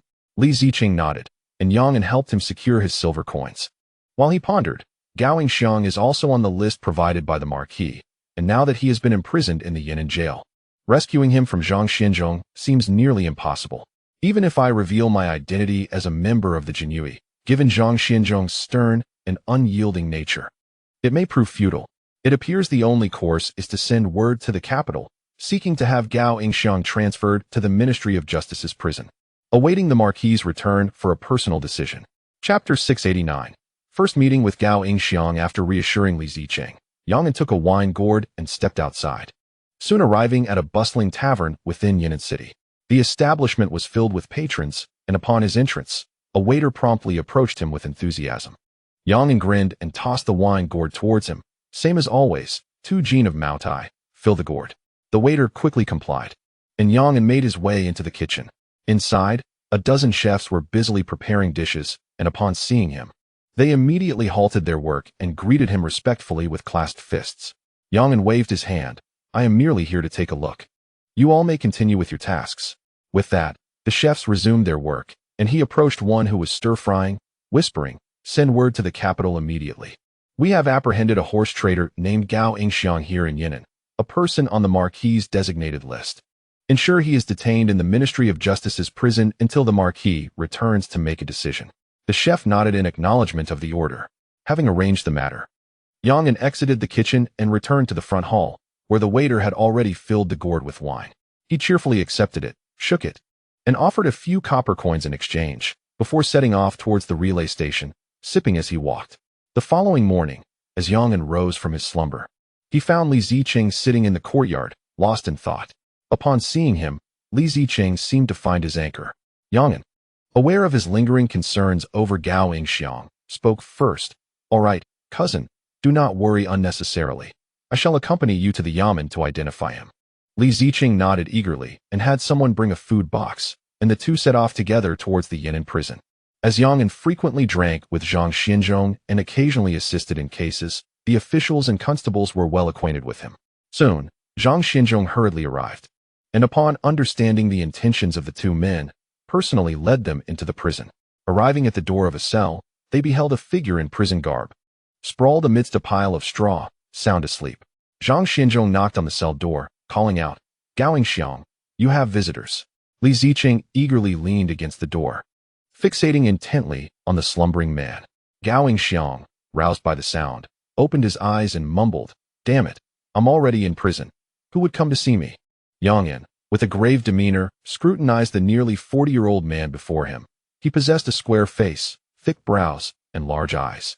Despite his disheveled state, he exuded vitality. His voice resonant and bold, with a prominent cross-shaped scar adorning his right eye. Uncle, it's me. Huang Lair has come to see you. Li Ziqing exclaimed urgently. Gao Ingxiang, momentarily taken aback, rubbed his eyes and hurriedly approached the cell door, scrutinizing Li Ziqing from head to toe in disbelief. You are Huang Lair?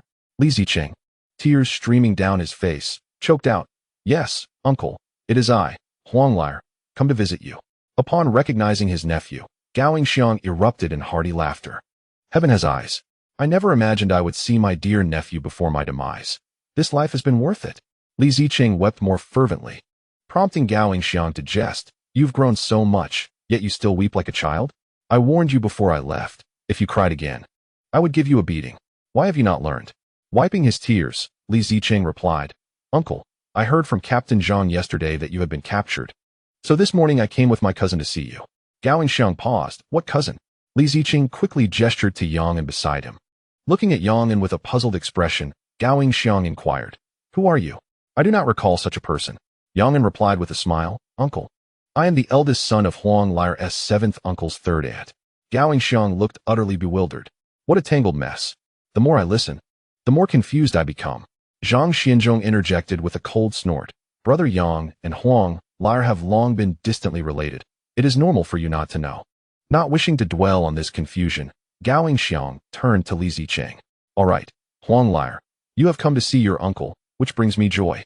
If there is nothing else, you may return. Li Ziqing quickly picked up a food box beside him, pleading with Zhang Xinzhong, Captain Zhang. I brought some food for my uncle. Might you permit me to share? Zhang Xinzhong nodded, personally inspecting the meal before allowing it to be delivered into the cell. Gao Ingxiang, unfazed, eagerly grabbed the buns and meat, laughing as he ate.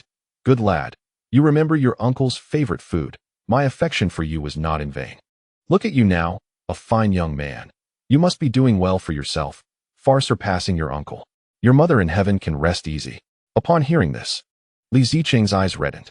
At that moment, Zhang Xinzhong spoke up. Gao Ingxiang, I have some rapport with your nephew and did not subject you to torture yesterday. If you cooperate and provide honest answers, I will endeavor to secure you a chance to atone for your crimes. Gao Ingxiang chuckled softly, but remained silent. Zhang Xinzhong snorted coldly, and Yang Ning asked, Huang Hu, what kind of punishment do you think Gao Ingxiang will receive? Zhang Xinzhong pondered. According to the criminal law of the Great Ming, Volume 8, Article 31, those who privately sell tea horses beyond the borders shall face execution after autumn. All participants and those aware of the matter shall receive 100 strokes and be exiled 3,000 miles. Yang Nan opened his mouth, but said nothing further, letting out a sigh as he led Li Zicheng to take their leave.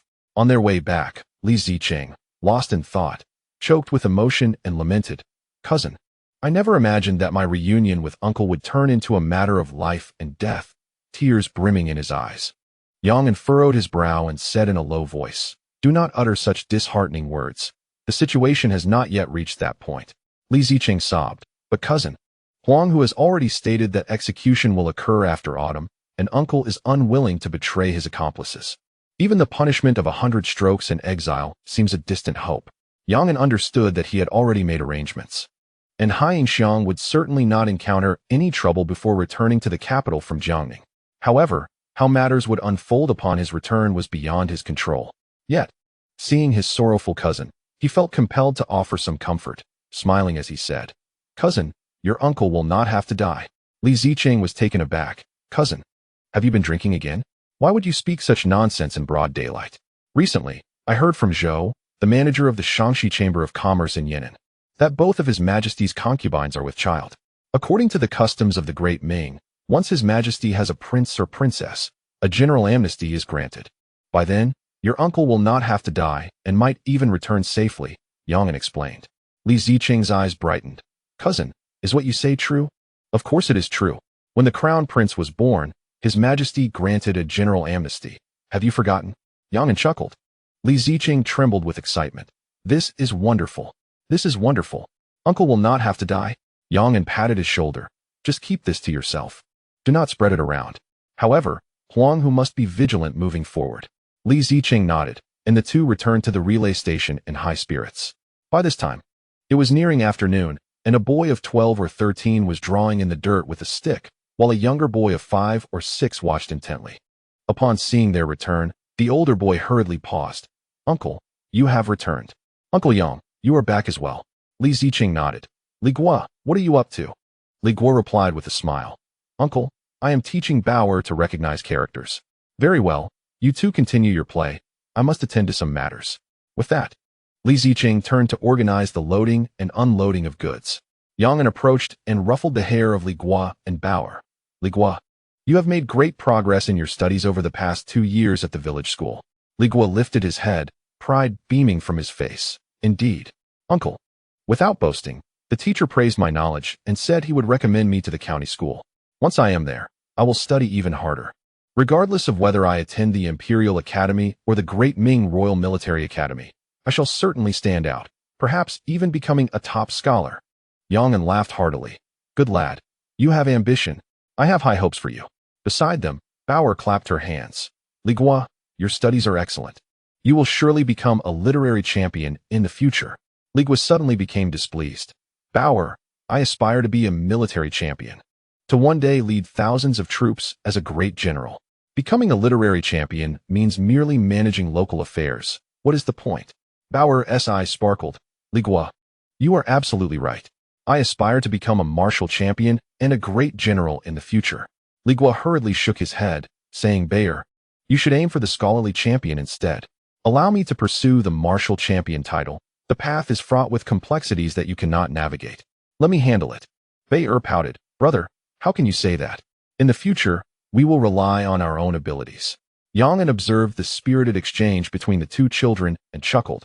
"Li Guo, Bayer, the imperial examinations are held every 3 years, and you are 7 years apart, so there is no need for competition." The two immediately nodded in excitement. Li Guo stepped forward and playfully tugged at Yang Nan's arm, saying, "Uncle Yang, will you teach me martial arts? To become a martial champion, one must possess martial skills. And the schoolmaster only teaches reading and writing, not combat." Yang Nan laughed heartily. "Of course, I can teach you.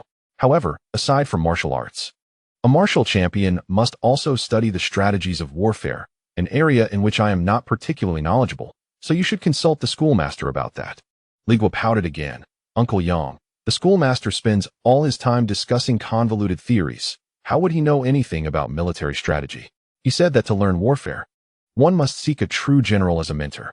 Who do you think is the most formidable general in our Ming dynasty? Yang pondered for a moment. That would undoubtedly be the loyal and righteous Marquis Jiang.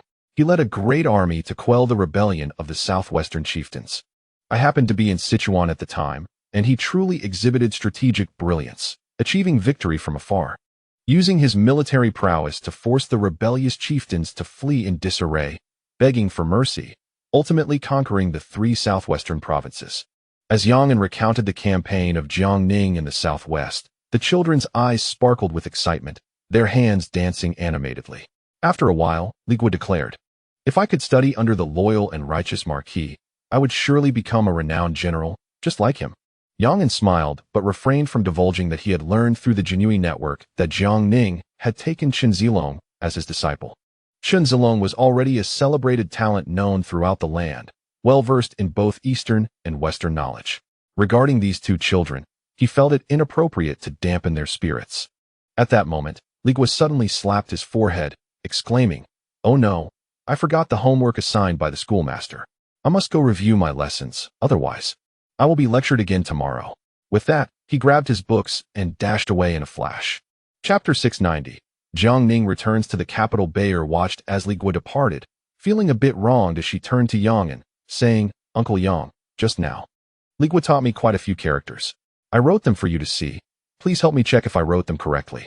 Yang nodded with a smile. Then, Bayer picked up a stick and began to write on the ground, each stroke meticulous and earnest, as she wrote dozens of characters in one breath. After reviewing her work, Yang nodded in satisfaction. "Bayer, you did very well. Only 2 characters were written incorrectly. Let me teach you how to correct them." He patiently guided her. Bayer nodded, squatting beside him and attentively watching, quickly rewriting them. Yang smiled and said, "Yes, this time they are all correct. You wrote beautifully." Bayer's cheeks flushed with excitement as she asked, "Uncle Yang, can I become a great general commanding thousands of troops in the future?" "Certainly," Yang affirmed. "I previously told you about the Marquis of Huayin, Han Xian, and Wei Qing during Emperor Wu's reign, as well as our Ming dynasty's founding king of Kaiping. They all started from humble beginnings, yet each became increasingly formidable in battle." Bayer nodded eagerly, exclaiming, "I often hear Li Guo talk about the story of the king of Kaiping, saying he was known as the Black Typhoon of Huayuan before he joined the founding emperor in resisting the Yuan dynasty." Yang smiled and nodded in agreement. Bayer asked again, "Uncle Yang, I heard from some merchants passing by that Lord Zhongyi was a tavern keeper before he became an official. Is that true?" Yang, slightly embarrassed, nodded in affirmation. Bayer's eyes sparkled with enthusiasm as he clenched his fists, declaring, "Uncle Yang, in the future, I must become a great general like Lord Zhongyi, leading the Ming dynasty in battles, expanding territories. Anyone who dares to oppose shall face my army until they yield." Yang chuckled and affectionately ruffled his hair. At that moment, Bayer seemed to recall something. "Uncle Yang, to be a great general, one must have a resounding name, one that sounds particularly majestic and powerful." Yang nodded in agreement. Bayer pondered for a moment and said, "Uncle Yang, Brother Li Guo once mentioned that a great general must stabilize the nation and defend the land. How about I call myself Li Dingwa from now on? Such a name sounds imposing, truly befitting a general." Yang remarked with a smile, "Li Dingwa is indeed a splendid name." Bayer lifted his little head proudly. "Uncle Yang, from now on, do not call me Bayer anymore. Call me Li Dingwa." Yang affirmed, "Very well, Bayer." Li Dingwa, incensed, stamped his feet, his cheeks flushed. "Uncle Yang, I told you not to call me Bayer, but to call me Li Dingwa." Yang continued to smile. "Understood, Bayer." Li Dingwa pouted, expressing his dissatisfaction. "Uncle Yang is bullying me again. I will not play with you." With that, he ran off to find Li Guo. Yang muttered to himself, Li Dingwa, how amusing." Suddenly, he stood up abruptly, murmuring, "Li Dingwa? Isn't that the person specifically recommended on the Lord's list? After searching for so long, how did he appear today? What a coincidence." He hurried back into the room, retrieved the second list from Jiang Ning, and gazed at the name Li Dingwa, along with his origin and age, murmuring, "By heavens, it truly matches." A few days later, Zhang Xianzhong led several constables, escorting the handcuffed and shackled Gao Yingxiang to the Yan'an relay station. Li Ziqing and Yang were enjoying tea in the courtyard when they saw them suddenly arrive and quickly approached. Yang inquired, "Huang Hu, what brings you here?" Zhang Xianzhong replied hastily, "Brother Yang, Huang Liar, Although Gao Xiang did not reveal his accomplices, I have captured everyone who was involved in the horse smuggling with him. He is the principal offender, and according to regulations, he must be escorted to the capital for trial. Before leaving, I brought him to see you one last time. Gao Xiang, visibly impatient, retorted, going to the capital is not a trip to the underworld. What is there to see? It's just a hassle.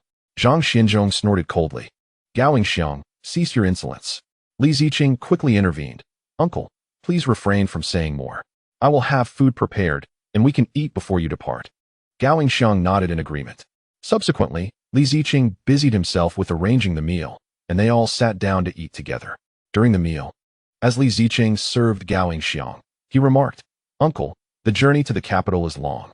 I have prepared some silver dollars for you to carry, just in case of emergencies on the way. Hearing his nephew's heartfelt concern made Gao Xiang's nose tingle, and he silently nodded. Sitting beside them, Zhang Xinzhong spoke up. Huang Liar, do not worry too much.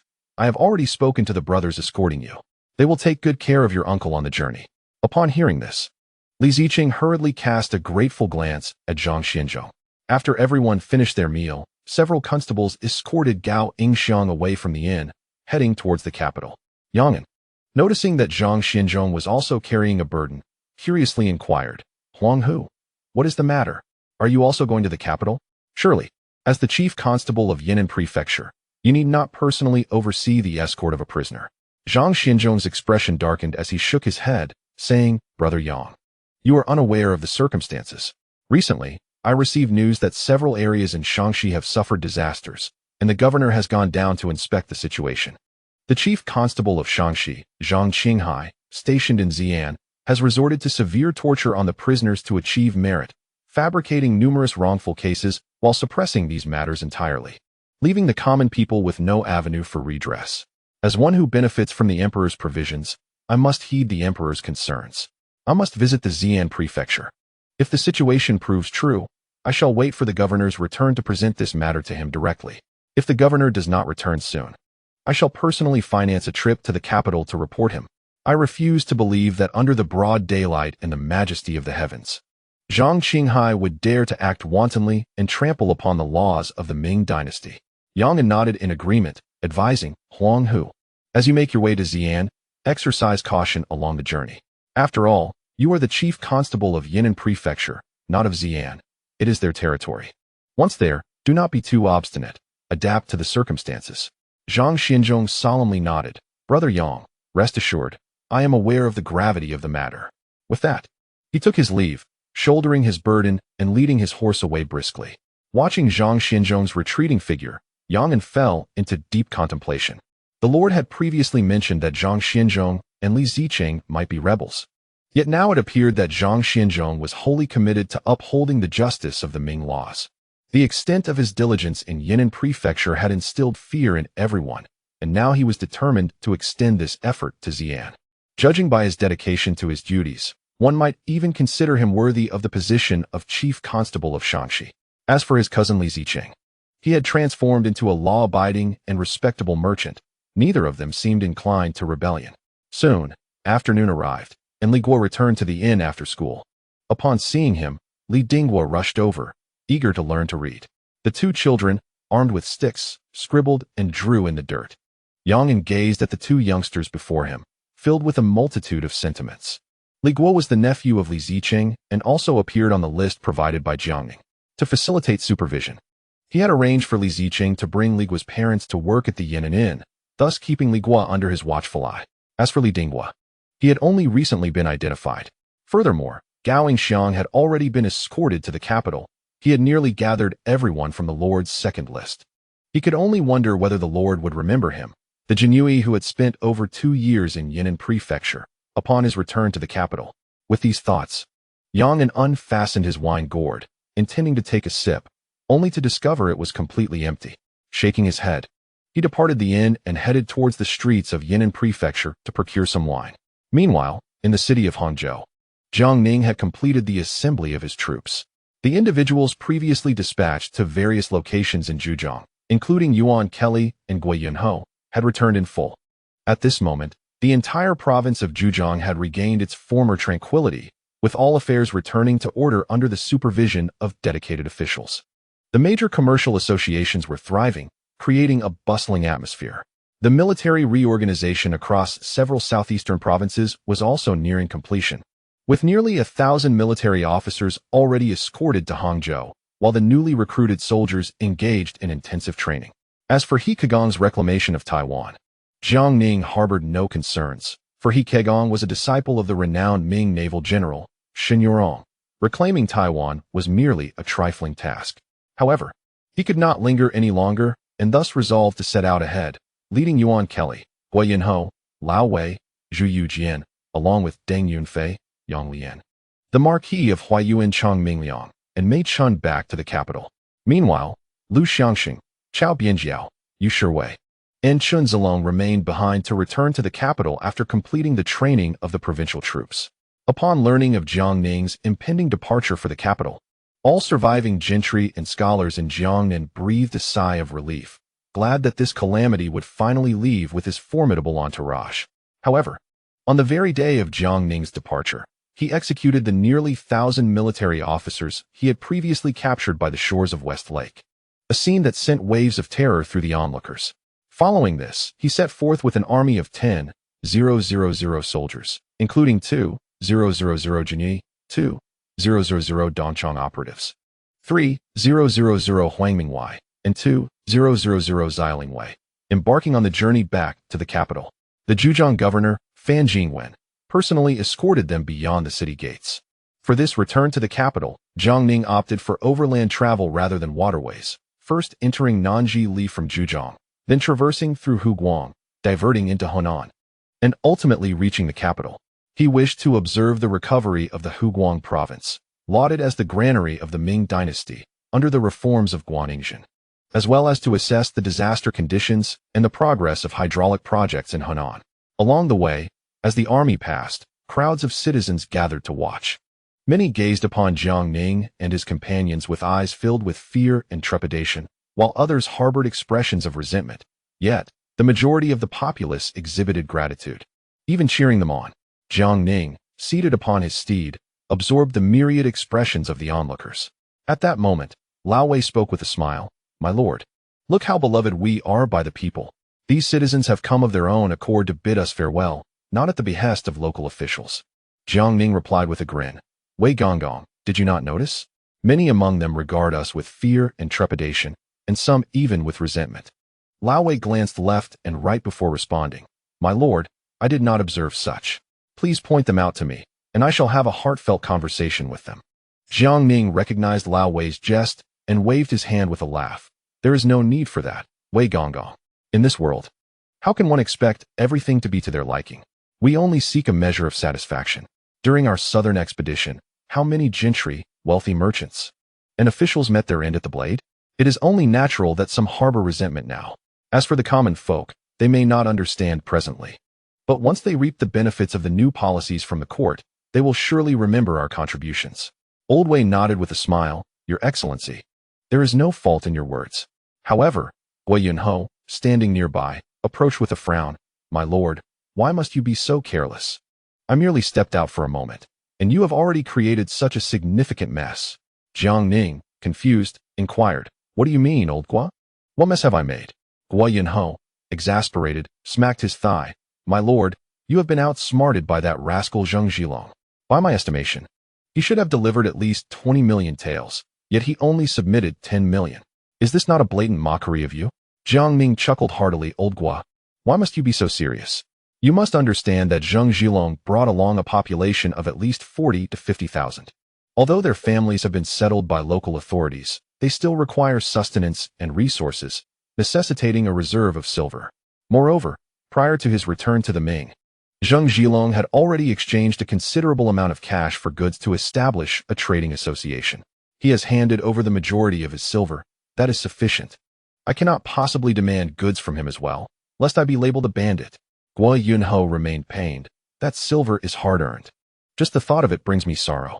Jiang Ning replied with a laugh. "Old Hua, the wealth seized in this southern expedition is enough to sustain the Ming treasury for a decade. Are you not satisfied? I have heard that the treasury silver had already reached 130 million taels, and combined with the recent seizures, it must total 500 million taels. Guo Yinho murmured, Your Excellency, you do not comprehend the value of household expenses. Who would ever complain about an excess of silver? Jiang Ning chuckled again, choosing not to elaborate further. Soon after, they led their troops swiftly into southern Jili, issuing orders to bring along the families of Marquis Huin, Chang Mingliang, and Earl Qingyi, Lu Kongzhao, before directly entering the province of Hunan. Chapter 691. Old Guo is not as good as a dog. Hunan, located along the middle and lower reaches of the Yangtze River, has long been celebrated as where Hunan ripens, the world is sufficient. This region boasts double harvests of rice each year, earning its reputation as the granary of the Ming, as well as being a populous province. At the dawn of the Ming dynasty, the north suffered from depopulation due to warfare, prompting the founding Emperor Zhu Yuanzhang to order the relocation of citizens from Hunan to replenish Sichuan. Furthermore, Hunan was the stronghold of the Chu faction in the early years of the court. However, following the downfall of Zhang Jujing, factional strife erupted within the court. The Donglin faction rapidly ascended, while the Chu faction, under the leadership of Guaningzhen, allied with the Qi and Zhujiang factions to counter the Donglin faction. As the gentry of Jiangnan fervently supported the Donglin faction, coupled with frequent upheavals in the court, the Chu faction gradually declined, leading Guaningzhen to resign and retreat from public life. Seizing the opportunity, the Donglin faction infiltrated Hunan with the assistance of Jiangnan gentry, transforming the once fertile rice fields into mulberry groves, turning Hunan's granary into a financial boon for silk production. It was not until the rise of the royalist faction that the Donglin faction faced setbacks, prompting Guaningzhen to return to the fray and join the royalists.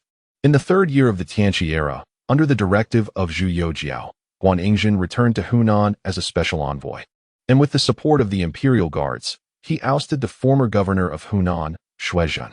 He then undertook significant reforms in Hunan, uprooting local officials and their backing forces, issuing orders to convert mulberry fields back to rice cultivation. Now, after 4 years, Hunan has reclaimed its former glory as the granary of the Ming. Upon their arrival in Huguang, Jiang Ning and his companions first reached Huangzhou Prefecture. Along the journey, wherever the Grand Army passed, the roadsides were adorned with golden rice fields, where the common folk were fervently engaged in harvesting the rice.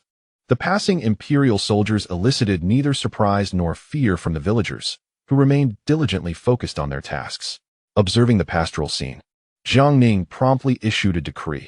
Anyone daring to trample the rice fields shall face execution as a public spectacle. The soldiers, upon hearing this, became vigilant, wary of accidentally stepping on the precious crops. As noon approached, Jiang Ning commanded the troops to halt for a rest, leading everyone to dismount and gather beside a rice field.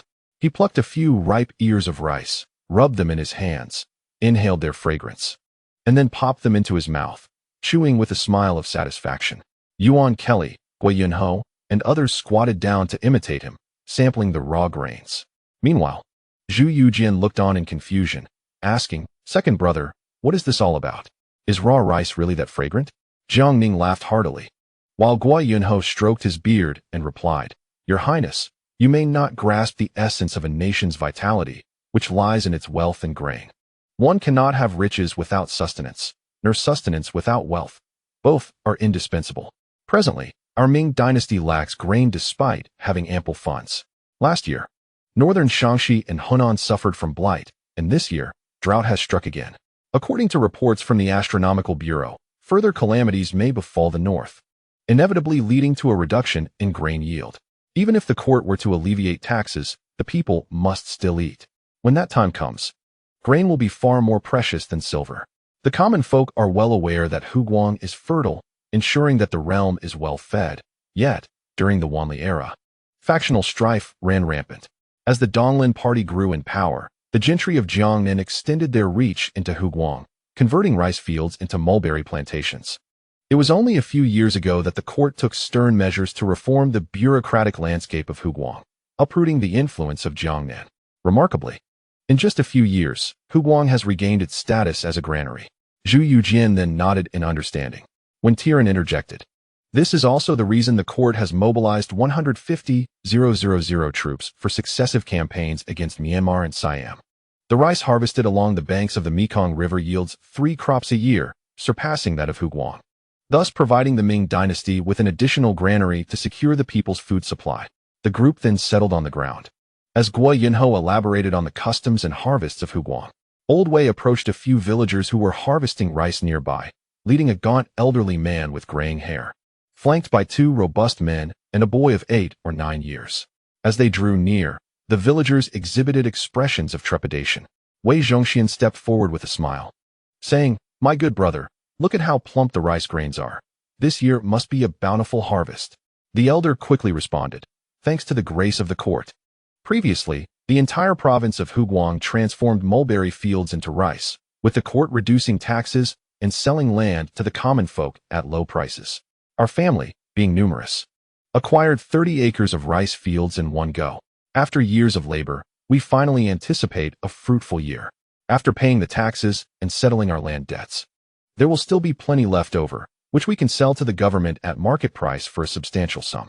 Times have improved significantly compared to previous years, all thanks to the wisdom of our emperor. The officials of the court are like reincarnated celestial beings. It is through their benevolence that my family can live well." Old Wei listened with a smile, pulling out a few sweet dates from his pocket and offering them. "Brother, these are for the child." The elder repeatedly waved his hands, but Old Wei directly placed them into the boy's hands, cheerfully saying, "This is from your grandfather. Take it and enjoy." The boy, unafraid of strangers, accepted the gift and began to eat with delight. Jiang Ning had provisions and water brought over, distributing them among the elder and his companions, and smilingly inquired, "Elder, I wish to ask you a few questions." The elder hurriedly replied, "Your Excellency, it would be an honor to share my knowledge. Please feel free to ask anything. I shall speak without reservation."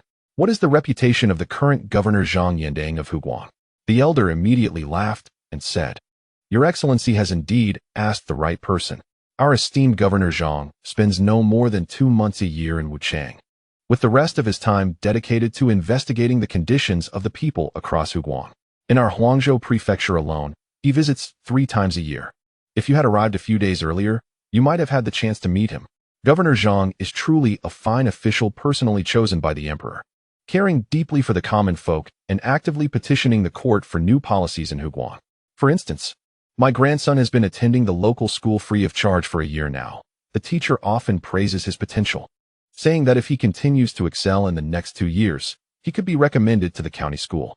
Furthermore, the taxes are much lighter now, no longer burdened by excessive levies as in the past. We only need to pay the amount stipulated by the court, and the rest is ours. Even in times of natural disaster, Governor Zhang would intercede with the emperor on our behalf for tax relief. This is 100 times better than when that scoundrel Shuizhen was the governor.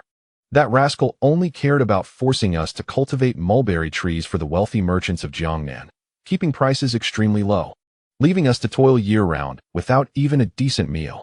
Jiang Ning and his companions nodded in agreement, inwardly acknowledging that Zhang Yandang was indeed performing well. At that moment, the elder cautiously asked, "Your Excellency, may I dare to inquire if you are one of the imperial envoys sent south by the court?"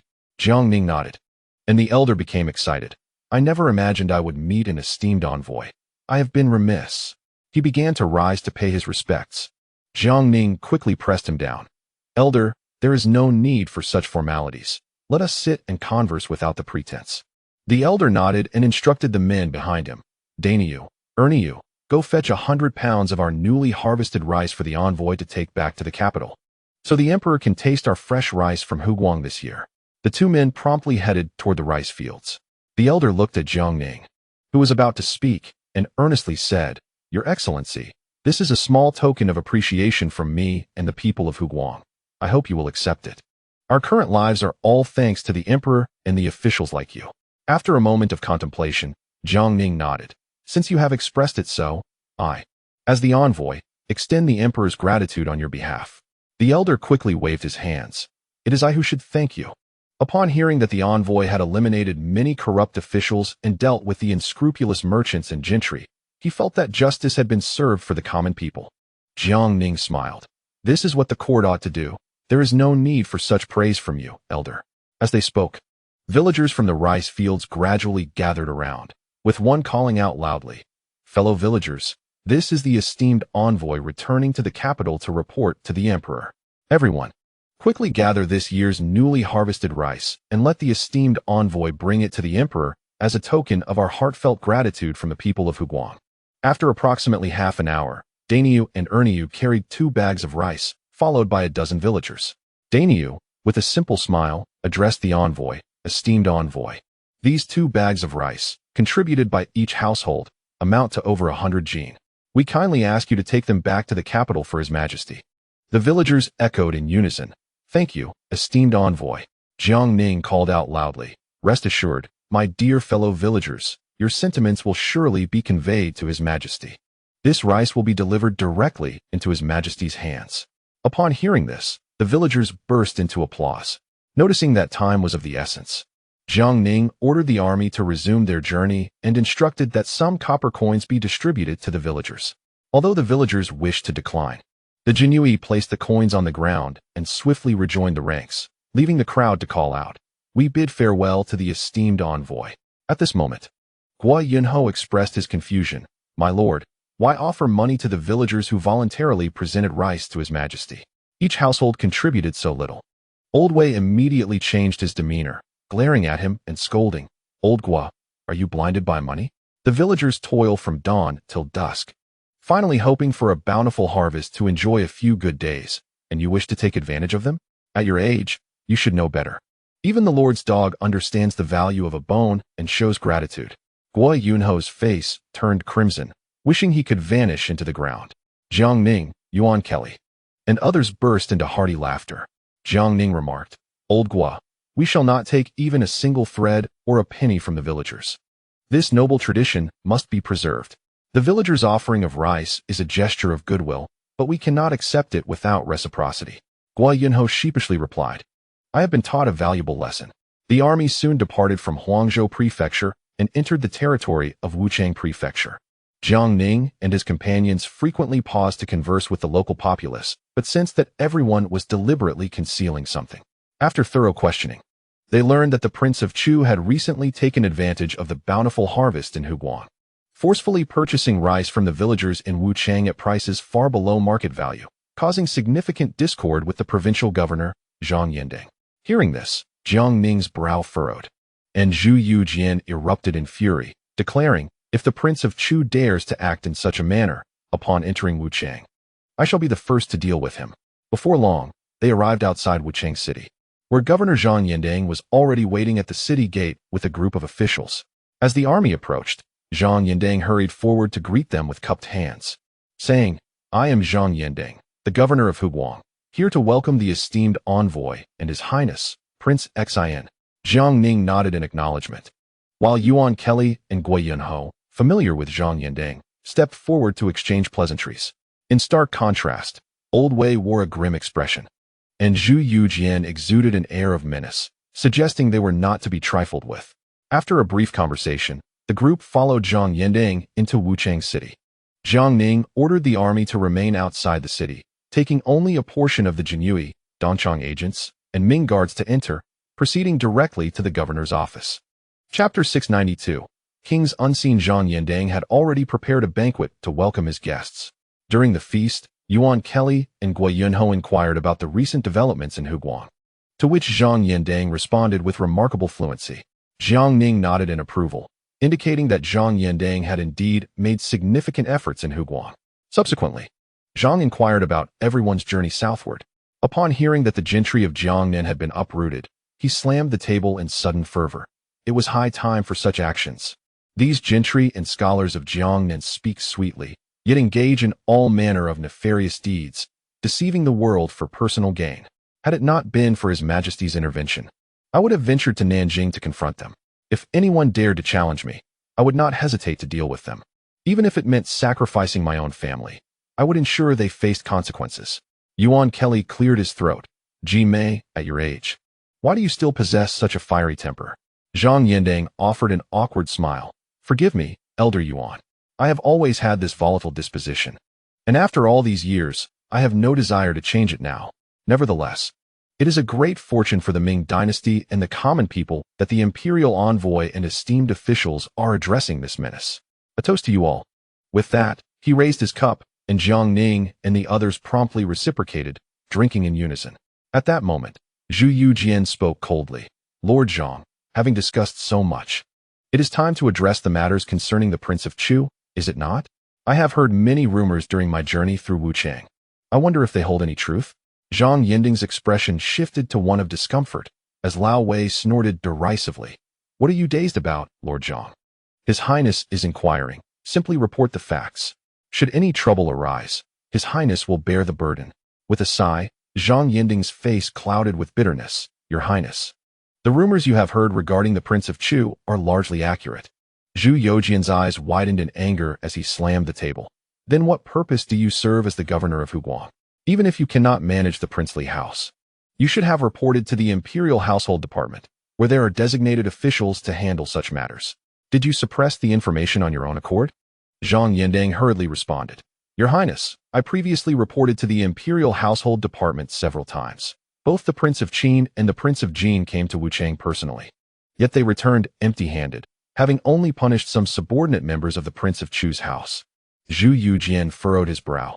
Even with the Prince of Qin and the Prince of Jin intervening, they could not resolve the matter?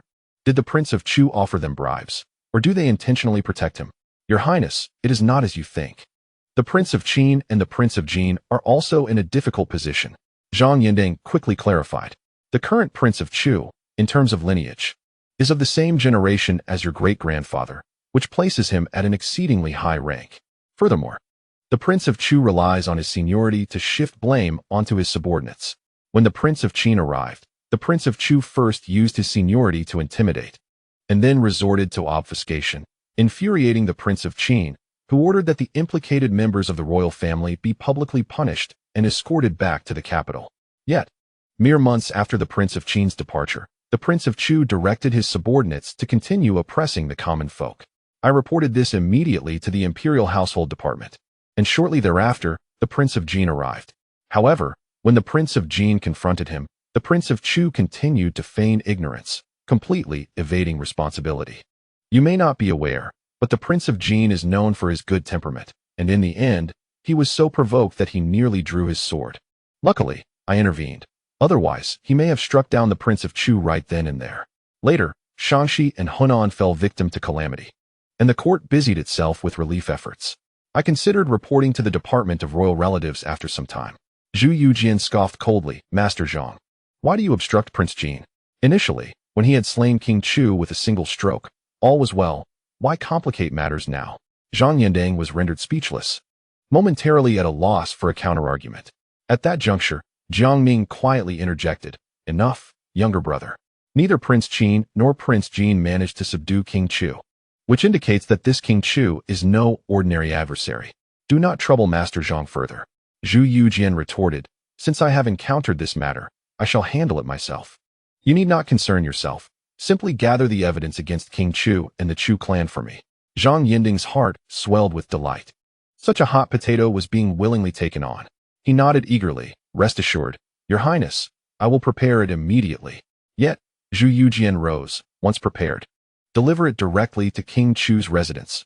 I shall await you there. Zhang Yinding was taken aback, unprepared for the resolute decisiveness of the Prince of Exine. Yet he refrained from further remarks and simply nodded in agreement. Jiang Ning then stood. Elder Yuan, Elder Wen, Elder Gua, you may continue your discussion. I shall accompany His Highness with eunuch Wei. Yuan Kelly nodded, and thus Jiang Ning, along with the others, led the Imperial Guards, the Eastern Depot, and the Ming Guards towards King Chu's residence. Upon arriving outside the governor's office, they quickly assembled the Imperial Guards, the Eastern Depot, and the Ming Guards. Zhu Yujian, hands on his hips and eyes blazing, proclaimed loudly, Esteemed uncles, brothers, and nephews, we are all descendants of the old Zhu family. We are well aware of how our family has been perceived by the common folk of the Ming. Over the years, we have fought valiantly, enduring countless injuries, shedding blood, and losing many kin. It has only been through great effort that we have garnered some goodwill from the people. Yet now, a few short-sighted individuals emerge, tarnishing the reputation of the Ming royal family, oppressing the citizenry, and committing all manner of atrocities. What shall we do about this? The Ming guards erupted in fury, shouting in unison, damn it, we risk our lives out there. And yet there are those who dare to sully the royal name. It's like searching for filth in a latrine with a lantern. Your Highness, Let us deal with them swiftly. Let us eliminate them, or at least maim them first. The crowd, filled with righteous indignation, clamored to punish this disgraceful descendant. Zhu Yujian, observing the fervor of the Ming guards, nodded in satisfaction and coldly declared, "In that case, we shall cleanse our ranks today and eradicate this scourge. Esteemed uncles and brothers, when we arrive, do not hold back. Strike, smash, loot, and burn. Anyone who dares to resist shall be met with fierce retribution." The Ming guards responded in unison, promptly drawing their waxen rods and meticulously polishing them. Jiang Ning and Lao Wei remained silent, as this matter involved a princely house, making it inappropriate for them to speak. Subsequently, under Zhu Youjian's lead, the group advanced towards King Chu's residence. The names of Jiang Ning and his companions had long echoed throughout the Ming, and the citizens, witnessing their direct approach to King Chu's estate, sensed an impending spectacle, immediately calling friends to join in the excitement. Upon reaching the entrance of King Chu's residence, the guards outside, sensing the impending confrontation, swiftly alerted those within. Zhu Yujian stood with his hands on his hips, gazing at the magnificent and opulently adorned residence of the Prince of Chu, and with a cold sneer remarked, "Ladies and gentlemen, behold the extravagant decoration of this Prince of Chu's mansion. In the days of our founding ancestor, who rose from humble beginnings, he repeatedly admonished the Zhu family to practice frugality and cherish the strength of the people. Yet this Prince of Chu has completely disregarded the wisdom of our forebear, exemplifying a gross ingratitude to his roots. Let us assist him in remembering." At his words, the imperial guards raised their wooden clubs and shouted in unison, "Ingrate! Scoundrel!" With a commanding order from Zhu Yujian, 2,000 imperial guards charged forward with their waxen staffs. The guards of the mansion were caught off guard, swiftly fell to the ground. Those who attempted to flee were also seized and beaten mercilessly. The imperial guards forcefully burst through the grand entrance, and Zhu Yujian, along with Jiang Ning and others, led the elite guards and Eastern Depot agents closely behind. Onlookers outside were left speechless. Previously, when the Prince of Qin and the Prince of Jin visited, they conducted negotiations within the mansion, but never had they witnessed such an aggressive display. This Prince of Xin did not even wait to enter before launching an assault. Meanwhile, in the rear garden of the Prince of Chu's residence, Zhu Huakue was indulging in a massage from his maidservants when a frantic eunuch rushed in, tumbling over himself in his haste, exclaiming, "Your Highness, trouble is afoot. Intruders have breached the palace." Startled, Zhu Huakue sprang to his feet, fixating on the eunuch. "What did you say?" The eunuch, trembling, replied, "Your Highness, the palace has been invaded." Zhu Huakue stood in shock. "Is there a rebellion in Wuchang? Or are there marauders from Huguang or elsewhere?" "No, Your Highness. It is a horde of soldiers brandishing wooden clubs who have stormed in." Zhu Huakue was momentarily taken aback, then erupted in fury. "This is outrageous. How dare they disturb me in my own domain? Dispatch the guards to capture these audacious ruffians. I shall have them flayed alive." "Your Highness, there are too many of them. Thousands surround the palace, and our 500 guards are no match." Zhu Huakue kicked the eunuch aside in anger. "Fool. I shall confront them myself and see who has the audacity." Simultaneously, Zhu Yujian and the imperial guards were wreaking havoc within the palace. The guards already incapacitated and groaning on the ground, while the palace maids and eunuchs knelt in terror, trembling in fear of their fates. They made their way directly to the Qingyun Hall, where Zhu Yujian forcefully kicked open the doors, leading the imperial guards inside, with Jiang Ning and Old Wei closely following. Upon entering the hall, before Zhu Yujian could issue any commands, they were met by a dozen guards escorting an elderly man clad in a grand crimson dragon robe, adorned with a golden crown. Observing the chaos before him, the elder bellowed, "Who dares to disrupt the peace of the Prince of Chu's residence?" Zhu Yujian scrutinized the elder, and after a brief moment, their eyes locked. Zhu Huakue, noticing that Zhu Yujian was also donned in a dragon robe and golden crown, was momentarily taken aback and questioned, "Who are you to don the royal attire of a prince and lead this tumultuous invasion into the residence of the Prince of Chu?" Such audacity. Zhu Yujian, seemingly unfazed, coldly inquired, "Are you Zhu Huakue, the Prince of Chu?" One of the guards sternly reprimanded, "Impudent! How dare you speak the prince's name so freely?" Zhu Yujian sneered, "Who permitted you to speak?" The guard, under the piercing gaze of Zhu Yujian, trembled uncontrollably, his heart gripped with fear as Zhu Yujian's eyes glinted like blades. instilling a chill in all who beheld him. At this moment, Zhu Huakai also noticed Jiang Ning, an old way behind Zhu Yujian. Seeing the two clad in python robes, a buzzing sensation filled his mind. The imposing presence of this trio exuded a familiar sense of oppression. Before he could ponder further, Zhu Yujian charged forward, wielding a wax staff, sweeping it with force that knocked down 2 guards on the spot. The remaining guards rushed forward, but how could they possibly contend with Zhu Yujian, a fierce warrior forged on the battlefield? In less than the time it takes to drink half a cup of tea, over a dozen guards lay on the ground, groaning in defeat. Zhu Huakai, terrified, retreated repeatedly, his face a mask of disbelief. "You are Prince Xin, Zhu Yujian?" Zhu Yujian sneered coldly. "At least you possess some discernment."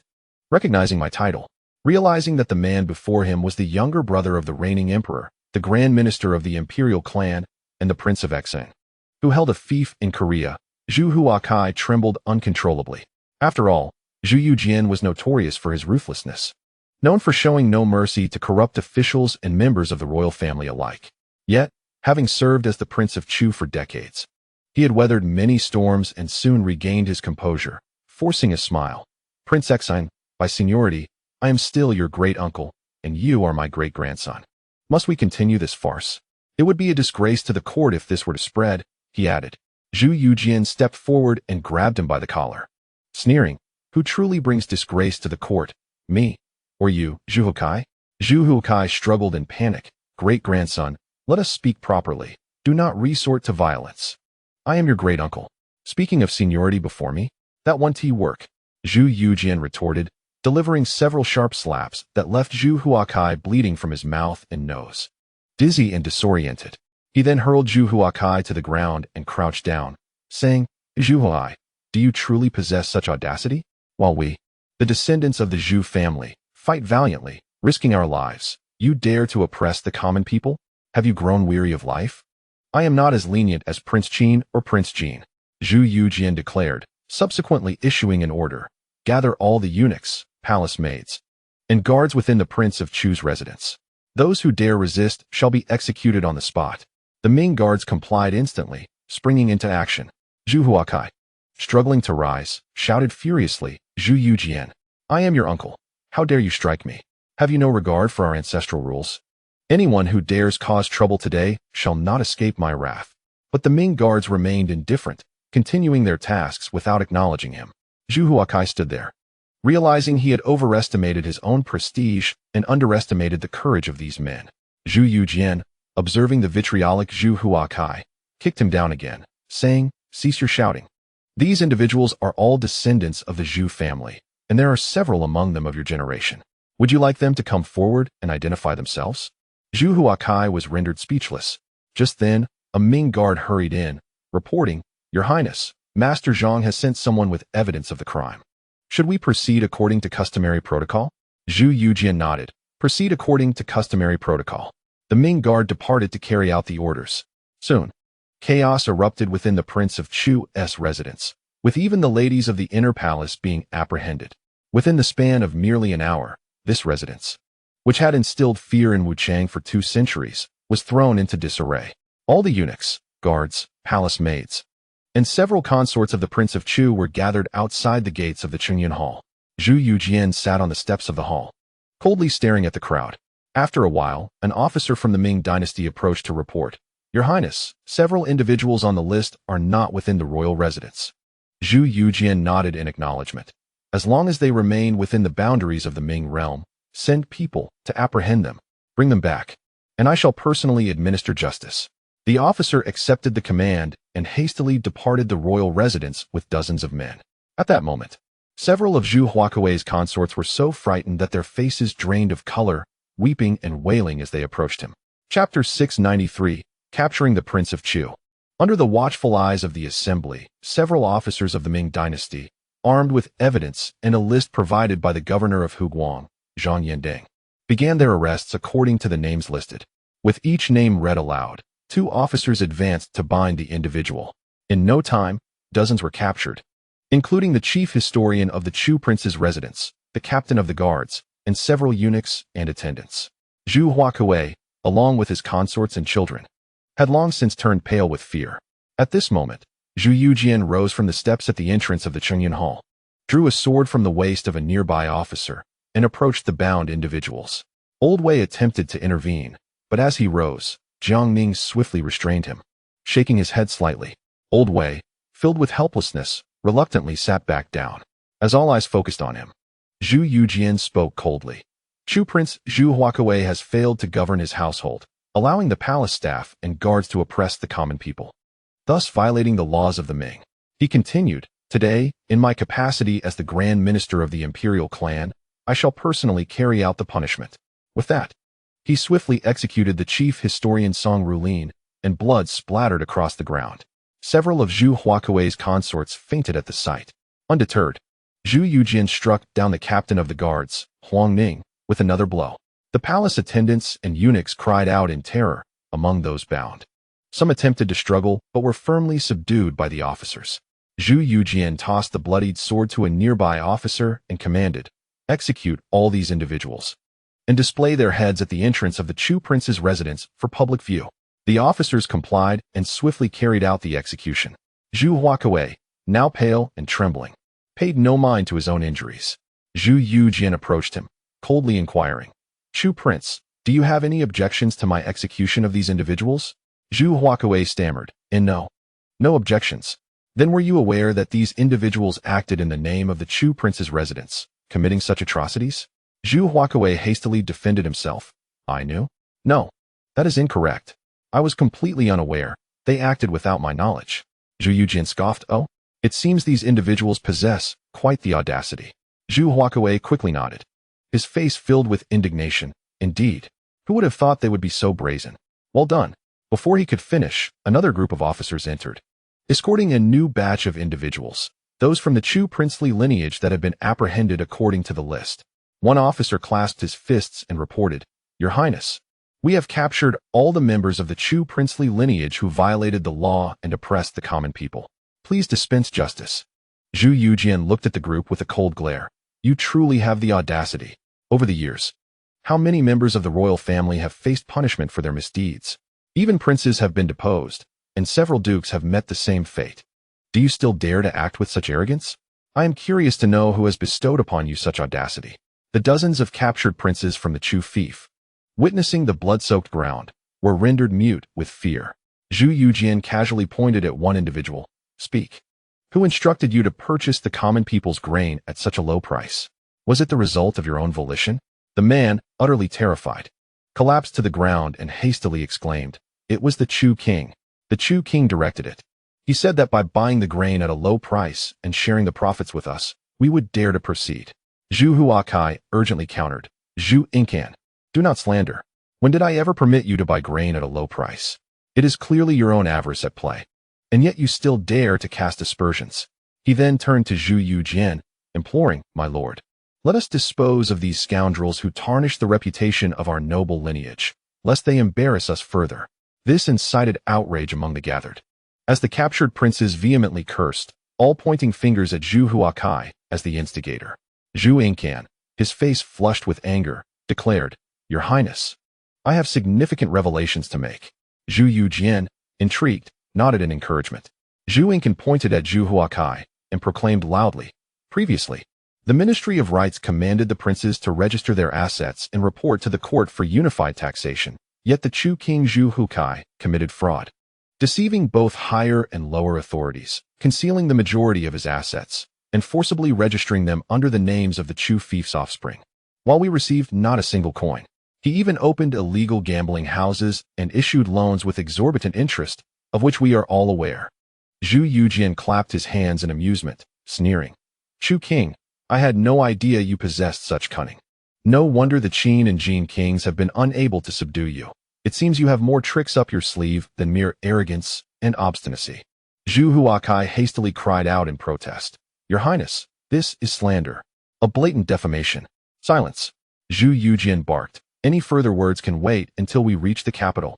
Summon my orders, confiscate all properties and assets of the Chu king's residence, and register them thoroughly.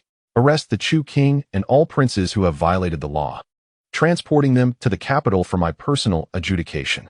Additionally, notify Governor Zhang to assess the losses incurred by the common people, and double the compensation from the Chu King's treasury. Over 2,000 imperial Ming guards swiftly sprang into action, arresting those to be arrested and raiding homes, causing chaos at the Chu King's residence. Zhu Huakai, in a frenzy, screamed, "Zhu Yujian, you cannot do this. I am the Chu King of the Ming dynasty. Seizing me requires the Emperor's decree, and you cannot confiscate the royal residence's assets. This is madness. Once in the capital, I will accuse you and bring your transgressions before our ancestors. You show no regard for kinship and harm the royal family. Your name shall be forever stained." Zhu Yujian, enraged, shouted back, "To speak such bravado when death is imminent. Have you truly deluded yourself into thinking you are of significance? Guards, remove Zhu Huakai's golden crown. Strip him of his dragon robe, and cast him into the prisoner's cart."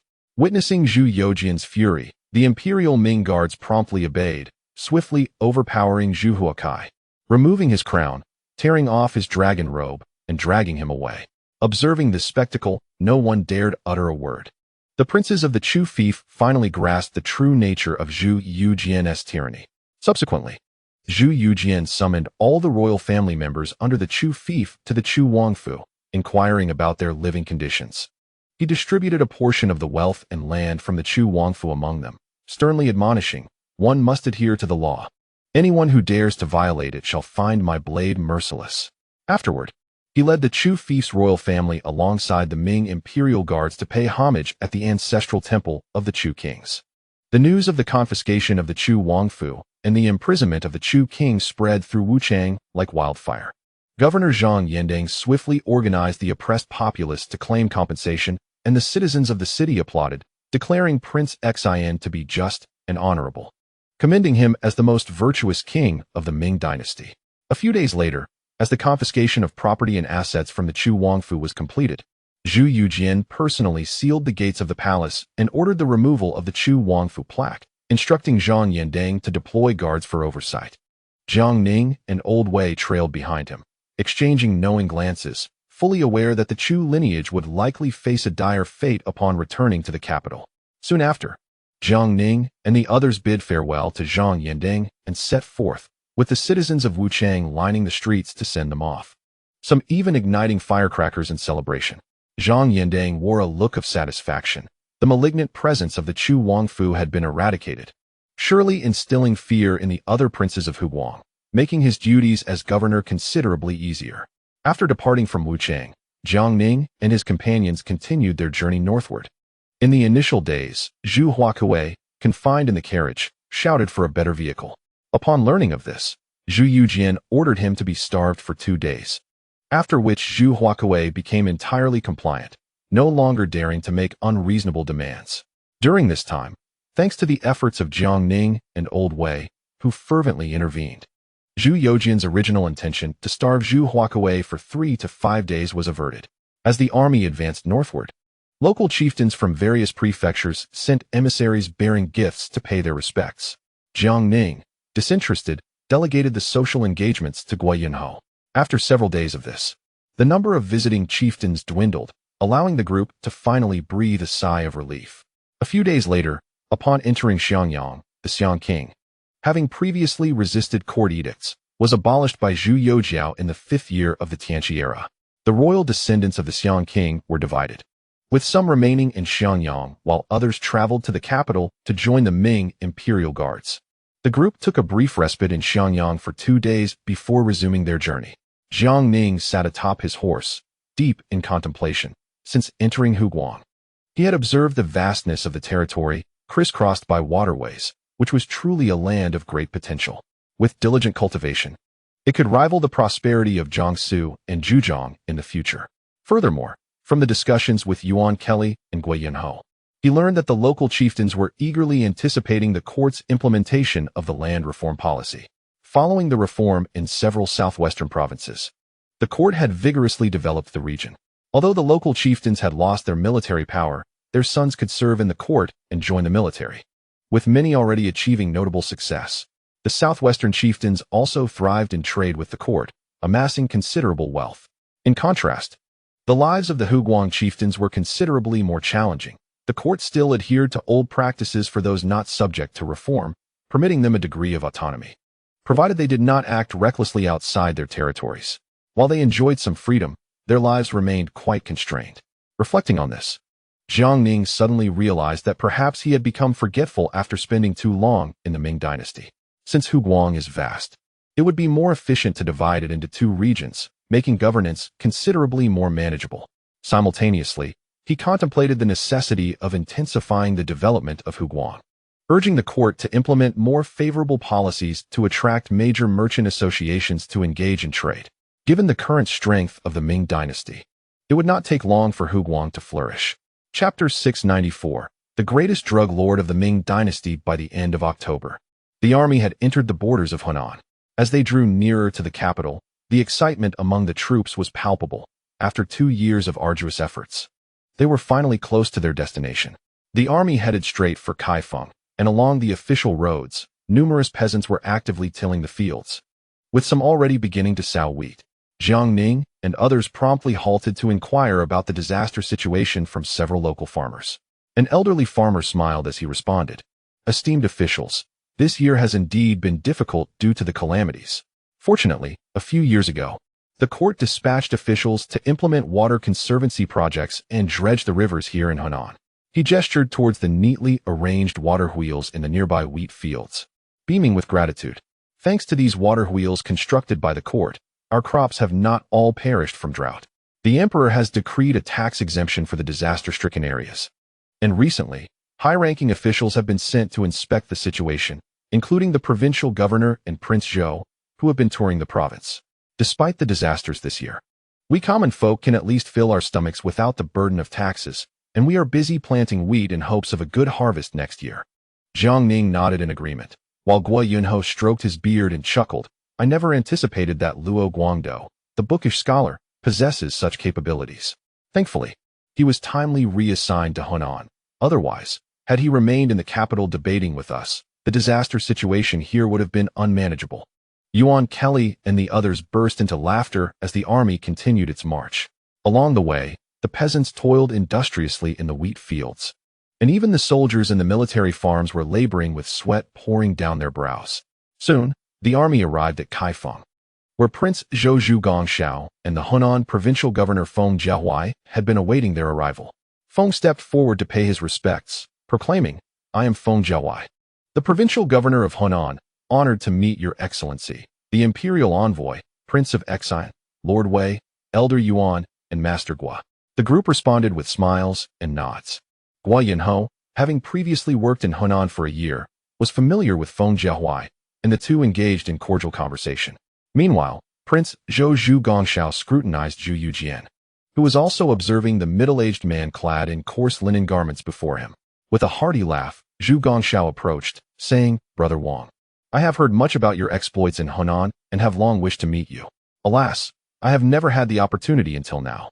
Zhu Yujian could only roll his eyes in silent exasperation, clasping his fists in greeting. "You honor me, Brother Zhou." Zhu Gongxiao playfully placed a hand on his shoulder and said, "We are brothers. There is no need for formality. Since you've traveled such a distance, I have prepared some delightful treats for you. Later, we shall host a banquet at the palace to welcome you properly."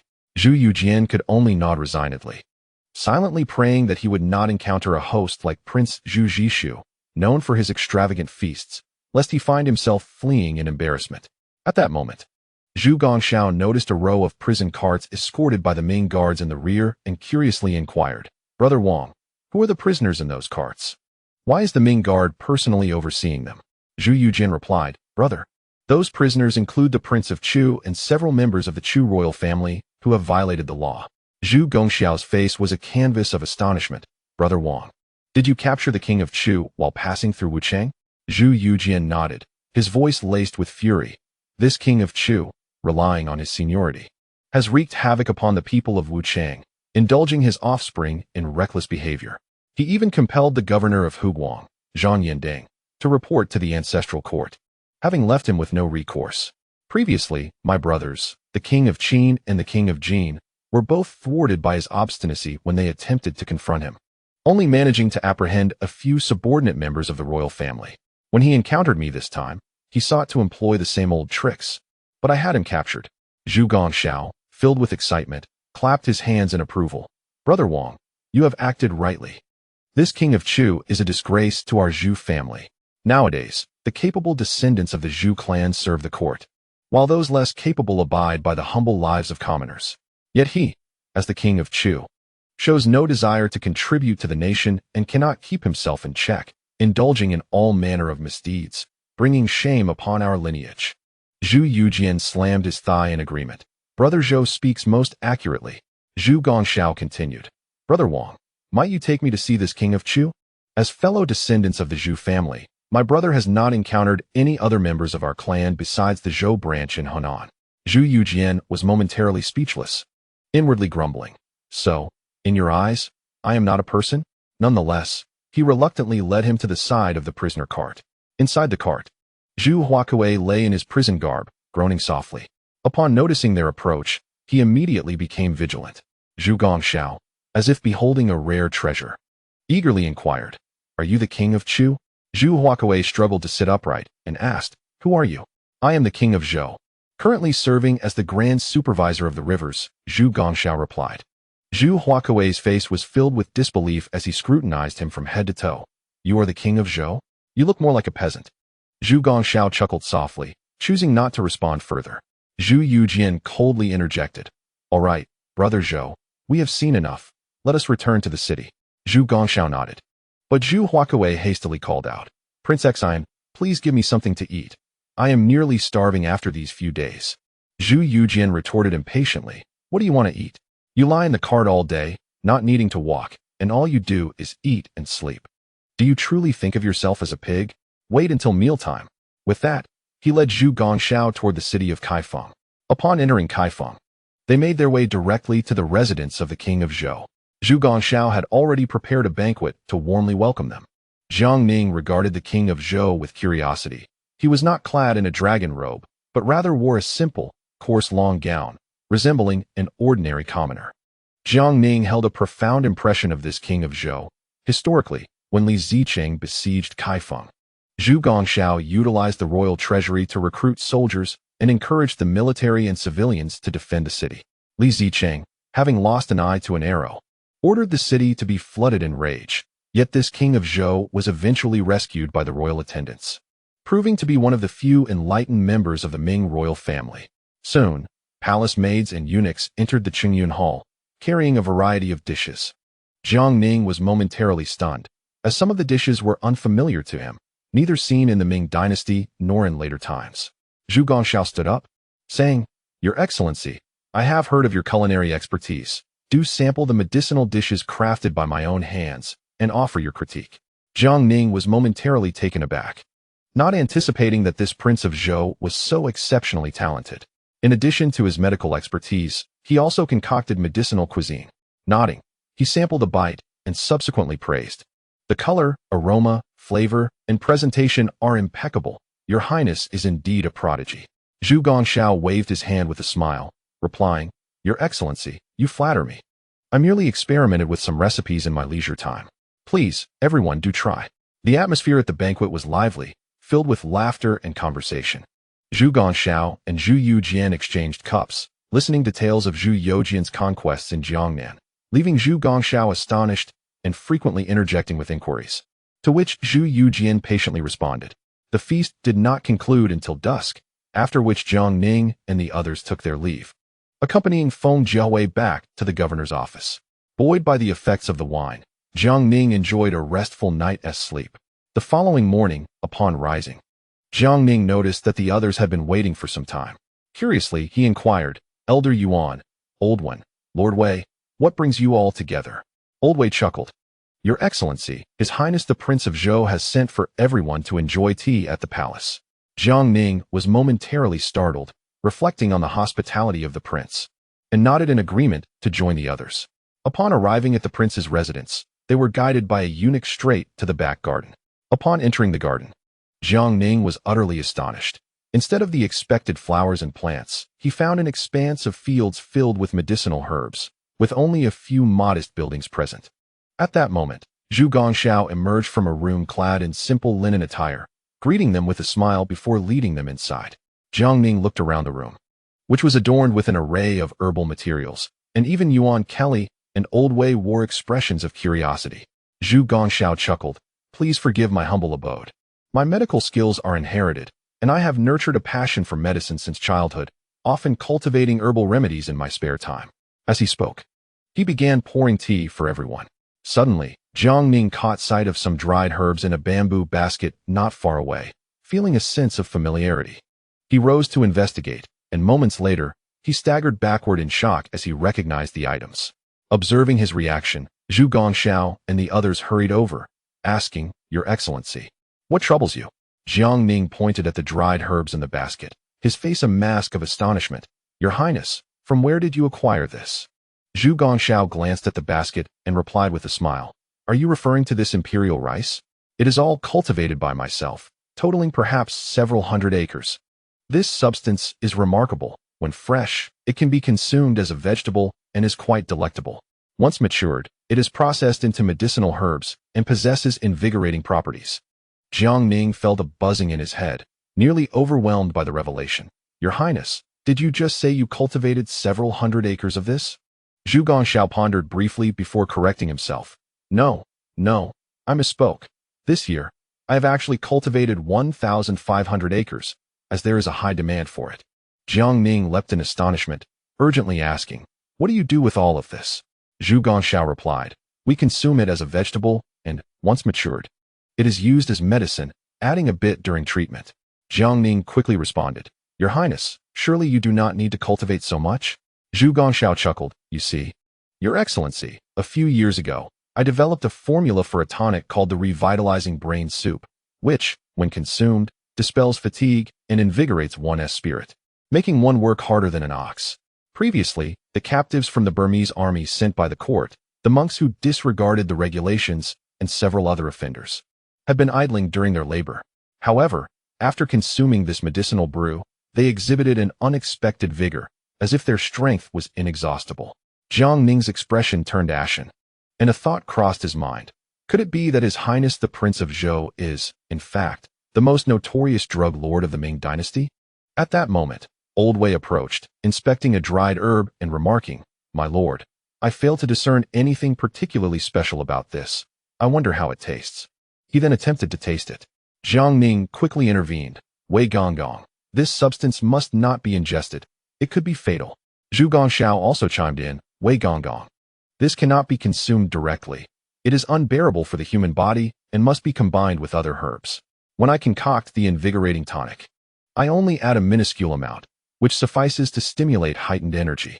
Jiang Ning, with a grave demeanor, asked, Your Highness, are you aware of the potential dangers posed by this substance? Zhu Gongxiao pondered for a moment before solemnly nodding. I am aware, Your Excellency. Therefore, this herb is cultivated in concentrated areas under strict supervision, and once processed into medicinal material, it is stored uniformly, never to reach the hands of the common populace. Jiang Ning let out a sigh of relief, secretly thankful that the Prince of Zhou still retained some clarity. Otherwise, if this substance were to enter the public domain, it could spell disaster for the Ming dynasty. He then recalled another matter and inquired, By the way, Your Highness, what has become of the Burmese captives and the Korean offenders that were previously transported to Hunan, along with those monks? Zhu Gongxiao reflected briefly before responding, Your Excellency, those individuals have now developed an addiction. They require a bowl of the invigorating tonic daily to function.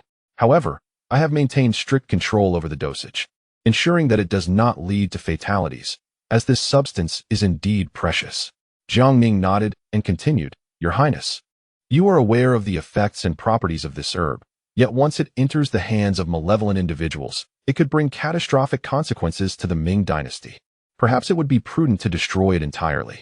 Hearing Jiang Ning's words, Zhu Gongxiao replied earnestly, Rest assured, Your Excellency, the Zhou lineage has practiced medicine for generations, dedicated to healing and saving lives, and would never engage in actions that harm the common people. Moreover, I am fully aware of the effects and properties of this royal herb and will ensure strict control, preventing it from falling into the public sphere. Jiang Ning nodded in agreement, recognizing that even if he compelled the Prince of Zhou to destroy these substances, he could not guarantee that they would not be found elsewhere. Nor could he ensure that others would not introduce them into the Ming dynasty from different sources. Furthermore, Zhu Gongxiao was correct. If utilized properly, This herb could indeed serve as a rare medicinal resource, particularly given its tranquilizing and analgesic properties. With the court embroiled in years of warfare, countless soldiers on the front lines suffer injuries in need of treatment, and if applied judiciously, it could alleviate much of their suffering. Having reached this conclusion, Jiang Ning chose to remain silent. Zhu Gongxiao then invited everyone to sit down and enjoy tea. While Yuan Kelly and Wen Tian expressed their deep concerns regarding the calamities in Hunan and Shaanxi, Zhu Gongxiao, as the governor of the waterways, naturally possessed intricate knowledge of these matters. He promptly informed the assembly of the various measures the court had implemented this year, his own observations in Hunan, and the news relayed from Shaanxi. Upon hearing this, the crowd exhaled in relief. At that moment, Gui Yunho hastily interjected, "May I inquire, Your Highness, where is my disciple Xiang Fengfeng now?" Upon hearing this, Zhu Gongxiao and the Hunan provincial governor Feng Jiahu exchanged peculiar glances. Zhu coughed lightly and smiled. "Master Feng, perhaps you should elaborate." Feng Jiao nodded and replied with a smile, "Master Gua, your disciple has returned to the capital." Gua Yunho furrowed his brow in confusion. How could that be? How long has he been in Hunan? Not to mention, has he managed to clear up the situation at Beimang Mountain? Has another ancient tomb been discovered in the capital? The crowd erupted in a fit of coughing, prompting Feng Jiahu to clarify, "Master Gua, you have misunderstood. Your students are still conducting archaeological work at Beimang Mountain. As for Xiang Fengfeng, His Majesty summoned him back to the capital to assist." The discrepancies in the previously issued Great Unified Calendar have been widening, and in recent years, the officials of the Imperial Astronomical Bureau have been busy compiling a new calendar. Hence the summons. Oh, and another named Wang Xianxing was also called back. Gua Yunho paused briefly, then awkwardly chuckled. That is reassuring, indeed. The archaeological work must not cease, lest we forget our roots. The atmosphere turned awkward as several present absorbed this statement. Jiang Ning, noticing the mood, interjected with a smile, "By the way, Your Highness, I have another matter to inquire. Previously, when Grand Minister Zhuo Guangdou was engaged in water conservancy projects and river dredging in Hunan, did he not enlist the aid of those individuals to assist in brickmaking for the construction of houses for the people? I wonder how that endeavor is progressing now?" Zhu Gongxiao immediately responded with a smile, "Your Excellency, this is a lengthy tale. Initially, neither the Grand Minister nor I had any experience in this area.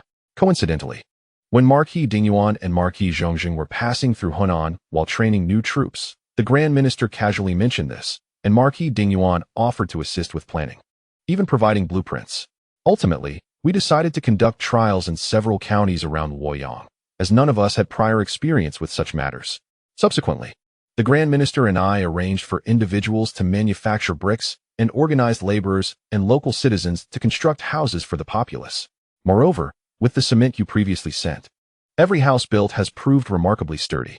During last year's snow disaster, while other regions in Hunan suffered casualties due to wooden and thatched structures, the houses built by the court in those 3 counties around Luoyang remained entirely unscathed, standing the test of time. He continued, at the beginning of this year, His Majesty issued a decree mandating the organization of the populace in Hunan and Shaanxi provinces to relocate from narrow to spacious areas for concentrated habitation, with the court facilitating the construction of homes for them. Consequently, of the 50,000 laborers previously requisitioned, 25,000 have been retained. Currently, officials of all ranks in Hunan are engrossed in this matter. Jiang Ning nodded silently, fully aware of how financially burdensome such an initiative would have been in the past. Under previous circumstances, even Zhu Youjiao would have hesitated to voice such ideas, yet now, the court's coffers brimmed, lacking nothing but money. Moreover, according to the original historical accounts, Hunan and Shaanxi experienced frequent natural disasters over the following decades, and many notable rebel armies emerged from these 2 provinces. Although the court has implemented new crop varieties across several northern provinces, the merciless nature of calamities leaves us unable to predict the extent of future disasters. Currently, Emperor Zhu Youjiao has decreed extensive construction projects in the north to provide housing for the populace, mobilizing a significant number of laborers. This, in essence, is a commendable initiative. Even in the face of disasters, the people will have work to engage in and sustenance to consume. Furthermore, the current mobilization of laborers by the court comes with wages, ensuring they are compensated for their efforts, along with provisions for food and shelter. This transforms the relationship between the populace and the court from that of unpaid labor to one of employment. Additionally, since the court is constructing homes for the people, it is only natural for them to welcome such endeavors, provided that the court can respond swiftly to any future calamities. It is highly probable that the populace will refrain from rebellion. Contemplating this, Jiang Ning could not help but silently commend his good brother Zhu Youjiao. Subsequently, Zhu Gongxiao inquired with Zhu Yujian regarding the performance of the royal family members under the jurisdiction of the Zhou fief in the Ming Guard. Zhu Yujian smiled and replied, "Rest assured, my brother, the sons of the Zhu family are wholeheartedly devoted to the nation. Whether from the Jin, Dai, Qin, Su, or Zhou fiefs, they are all exemplary. On the battlefield, they roar and charge forward, never retreating." Zhu Gongxiao nodded with a beaming smile. "That is splendid news. I appreciate your concerns, brother." Zhu Yujian laughed heartily. "Brother, one cannot write 2 characters of Zhu with a single stroke. It is unnecessary to be so formal among family." Zhu Gongxiao chuckled lightly, but then, with a serious demeanor, asked, "Brother, may I boldly inquire how you plan to deal with the king of Chu?" Without a moment's hesitation, Zhu Yujian replied, "I shall depose the title of the king of Chu, banish him to the high walls of Fengyang, and confine him for life, abolishing the Chu fief and its nation." Hearing this, Zhu Gongxiao nearly dropped his teacup and quickly responded, "Brother, is this not rather harsh? Previously, you deposed the king of Dai and Shangxi, and last year, the emperor decreed the abolition of the kings of Da and Xiang. If this continues, will not all the feudal lords live in fear?" Zhu Yujian pondered for a moment before saying, "Brother, there is no need for concern. The deposing of their titles and fiefs is only temporary. Should the young members of each fief perform admirably on the battlefield, they can naturally have their titles restored. For instance, Zhu Dingzi, a member of the Dai fief, currently serves as a 1,000 household in the Ming Guard and has achieved numerous military accomplishments. I intend to petition our elder brother upon returning to the capital, requesting that he be bestowed the title of a prince, and should he attain further merit, he could be elevated to the king of Dai. In this manner, the lineage of the king of Dai is effectively continued, albeit through a minor branch entering the greater clan, which is entirely reasonable, as the capable should occupy positions of authority. The same applies to the fiefs of Chu, Da, and Xiang. If their members wish to live off the fruits of others, then I shall have no recourse." Zhu Gongxiao nodded in understanding. He recognized Zhu Yujian's character, and this already represented a significant concession. He then added, "Your Excellency, I have a humble request for you, brother." Jiang Ning was momentarily taken aback, silently thinking, "Why am I being brought into your brotherly conversation?"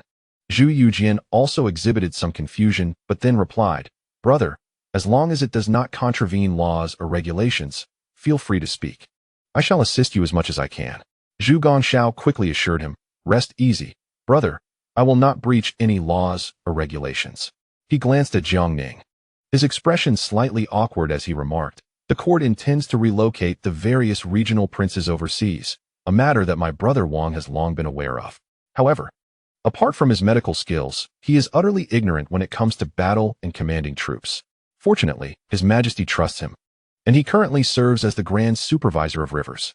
Yet, the river management and hydraulic projects within Hunan have all been completed, requiring only periodic maintenance by officials. Thus, my brother, in his role as Grand Supervisor, finds himself quite idle.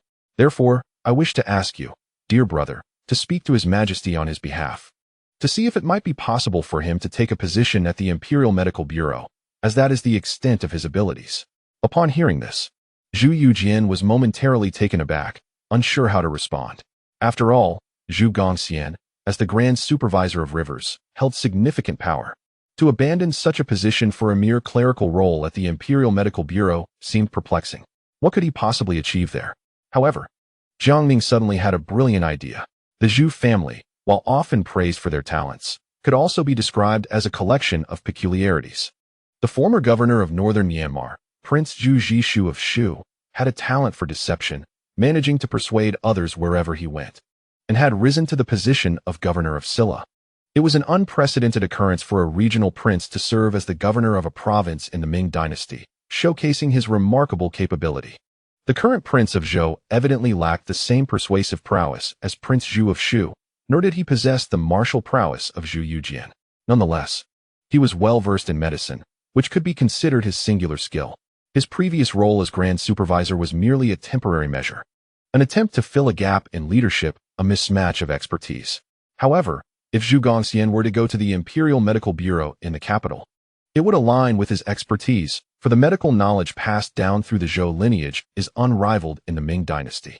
While many are familiar with Li Shizhen's compilation of the Compendium of Materia Medica, few realize that the first prince of Zhou, Zhu Zhan, was a master of medicine in his own right.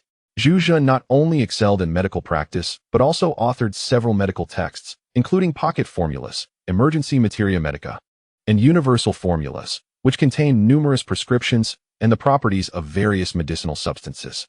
Even Li Shizhen drew upon many of Zhu Zhan's findings in his own work. While Zhu Yujian was still pondering, Jiang Ning smiled and said, "Your Highness, since you are eager to serve the nation, I believe His Majesty will be amenable. However, while your medical skills are indeed exceptional, the number of individuals you can treat is ultimately limited. In my humble opinion, once you arrive in the capital, it would be wise to gather disciples to impart your medical knowledge, allowing them to heal the populace across the Ming lands. Such contributions would be worthy of recognition, akin to expanding territories, and I trust that in due time, His Majesty will grant you a commendable overseas fief."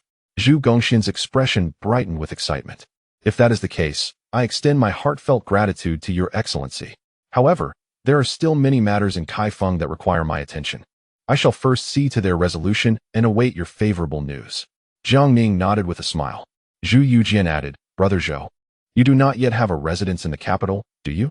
Upon our return, I shall prepare a house for you." Zhu Gongxian quickly replied, "Then I thank you, dear brother." Following a round of courteous exchanges, Jiang Ning led the group to take their leave. Zhu Gongxian personally accompanied them to the gate of the Wang residence.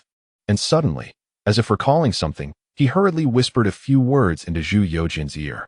Upon hearing this, Zhu Yujian was taken aback, his face a mask of astonishment. "Brother Zhou, is what you say indeed true?" he inquired. Zhu Gongxiao's expression turned grave as he replied, "Brother Wang, this news is something I only received this year. However, based on the various circumstances, it is highly likely to be true." Zhu Yujian's countenance darkened, and he nodded in acknowledgement, saying, "Thank you, Brother Zhou.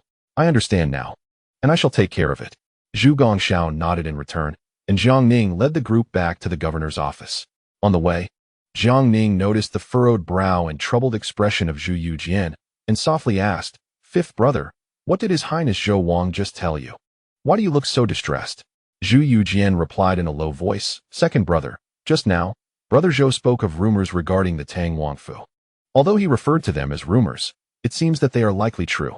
Chapter 696. First encounter with Wu Sangui. Upon hearing the mention of the Tang Wangfu, Jiang Ning was momentarily taken aback, silently reflecting, "How could I have forgotten about this matter?" The current Tang Wang, Zhu Shuochen, was known for his ruthless demeanor that surpassed that of ordinary men. His legitimate wife bore him no children, and in a moment of chance, he favored a palace made from the Wangfu, resulting in the birth of his illegitimate eldest son, Zhu Qitan, who was elevated to the rank of heir apparent in the 21st year of Wanli. This was a natural progression. However, in his later years, Zhu Shuochen took a young and beautiful concubine. This woman, adept at flattery and possessing a cruel heart, captivated Zhu Shuochen, leading to the birth of a younger son, Zhu Qichang, who was granted the title of Prince of Yongxing. This ambitious concubine continually urged Zhu Shuochen to establish Zhu Qichang as the heir apparent. The court had stringent regulations regarding the succession of princely heirs, especially since Zhu Qitan already had a son, Zhu Yujian, who would later become the southern Ming's Longwu emperor, and had been designated as the heir. Yet, the infatuated Zhu Shuochen astonishingly petitioned the court to depose the elder and elevate the younger, resulting in officials reprimanding him. Undeterred, he spiraled into madness, imprisoning both Zhu Qitan and his son Zhu Yujian in the Chengfeng department, intending to starve them to death to facilitate the elevation of Zhu Qichang. Fortunately, a minor official named Zhang Shutong secretly provided them with food, allowing the father and son to escape starvation, though they began a 16-year ordeal of imprisonment. Zhu Shuochen turned a blind eye to this, even allowing his concubine and Zhu Qichang to torment the two, ultimately tacitly permitting them to poison Zhu Qitan, in a bid to elevate Zhu Qichang.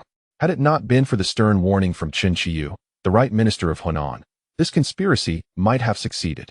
Jiang Ning, though having no particular interest in the unseen Zhu Qitan, found himself intrigued by his son, Zhu Yujian, the future Longwu emperor of the southern Ming, and contemplated that he ought to extend a helping hand.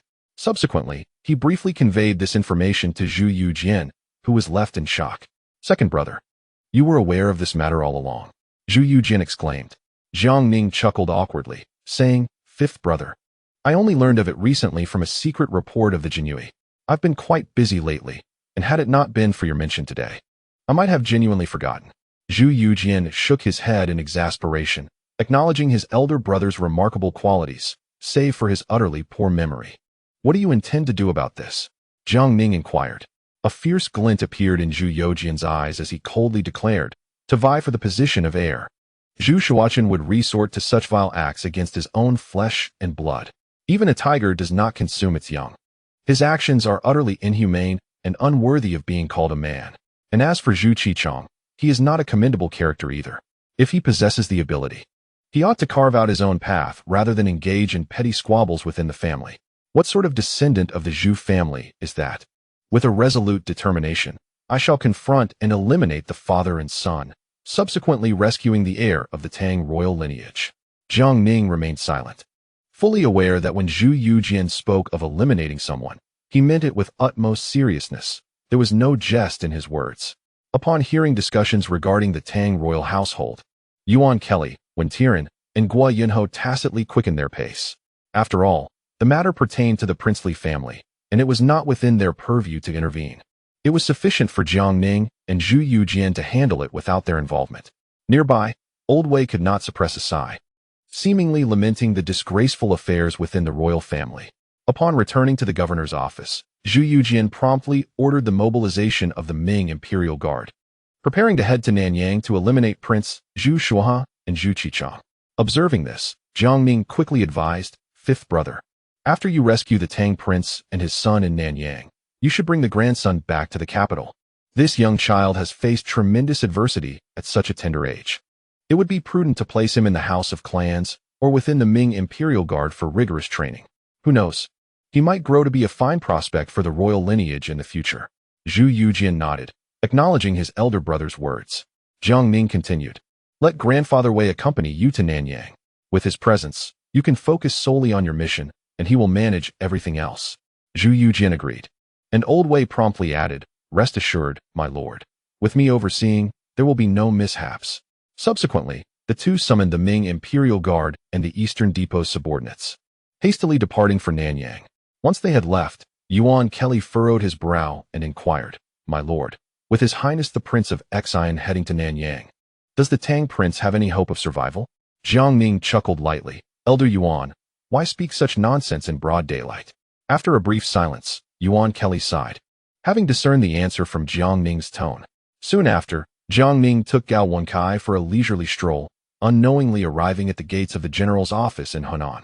Observing the soldiers standing tall and spirited at the entrance, Jiang Ning nodded in approval. Young Gao, who is the current general of Hunan.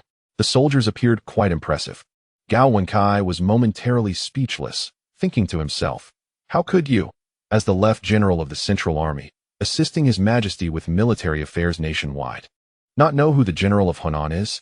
However, he replied, my lord, the current general of Hunan is Wu Xiang, transferred from the capital's military, with Su Yunjin as the deputy general. Jiang Ning was slightly taken aback. Although he was not well acquainted with Su Yunjin, he had a vivid impression of Wu Xiang. After all, he was the father of the infamous traitor Wu Sangui, and during his time in the capital's military, Jiang Ning had pondered more than once on how to find a reason to eliminate him. However, Wu Xiang had consistently performed his duties impeccably, leaving him without an opportunity. He mused to himself, now that Wu Sangui must be about 18, I wonder if he has developed any rebellious tendencies? If he dares to misbehave. Upon the return of Old Wei and Zhu Yujian, I might as well deal with both father and son. Lost in thought, a young general emerged from the general's office, initially taken aback upon spotting Jiang Ning and Gao Wenkai. After rubbing his eyes to confirm, he sprinted towards them. Gao Wenkai instantly grew alert. Yet the general respectfully clasped his fists and greeted, I am Su Yunjin. I pay my respects to you, my lord. Jiang Ning regarded the young general, who appeared to be under 30, with a sense of familiarity, yet could not recall where they had met. Curiously, he inquired, "And who might you be?" Su Yunjin nearly burst into tears, thinking to himself, "My lord, you nearly brought ruin to the entire Su family back then, and you do not remember me?" He hurriedly responded, "I am the heir of Duke Dinghua. In those years when you reorganized the capital's army, I stood guard at the gates alongside the British noble Zhang Xiais, he to my left and I to his right. Subsequently, Zhang Xiais was promoted, while I ascended to the rank of Qianhu, overseeing patrols of the capital's forces. Eventually, it was you who personally elevated me to the position of Deputy General of Hunan." Jiang Ning suddenly smacked his forehead in realization. "Ah? How could I forget? It was you, Qianhu Su." No, you should now be addressed as General Su." Su Yunjin, upon being recognized, felt a surge of emotion. "My lord, at last, you remember me." Jiang Ning chuckled awkwardly. "With so many affairs occupying my day, it is inevitable that I mix things up." Su Yunjin wiped away his tears and replied with a smile, "I heard that my lord passed through Kaifeng on your return to the capital. I have been supervising the soldiers and sowing seeds for military fields until today. Why not step into the general's office for a moment?" Jiang Ning nodded in agreement, engaging in casual conversation with Su Yunjin about military matters in Hunan. Su Yunjin responded fluently, and Jiang Ning, satisfied, noted the evident progress of this former patrol Qianhu in Hunan. Upon entering the grand hall of the general's office, where officers and subordinates came and went incessantly, Jiang Ning inquired with curiosity, "General Su, is the general's office always this bustling?" Su Yunjin smiled, "Indeed, my lord, it is the season for sowing wheat. The soldiers, besides attending to military fields, also assist the common folk in planting, as it is a cherished tradition of our capital's army, now observed across several northern provinces." Jiang Ning praised, "Quite right. The traditions of the capital's army must be upheld and never forgotten." Su Yunjin earnestly replied, "Your teachings are engraved in my heart, my lord." Jiang Ning then asked, "Where is General Wu? What is he occupied with?" "My lord, General Wu has been in Waihofu these past few days, aiding the local populace in sowing wheat," Su Yunjin responded. Jiang Ning nodded, meticulously inquiring about Wu Xiang's conduct in Hunan, preparing himself to take decisive action should Wu Xiang falter in any respect.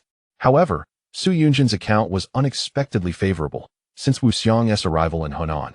He has been diligent in training troops, cultivating land, and eradicating bandits, excelling in all aspects, while also promoting the traditions of the capital's army. Jiang Ning felt a twinge of embarrassment, but nodded nonetheless. "That is indeed commendable." He then inquired with a smile, "I have heard that General Wu has a son named Wu Sangue. What is he currently engaged in?" Su Yunjin quickly replied, "In response, my lord. Young Wu enlisted in the military 2 years ago, concealing his identity to start as a common soldier, joining the ranks to eliminate bandits, earning military merit. And he is now a Baihu. According to General Wu, he intends to apply for the Royal Martial Academy of the Ming Dynasty this year." Jiang Ning furrowed his brow. "That lad hasn't he done anything out of line, has he?" Su Yunjin shook his head. "Indeed, he has not." Jiang Ning fell into deep thought, realizing that it would be difficult to deal with this father-son duo, for there was no incriminating evidence against them. Just then, a young officer rushed in, breathless, exclaiming, Uncle Su, I have wonderful news. I've been accepted into the Royal Martial Academy of the Ming Dynasty, and I will be tested for enrollment after the new year." Bursting into the hall, the young officer paused upon noticing Jiang Ning and Gao Wenkai beside Su Yunjin. "Uncle Su, do you have guests?" Jiang Ning assessed him, noting his sharp features and dignified bearing. Indeed, a handsome young man. However, Su Yunjin's expression darkened, and he sternly called out, "Wu Baihu, how many times must I reiterate? Within the confines of the official court, one must address one another by their titles. Where, pray tell, does your Uncle Su come into play?" The young officer trembled in fear. Retracting his head, "The general's reprimand is duly noted. I shall remember it." Su Yunjin nodded in satisfaction and introduced, "This is Wu Baihu. And beside him stands the esteemed Lord Jiang, the Marquis of Loyalty and Righteousness, accompanied by General Huan of the Genie Wei." The young officer's eyes sparkled with disbelief. "You mean to say this is the Marquis Jiang? Is that truly the case?" Su Yunjin's expression darkened with anger. Jiang Ning, however, chuckled, "Absolutely authentic." The young officer, brimming with excitement, exclaimed, "My lord, I hold you in the highest regard. You are my idol. Since joining the military, I have looked up to you as my role model. Might I trouble you for an autograph? He began to fumble around his person. Jiang Ning regarded the somewhat impetuous young officer with a puzzled expression, glancing at Su Yunjin. Su Yunjin cleared his throat awkwardly, saying, "My lord, this is Wu Zongbing's son." Wu Sangui. Jiang Ning was taken aback, never anticipating to encounter the notorious traitor Wu Sangui in such a manner. Moreover, the youth's demeanor hardly aligned with that of a cunning traitor. Wu Sangui approached Jiang Ning, pointing to the embroidered battle jacket he wore, and eagerly implored, "My lord, would you sign for me?" Jiang Ning remained silent, while Su Yunjin slammed his hand on the table. Wu Sangui, this is the general's residence, not a place for your impudence. Upon hearing Su Yunjin's rebuke, Wu Sangui shivered, casting a look of dismay towards Jiang Ning. Jiang Ning turned away, feigning ignorance, and continued his conversation with Su Yunjin, while Wu Sangui remained in awe of him. After a considerable time, noticing Wu Sangui had no intention of departing, Jiang Ning addressed him coolly. "Wu Baihu, I heard you mention your intent to take the entrance exam for the Royal Military Academy of the Ming Dynasty?" Wu Sangui eagerly nodded. "Yes, my lord. I shall be sitting for the assessment after the new year, and I am confident I will succeed." Jiang Ning chuckled lightly. "You are quite young, yet your bravado is remarkable. Do you presume the Royal Military Academy is akin to a marketplace where anyone can enter? It baffles me where your confidence stems from." Wu Sangui's face flushed with embarrassment. "I spoke out of turn. I beg your pardon, my lord." Jiang Ning nodded. A commander must remain humble and composed, possessing the fortitude to face adversity with unwavering resolve. Look at yourself, clumsy and carefree. How can you embody the essence of a military officer? If all our soldiers were like you, what hope would the court have for the future? Wu Sangui, feeling aggrieved, dared not retort and nodded repeatedly. Jiang Ning stood. "I share these words for your benefit, hoping you will succeed in entering the academy next year. I shall also be present to impart knowledge." Wu Sangui nodded fervently, and Jiang Ning took his leave. Having no justification to reprimand Wu Sangui today, any forceful action would only serve to provide him with ammunition, so he opted for restraint. Upon departing the general's residence, Su Yunjin escorted him to the door. Once they were a fair distance away, Jiang Ning instructed Gao Wenkai, "Young Gao, add Wu Sangui to the list." Gao Wenkai, taken aback, exclaimed, "My lord, does Wu Sangui truly merit a place on the list? He appears rather foolish in my estimation." Jiang Ning chuckled, "Xiao Gao, one must not judge by appearances. Nor can the vastness of the sea be measured by a mere cup. Remember this, and arrange for a few discreet observers to keep an eye on him." Gao Wenkai nodded in agreement. Upon returning to the provincial governor's office, they encountered Yuan Kelly and Wen Tian, who were seated in the courtyard, sipping tea. But the absence of Gua Yunho puzzled Jiang Ning. "Lord Yuan, where has old Gua gone?" Yuan Kelly sighed and shook his head, while Wen Tian awkwardly smiled. "In response to your inquiry, Lord, old Gua mentioned that he hadn't been active for too long and felt restless, so he went to Mount Beimang." Jiang Ning's expression darkened instantly, and he exclaimed, "That old fool. Even before returning to the capital, he rushes off to grave robbing. Since he fancies Mount Beimang, let him stay there and not return. Once His Highness and eunuch Wei are back, we shall leave directly without concern for him." Wen Tian chuckled softly. Choosing not to elaborate further, the group lingered in Kaifeng for a few more days, and after 7 days, Zhu Yujian and Old Wei returned, appearing fatigued. Accompanying Zhu Yujian was a young man of around 10 years, strikingly handsome, yet pale and frail, exuding a sense of trepidation as he closely followed Zhu Yujian. Old Wei continuously reassured him from the side. Jiang Ning hurried forward to greet them, addressing the youth. "Fifth brother, who might this be?" Zhu Yujian, with a hint of resignation, replied, "This is the grandson of the Tang Emperor, Zhu Yujian, but soon he shall be the crown prince of Tang." Jiang Ning suddenly realized that this fidgety youth would one day become the illustrious Longwu Emperor. Zhu Yujian cautiously inquired, "When shall we return to the capital?" Zhu Yujian answered, "In a day or two." Zhu Yujian nodded, then asked, "Are the people in the capital as kind as you?" Zhu Yujian found himself momentarily speechless. But Old Wei quickly interjected, "Rest assured, Your Highness, the capital boasts a simple and honest populace, and the court is united in purpose.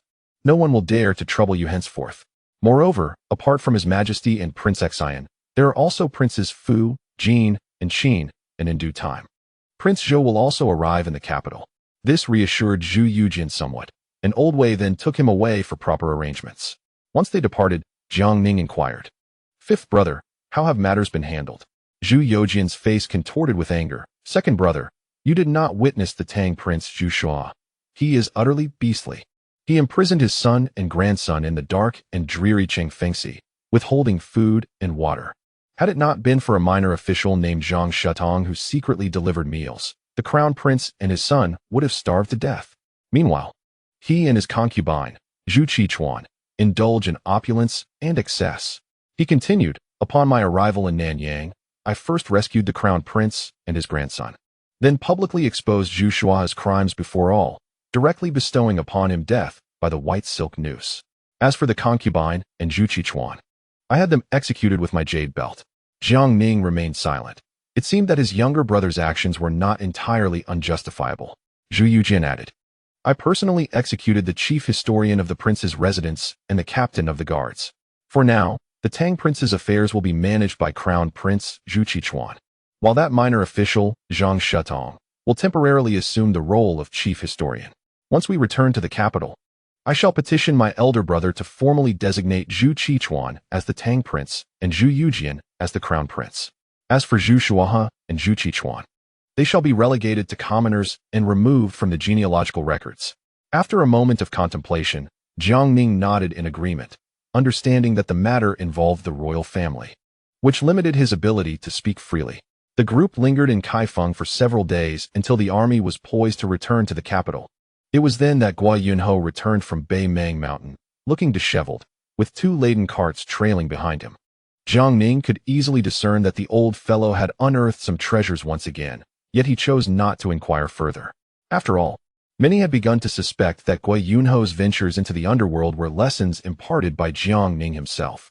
Jiang Ning vehemently protested this unjust accusation, exclaiming to the heavens to distinguish loyalty from treachery.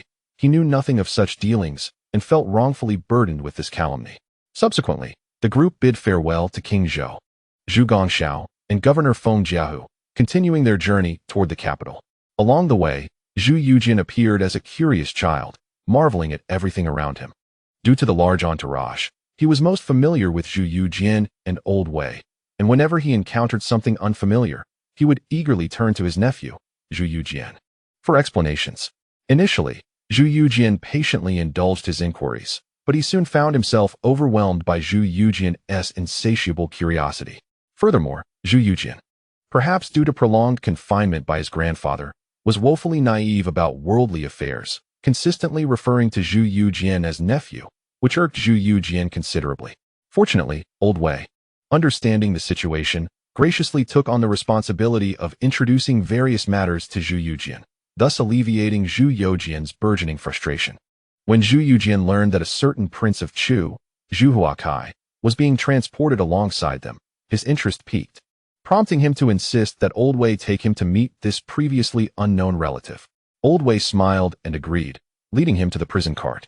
Inside, Zhu Huakai, seeing a young man being brought by Old Wei, regarded him with curiosity and confusion. After some inquiries, upon realizing that this young man was indeed the grandson of the Tang prince, he became animated and exclaimed, "Nephew, has the Prince of Xian captured everyone at the Tang residence?" However, upon observing the young man's demeanor, he felt something amiss. Why was he not confined as well? Zhu Yujin quickly clarified, "Uncle Chu, do not misunderstand. His Highness, the Prince of Xian, has not apprehended the entire Tang household." Zhu Huakai nodded, albeit with lingering uncertainty. As Zhu Yujin continued, "His Highness merely executed my grandfather and uncle, and now my father oversees the Tang estate." Upon hearing this, Zhu Huakai was rendered speechless, struggling to grasp the gravity of the situation. After confirming the details multiple times, he felt a chill run down his spine. Until now, he had only experienced Zhu Yujin's formidable nature, but now he realized the ruthless extent of this grandson's influence. To execute a royal prince and a duke without an imperial decree was a terrifying display of power. As the implications sank in, Zhu Huakai trembled uncontrollably, pondering his own insignificance in Zhu Yujin's eyes. Just as Zhu Huakai was about to plead with Zhu Yujin for leniency, Old Wei, sensing the tension, discreetly led Zhu Yujin away to explore elsewhere. The army then surged forward, with hearts yearning for home. Jiang Ning gazed at the vast procession, his mind awash with emotion. It had been precisely 2.5 years since they departed the capital on the 15th day of the 4th month in the 4th year of the Tianqi era. He couldn't help but reminisce about his 2 children at home, wondering how they fared and if they had learned to call him father. Moreover, his adopted son, Zhu Taidan, would now be 3 years old. The inexpensive master, Shen Shuzi, that old fellow, how has he fared in these past 2 years? The prosperous fortune at home has likely been passed down to the next generation. Reflecting on this, Jiang Ning couldn't help but smile. At that moment, Yuan Kelly, who was walking beside him, looked at Jiang Ning and asked with a grin, "What is this? My lord, are you feeling homesick?" Jiang Ning chuckled and nodded, saying, "Indeed. It has been 2.5 years since I left the capital, and I wonder how things are at home." Yuan Kelly stroked his beard and said with a smile, "Rest assured, my lord. With His Majesty safeguarding the capital, is there any need to worry about anyone daring to provoke us?" Jiang Ning smiled in response, but then Yuan Kelly, with a serious expression, asked, "My lord, may I dare to inquire whether we will be sending troops to attack the Jianzhou bandits next year?" Jiang Ning fell into contemplation. For a long time, he had viewed the Jianzhou bandits in Liaodong as a significant threat. However, the various internal issues facing the Ming dynasty were also pressing. Therefore, he had consistently adopted a strategy of cautious development, avoiding reckless actions. Now, as the internal affairs of the Ming dynasty had mostly stabilized, it seemed imperative to address the Jianzhou bandits as well. After all, the court was well-resourced, with ample finances and provisions, not to mention a formidable military. Moreover, with Lin Danhan having fled and Huang Taiji rising to power, engaging in divisive tactics to expand his influence among the Mongolian tribes, Jiang Ning certainly could not allow Huang Taiji to grow stronger and pose a threat to the Ming. With this in mind, Jiang Ning nodded solemnly and said, "Yes, it is indeed time to deal with the Jianzhou bandits." Yuan Kelly, stroking his beard, nodded in agreement, then assumed a serious demeanor and stated, "This matter must be led by you, my lord." Jiang Ning nodded affirmatively, replying, "Naturally." Yuan Kelly, with a grave expression, continued, "My lord, what I mean to convey is that the resurgence of the Ming dynasty is becoming evident. All provinces, north and south, are flourishing. Although the court is still engaged in military actions in Annam and Kampa, fundamentally, this is merely to train the regional princes and prepare for their relocation overseas. Furthermore, the strategy employed in the southwest is one of warfare sustaining warfare. However, the Jianzhou bandits are different. Should the court begin preparations to attack them, it would inevitably require troop mobilization and significant expenditure. Yet, the national strength of the Ming is on the rise, and His Majesty and the entire court may not wish to concentrate all their efforts solely on the Jianzhou bandits. Jiang Ning, considering this, nodded thoughtfully, saying, "Thank you, Elder Yuan, for the reminder. I shall bear it in mind. Nonetheless, the attack on the Jianzhou bandits must be expedited. It cannot be delayed further." Yuan Kelly nodded in understanding. He was well aware that once Jiang Ning spoke, the decision would be as good as made. At that moment, when Tiran, who had been standing nearby, quickly chimed in, "My lord, if we attack the Jianzhou bandits after the new year, we could simultaneously launch an offensive from both Mongolia and Liaodong, flanking them on 2 fronts. This way, we can effectively restrain both the Mongolians and the Jianzhou bandits, preventing them from colluding." Jiang Ning nodded in agreement. When Tiran's suggestion was quite astute. After all, the court had invested considerable resources in the Hetao region, and with so many Mongolian tribes aligning with the Ming, they should certainly contribute their efforts in the campaign against the Jianzhou bandits. Beside him, Zhu Yujian exclaimed with great enthusiasm, "Second brother, I am eager to lead as the vanguard general in the assault against the Jurchens of Liaodong. The last time at the Yalu River, I nearly felled Huang Taiji with a single shot. Had he not fled swiftly, I would have surely claimed his head." Upon hearing this, Jiang Ning smiled and nodded, assuring him, "Rest assured, fifth brother, should I command the troops, I will certainly appoint you as the vanguard general." Zhu Yojian's face lit up with excitement at these words, declaring, "You truly are kind to me, second brother." At that moment, Gui Yunho, standing nearby, hastily chimed in with a mischievous grin, "My lord, while I may not understand the intricacies of warfare, I shall ensure that our army is well supplied with provisions. If possible, I would even venture to Liaodong myself to unearth Nurhasai from his grave and scatter his bones. The room erupted in laughter. For the might of the Ming dynasty was evident, and although the Jurchens possessed some strength, they were far from capable of challenging the grandeur of the Ming. Chapter 698. Joy of ruler and subjects. As the grand army advanced, they quickened their pace and officially returned to the capital on the 8th day of November. Gazing at the approaching city, smiles graced the faces of Jiang Ning and his companions. Previously, Zhu Yuxiao had learned the precise date of their return and had issued an edict for the Grand Secretary Sun Qingzong, along with Shui Guoguan, Zhu Tongming, and the Duke of Dingyuan, Deng Wenming, as well as Qin Liangyu, Chao Bianjiao, Zhao Shuijiao, and other officials, to go forth from the city to welcome them. From a distance, Jiang Ning and his group spotted the civil and military officials awaiting them at Yongding Gate and quickly dismounted, leading their companions to walk forward.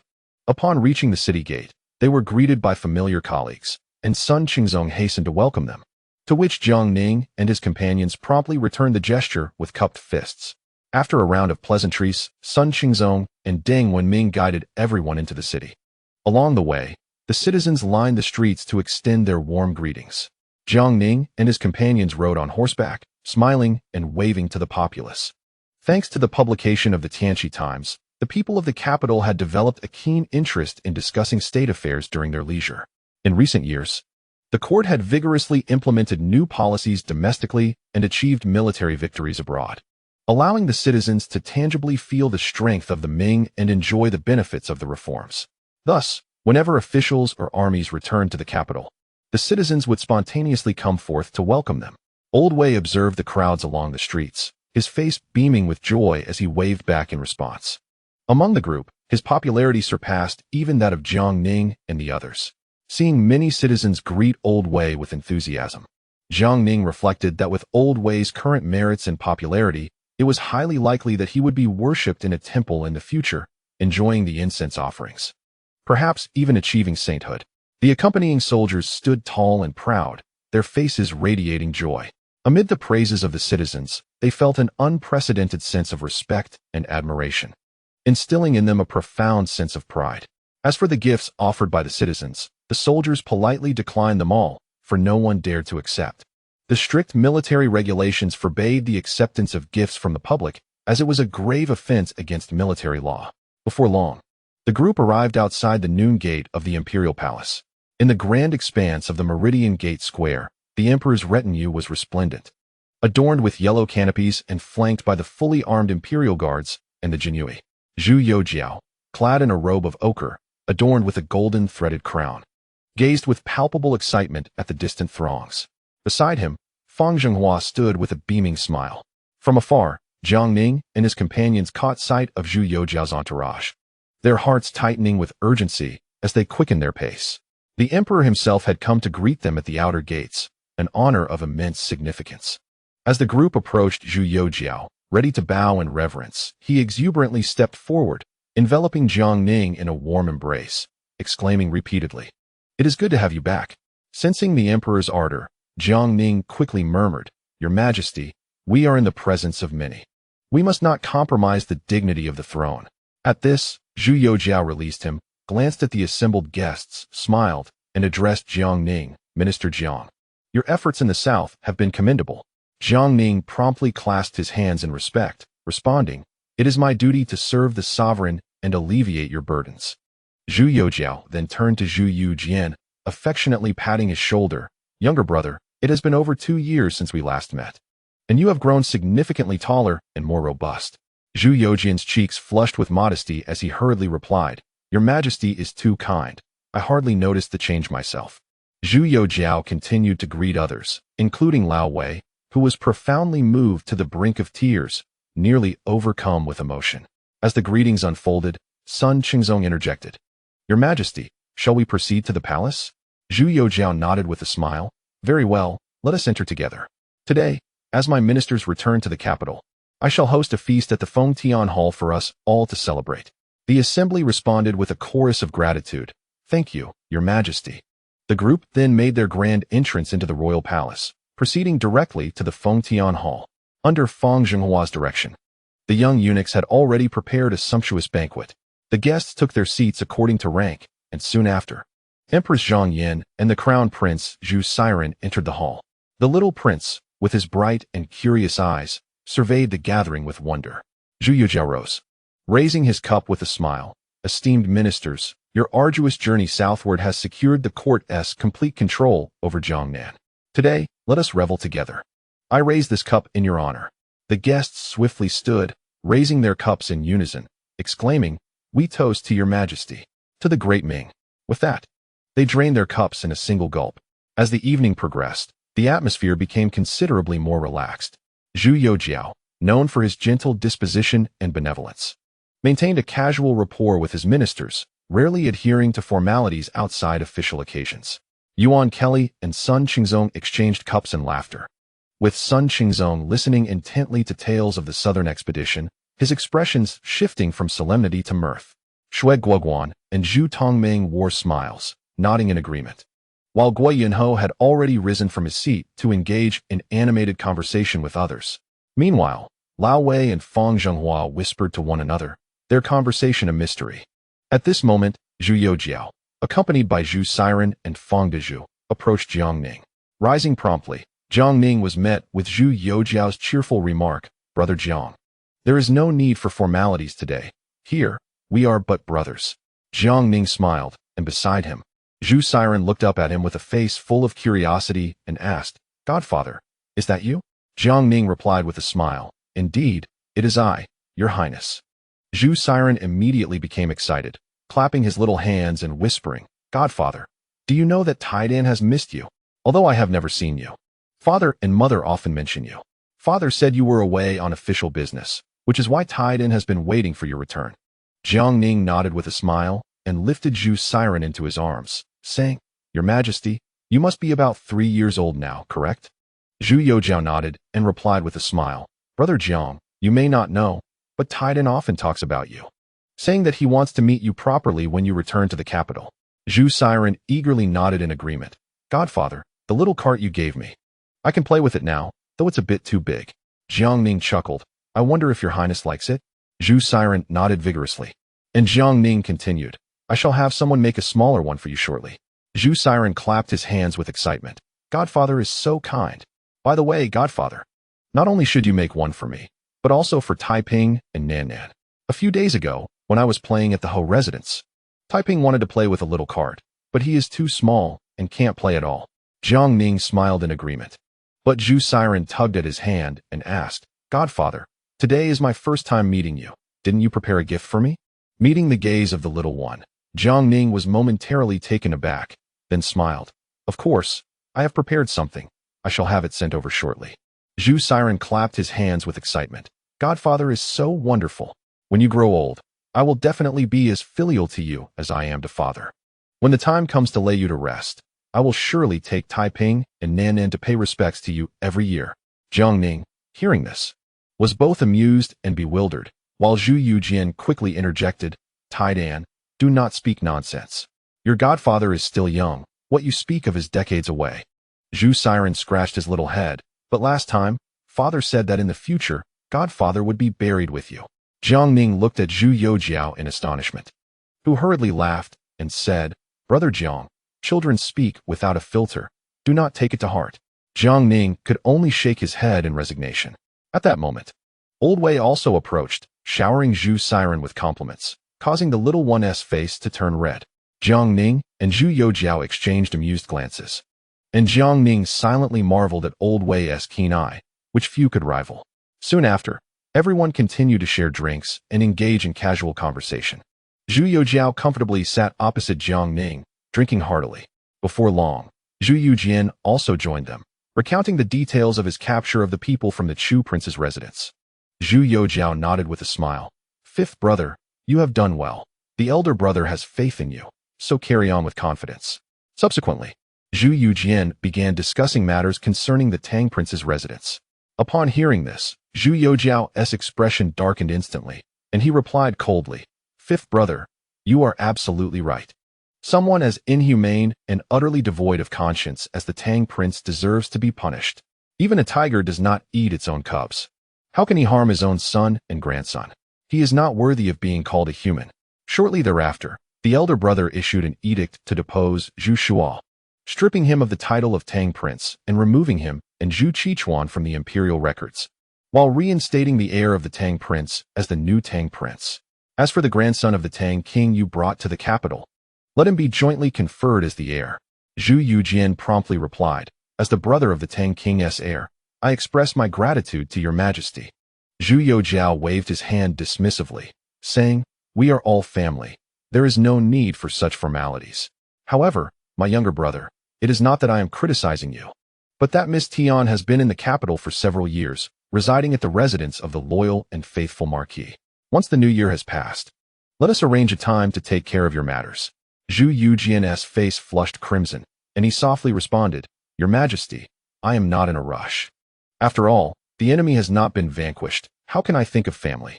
Zhu Youjiao was momentarily taken aback by his words, then chuckled and scolded. What a clever lad, growing up indeed, pretending before your elder brother. Zhu Yujian, feeling embarrassed, cast a pleading glance towards Jiang Ning, who, however, turned away as if he had not seen, continuing to play with his godson Zhu Siren. The banquet continued until the afternoon's Shen hour before the guests finally rose to take their leave. Chapter 699, The Majestic General. After the banquet concluded, Jiang Ning also took his leave along with the other officials. On the way out of the palace, the crowd was lively with chatter and laughter. But Jiang Ning's heart was set on home. His steps hurried. He responded only perfunctorily to the greetings of his colleagues, for he was consumed with longing for his family and his dear children, leaving him no inclination to engage in idle banter. Upon exiting the palace, Jiang Ning sprinted along the route etched in his memory. When he finally arrived outside his residence, he saw Shen Shuzi, Lu Ruoyan, and Lu Qingyan holding lanterns, along with a number of servants who had been waiting for quite some time. At that moment, Lu Ruoyan and Lu Qingyan each cradled a child of about 2 years old, a boy and a girl, both clad in brocade robes and cotton jackets, their heads adorned with tiger hats. Perhaps due to the late hour, the children had already fallen asleep in their mother's arms. From a distance, Jiang Ning called out excitedly, Master! Ruoyan, Qingyan, I have returned. Upon hearing Jiang Ning's voice, the people before the residence erupted in excitement. Soon, Jiang Ning approached them, and Shen Shuzi promptly scrutinized him from head to toe, smiling as he said, It is good that you have returned. Knowing you would come back to the capital today, I, along with Ruoyan and Qingyan, have been waiting outside the gates for you. How come you returned so late? It is already dark. Jiang Ning quickly explained. Your Majesty hosted a banquet in the palace today, which made my return somewhat delayed. I apologize for keeping you waiting. Shen Shuzi laughed and scolded, You rascal! Hurry and go see your wife and children. Jiang Ning's face flushed with embarrassment, and he hurriedly stepped forward, looking at Lu Ruoyan and Lu Qingyan, whose faces were filled with anticipation, and said with a smile, Ruoyan, Qingyan, it is so cold, and the children are so young. Why didn't you wait inside the house? Lu Ruoyan's cheeks turned slightly pink as she replied, My husband has been away for so long. It is a rare occasion for him to return, so it matters not for me and my sister to wait a while. Hearing this, Jiang Ning felt a warmth in his heart and quickly beckoned everyone to return inside. As he gazed upon his sleeping children, he gently reached out to caress their little faces. Noticing this, Lu Qingyan smiled and said, Upon hearing that my husband was returning to the capital today, Taiping and Nanana had been eagerly asking to see their father since early morning, but as they waited, the 2 children fell asleep. Hearing this, Jiang Ning chuckled, No worries. I shall not be leaving the capital again in the short term. He then instructed the 2 nurses to take the children to rest. Subsequently, Jiang Ning settled down with Shen Shuzi and the 2 ladies, engaging in light-hearted conversation that revolved around familial matters rather than state affairs. Jiang Ning patiently inquired about the circumstances at home over the past 2 years, while Lu Ruoyan recounted the family's situation with equal patience, and Shen Shuzi occasionally interjected with remarks. As the night deepened, noticing the late hour, Jiang Ning urged everyone to retire for the evening. Upon hearing this, Shen Shuzi rose, stretched, and yawned, saying, I shall take my leave to sleep.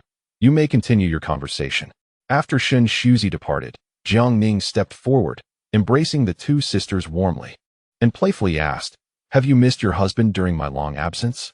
Lu Ruoyan scoffed, retorting, You incorrigible rogue, always so unrefined. Lu Qingyan, however, smiled gracefully, taking hold of Jiang Ning's arm, and replied, Of course we missed you. Jiang Ning responded with a grin. I too have thought of you both. He then suggested, tonight, I shall regale you with a few stories. At his words, Lu Ruoyan's face flushed with embarrassment, while Lu Qingyan playfully chided. You're already up to mischief upon your return. You truly are a rascal. Jiang Ning laughed heartily and led the two sisters back to their chambers. After a night of deep conversation, the following morning, Jiang Ning awoke to find the sun high in the sky. He hastily got dressed and, after freshening up, made his way to the hall. There, he discovered Shuzi playing with the two children, while Lu Ruoyan and Lu Qingyan busied themselves with meal preparations. Upon noticing Jiang Ning's sudden appearance, Shuzi exclaimed, Ah, my disciple, you are awake. Jiang Ning nodded in acknowledgement, just as the two children turned to gaze at him in surprise. With a warm smile, Jiang Ning swiftly approached the children and knelt before them. Momentarily taken aback by his unexpected presence, Jiang Taiping clutched Shuzi's arm and inquired, Master, who is this person? Shuzi burst into laughter and replied, Taiping, Wan, this is your father. He returned last night, but you and Wan were already asleep. Upon hearing this, the children's eyes brightened, and they hurriedly leapt into Jiang Ning's embrace. Jiang Ning affectionately stroked their cheeks, as Taiping exclaimed, Father, you have finally returned. Did you know that I missed you very much? Jiang Ning chuckled. Indeed, Taiping, your father missed you as well, and Wan too. Wan, with a playful pout, chimed in, Father, I have a secret to share. Brother has mentioned you many times in private, and once he even cried. Jiang Ning laughed and asked, Did Wan not cry? Wan tilted her little head and replied, I missed father, but I did not cry. I also have a gift for you. She then rummaged through her little cotton jacket and produced a piece of cake. Upon seeing this, Jiang Ning smiled widely, accepted the treat, took a gentle bite, and remarked, Delicious. Wan, you must try some too. Wan eagerly took a small bite, and then Jiang Ning offered the cake to Taiping, who also took a bite. At that moment, the little girl smiled and asked, Father, this is your favorite osmanthus cake. Jiang Ning, upon hearing this, chuckled and inquired, My dear, how did you know that I adore osmanthus cake? Beside them, Taiping quickly interjected, Father, when my godfather and godmother brought brother Taidan to our house, I overheard my godfather mention that you love osmanthus cake the most. Subsequently, Taiping and the little girl specifically requested their godparents to bring some along. Originally, Taiping intended to save some for their father, but the osmanthus cake was simply too delicious, and he couldn't resist devouring it all. Upon hearing this, the little girl pouted, saying, Brother is just a glutton. Taiping hastily defended himself. That's not true. It's just that the osmanthus cake was so delightful that I couldn't help myself. Watching the playful banter between his children, Jiang Ning burst into hearty laughter. Even Shuzi approached and affectionately ruffled the heads of the two little ones, saying, Taiping, Ninian, the meal is ready, let us eat. Soon after, Lu Ruoyan and Lu Qingyan entered with several servants, bringing the dishes. Jiang Ning and Shuzi took their seats with the children.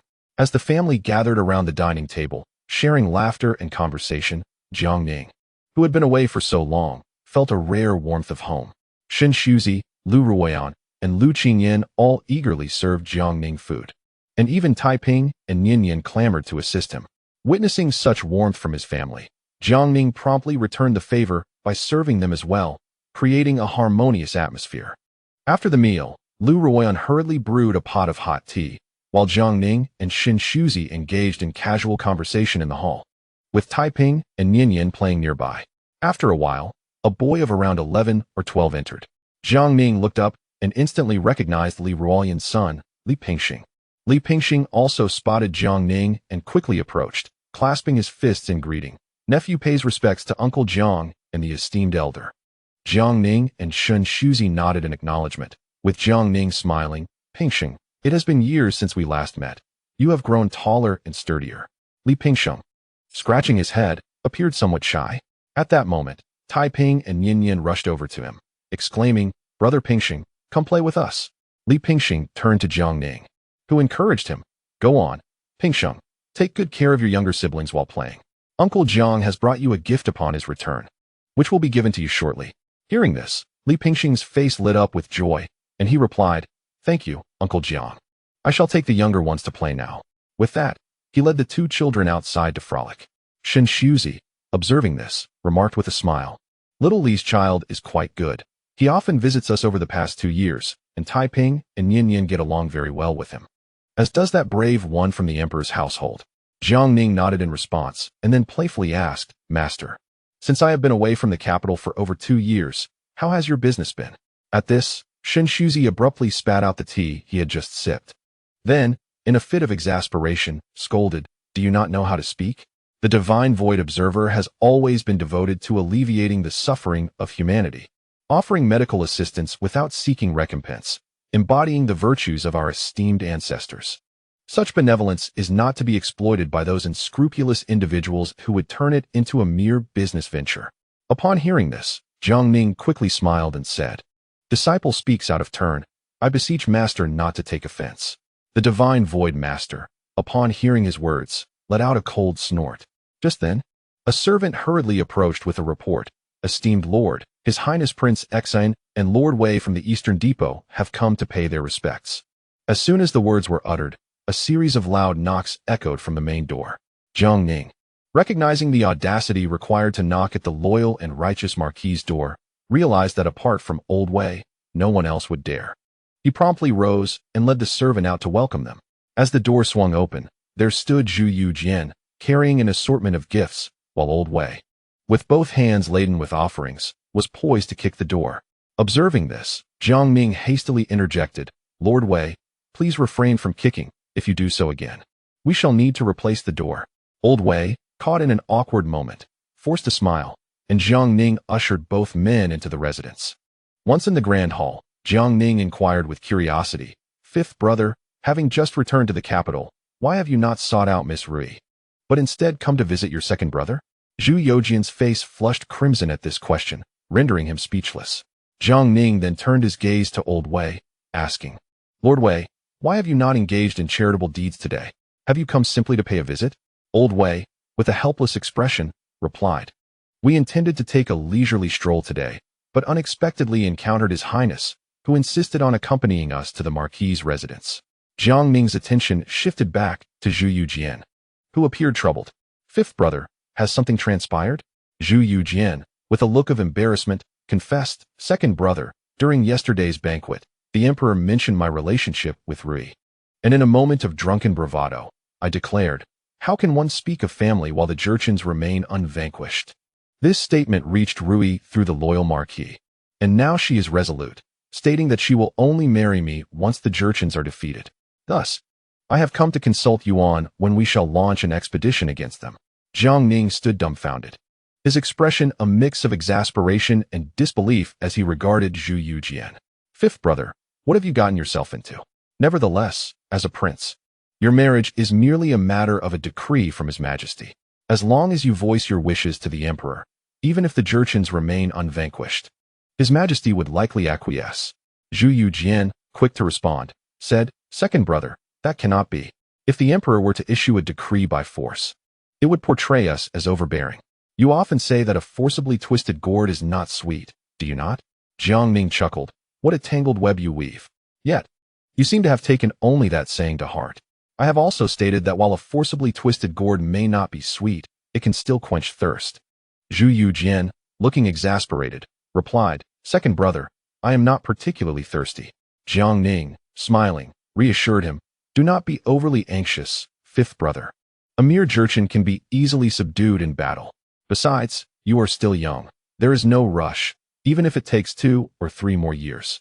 At this moment, Old Wei hastily interjected, attempting to ease the tension, My lord, perhaps it is best not to jest with His Highness. The occasion of your Highness's wedding is of great significance. However, Miss Rui has taken matters quite seriously. Thus, my lord, you must act swiftly. Jiang Ning, upon hearing this, nodded and remarked, We have just returned to the capital, and in a few days, His Majesty will appoint the crown prince. Once this busy period concludes, I shall seek His Majesty's decree to dispatch troops to quell the Jianian after the new year. Old Wei, upon hearing this, promptly smiled and replied, Such arrangements are indeed very prudent. Nearby, Zhu Yujian also nodded in agreement. Subsequently, the group engaged in light-hearted conversation for quite some time, after which Zhu Yujian rose to take his leave. At the moment of parting, he took several fine items from Jiang Ning's estate, claiming that Rui would fancy them. Hearing this, and in support of his younger brother, Jiang Ning reluctantly acquiesced, allowing the items to be packed for Zhu Yujian to take to the Prince of Xian's residence.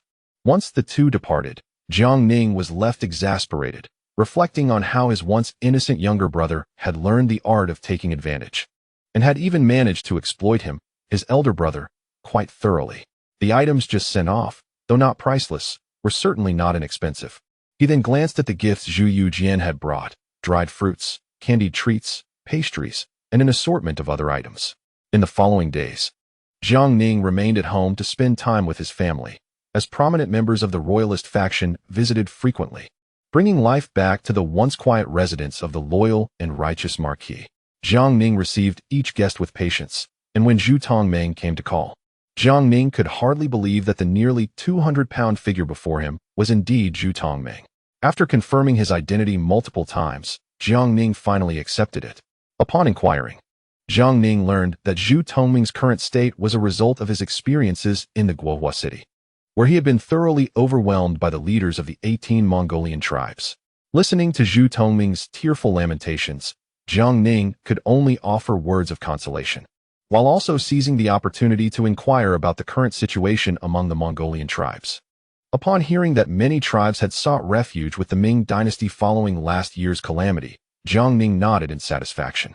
The long-standing conflict between the Ming and the Mongolian tribes had persisted for centuries, and if this could foster a more harmonious integration between them, it would be most beneficial.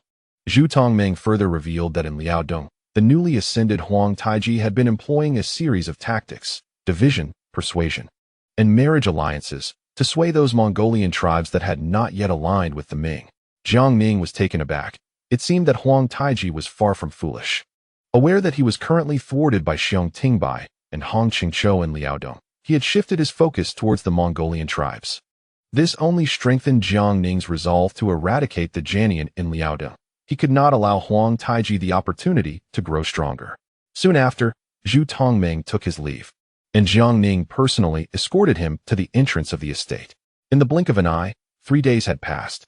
Jiang Ning was enjoying a deep slumber when he was awakened by Lu Ruoyan. Confused, Jiang Ning inquired, "My lady, what hour is it? The sun has yet to rise.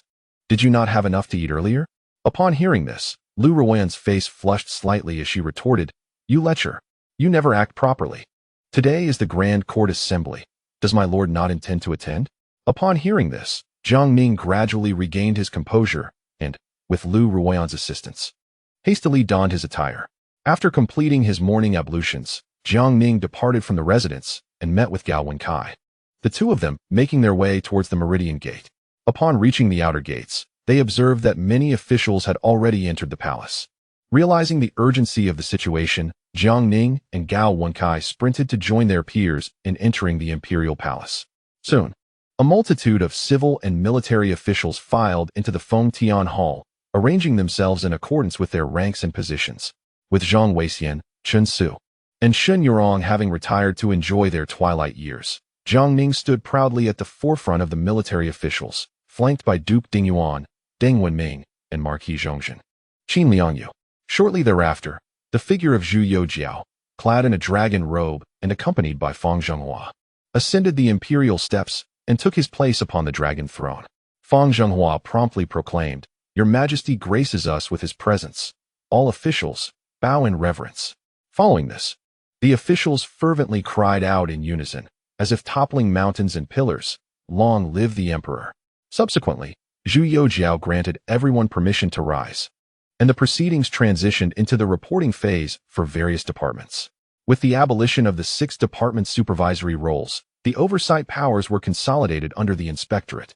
At this point, the once influential Qinglu faction in the court had dwindled to a mere handful, largely comprising those idling in the Hamlin Academy, while the majority of officials were staunch royalists. Thus, the court assembly proceeded with remarkable smoothness, devoid of dissenting voices. The esteemed officials methodically reported the status of various departments and local governance to Zhu Youjiao, who occasionally listened attentively, offered responses, and engaged in discussions with them. Remarkably, the officials concluded their reports with such efficiency that Jiang Ning found it hard to believe. In earlier times, such a gathering would have stretched on for hours, yet today, all matters were resolved in less than an hour. Under the watchful gaze of all present, Zhu Youjiao rose and proclaimed, "Previously, Lord Loyal and Righteous Jiang Ning, Prince of Faith Zhu Yujian, and Wei Zhongxin traveled south to inspect local military and political affairs, thoroughly investigating and addressing rampant corruption, thereby purging local governance. They also reformed the SALT administration and organized new military forces across the provinces of Jiangnan, earning immense credit for their arduous efforts. Today, I shall bestow rewards upon all those who accompanied me on this southern expedition." Upon hearing this, the officials' eyes sparkled with fervor, particularly those who had journeyed south alongside Jiang Ning. After all, their relentless toil over the past 2.5 years had been driven by the aspiration for advancement. Soon, Fang Zhenghua retrieved an imperial edict, opened it with great ceremony, and announced in a resonant voice, "By the grace of heaven, the emperor decrees, Lord Loyal and Righteous Jiang Ning, since entering the court, has demonstrated commendable service and loyalty to the nation. His recent southern inspection of local military and political affairs has been marked by notable achievements. Therefore, I bestow upon him the title of Grand General of Valor, elevate him to the rank of Pillar of State, appoint him as the Grand Tutor to the Crown Prince, and grant him 200 bolts of silk and 50,000 silver coins. Thus it is decreed." Upon hearing this, Jiang Ning hastily stepped forward, kneeling in gratitude, and declared, "I, Jiang Ning, humbly thank your majesty for your celestial grace." Following this, Yuan Kelly, Wen Tian, Gui Yunho, and others who had journeyed south also received their accolades. Nevertheless, Jiang Ning remained the most distinguished figure present, for the title of Pillar of State was now held by only 4 individuals: the Chief Minister Sun Qingzong, the Second Minister Yuan Kelly, the retired Zhang Weixian, and the incumbent Jiang Ning. This is not particularly rare, yet the title of the mighty general is undeniably resplendent. For its previous holder was Zhu Shou, a figure of great significance during the Zhengde era, who is none other than Zhu Hozhao, the Zhengde emperor himself. Such a bestowal is indeed unparalleled in the annals of the Ming dynasty. Soon, all the accompanying officials were rewarded in turn, and Zhu Youjiao declared the court adjourned. In accordance with customary practice, Jiang Ning did not hasten to depart. Instead, he awaited a private summons from Zhu Youjiao. However, much to Jiang Ning's surprise, after a considerable wait, all present in the grand hall departed, yet he received no summons. As Jiang Ning pondered this perplexity, Fang Zhenghua hurriedly approached him, whispering, "My lord, His Majesty has instructed that you shall be summoned for discussion in a few days. Until then, you may remain at home to spend time with your family, or perhaps visit the Wujuan Dudu Fu." Upon hearing this, Jiang Ning retorted with irritation, "Fang Gonggong, why did you not convey this sooner? I have wasted half the day here." Fang Zhenghua quickly replied with a smile, "My lord, please do not be vexed. Initially, we believed His Majesty would summon you personally. It was only just now that His Majesty relayed this message to me." Jiang Ning, feeling exasperated, nodded and took his leave. Once outside the palace, he returned home directly. Shortly thereafter, the rewards from Zhu Youjiao were delivered to Jiang Ning's residence by Fang Zhenghua's aides. As Jiang Ning surveyed the offerings, he noticed the 5,000 taels of silver mentioned in Zhu Youjiao's decree were conspicuously absent, prompting him to inquire, "Fang Gonggong, what has happened here? Did His Majesty not bestow upon me 5,000 taels of silver today? Where is it?" Fang Zhenghua quickly responded, "My lord, the 5,000 taels of silver granted by His Majesty have been withheld by the Minister of Revenue, Lord Gua, who claims it is to settle your debts. I could not persuade him otherwise, so I came here first." Upon hearing this, Jiang Ning erupted in fury, exclaiming, "That miserly Gua is utterly outrageous. How dare he withhold the emperor's bounty? I shall confront him directly." With that, Jiang Ning made his way to the Ministry of Revenue. Upon finding Gui Yunho conducting affairs in the main hall, he strode forward and slammed his hand on the desk, startling Gui Yunho, who nearly dropped the ledger he was holding. Seeing Jiang Ning's furious countenance, Gui Yunho quickly smiled and said, "My lord, what brings you to the ministry? Has His Majesty not summoned you since your return to the capital? Or is the Wujuan Dudu Fu in need of funds again?" Jiang Ning replied with a raised voice, "Old Gua, do not divert the topic. Are you too cowardly to acknowledge your misdeeds?" Gui Yunho feigned innocence, replying, "What do you mean? I do not comprehend your words." Jiang Ning, his face flushed with anger, pointed at him and declared, "Old Gua, you know all the hardships we endured during our 2.5 years in the south. Why do you withhold the 5,000 taels of silver granted to me by His Majesty? This money was earned with my life on the line. Each coin soaked in blood and tears. How can you dare to withhold it? Suddenly, Gui Yunho smacked his forehead in realization, exclaiming, "My lord. So that is what you meant. You have wronged me." Jiang Ning retorted with disdain, "Nonsense.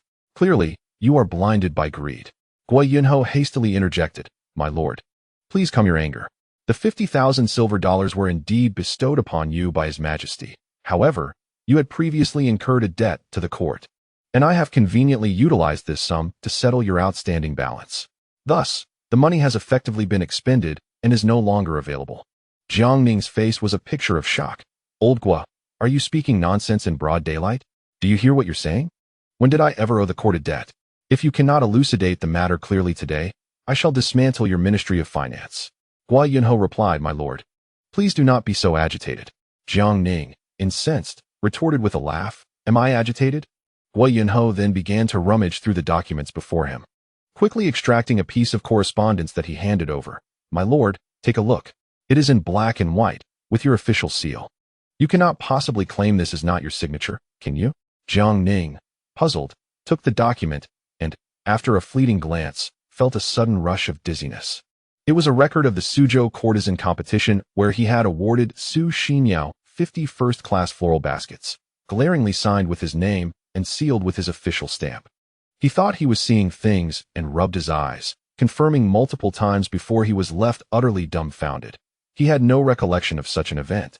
Yet the handwriting and seal were undeniably authentic. Observing his bewilderment, Gui Yunho chuckled as he reclaimed the document. "So, my lord, what do you think? I am not speaking in vain. The 50,000 silver dollars granted by His Majesty were indeed not appropriated by me. They were entirely used to cover your deficit." Jiang Ning felt a surge of rage rising within him, his chest heaving violently as he exclaimed, "Old Gua, this is preposterous. Clearly, someone has framed me." Gui Yunho, appearing indifferent, replied, "If you wish to proclaim your innocence, feel free to approach the Ministry of Justice, the Songjiang Prefecture, or the Supreme Court.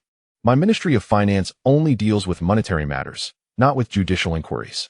Furthermore, the handwriting and seal cannot be forged. Your claim would lack credibility." Jiang Ning's vision darkened, nearly causing him to faint. After 2.5 years of tumultuous endeavors in the south, he found himself with nothing but the official title bestowed by Zhu Youjiao and 200 bolts of silk, while all his companions were promoted and rewarded handsomely with silver. Only he had nothing. Observing the mischievous grin on Gui Yunho's face, Jiang Ning realized he had been ensnared in a scheme.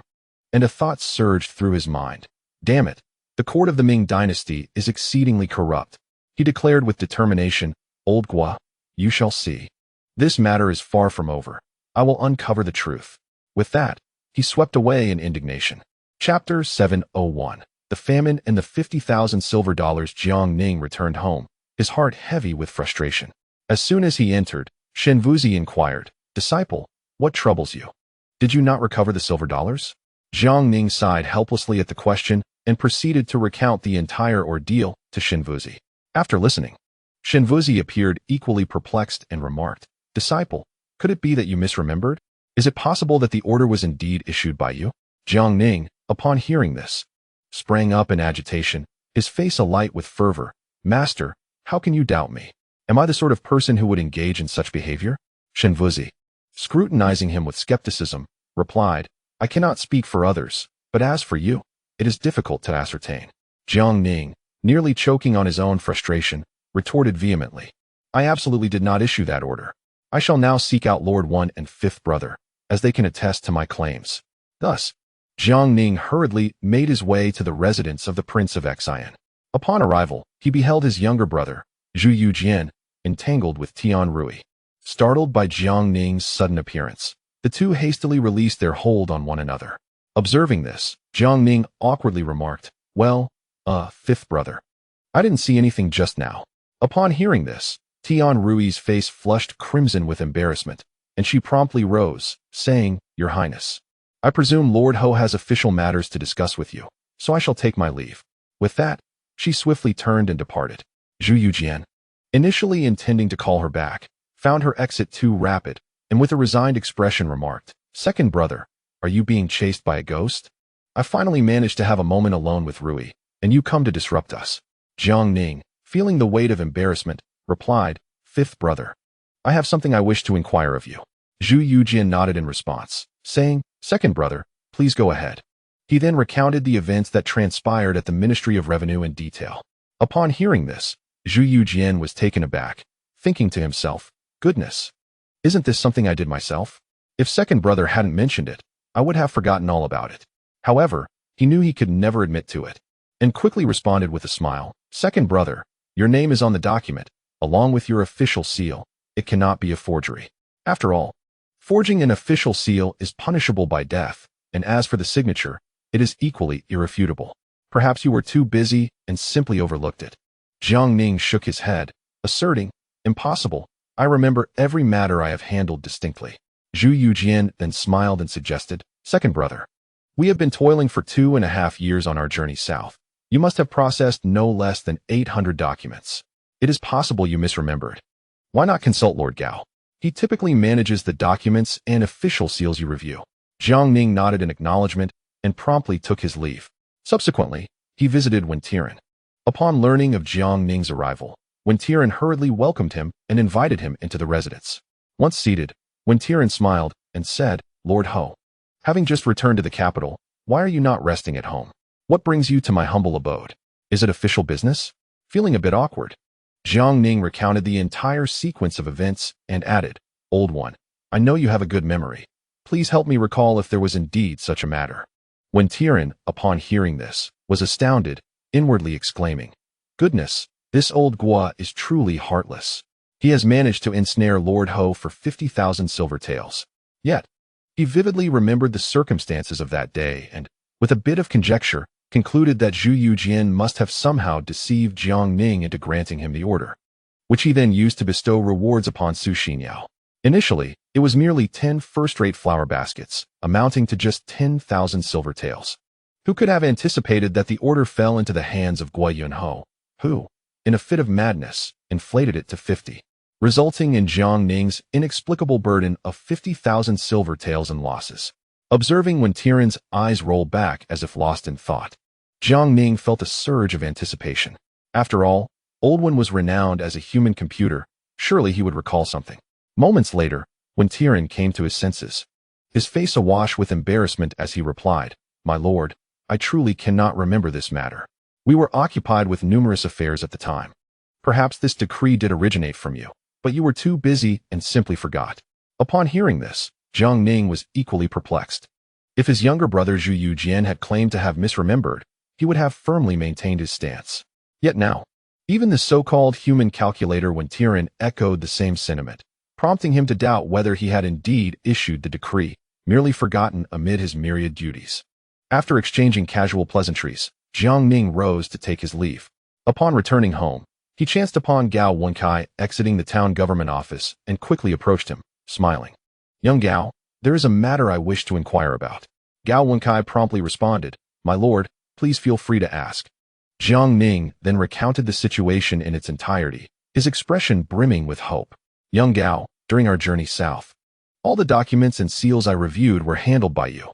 Please reflect carefully. Do you recall any such affair? Gao Wenkai, upon hearing this, appeared utterly shocked. My lord, we processed an overwhelming number of documents during our travels south, and while I recall most of them that passed through my hands, there remains a portion that you issued on the spot, which I am unaware of. Jiang Ning, upon receiving this information, felt a sense of resignation. It seemed his hard-earned 50,000 taels would not be reclaimed. He then attempted to invite Gao Wenkai to join him for a drink, but Gao Wenkai quickly interjected. My lord, I still have official business to attend to. I will come to your residence for a drink once I finish. Jiang Ning, puzzled, asked young Gao. With so many officials at the town government, Old Tian, Old Su, what could possibly require your personal attention? In response, Gao Wenkai swiftly retrieved a document from his bosom and presented it, saying, My lord, this is a dispatch from Yang Ning of the Yan'an Prefecture in Shaanxi, sent a few days ago.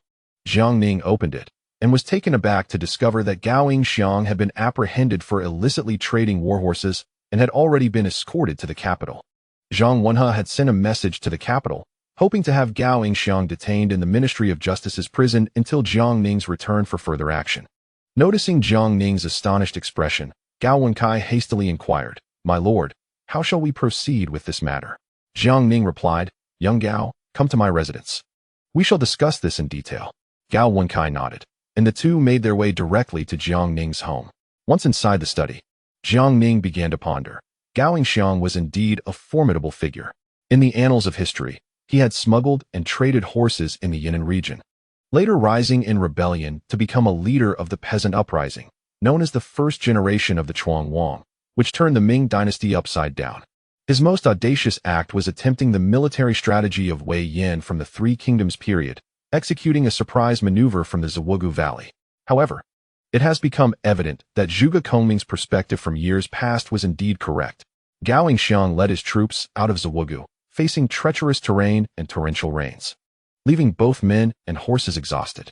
The once elite force of 50,000 had been reduced to a weary army, and upon reaching Haishuiyu, they were captured by Sun Chuanting, who had been waiting for days.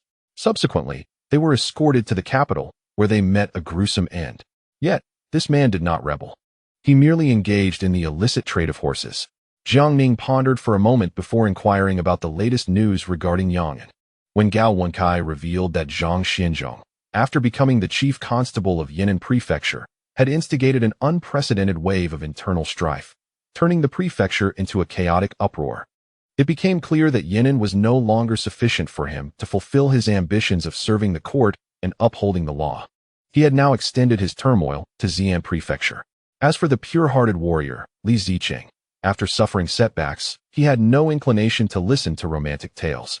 Focusing instead on amassing wealth, he had taken charge of the commercial post in Yannan, which catered to merchants and common folk, flourishing in business. Concurrently, Yangnan, following Jiang Ning's second list, managed to bring Li Dinghua and Li Guo to Yannan Prefecture, placing them directly under his watchful eyes, which filled Jiang Ning with excitement. While Jiang Ning was not particularly concerned about Zhang Xinzhong, Li Zicheng, or Gao Xiang, he held Li Dinghua in high regard, as he was, after all, his personally selected disciple. It is worth noting that in the original course of history, following the self-inflicted demise of Chongzhen, Wu Sangui opened the Shanhai Pass to allow the Qing forces to invade, leading to the fall of the Middle Kingdom. After Zhang Xinzhong's death, Li Dinghua, who had once been at odds with the Ming dynasty, resolutely led the remnants of the Dashi army to join the southern Ming in their resistance against the Qing, standing alongside Zheng Qinggong as a prominent figure of the southern Ming. His military prowess was on par with Liu Xiangxing and Sun Chuanting. Excelling in both martial and literary arts, he achieved a significant victory against the Qing forces in the Battle of Guilin, beheading Kong Yud, and later defeated the Qing Prince Nikan in the Battle of Hingyang, greatly bolstering the morale of the southern Ming military and populace. Regrettably, internal strife within the southern Ming ultimately led to the untimely demise of this remarkable talent. As for Li Guo, Jiang Ning also regarded him highly. In the original historical narrative, he was one of the rare generals under Li Zicheng. After Li Zicheng's demise, he steadfastly pledged his loyalty to the southern Ming's Longwu emperor, leading troops against the Qing and achieving several notable victories, though ultimately failing due to internal conflicts. Additionally, Li Guo had a well-known adopted son, Li Liheng, who, after the fall of Li Zicheng and the death of Li Guo, took up the banner of resistance against the Qing, leading his followers for many years in what became known as the 13 Houses of Kuizhong. In the end, he was betrayed and, facing a joint attack from the Qing forces, chose self-immolation rather than accept high-ranking positions offered by the Qing court or submit in humiliation, thereby shedding the last drop of blood for the southern Ming court. Reflecting on these matters, Jiang Ning found himself in a quandary. He desired to recruit Li Guo for his own purposes, yet could not bypass Li Zicheng. Since Li Zicheng was the nephew of Gao Xiang, to win over these individuals, he would need to show leniency towards Gao Xiang. Noticing Jiang Ning's furrowed brows, Gao Wenkai promptly inquired. Jiang Ning then expressed his intention to recruit Li Guo and Li Dinghua, yet could not circumvent Li Zicheng, explaining that since Gao Xiang was Li Zicheng's uncle, any attempt to sway these men would necessitate a lightened approach towards Gao Xiang. Upon hearing this, Gao Wenkai contemplated for a moment before smiling and replied, "My lord, the situation is not as difficult as you imagine. Your reluctance stems from a desire to uphold the court's customs, fearing that it may appear as though you are exploiting your position for personal gain. However, You seem to have overlooked that both of His Majesty's concubines are soon to give birth to heirs. According to court tradition, this will lead to a general amnesty. Although Gao Yingxiang has been involved in the illicit trade of warhorses, he too will fall under the clemency. Upon hearing this, Jiang Ning smacked his forehead and exclaimed, "Ah, Gao, had you not mentioned it, I would have completely forgotten. In that case, this matter can be resolved amicably." Gao Wenkai, upon hearing this, nodded and inquired, "My lord, what should be done with Gao Yingxiang? Should we return him to Shaanxi or?" Jiang Ning pondered for a moment before replying. "If we release Gao Yingxiang back to Shaanxi, he will undoubtedly cause further trouble. Given his affinity for horses, let us assign him to the capital's cavalry as a horsekeeper. It would align well with his expertise." Gao Wenkai quickly nodded in agreement. "Your insight is commendable, my lord." Once arrangements were made, Jiang Ning instructed the preparation of a meal and subsequently invited Shen Shuzi and Gao Wenkai to join him in a drink. 2 days later, while Jiang Ning was at home overseeing craftsmen as they fashioned a new bicycle for his godson Zhu Taidan and his own children, he was suddenly interrupted by a servant bearing news. "My lord, young Master Fang from the palace has arrived with a decree from His Majesty, summoning you to the palace for a discussion." Upon hearing this, Jiang Ning promptly made his way outside to greet him. Fang Dachui, upon seeing Jiang Ning, hurriedly bowed. "I pay my respects to you, my lord." Jiang Ning, with a smile, replied, "There is no need for such formalities, young Master Fang. May I inquire as to the reason for His Majesty's summons?" Fang Dachui chuckled lightly. "My lord, I am only here to convey the decree. I am unaware of the specifics. However, several esteemed ministers and lords have received the same message." Understanding that Zhu Youjiao was likely convening a court meeting, Jiang Ning nodded and said, "Please wait a moment, young Master Fang. I must fetch something." He returned to his home and shortly emerged carrying a small bicycle. Fang Dachui, puzzled, inquired, "My lord, what is this?" Jiang Ning replied with a smile, "This is a gift for the crown prince. I would appreciate it if you could deliver it to him." Fang Dachui nodded eagerly. "Your thoughtfulness is truly commendable, my lord." Thereafter, Jiang Ning accompanied Fang Dachui to the imperial palace. Upon entering the study, Jiang Ning saw that the prominent officials were already assembled, with Zhu Youjiao seated on the dragon throne engaged in discussion. Noticing Jiang Ning's arrival, Zhu Youjiao promptly called out, "Minister Jiang, you have arrived. Please take a seat." Jiang Ning bowed respectfully before taking his place. With all the loyalist leaders present, Zhu Youjiao smiled and remarked, "Esteemed ministers, the 6th year of the Tianqi era is swiftly drawing to a close. Although this year has presented numerous challenges for our court, fortunately, we have worked together harmoniously and have managed to address them adequately. More importantly, the court has now gained full control over the Jiangnan region, and it is time to deliberate on matters for the coming year." Upon hearing this, the assembly nodded in agreement. Zhu Youjiao then turned to the cabinet and the ministers of the 8 departments, inquiring, "What progress has been made regarding the relocation of residents from the narrow to the wide countryside in the northern provinces, as well as the construction of houses for the people and the renovation of official roads?" Upon hearing these words, the Prime Minister Sun Qingzong hastily rose and bowed, stating, "Your Majesty, I respectfully report that after several discussions with the Ministry of Revenue and the Ministry of Works, we have unanimously concluded that this undertaking is excessively grand and must be approached with caution. We cannot afford to rush. Therefore, our recommendation is as follows. Currently, the northern regions are plagued by frequent natural disasters, and the Minister of Works, Zhuo Guangdou, is leading the populace in Shaanxi to excavate canals and wells, engaging in water conservancy projects, which has necessitated the mobilization of 450,000 laborers. The various projects in Shaanxi are also nearing completion. Moreover, in recent years, the court has compensated the laborers in the northern provinces with wages or land, thereby ensuring the livelihoods of the common people. Thus, the court may once again recruit laborers from the northern provinces, organizing them into 2 teams, one for the reconstruction of official roads, and the other to select several counties to build houses for the populace. This approach will allow the people to adapt gradually while providing the court with some leeway. Zhu Youjiao nodded thoughtfully and replied with a serious demeanor, "If that is the case, let us proceed as the esteemed ministers have suggested. However, I must forewarn, whether it be the reconstruction of roads or the construction of houses for the people, anyone who dares to commit fraud or cut corners shall face dire consequences. I shall have their heads severed to serve as a foundation for the people.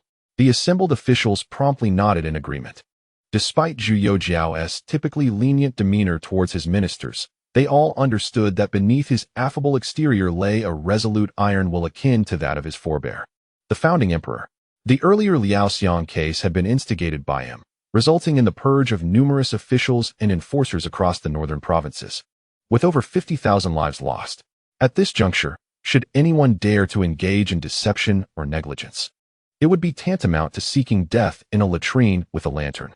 Subsequently, Zhu Youjiao turned his attention to Qian Jingqiu, who occupied the last seat, and spoke.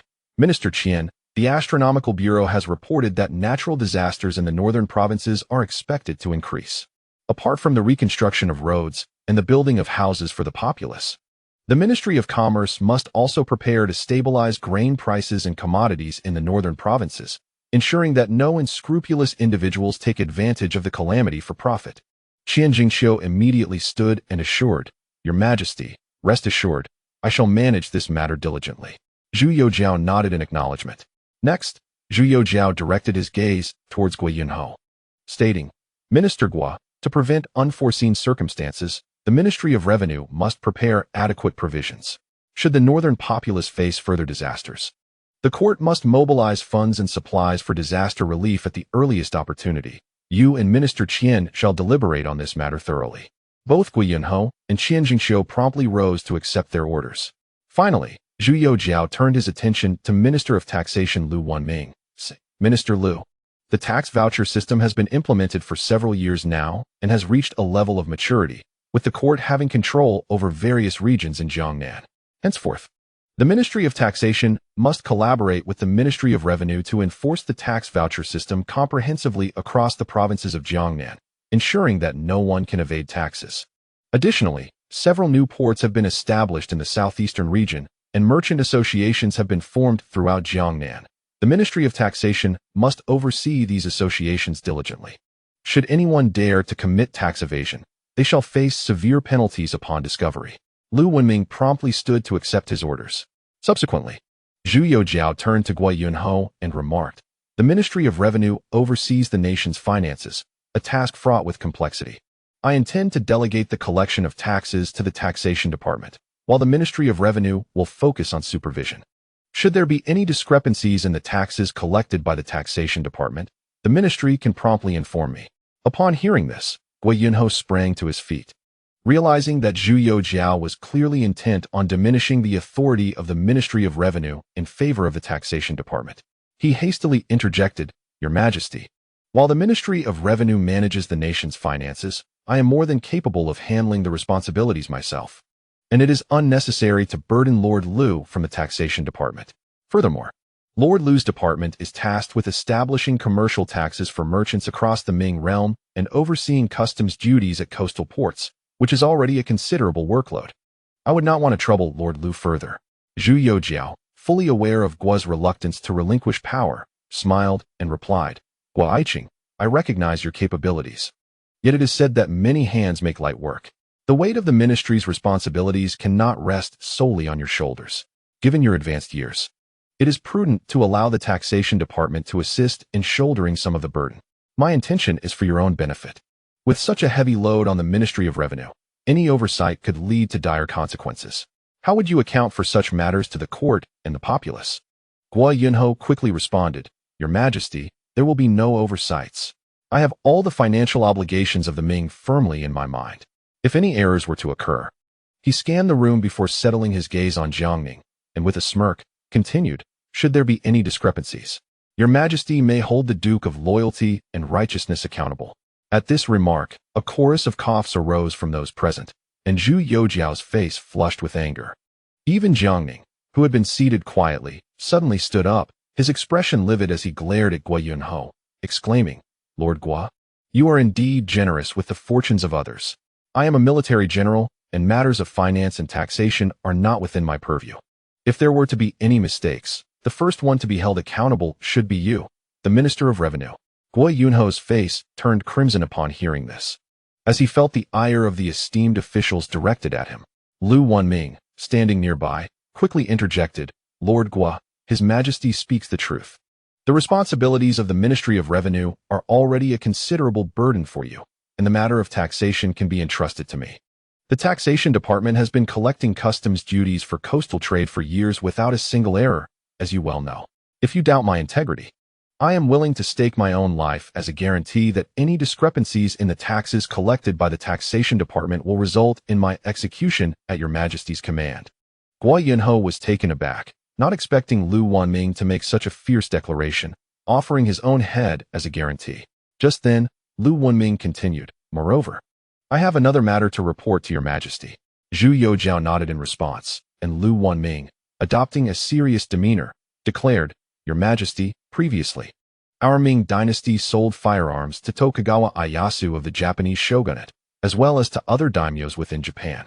However, not long ago, Tokugawa Ieyasu sent envoys requesting that our Ming only sell firearms to his shogunate and refrain from selling to other daimyos. In light of this, I, along with Duke Dingyuan, argued our case vehemently with Tokugawa's representatives. Yet, just recently, we received news from Japan that Tokugawa Ieyasu has utilized military force to subdue those daimyos who sought to incite rebellion. Upon hearing these words, Zhu Youjiao hastily inquired, "What of the soldiers dispatched by our Ming dynasty to assist the daimyos of Japan in the training of firearms?" Lu Wanming promptly responded, "Your Majesty, rest assured. All the soldiers sent by our Ming are safe and have been received by Tokugawa Ieyasu in Hirado, Japan. However, Ieyasu has sent an official letter filled with threats, claiming that our assistance to other daimyos in training their soldiers and handling firearms has undermined the interests of the shogunate in Japan and demands the cessation of all trade with our Ming." Upon hearing this, everyone present was incensed, and Zhu Youjiao's face flushed with anger, exclaiming, "This is an affront. How dare Emir Tokugawa Ieyasu threaten our Ming?"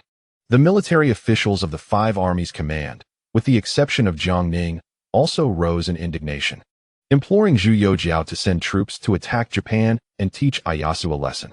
Observing the collective fury, Lu Wanming hastily interjected, "Your Majesty, who can argue otherwise?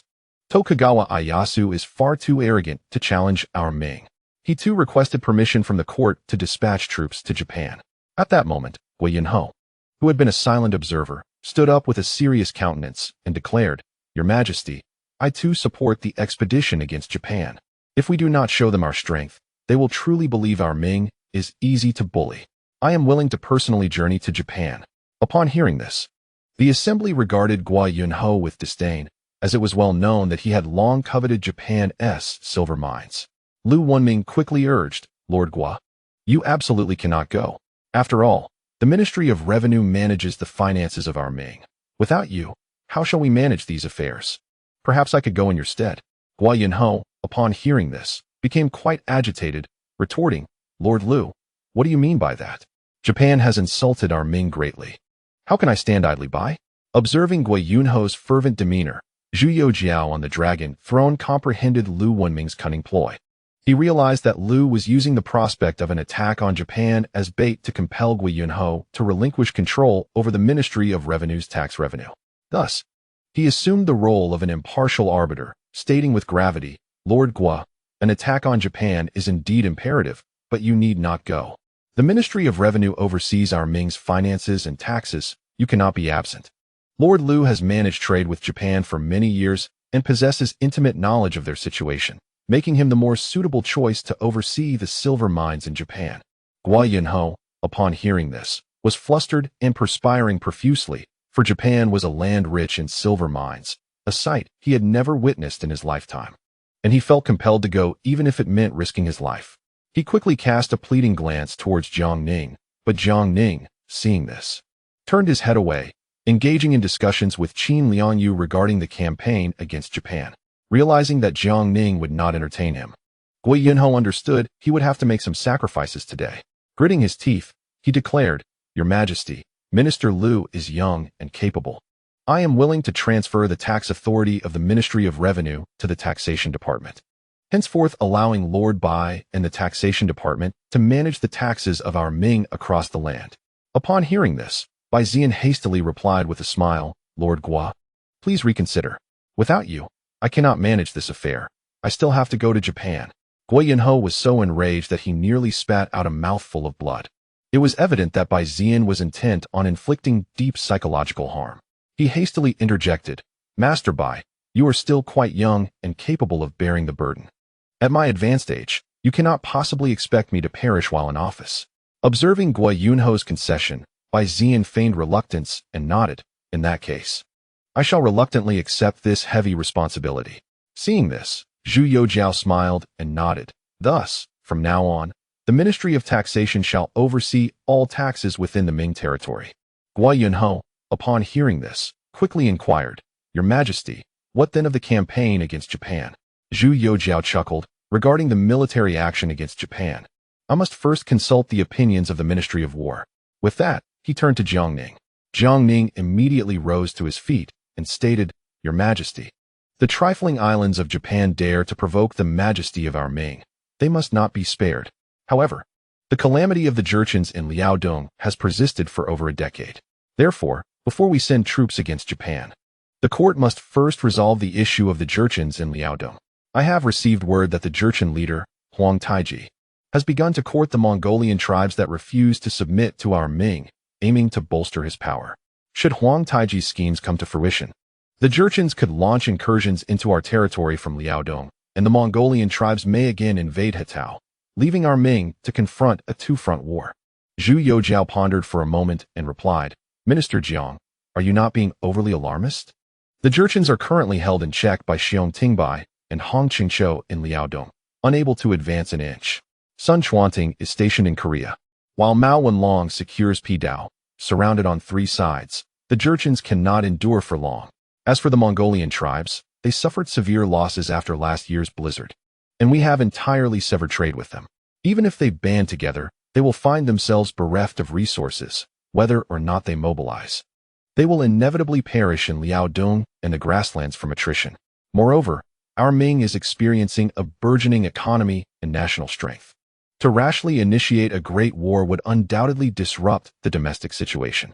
Soon, many civil officials rallied to support Zhu Youjiao's viewpoint, including the chief minister of the cabinet, Sun Qingzong, who expressed his agreement. After all, given the current circumstances, the advantage clearly lay with the Ming. Among the court, only Yuan Kelly and the Minister of Personnel, Yang He, supported Jiang Ning's perspective, insisting that the Jurchen issue in Liaodong must be resolved promptly.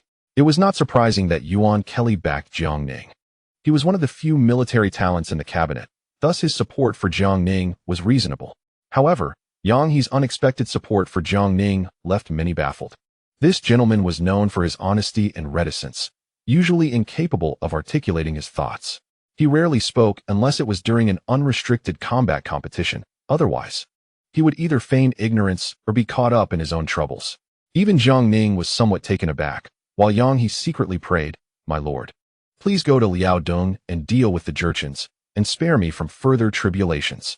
In his view, Jiang Ning was far too disruptive, and each time he made a significant move, countless officials would lose their heads.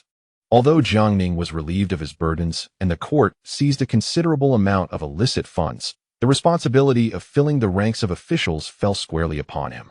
The hardships he endured over the years remain known only to the heavens. Soon, the esteemed commanders of the 5 armies commandery rallied to support Jiang Ning, including Zhao Shuijiao and others who had engaged with the Jurchens in Liaodong, harboring deep-seated enmity. Both sides held steadfast to their convictions, leading to an impasse that perplexed Zhu Youjiao. As the emperor, he was naturally inclined to prioritize the stability of the Ming dynasty, reluctant to disrupt the flourishing state of affairs. However, with his civil and military officials divided into 2 factions, he found himself at a loss for a resolution. Jiang Ning was his close ally, deserving of support both publicly and privately, yet numerous civil officials opposed military action, asserting that a robust defense alone could suffocate the Jurchens, causing him to waver. At this juncture, Sun Qingzong interjected, "Loyal and righteous Marquis, I dare to ask, why do you insist on immediate military action against the Jurchens? Given the current circumstances, encircling them could effectively trap them in Liaodong. Should we recklessly initiate war, it would undoubtedly deplete countless resources and could even indirectly affect the situation within the Ming dynasty." Jiang Ning, noting Sun Qingzong's opposition to military action, furrowed his brow. Realizing he needed an irrefutable argument, he slammed his palm on the table and declared, "Elder son, Your words are misguided. Not long ago, I shared your sentiments. But recent urgent reports from Liaodong indicate that Huang Taiji consulted a sorcerer who brazenly proclaimed that he possesses the visage of an emperor. This cannot be overlooked. Zhao Shuijiao quickly chimed in. Indeed, this alone warrants immediate military action to quell him. Our illustrious Ming emperor reigns, yet this mere Jurchen chieftain dares to claim imperial attributes. Clearly a provocation to His Majesty's imperial authority, an affront to the dignity of our Ming. Sun Qingzong chuckled at this. My lord, that is merely a rumor. Even children playing house don paper crowns to pretend to be emperors. What credence can we give to the words of a charlatan? To mobilize troops based on such gossip would be utterly frivolous. Jiang Ning hastily retorted, Elder son, your reasoning is flawed. Since the rise of the old slave Nurhasai, the Jurchens have wreaked havoc in Liaodong, inflicting untold suffering upon our Ming populace. The court has suffered immense losses in resources and troops due to their tyranny. This enmity must be avenged. Otherwise, how can we preserve the court's dignity? How can we protect His Majesty's honor? Chao Wenjiao added, the loyal and righteous Marquis speaks the truth. If we do not swiftly address the Jurchens in Liaodong, how will the common people perceive the court? How will those citizens ravaged by the Jurchens view us? At that moment, Yang He eagerly interjected, the Marquis is correct. If we do not promptly quell the Jurchens of Liaodong and continue to delay, what if Huang Taiji, in a fit of ambition, proclaims himself emperor? That would be a severe blow to the Ming's reputation. If word spreads, where will our dignity as rulers stand? How will we justify ourselves to the common folk? They will think, after all this time, it turns out the revival of the Ming was merely a facade. The Jurchens have plagued Liaodong for years while the court did nothing but encircle them, ultimately allowing Huang Taiji to declare himself emperor. By then, if we finally take up arms, the people will only view it as a desperate attempt to salvage our pride, rather than a true resurgence of strength. Listening to Yang He's remarks, the distinguished officials present were utterly astonished. Had Lord Yang perhaps taken a wrong turn in his reasoning today? He was incessantly urging the court to swiftly deploy troops to eradicate the Jinhua in Liaodong. In response, a multitude of civil officials earnestly attempted to dissuade Yang He. Yet their words fell upon deaf ears. His rationale was quite straightforward. Rather than allowing Jiang Ning to languish in the capital, continuing to wreak havoc upon this honest man, it would be far better to send him to Liaodong to unleash chaos upon the Jinhua. As the debate escalated, Jiang Ning spoke in a grave tone. Esteemed colleagues, if you all firmly believe that we should not dispatch troops against the Jinhua, I have no further objections. However, let it be known today, even if you do not support me, I shall single-handedly endeavor to eliminate the Jinhua with utmost urgency. Even should I perish in Liaodong, I shall have honored the imperial robe upon my shoulders and the salary bestowed upon me by the court. Upon hearing these words, the assembly fell into a profound silence. Jiang Ning's declaration unmistakably signified his resolute intent to swiftly engage the Jinhua. At that moment, Zhu Youjiao rose, striking the dragon table, and proclaimed with solemnity, the words of the loyal and righteous Marquis are indeed sound. While we, as sovereign and subjects, extol the resurgence of the Ming dynasty, true revitalization cannot be conjured by mere words. The Jinhua in Liaodong remain unsettled, and the Wu could dare to challenge the Ming. Should we continue to allow this, other vassal states will surely follow suit. How then can we expect to command the submission of the four barbarians?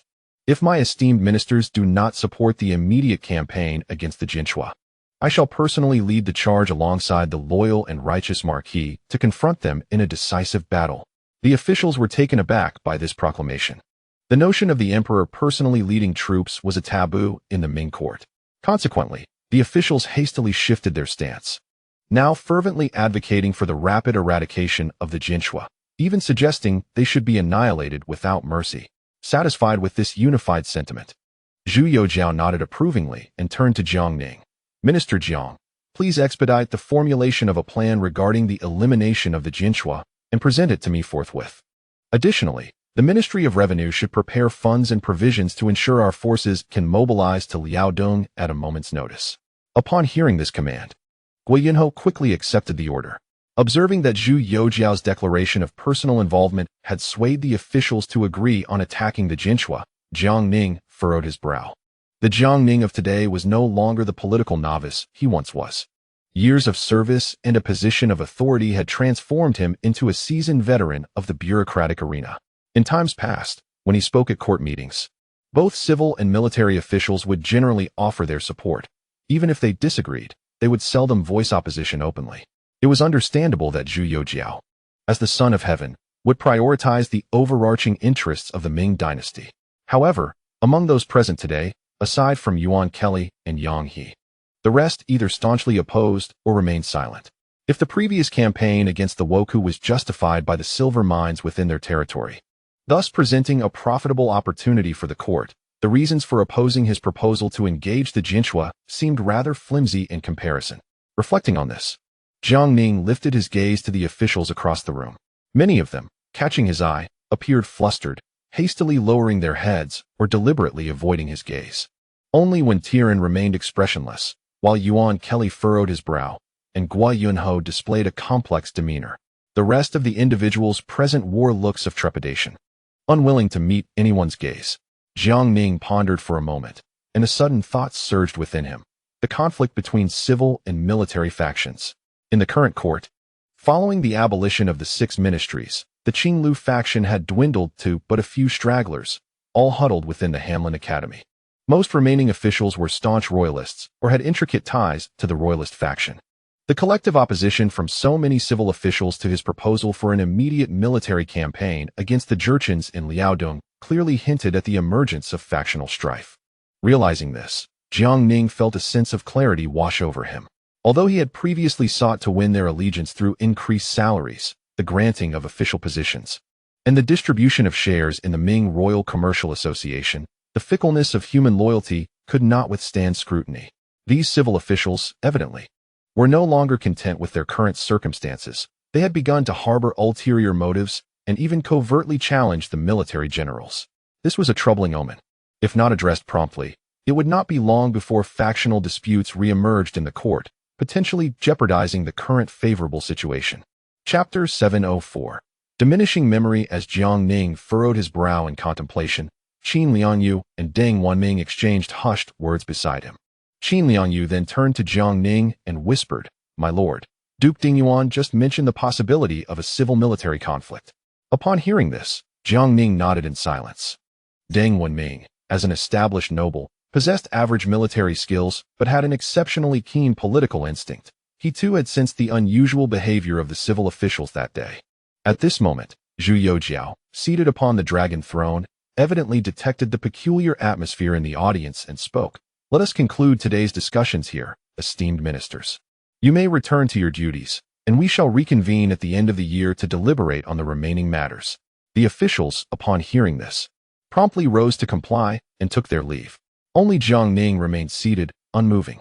Once the others had departed, Zhu Youjiao exchanged a glance with Fang Zhenghua, who understood immediately and hurriedly exited the hall to summon Fang Dezhu, instructing him to stand guard outside and prevent anyone from approaching before returning to the imperial study. Zhu Youjiao, seated upon the dragon throne, wore a somewhat sullen expression and spoke somberly. "Brother Jiang, you witnessed the situation earlier, did you not?" Jiang Ning nodded and replied gravely, "It is indeed a civil-military conflict. Over the past 2 years, the military status has risen significantly, having contributed to territorial expansion and achieved numerous victories, which has incited the civil officials' apprehension. Furthermore, with the Eastland faction absent and the Qinglu faction lacking influence, and in the absence of external enemies, the civil officials have turned their focus against the military generals." Zhu Youjiao sighed, "Brother Jiang, I have conferred upon these individuals positions of power and entrusted them with significant responsibilities. We have painstakingly quelled factional disputes, and the Ming dynasty was flourishing internally. Yet now they seek to instigate a civil-military conflict. What could possibly motivate such behavior? Do they not fear the destruction of our current revitalization?" Jiang Ning contemplated for a moment before responding, "Your Majesty, the world is bustling for profit, and the commotion arises for the sake of gain. Entering the court as officials, aside from fulfilling ambitions, ultimately boils down to the pursuit of fame and wealth. The previous factional strife among the East Lin, Qi, Chu, and Zhujiang factions was, at its core, merely a struggle for reputation and profit." Zhu Youjiao, slightly perplexed, remarked, "But I have granted all of these." The civil and military officials have been treated equally by me, without any favoritism. Jiang Ning responded in a low voice, Your Majesty. There exists something that military officials possess, which civil officials do not. Upon hearing this, Zhu Youjiao was momentarily taken aback, soon displaying a look of shock. Brother Jiang. Are you referring to? Jiang Ning nodded and replied calmly, Noble titles. At the inception of the Ming dynasty, the founding emperor established a rule that only military achievements could merit the granting of noble titles. Initially, only 3 civil officials were bestowed titles, Lord Li Shanchong of Han, Earl Liu Bowen of Integrity, and Earl Wang Guangyang of Loyalty. Although there have been instances of civil officials receiving titles thereafter, these were often posthumous and not hereditary. Aside from these, the occurrences of civil officials being awarded titles in the Ming dynasty could be counted on one hand. In recent years, due to the frequent warfare, many military officials have distinguished themselves in battle and received noble titles, while civil officials have reaped little tangible benefits. Earlier, when Lord Liu proposed an attack on the Japanese, it was due to the presence of silver mines in Japan, coupled with the miserly nature of Old Gua, that the civil officials refrained from opposing the idea. However, when ministers suggested attacking the Jurchens in Liaodong first, they unanimously opposed it, fearing that pacifying the Jurchens would lead to even more military officials being granted titles. Furthermore, as there are numerous battles still to be fought, they fear being utterly overshadowed by the military, reminiscent of the era during the Hongwu reign of the founding emperor. Zhu Youjiao's expression turned ashen, and he scolded, To take from my bowl and smash my pot. The next time anyone dares to oppose, they shall be immediately executed.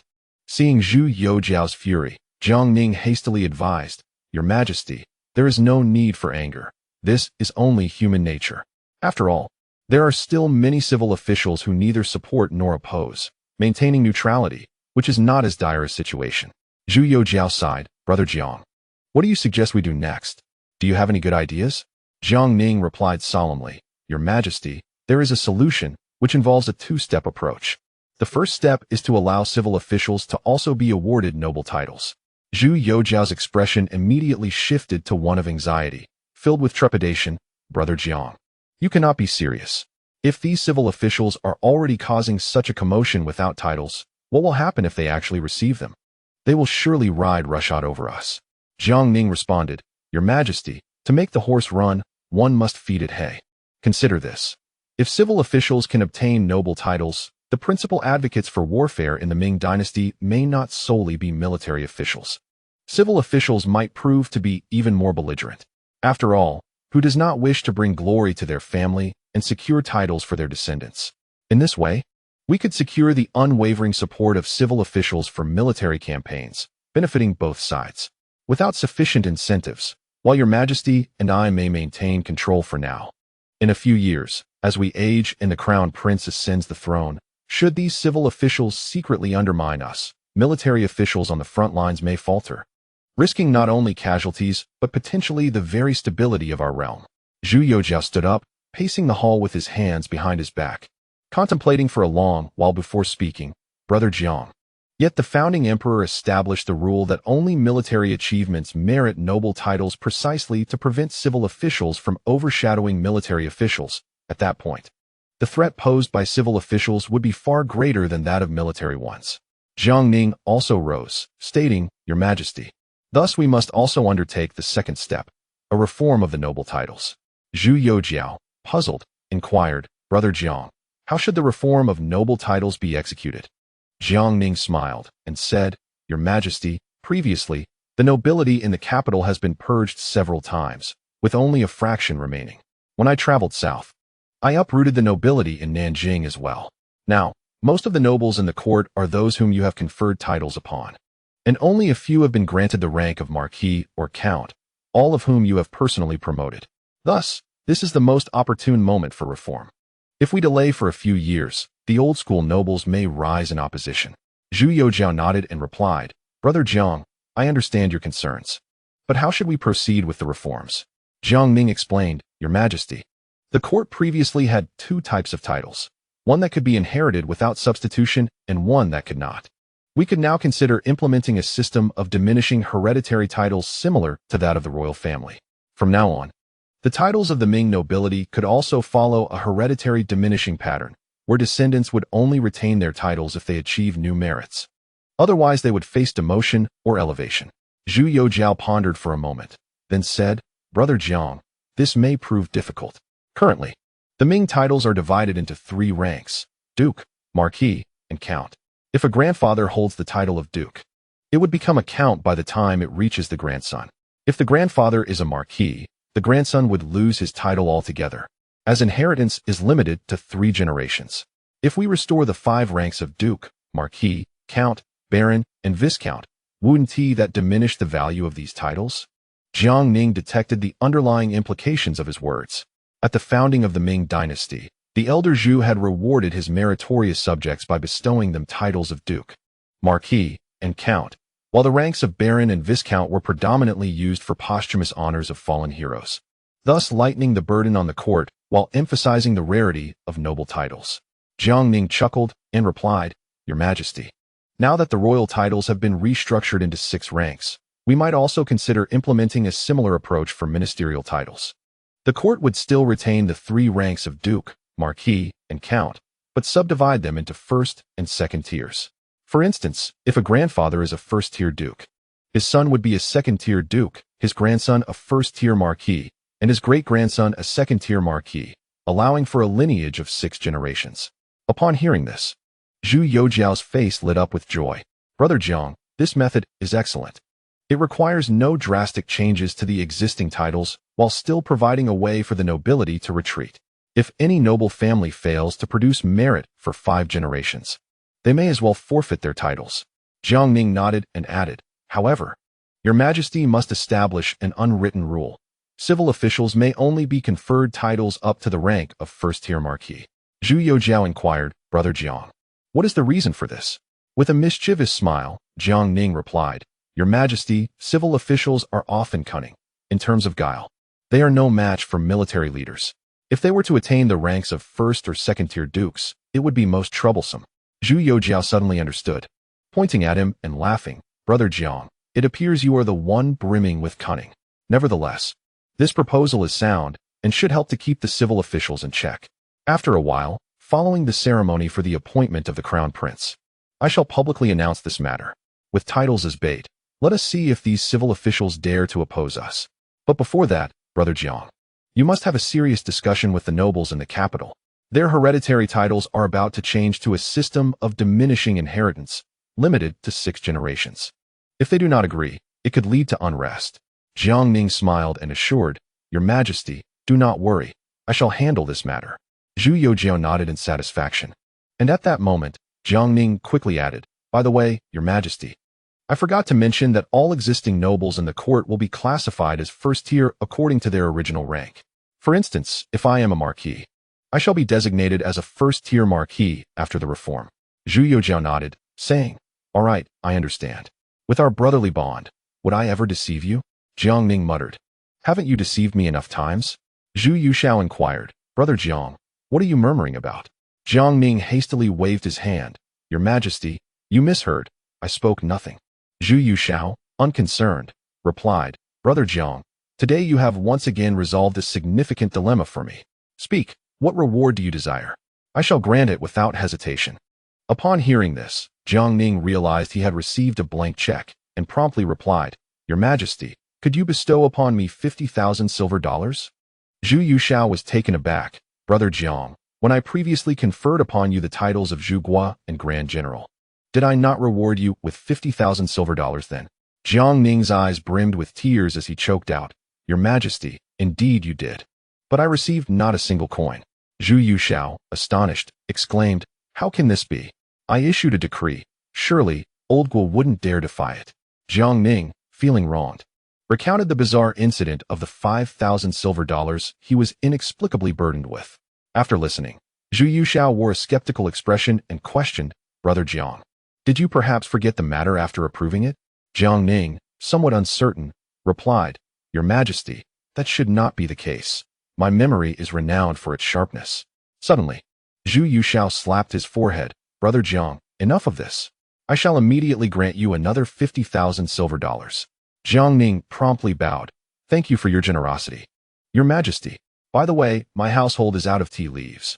Might I trouble you for a few more pounds? Zhu Yuxiao quickly responded, Fang Dabin. Hurry and fetch 5 pounds of this year's tribute tea for Brother Jiang. Fang Zhenghua nodded in agreement and hurried off. Shortly thereafter, Zhu Yuxiao skillfully brought forth 2 platters of pastries, placed them on the imperial desk, and briskly packaged them to hand over, saying with a smile, Brother Jiang, you need not ask for pastries. I know your preferences well, and these are your favorites. Jiang Ning accepted the pastries, his face alight with joy. Thank you, Your Majesty. In no time, Fang Zhenghua returned with the packaged tea leaves, and Jiang Ning left the palace, his heart brimming with delight over his rewards. After his departure, Fang Zhenghua quietly suggested, Your Majesty, shall I fetch the 50,000 silver dollars to deliver to the Marquis? Zhu Yuxiao, perplexed, asked, Fang Dabin, what are you saying? What 50,000 silver dollars? Fang Zhenghua was taken aback and cautiously reminded him, Your Majesty, did not the Marquis just request 50,000 silver dollars as a reward? Zhu Yuxiao appeared bewildered. Fang Dabin, what are you talking about? I do not recall such a thing at all. Did Brother Jiang not ask for 5 pounds of tea leaves? I even sent him 2 extra packets of pastries. Did I not recently grant him 50,000 silver dollars? He constantly claims that one should not receive rewards without merit.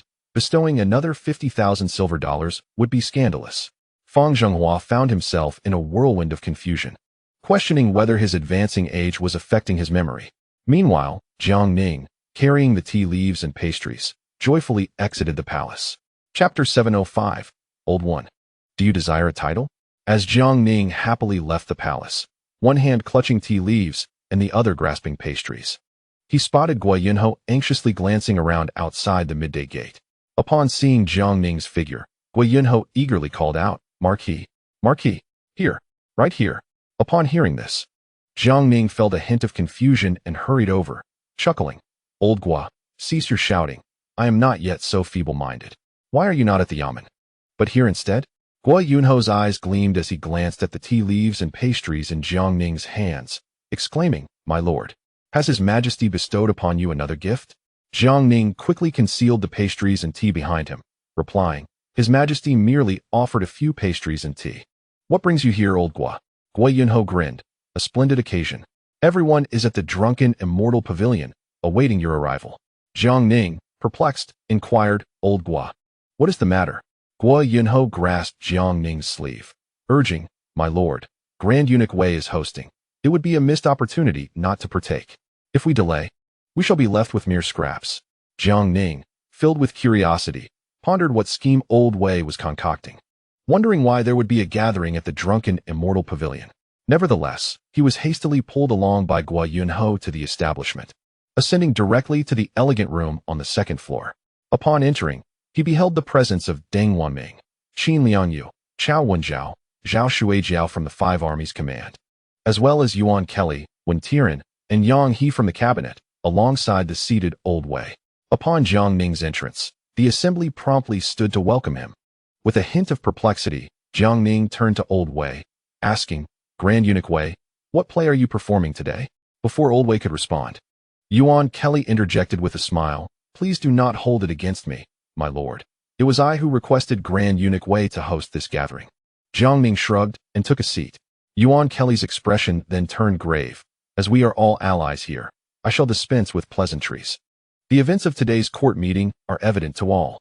When the Lord suggested an immediate military campaign against the Liaodong bandits, His Majesty, considering the broader scenario, feared that hasty action might destabilize our internal affairs.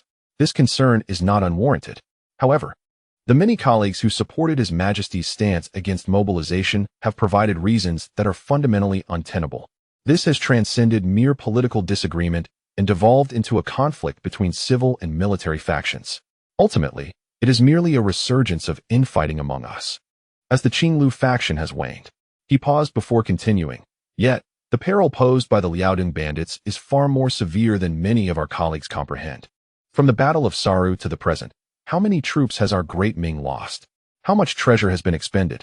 How many resources have been invested to besiege the bandits in Liaodong? If we do not swiftly eradicate them, once they regain their strength and amidst the ongoing strife within the court, the favorable situation in Liaodong will inevitably be shattered, and the repercussions will reverberate throughout the Ming. potentially jeopardizing the progress you all have dedicated yourselves to over the years. Thus, I wholeheartedly support the Lord's call for immediate military action to eliminate the Liaodong bandits. Today's court meeting was merely a pretext, with His Majesty's intention to lead the charge suppressing the dissenting voices. I fear they may take advantage of this opportunity to obstruct future endeavors. As the Vice Minister of the Cabinet, I yearn for the court to mobilize swiftly, and I am disinclined to witness the hard-won harmony between the sovereign and his ministers devolve into further conflict. Therefore, I have invited all of you here. Each person present is a loyal servant of the Ming, and I hope we can unite in purpose to assist the Lord in rallying our forces without delay. If necessary, those dissenting officials could even be removed from the capital. Upon hearing this, the atmosphere in the room grew somber. Old Wei slammed his hand on the table and exclaimed, "Damn it, they're all just sitting around with nothing to do. After all we've accomplished, we are left with just the Liao Eastern barbarians. And this group of plague-ridden scholars is dragging their feet at a critical moment. I shall seek them out shortly for a heart-to-heart discussion."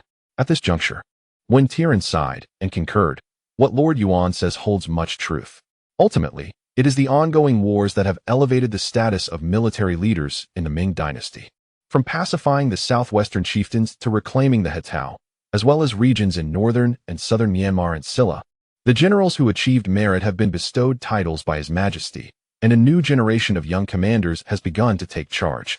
The Ming will face further great battles ahead, and His Majesty will undoubtedly rely more on military leaders, conferring even more titles. The opposition from so many of my colleagues against the Marquis deploying troops to Liaodong stems from their fear that military leaders will completely overshadow them, leaving them with no chance for resurgence. This is a natural human inclination. While it is understandable, I fear that the contention between civil and military officials may escalate, jeopardizing the current revitalization of our state. Deng Wenming nodded in agreement.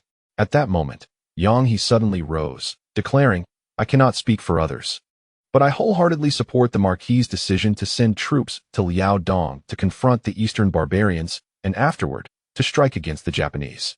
Henceforth, wherever the Marquis wishes to wage war, I shall lend my full support." The assembly fell silent, taken aback by this revelation of Yang's newfound hawkish stance. Only Yang He internally mused, rather than let Marquis Jiang stir trouble in the capital, it would be better to let him wreak havoc elsewhere. Subsequently, the others began to voice their opinions, even including the Chief Minister Sun Qingzong among those targeted for criticism. Observing the unfolding situation, Jiang Ning furrowed his brow and sighed inwardly. Indeed, where there are people, there is rivalry. The court is no exception. After much discussion, seeing Jiang Ning remain silent, Old Wei grew anxious. "My lord, do share your thoughts." Under the gaze of his peers, Jiang Ning smiled and replied, "Gentlemen, at the heart of it all lies the pursuit of fame and fortune. Military leaders gain titles through conquest, and titles can be passed down to their heirs. However, our Ming dynasty has a long-standing principle that titles cannot be conferred without military merit, resulting in a scarcity of examples of civil officials being ennobled since the founding of the dynasty. This has led to a court full of civil officials who prefer to tread lightly, reluctant to provoke war. After all, once conflict arises, they must prepare provisions and manage logistics. If the military succeeds, they may earn titles, yet the civil officials receive scant rewards, and if they fail, they share the blame. Over time, it is only natural that no one wishes to support war, especially when effort yields little gratitude. Yuan Kelly, Wen Tian, and Yang He fell into silence. For Jiang Ning spoke a truth that resonated. At this moment, however, Gui Yunho interjected, "My lord, you cannot condemn all civil officials with a broad stroke. I am indeed in favor of war. After all, once we engage in battle, we can seize plunder, and collecting taxes is no match for the swift gains of robbery." Jiang Ning, struck as if by lightning, eventually responded with a serious demeanor, "Old Gua, your awareness is indeed commendable, but unfortunately, not all civil officials can share your perspective." Listening to Jiang Ning's self-praise, Gui Yunho instantly stood tall, his face brimming with pride.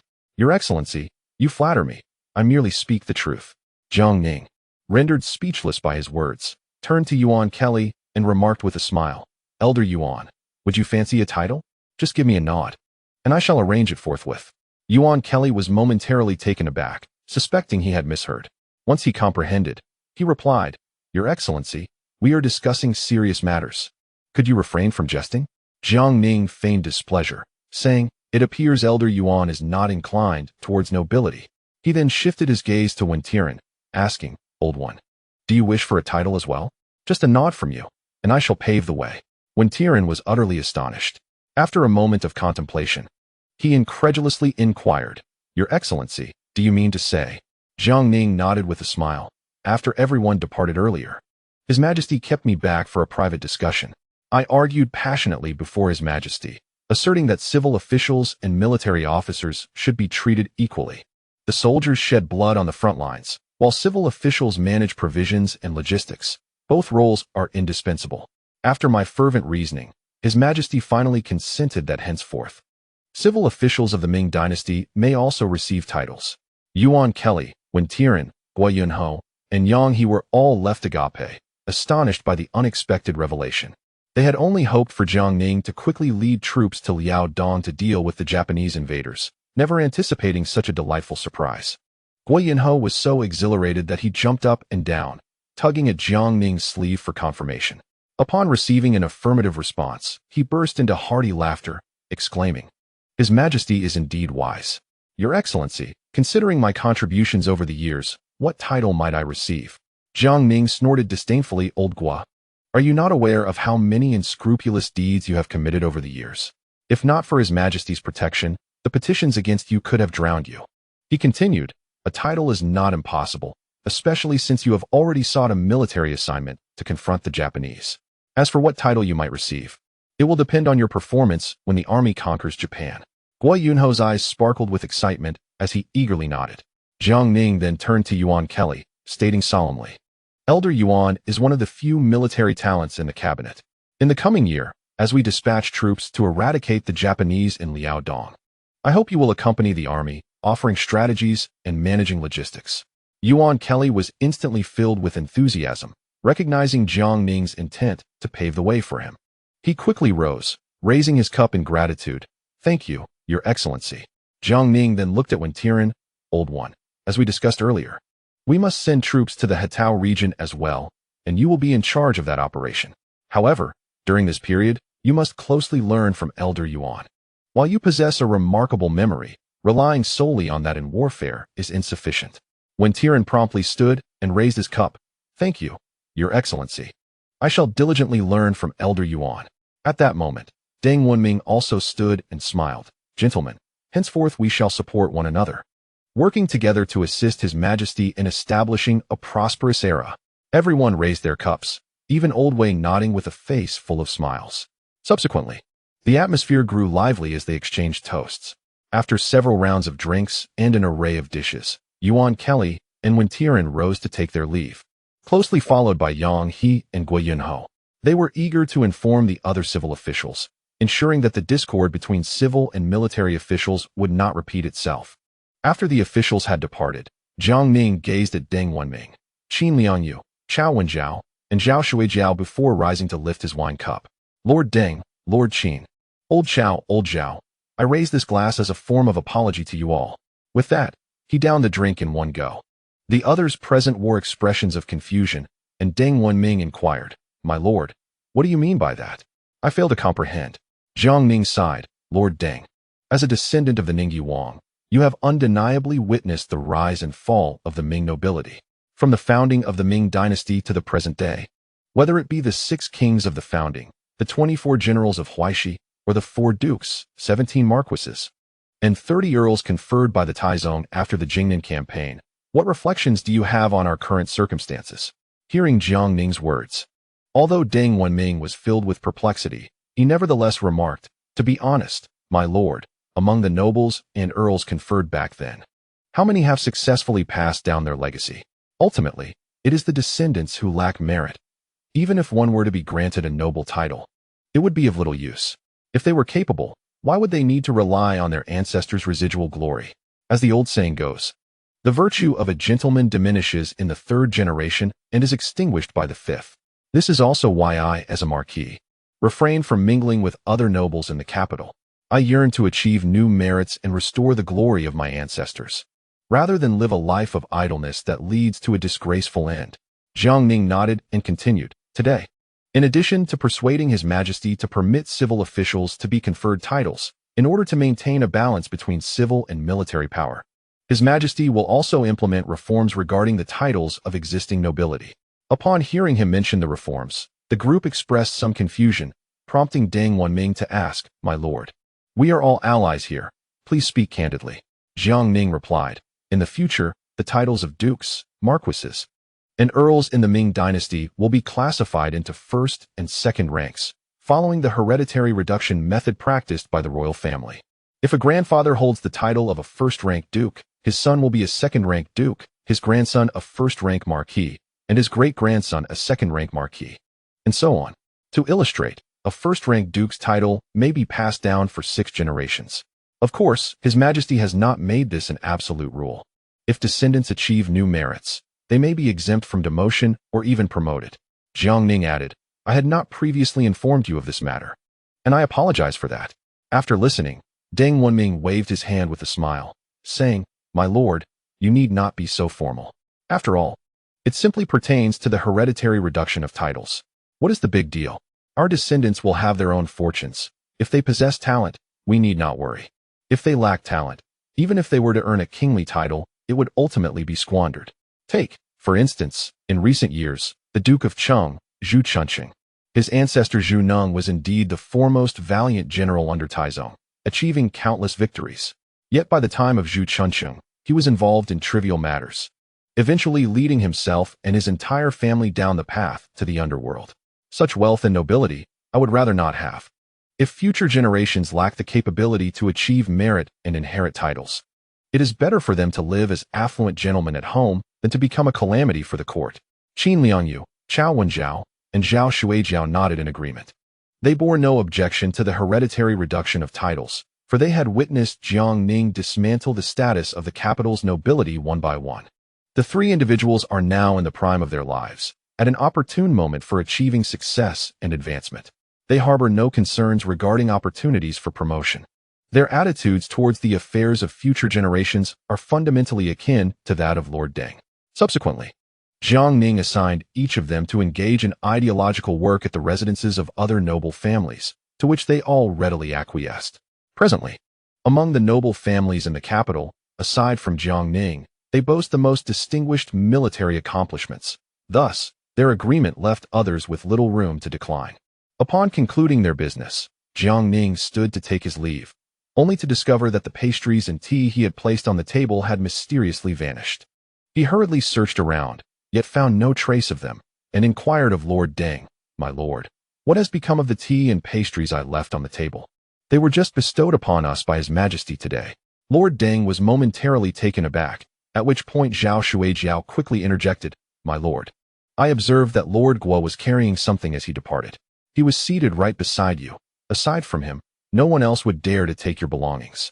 Jiang Ning's eyes widened in fury as he slapped the table with his palm, exclaiming, That miserly Lord Guo! I shall seek retribution for this. The group then rose to depart, but upon reaching the first floor, they were intercepted by the innkeeper. The innkeeper wore a broad smile, inquiring, Esteemed lords, how did you find the food and drink? Jiang Ning nodded. The food and drink were satisfactory. The innkeeper quickly replied, Then I must trouble you to settle the bill. Jiang Ning looked at Lord Deng in confusion, who was equally perplexed, and promptly asked, Did those who left earlier not settle their account? The innkeeper smiled. The gentleman in the large red official robe, with white hair and beard, stated that you gentlemen were eager to pay the bill. Jiang Ning trembled with rage, while Lord Deng, exasperated, asked, How much is it? He began to rummage through his belongings. The innkeeper replied, A total of 100 silver dollars. Upon hearing this, Lord Deng was momentarily stunned, and Jiang Ning leaped up, shouting, For just one table of food and drink, you charge 100 silver dollars? This is extortion. I will report you to the authorities. The innkeeper hastily explained, You misunderstand, my lord. The food and drink only cost 30 silver dollars. However, that gentleman took 7 jars of fine Feitian Maotai from our establishment at 10 silver dollars each, totaling 100 silver dollars. Lord Deng was baffled. They were only 5 in number. Why did they take 7 jars of liquor? The innkeeper replied, That gentleman alone carried 3 jars and appeared to be holding 2 additional packages.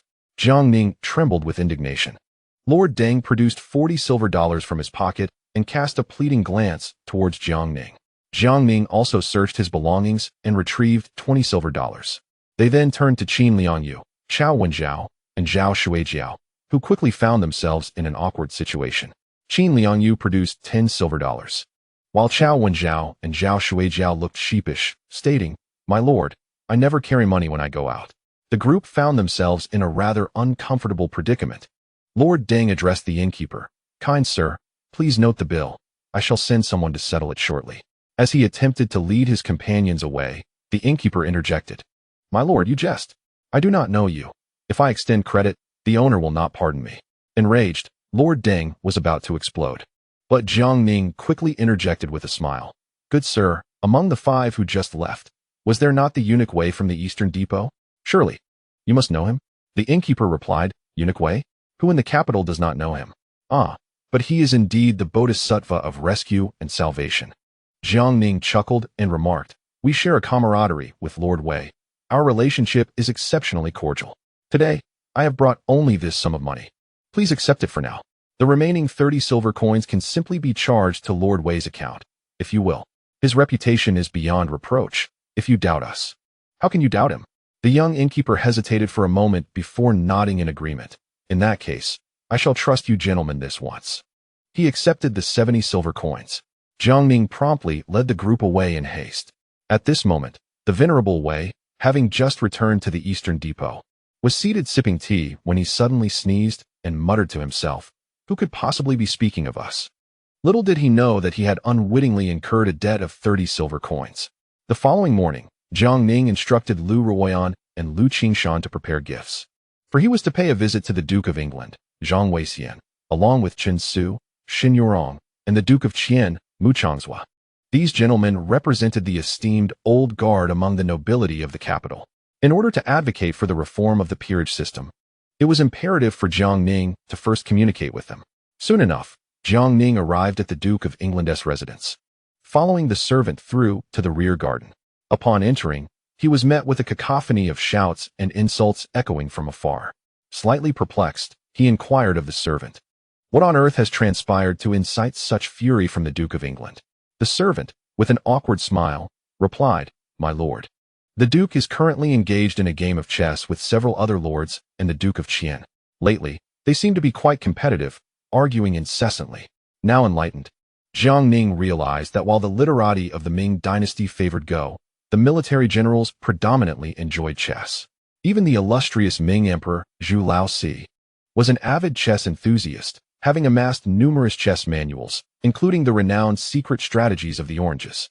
As they reached a pavilion in the rear garden, Jiang Ning beheld Zhang Weixian, Chen Su, Xin Yurong, and Mu Changzhua, all draped in fox fur cloaks, with several braziers placed within the pavilion. Zhang Weixian and Mu Changzhua were intensely focused on the chessboard, while Chen Su and Xin Yurong were embroiled in a heated argument. Chen Su barked, "Duke of England, how can you make such a move?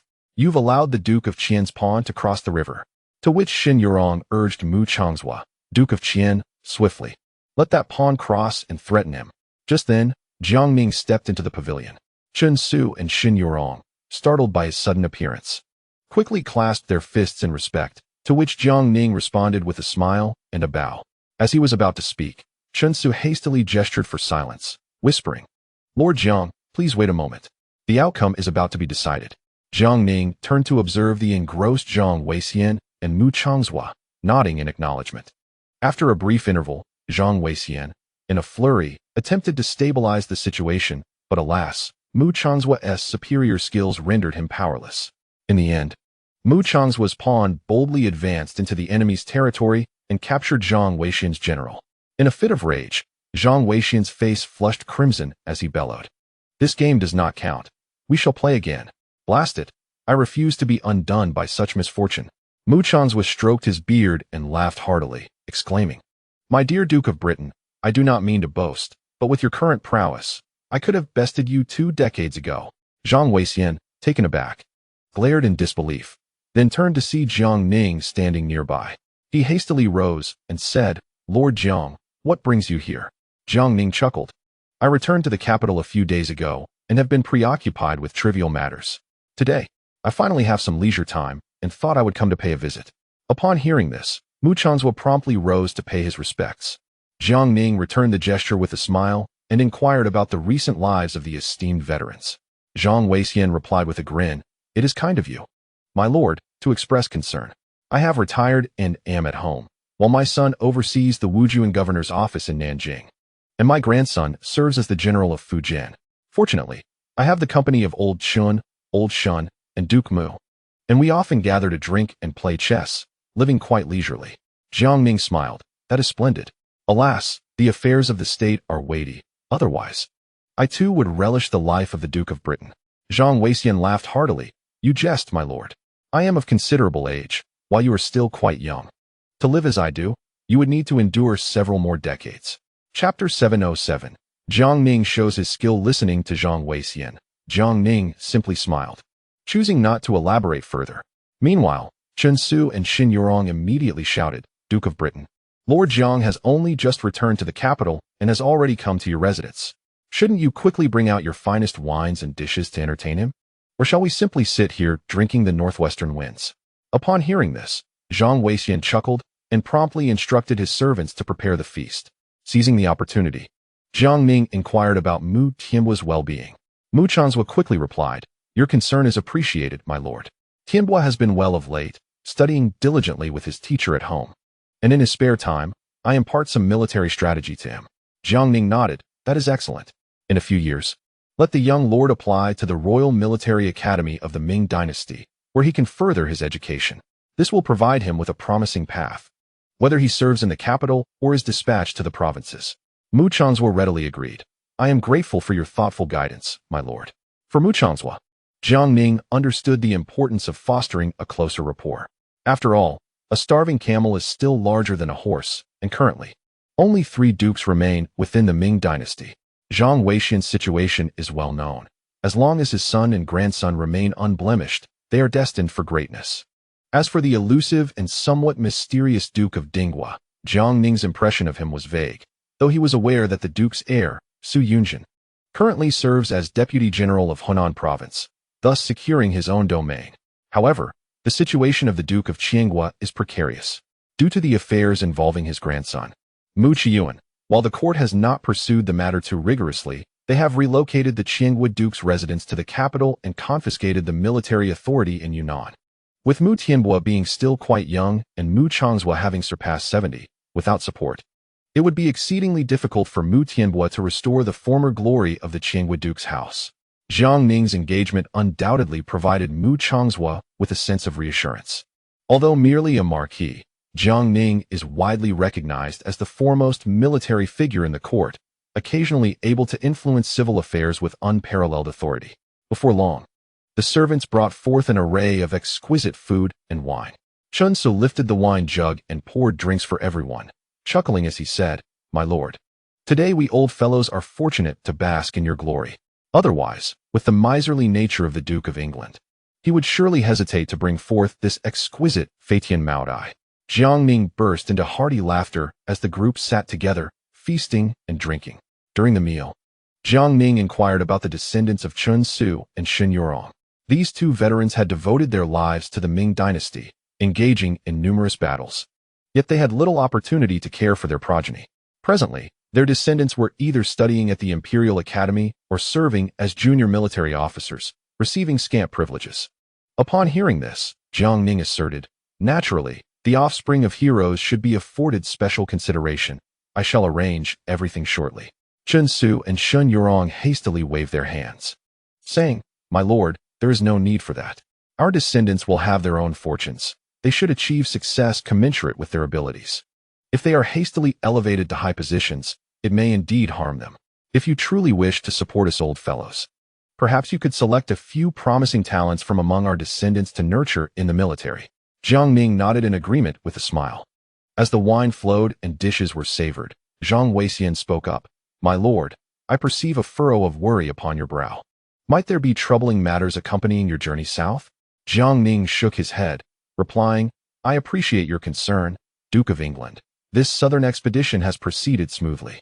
Upon hearing this, Zhang Weixian's brow furrowed deeper, prompting Mu Changzhou beside him to signal discreetly.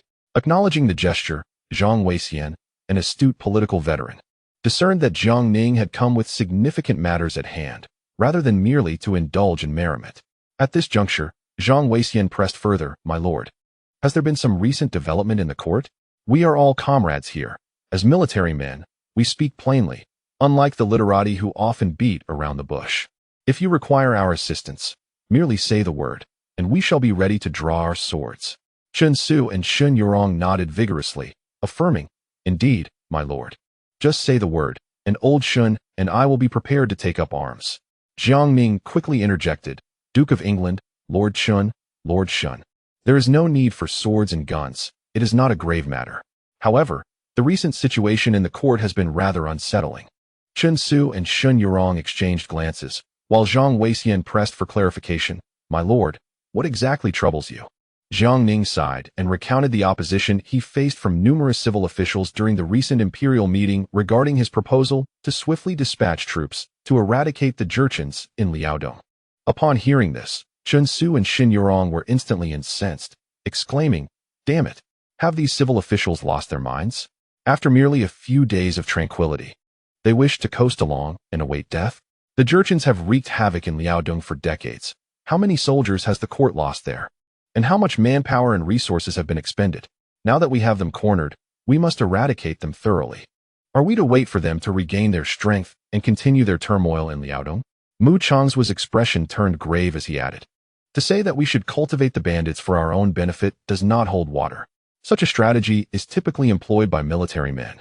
But given the current state of the Ming dynasty, with commanders appointed by the court across the 9 borders and within provincial armies and naval forces, it is impossible for military leaders to play such games. What, then, do these civil officials intend to accomplish?" Zhang Weixian pondered for a moment, then forcefully slammed his wine cup onto the table, his voice cold as he declared, "They are afraid. Over the past 2 years, the court has been embroiled in continuous warfare, elevating the status of us military generals. They fear that if the fighting continues, the military will completely overpower them, which is why they have stepped forward to oppose us."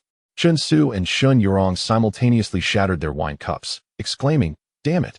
These cursed scholars should not fear the destruction of our present revival. And what of Elder Sun? Has he lost his wits to join in this foolish uproar?" Zhang Weixian sighed. "Elder Sun is not senile. Rather, he finds himself unable to suppress the situation. The conflict between civil and military has persisted for ages. However, from what the Lord just mentioned, at least Elder Yuan, Elder Gua, and Elder Yang are wholeheartedly supporting the swift deployment of troops. As for Elder One, Elder Shui, Elder Bai, and Elder Lu, they have yet to express their stance. Thus, the situation may not be as dire as imagined." Jiang Ning nodded. "Ultimately, it was I who asserted that the Manchu invaders must be eradicated, and His Majesty, citing his own expedition, managed to quell the opposing civil officials." Zhang Weixian, upon hearing this, became flustered. "My lord, the Emperor's personal expedition is no trivial matter. You must exercise caution."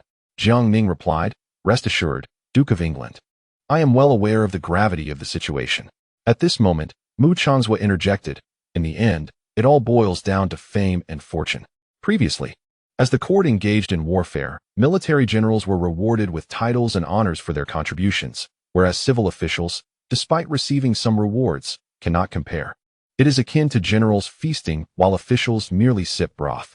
It seems these civil officials no longer wish to sip broth. They are prepared to smash the pot. Zhang Weixian nodded and turned to Jiang Ning. "My lord, I know you are astute and will not merely rely on power to suppress others. Do share your strategy." Jiang Ning's heart leaped with joy, thinking, "Ah, old Zhang, you are truly commendable. I have been awaiting this very question." He then feigned a troubled expression. "This matter has been deliberated with His Majesty for quite some time, and we have indeed found a solution, albeit requiring some sacrifices from us military generals." Zhang Weixian immediately responded, "My lord, we military generals are willing to make sacrifices for the nation, but it is imperative that the civil officials do not overstep. Otherwise, we old fellows shall never consent." Jiang Ning nodded and outlined the restructuring of nobility and the potential for civil officials to receive titles.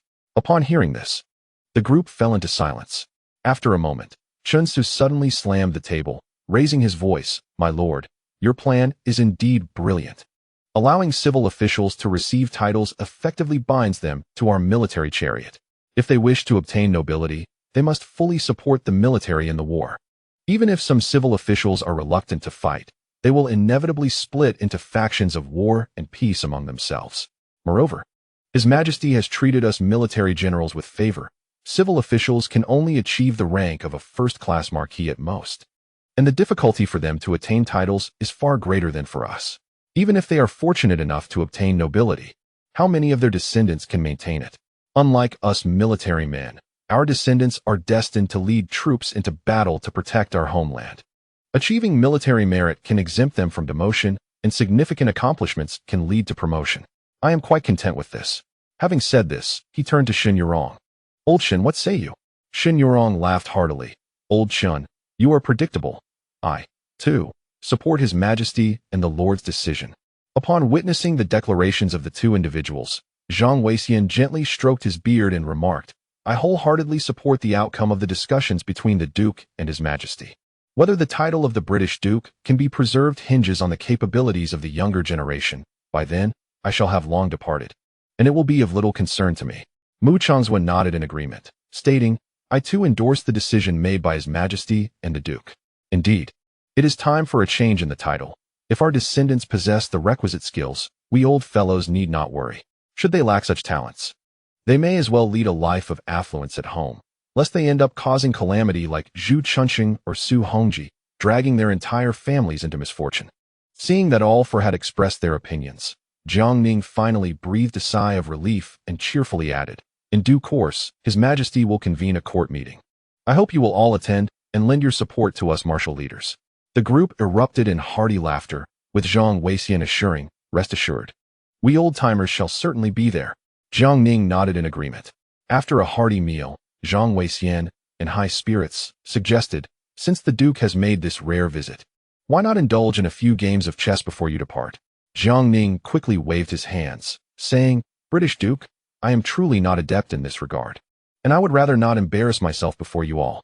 Chen Su and Shen Yurong promptly interjected, My lord, the Duke of Qian is exceptionally skilled at chess.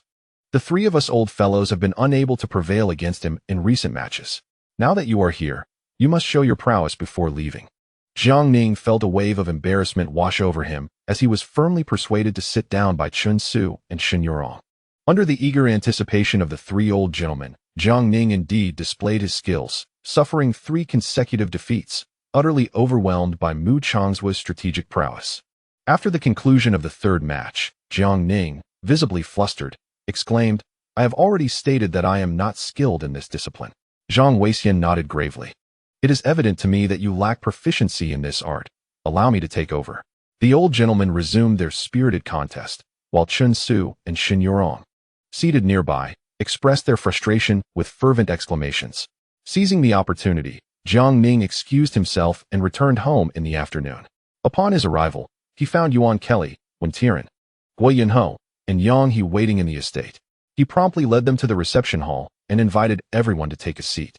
After some conversation, it became clear that following the announcement that civil officials could also be conferred titles, a tempest of activity had erupted among them.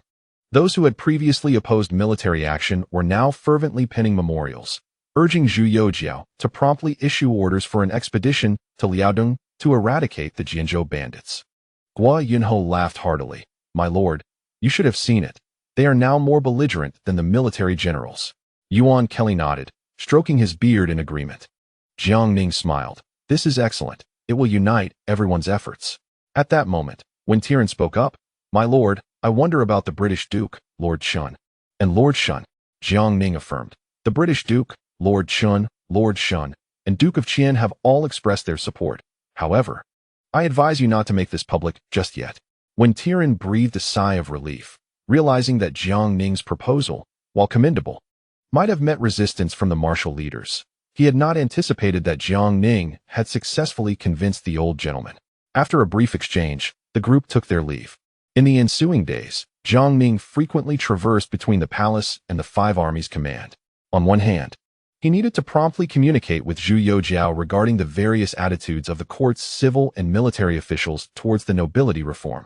On the other hand, He had to hasten the formulation of a plan to deploy troops after the new year to eradicate the Jian slaves in Liaodong. For this purpose, even Zhang Weixian, Chen Su, Shen Yurong, and Mu Changzhua, who were enjoying retirement at home, were summoned to the Wujuan Dudu mansion to participate in the strategizing. Occasionally, the cabinet members Yuan Kelly and Wen Tian would also come to discuss matters. Furthermore, Jiang Ning had another significant task at hand, preparing a gift for his godson. Zhu Taidan. After much contemplation, he resolved to transfer all shares of the Ming dynasty's royal coal business to Zhu Taidan. After all, his godson was not in need of material possessions. Giving silver would seem insufficient, while giving too much was simply impractical, considering his own perpetual state of financial restraint. Thus, presenting shares was a more tangible gesture. In recent years, under the pressure from Lao Wei, honeycomb coal had opened up a market in various northern provinces. Although it was sold at a low price, the sheer volume made it a respectable gift. As the date of the enthronement ceremony approached, the entire palace was bustling with activity. Even Lao Wei had no time for benevolence, as he was tirelessly occupied with Fang Zhenghua, Li Ryu, and Chao Huachun within the palace. Inside the Feng Tian Hall, Lao Wei directed the young eunuchs to set up the imperial throne, incense table, and arrange the precious books and edicts, placing the edict table before the treasure table. Zhu Yujian held Zhu Taidan, while Zhang Weixian, Jiang Ning, Sun Qingzong, Yuan Kelly, and Wen Tian rehearsed the ceremonies under the guidance of Fang Zhenghua and Lao Wei. After several iterations, Jiang Ning found himself increasingly weary and could not help but complain to Zhang Weixian. Lord, the rituals for this enthronement ceremony are exceedingly cumbersome. Zhang Weixian laughed heartily. My lord, you should count your blessings. During the Zhengde period, His Majesty Wuzong specifically decreed a simplification of court rituals. If we were to follow the previous procedures, I fear my old bones would not withstand it. With a face full of resignation, Jiang Ning could only continue to rehearse. The group toiled from early morning until afternoon, with Zhu Youjiao occasionally making brief appearances. As for Zhu Taidan, he was entirely under the care of Zhu Yujian, both of whom seemed to revel in the commotion. After a few rehearsals, Zhu Yujian abruptly declared he would take Zhu Taidan out to play, much to the dismay of Lao Wei and Fang Zhenghua, who stared in astonishment. Ultimately, it was Jiang Ning and Zhang Weixian who managed to convince Zhu Yujian to reluctantly return Zhu Taidan to the Feng Tian Hall to resume the proceedings. The rehearsal continued until sunset, when it finally concluded. Zhu Youjiao made another appearance, hosting a banquet for the civil and military dignitaries. At the feast, Jiang Ning, having grown ravenous, had little mind to heed Zhu Youjiao's speech and was preoccupied with devouring the dishes. As evening approached and the guests began to take their leave, Jiang Ning was about to exit when he was halted by Zhu Youjiao. With an expression of disappointment, Zhu Youjiao exclaimed, Brother Jiang, you are a prominent minister of the court. You must be mindful of your manners while dining.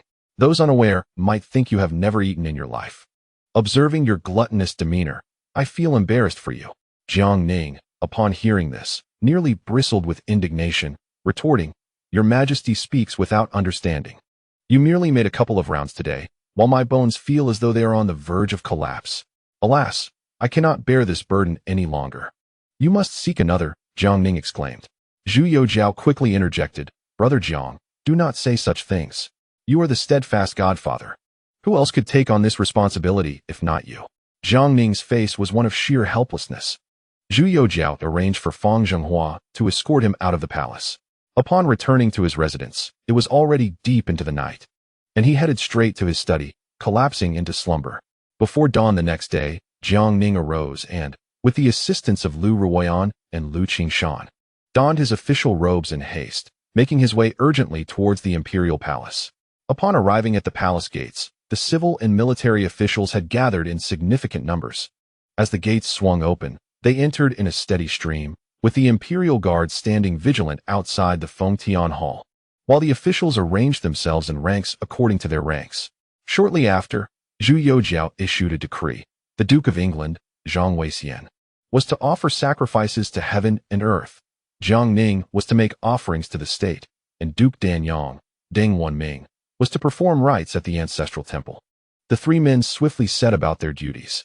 Subsequently, led by Prince Xian, Zhu Yujian, Zhu Taidan awaited the edict and the golden and precious books in the Wenhua Hall. Once the three men completed their tasks and returned to the Fengtian Hall, the chief minister, Sun Qingzong, served as the principal envoy, with the loyal and righteous Duke Jiang Ning as the deputy envoy, under the guidance of several eunuchs. They proceeded to the Wenhua Hall to announce the edict and present the golden and precious books. Zhu Taidan stepped out of the Wenhua Hall, welcomed by Zhu Yujian. After a courteous exchange, he accepted the edict, golden book, and precious book. Thereafter, Jiang Ning, Sun Qingzong, and Zhu Yujian led Zhu Taidan to the Fengtian Hall, where Jiang Ning personally addressed the officials to proclaim the edict of enthronement.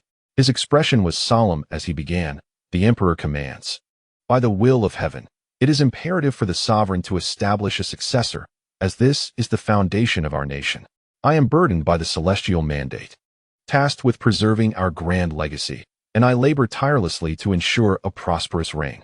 Thus, our eldest son, Zhu Siren, who has been nurtured in the imperial palace, embodies the virtues of benevolence and filial piety, displaying wisdom from an early age, and exhibiting grace and diligence as he matures. Even in infancy, he has shown remarkable potential. As he grows, his intelligence and sensitivity become ever more pronounced. His demeanor is profound, befitting a chosen leader. His character and virtues are impeccable, aligning with the hopes of the myriad nations, to perpetuate the glory of our dynasty for countless generations and to stabilize the hearts of the people. I hereby adhere to ancient traditions and the practices of our ancestors, formally naming our eldest son, Zhu Siren, as crown prince. On a specified day this month, he shall lead the officials in ritual sacrifices to heaven, the ancestral temple, and the state, performing the enthronement rites. Let all civil and military officials unite in support, assisting in the stewardship of the heir, imparting wisdom through the classics, and nurturing virtue, so that he may become a paragon, inheriting boundless blessings. This is to be proclaimed to the world, that all may be informed." Thus decreed. As the proclamation concluded, the civil and military officials knelt in unison, paying their respects. Subsequently, Zhu Yujian led Zhu Taidan in receiving the edict, and the officials once again bowed in congratulations. Standing outside the Fengtian Hall, Zhu Youjiao nodded in satisfaction and commanded Fang Zhenghua to lead Zhu Taidan to Kuanning Palace to express gratitude to the Empress Zhongyan, while he himself led the officials to the ancestral temple to offer incense and pay homage to their forebears.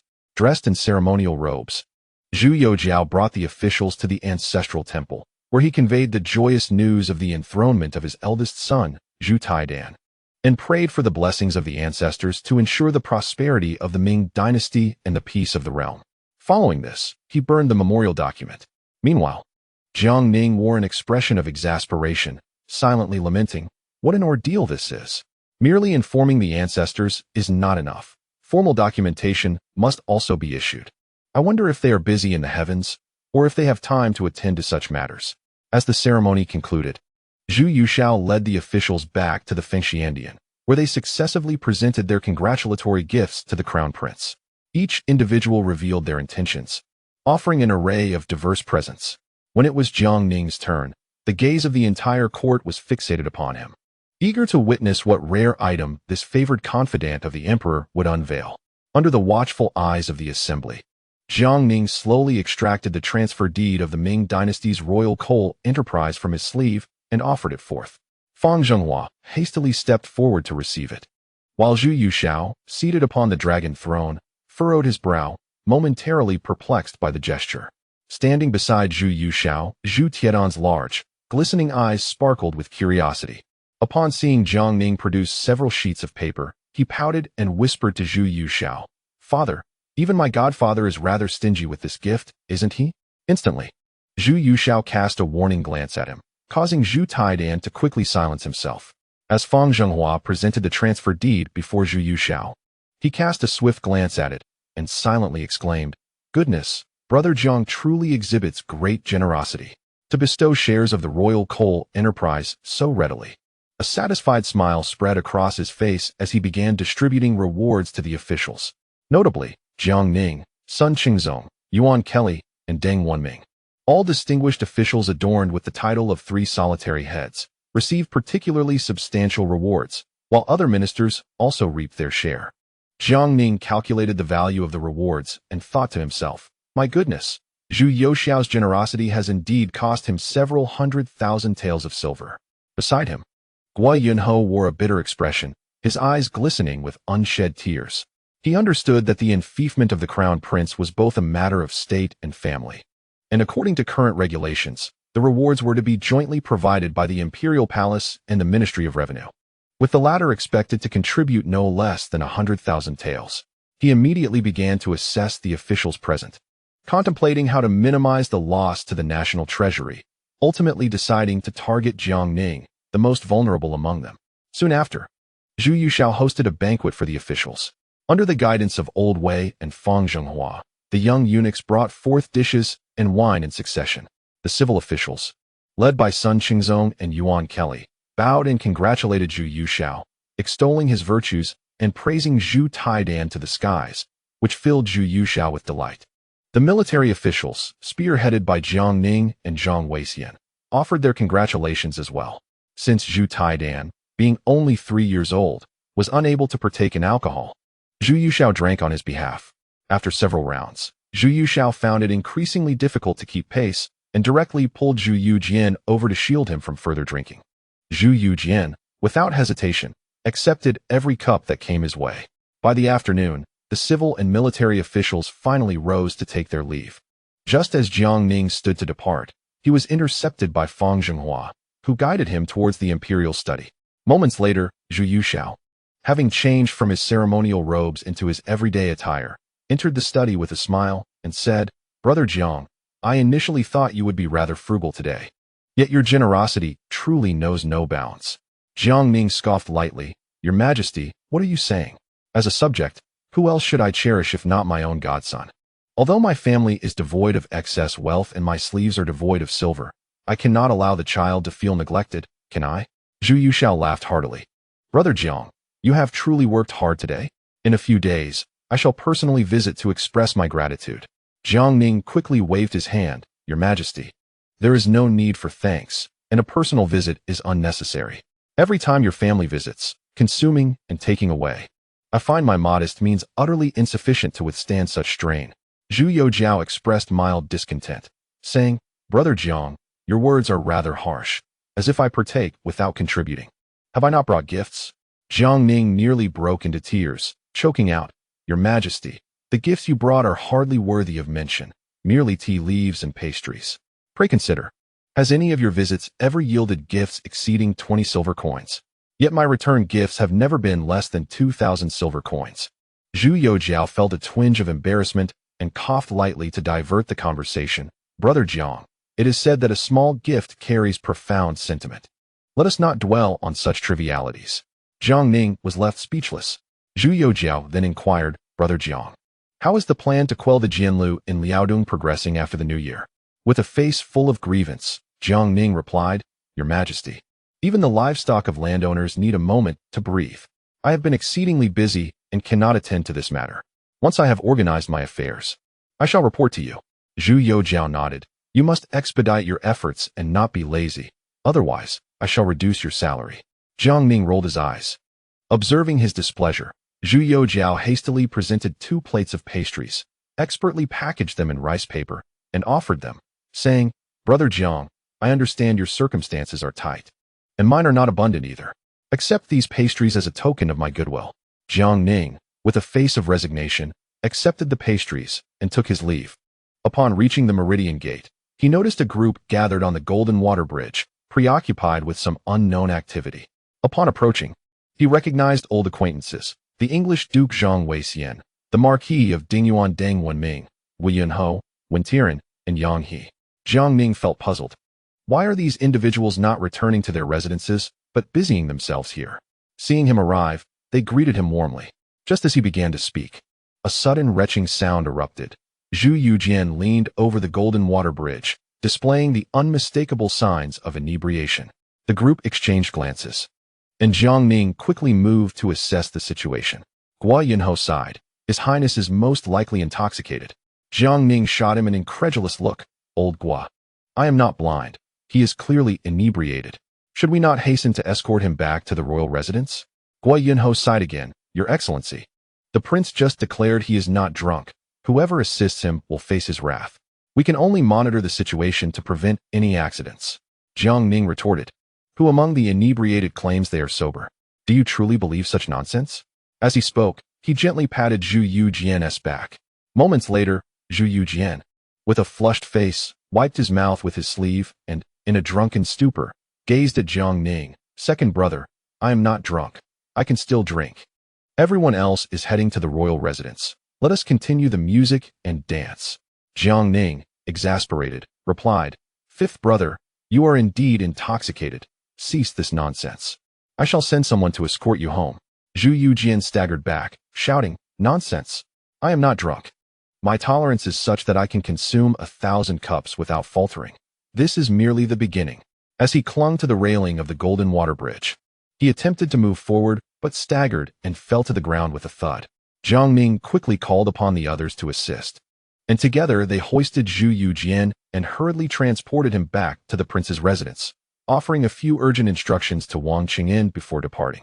Just as he exited the prince's residence, Jiang Ning suddenly noticed that the 2 packages of pastries in his hands had inexplicably vanished.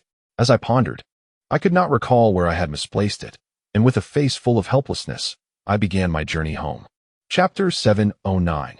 Jiang Ning sings at Wujiapo. As the year-end approached, Jiang Ning remained at the Wujuan Duda mansion for several consecutive days, engaging in extensive discussions with Zhang Weixian.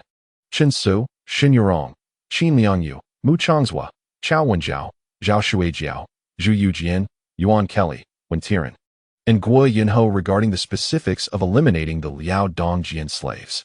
In the war room, a massive sand table lay open in the center, with everyone's gaze fixed intensely upon the area representing the influence of the Jian slaves in Liao Dong.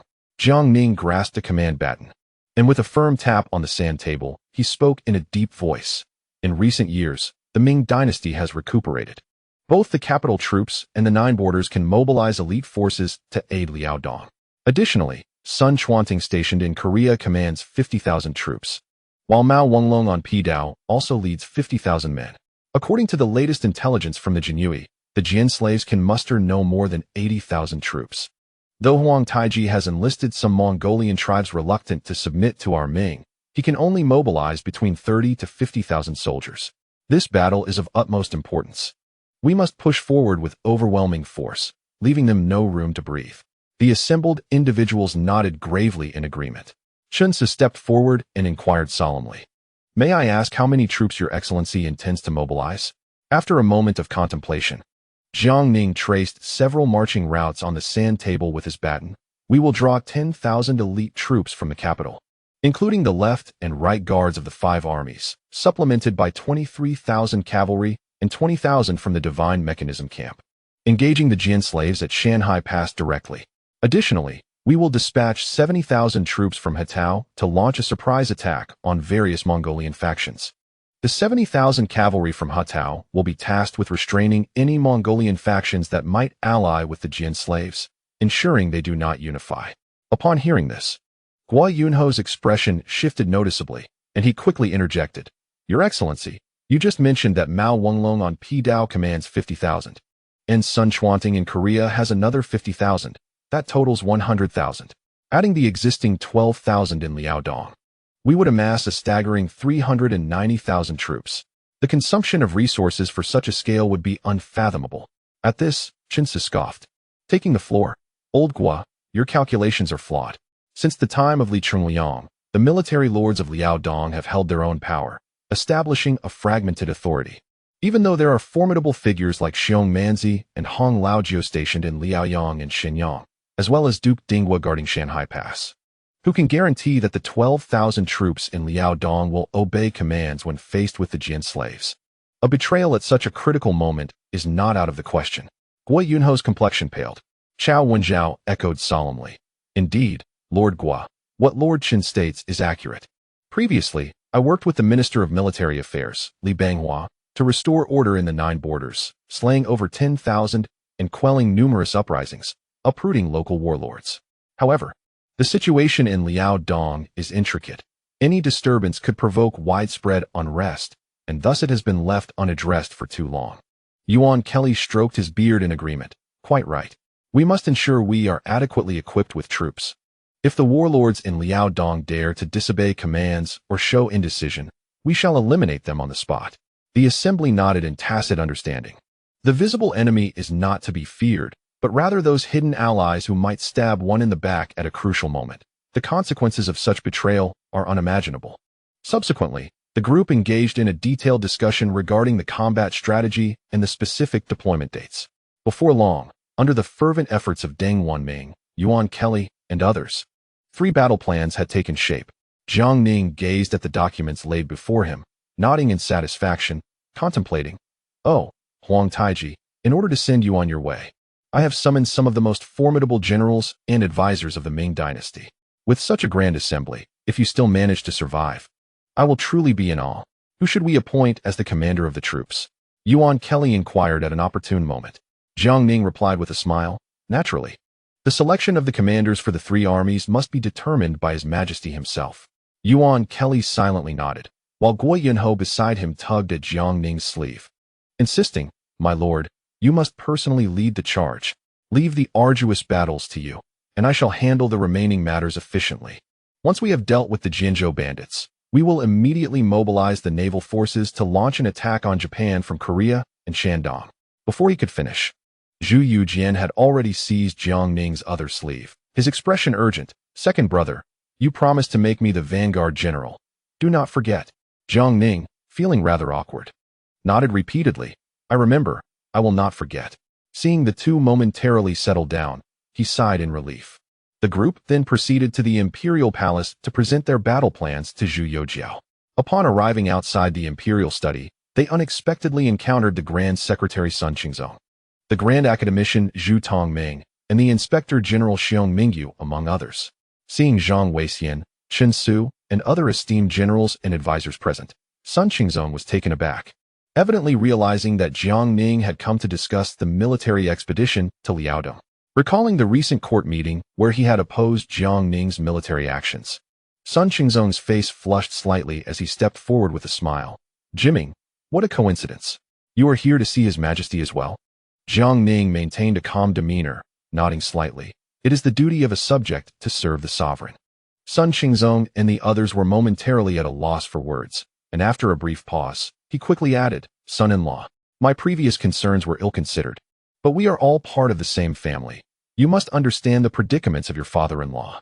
I will certainly persuade my colleagues to fully support the military expedition to eradicate the Jinzhou bandits and will not hinder your efforts. Jiang Ning coldly retorted, Minister Sun, how many times must I say it? Please address your titles when at work. There is no such thing as a son-in-law here. With that, he led the group directly into the imperial study. Sun Qingzong watched their retreating figures with a soft sigh, understanding that Jiang Ning still harbored resentment. And it was no wonder, given that he had indeed not supported Jiang Ning initially. At that moment, Zhu Tongming quietly inquired, Minister Sun, the Lord clearly harbors some anger. What shall we do? Sun Qingzong replied solemnly, let us not dwell on past matters. We must now fully support the military expedition. Xiong Darren, the Inspector General, promptly affirmed. I understand, my lord. Within the imperial study, Jiang Ning and the others presented their battle plans. Zhu Youjiao received the documents, perusing them with increasing delight, nodding repeatedly, excellent. Excellent. This plan is meticulously crafted. Let us execute it as outlined, deploying the troops in April of the following year. This battle must be swift and decisive. Prolonging it may jeopardize the stability within the Ming dynasty. The assembly hurriedly acknowledged the command, and Zhu Youjiao turned his gaze toward Guo Yunho, coldly inquiring, do you wish to accompany the army to Liaodong, my dear minister? Guo Yunho's face brightened as he promptly nodded, responding, Your Majesty. This old minister believes that remaining idle in the capital is less noble than offering my assistance on the front lines. Have the provisions and military supplies been adequately prepared? Zhu Youjiao raised an eyebrow, cautioning against neglecting logistics while focusing solely on the battlefield. Guo Yunho thumped his chest in assurance. Rest assured, Your Majesty, the treasury is abundant, and provisions are plentiful. The 4 granaries in the capital are fully stocked, and the supplies from Hetao are more than sufficient. The 50,000 troops stationed on Pidao have been provisioned with a year's worth of supplies, which I have arranged to transfer from Shandong's Denglai. The 50,000 troops under Sun Chuanting in Korea have received half a year's worth of provisions, with the remainder to be managed by the King of Korea. Zhu Youjiao nodded in satisfaction, lightly tapping the imperial table with his fingers before turning to Jiang Ning, Minister Jiang. Which generals will the military governor's office appoint to lead the 3 armies? Jiang Ning bowed and replied, Your Majesty, I shall defer to your esteemed choices. Zhu Youjiao declared. Then I shall appoint the commanders. Minister Jiang, you shall be the principal general, leading 100,000 troops from the capital to confront the Jianzhou forces at Shanhaiguan. Chao Wenzhao will serve as your deputy general, Zhu Yujian as the left vanguard, and Chao Bianjiao as the right vanguard. While Minister Gui Yunho will accompany the army to oversee logistics. Jiang Ning was taken aback. Why was he again thrust into this role? Despite his reluctance, he had no choice but to accept the command, as did the others present. Zhu Youjiao continued. The 50,000 troops from Hatao will be commanded by the loyal and righteous Marquis Qin Lianyu, with the Duke of Dingwu Mangui as deputy general, General Ma Shilong as the left vanguard, and Yu Shiwei, the commander of the assault camp, as the right vanguard. Grand Scholar Wen Tiran will accompany the army to manage the later stages of logistics. The assembly responded in unison, accepting their orders, and Zhu Youjiao immediately commanded. The military governor's office shall relay orders to gather troops from all locations. Additionally, recruit laborers and retired soldiers from Shaanxi, Beizili, and Shandong to transport supplies. Your Majesty is wise. The crowd echoed in unison. Zhu Youjiao appeared to recall something and turned to Zhu Yujian, brother. As we prepare for the expedition after the new year, besides the 3,000 Imperial Ming Guards you usually command, bring along the remaining 10,000 Imperial Ming Guards from the House of Imperial Clan to Liaodong. Let the world witness that the sons of the Zhu family shall not lag behind. Zhu Yujian solemnly accepted the command, proclaiming, I shall comply, ensuring that the honor of the Zhu family is upheld. Following this, the assembly took their leave, yet Zhu Youjiao retained Jiang Ning for a private conversation. Once they were alone, Zhu Youjiao smiled. What was troubling you just now, Brother Jiang? You seemed distracted before everyone. Jiang Ning sighed, Your Majesty. I have been overwhelmed with duties lately, both mentally and physically exhausted, which caused my momentary lapse. Zhu Youjiao raised an eyebrow. You have been southward for 2.5 years, recently returned to the capital, and now must prepare for another campaign to Liaodong after the new year. I can understand your discomfort. However, you must also appreciate my thoughtful intentions. The reform of titles is imminent. If you do not seize this opportunity to achieve merit,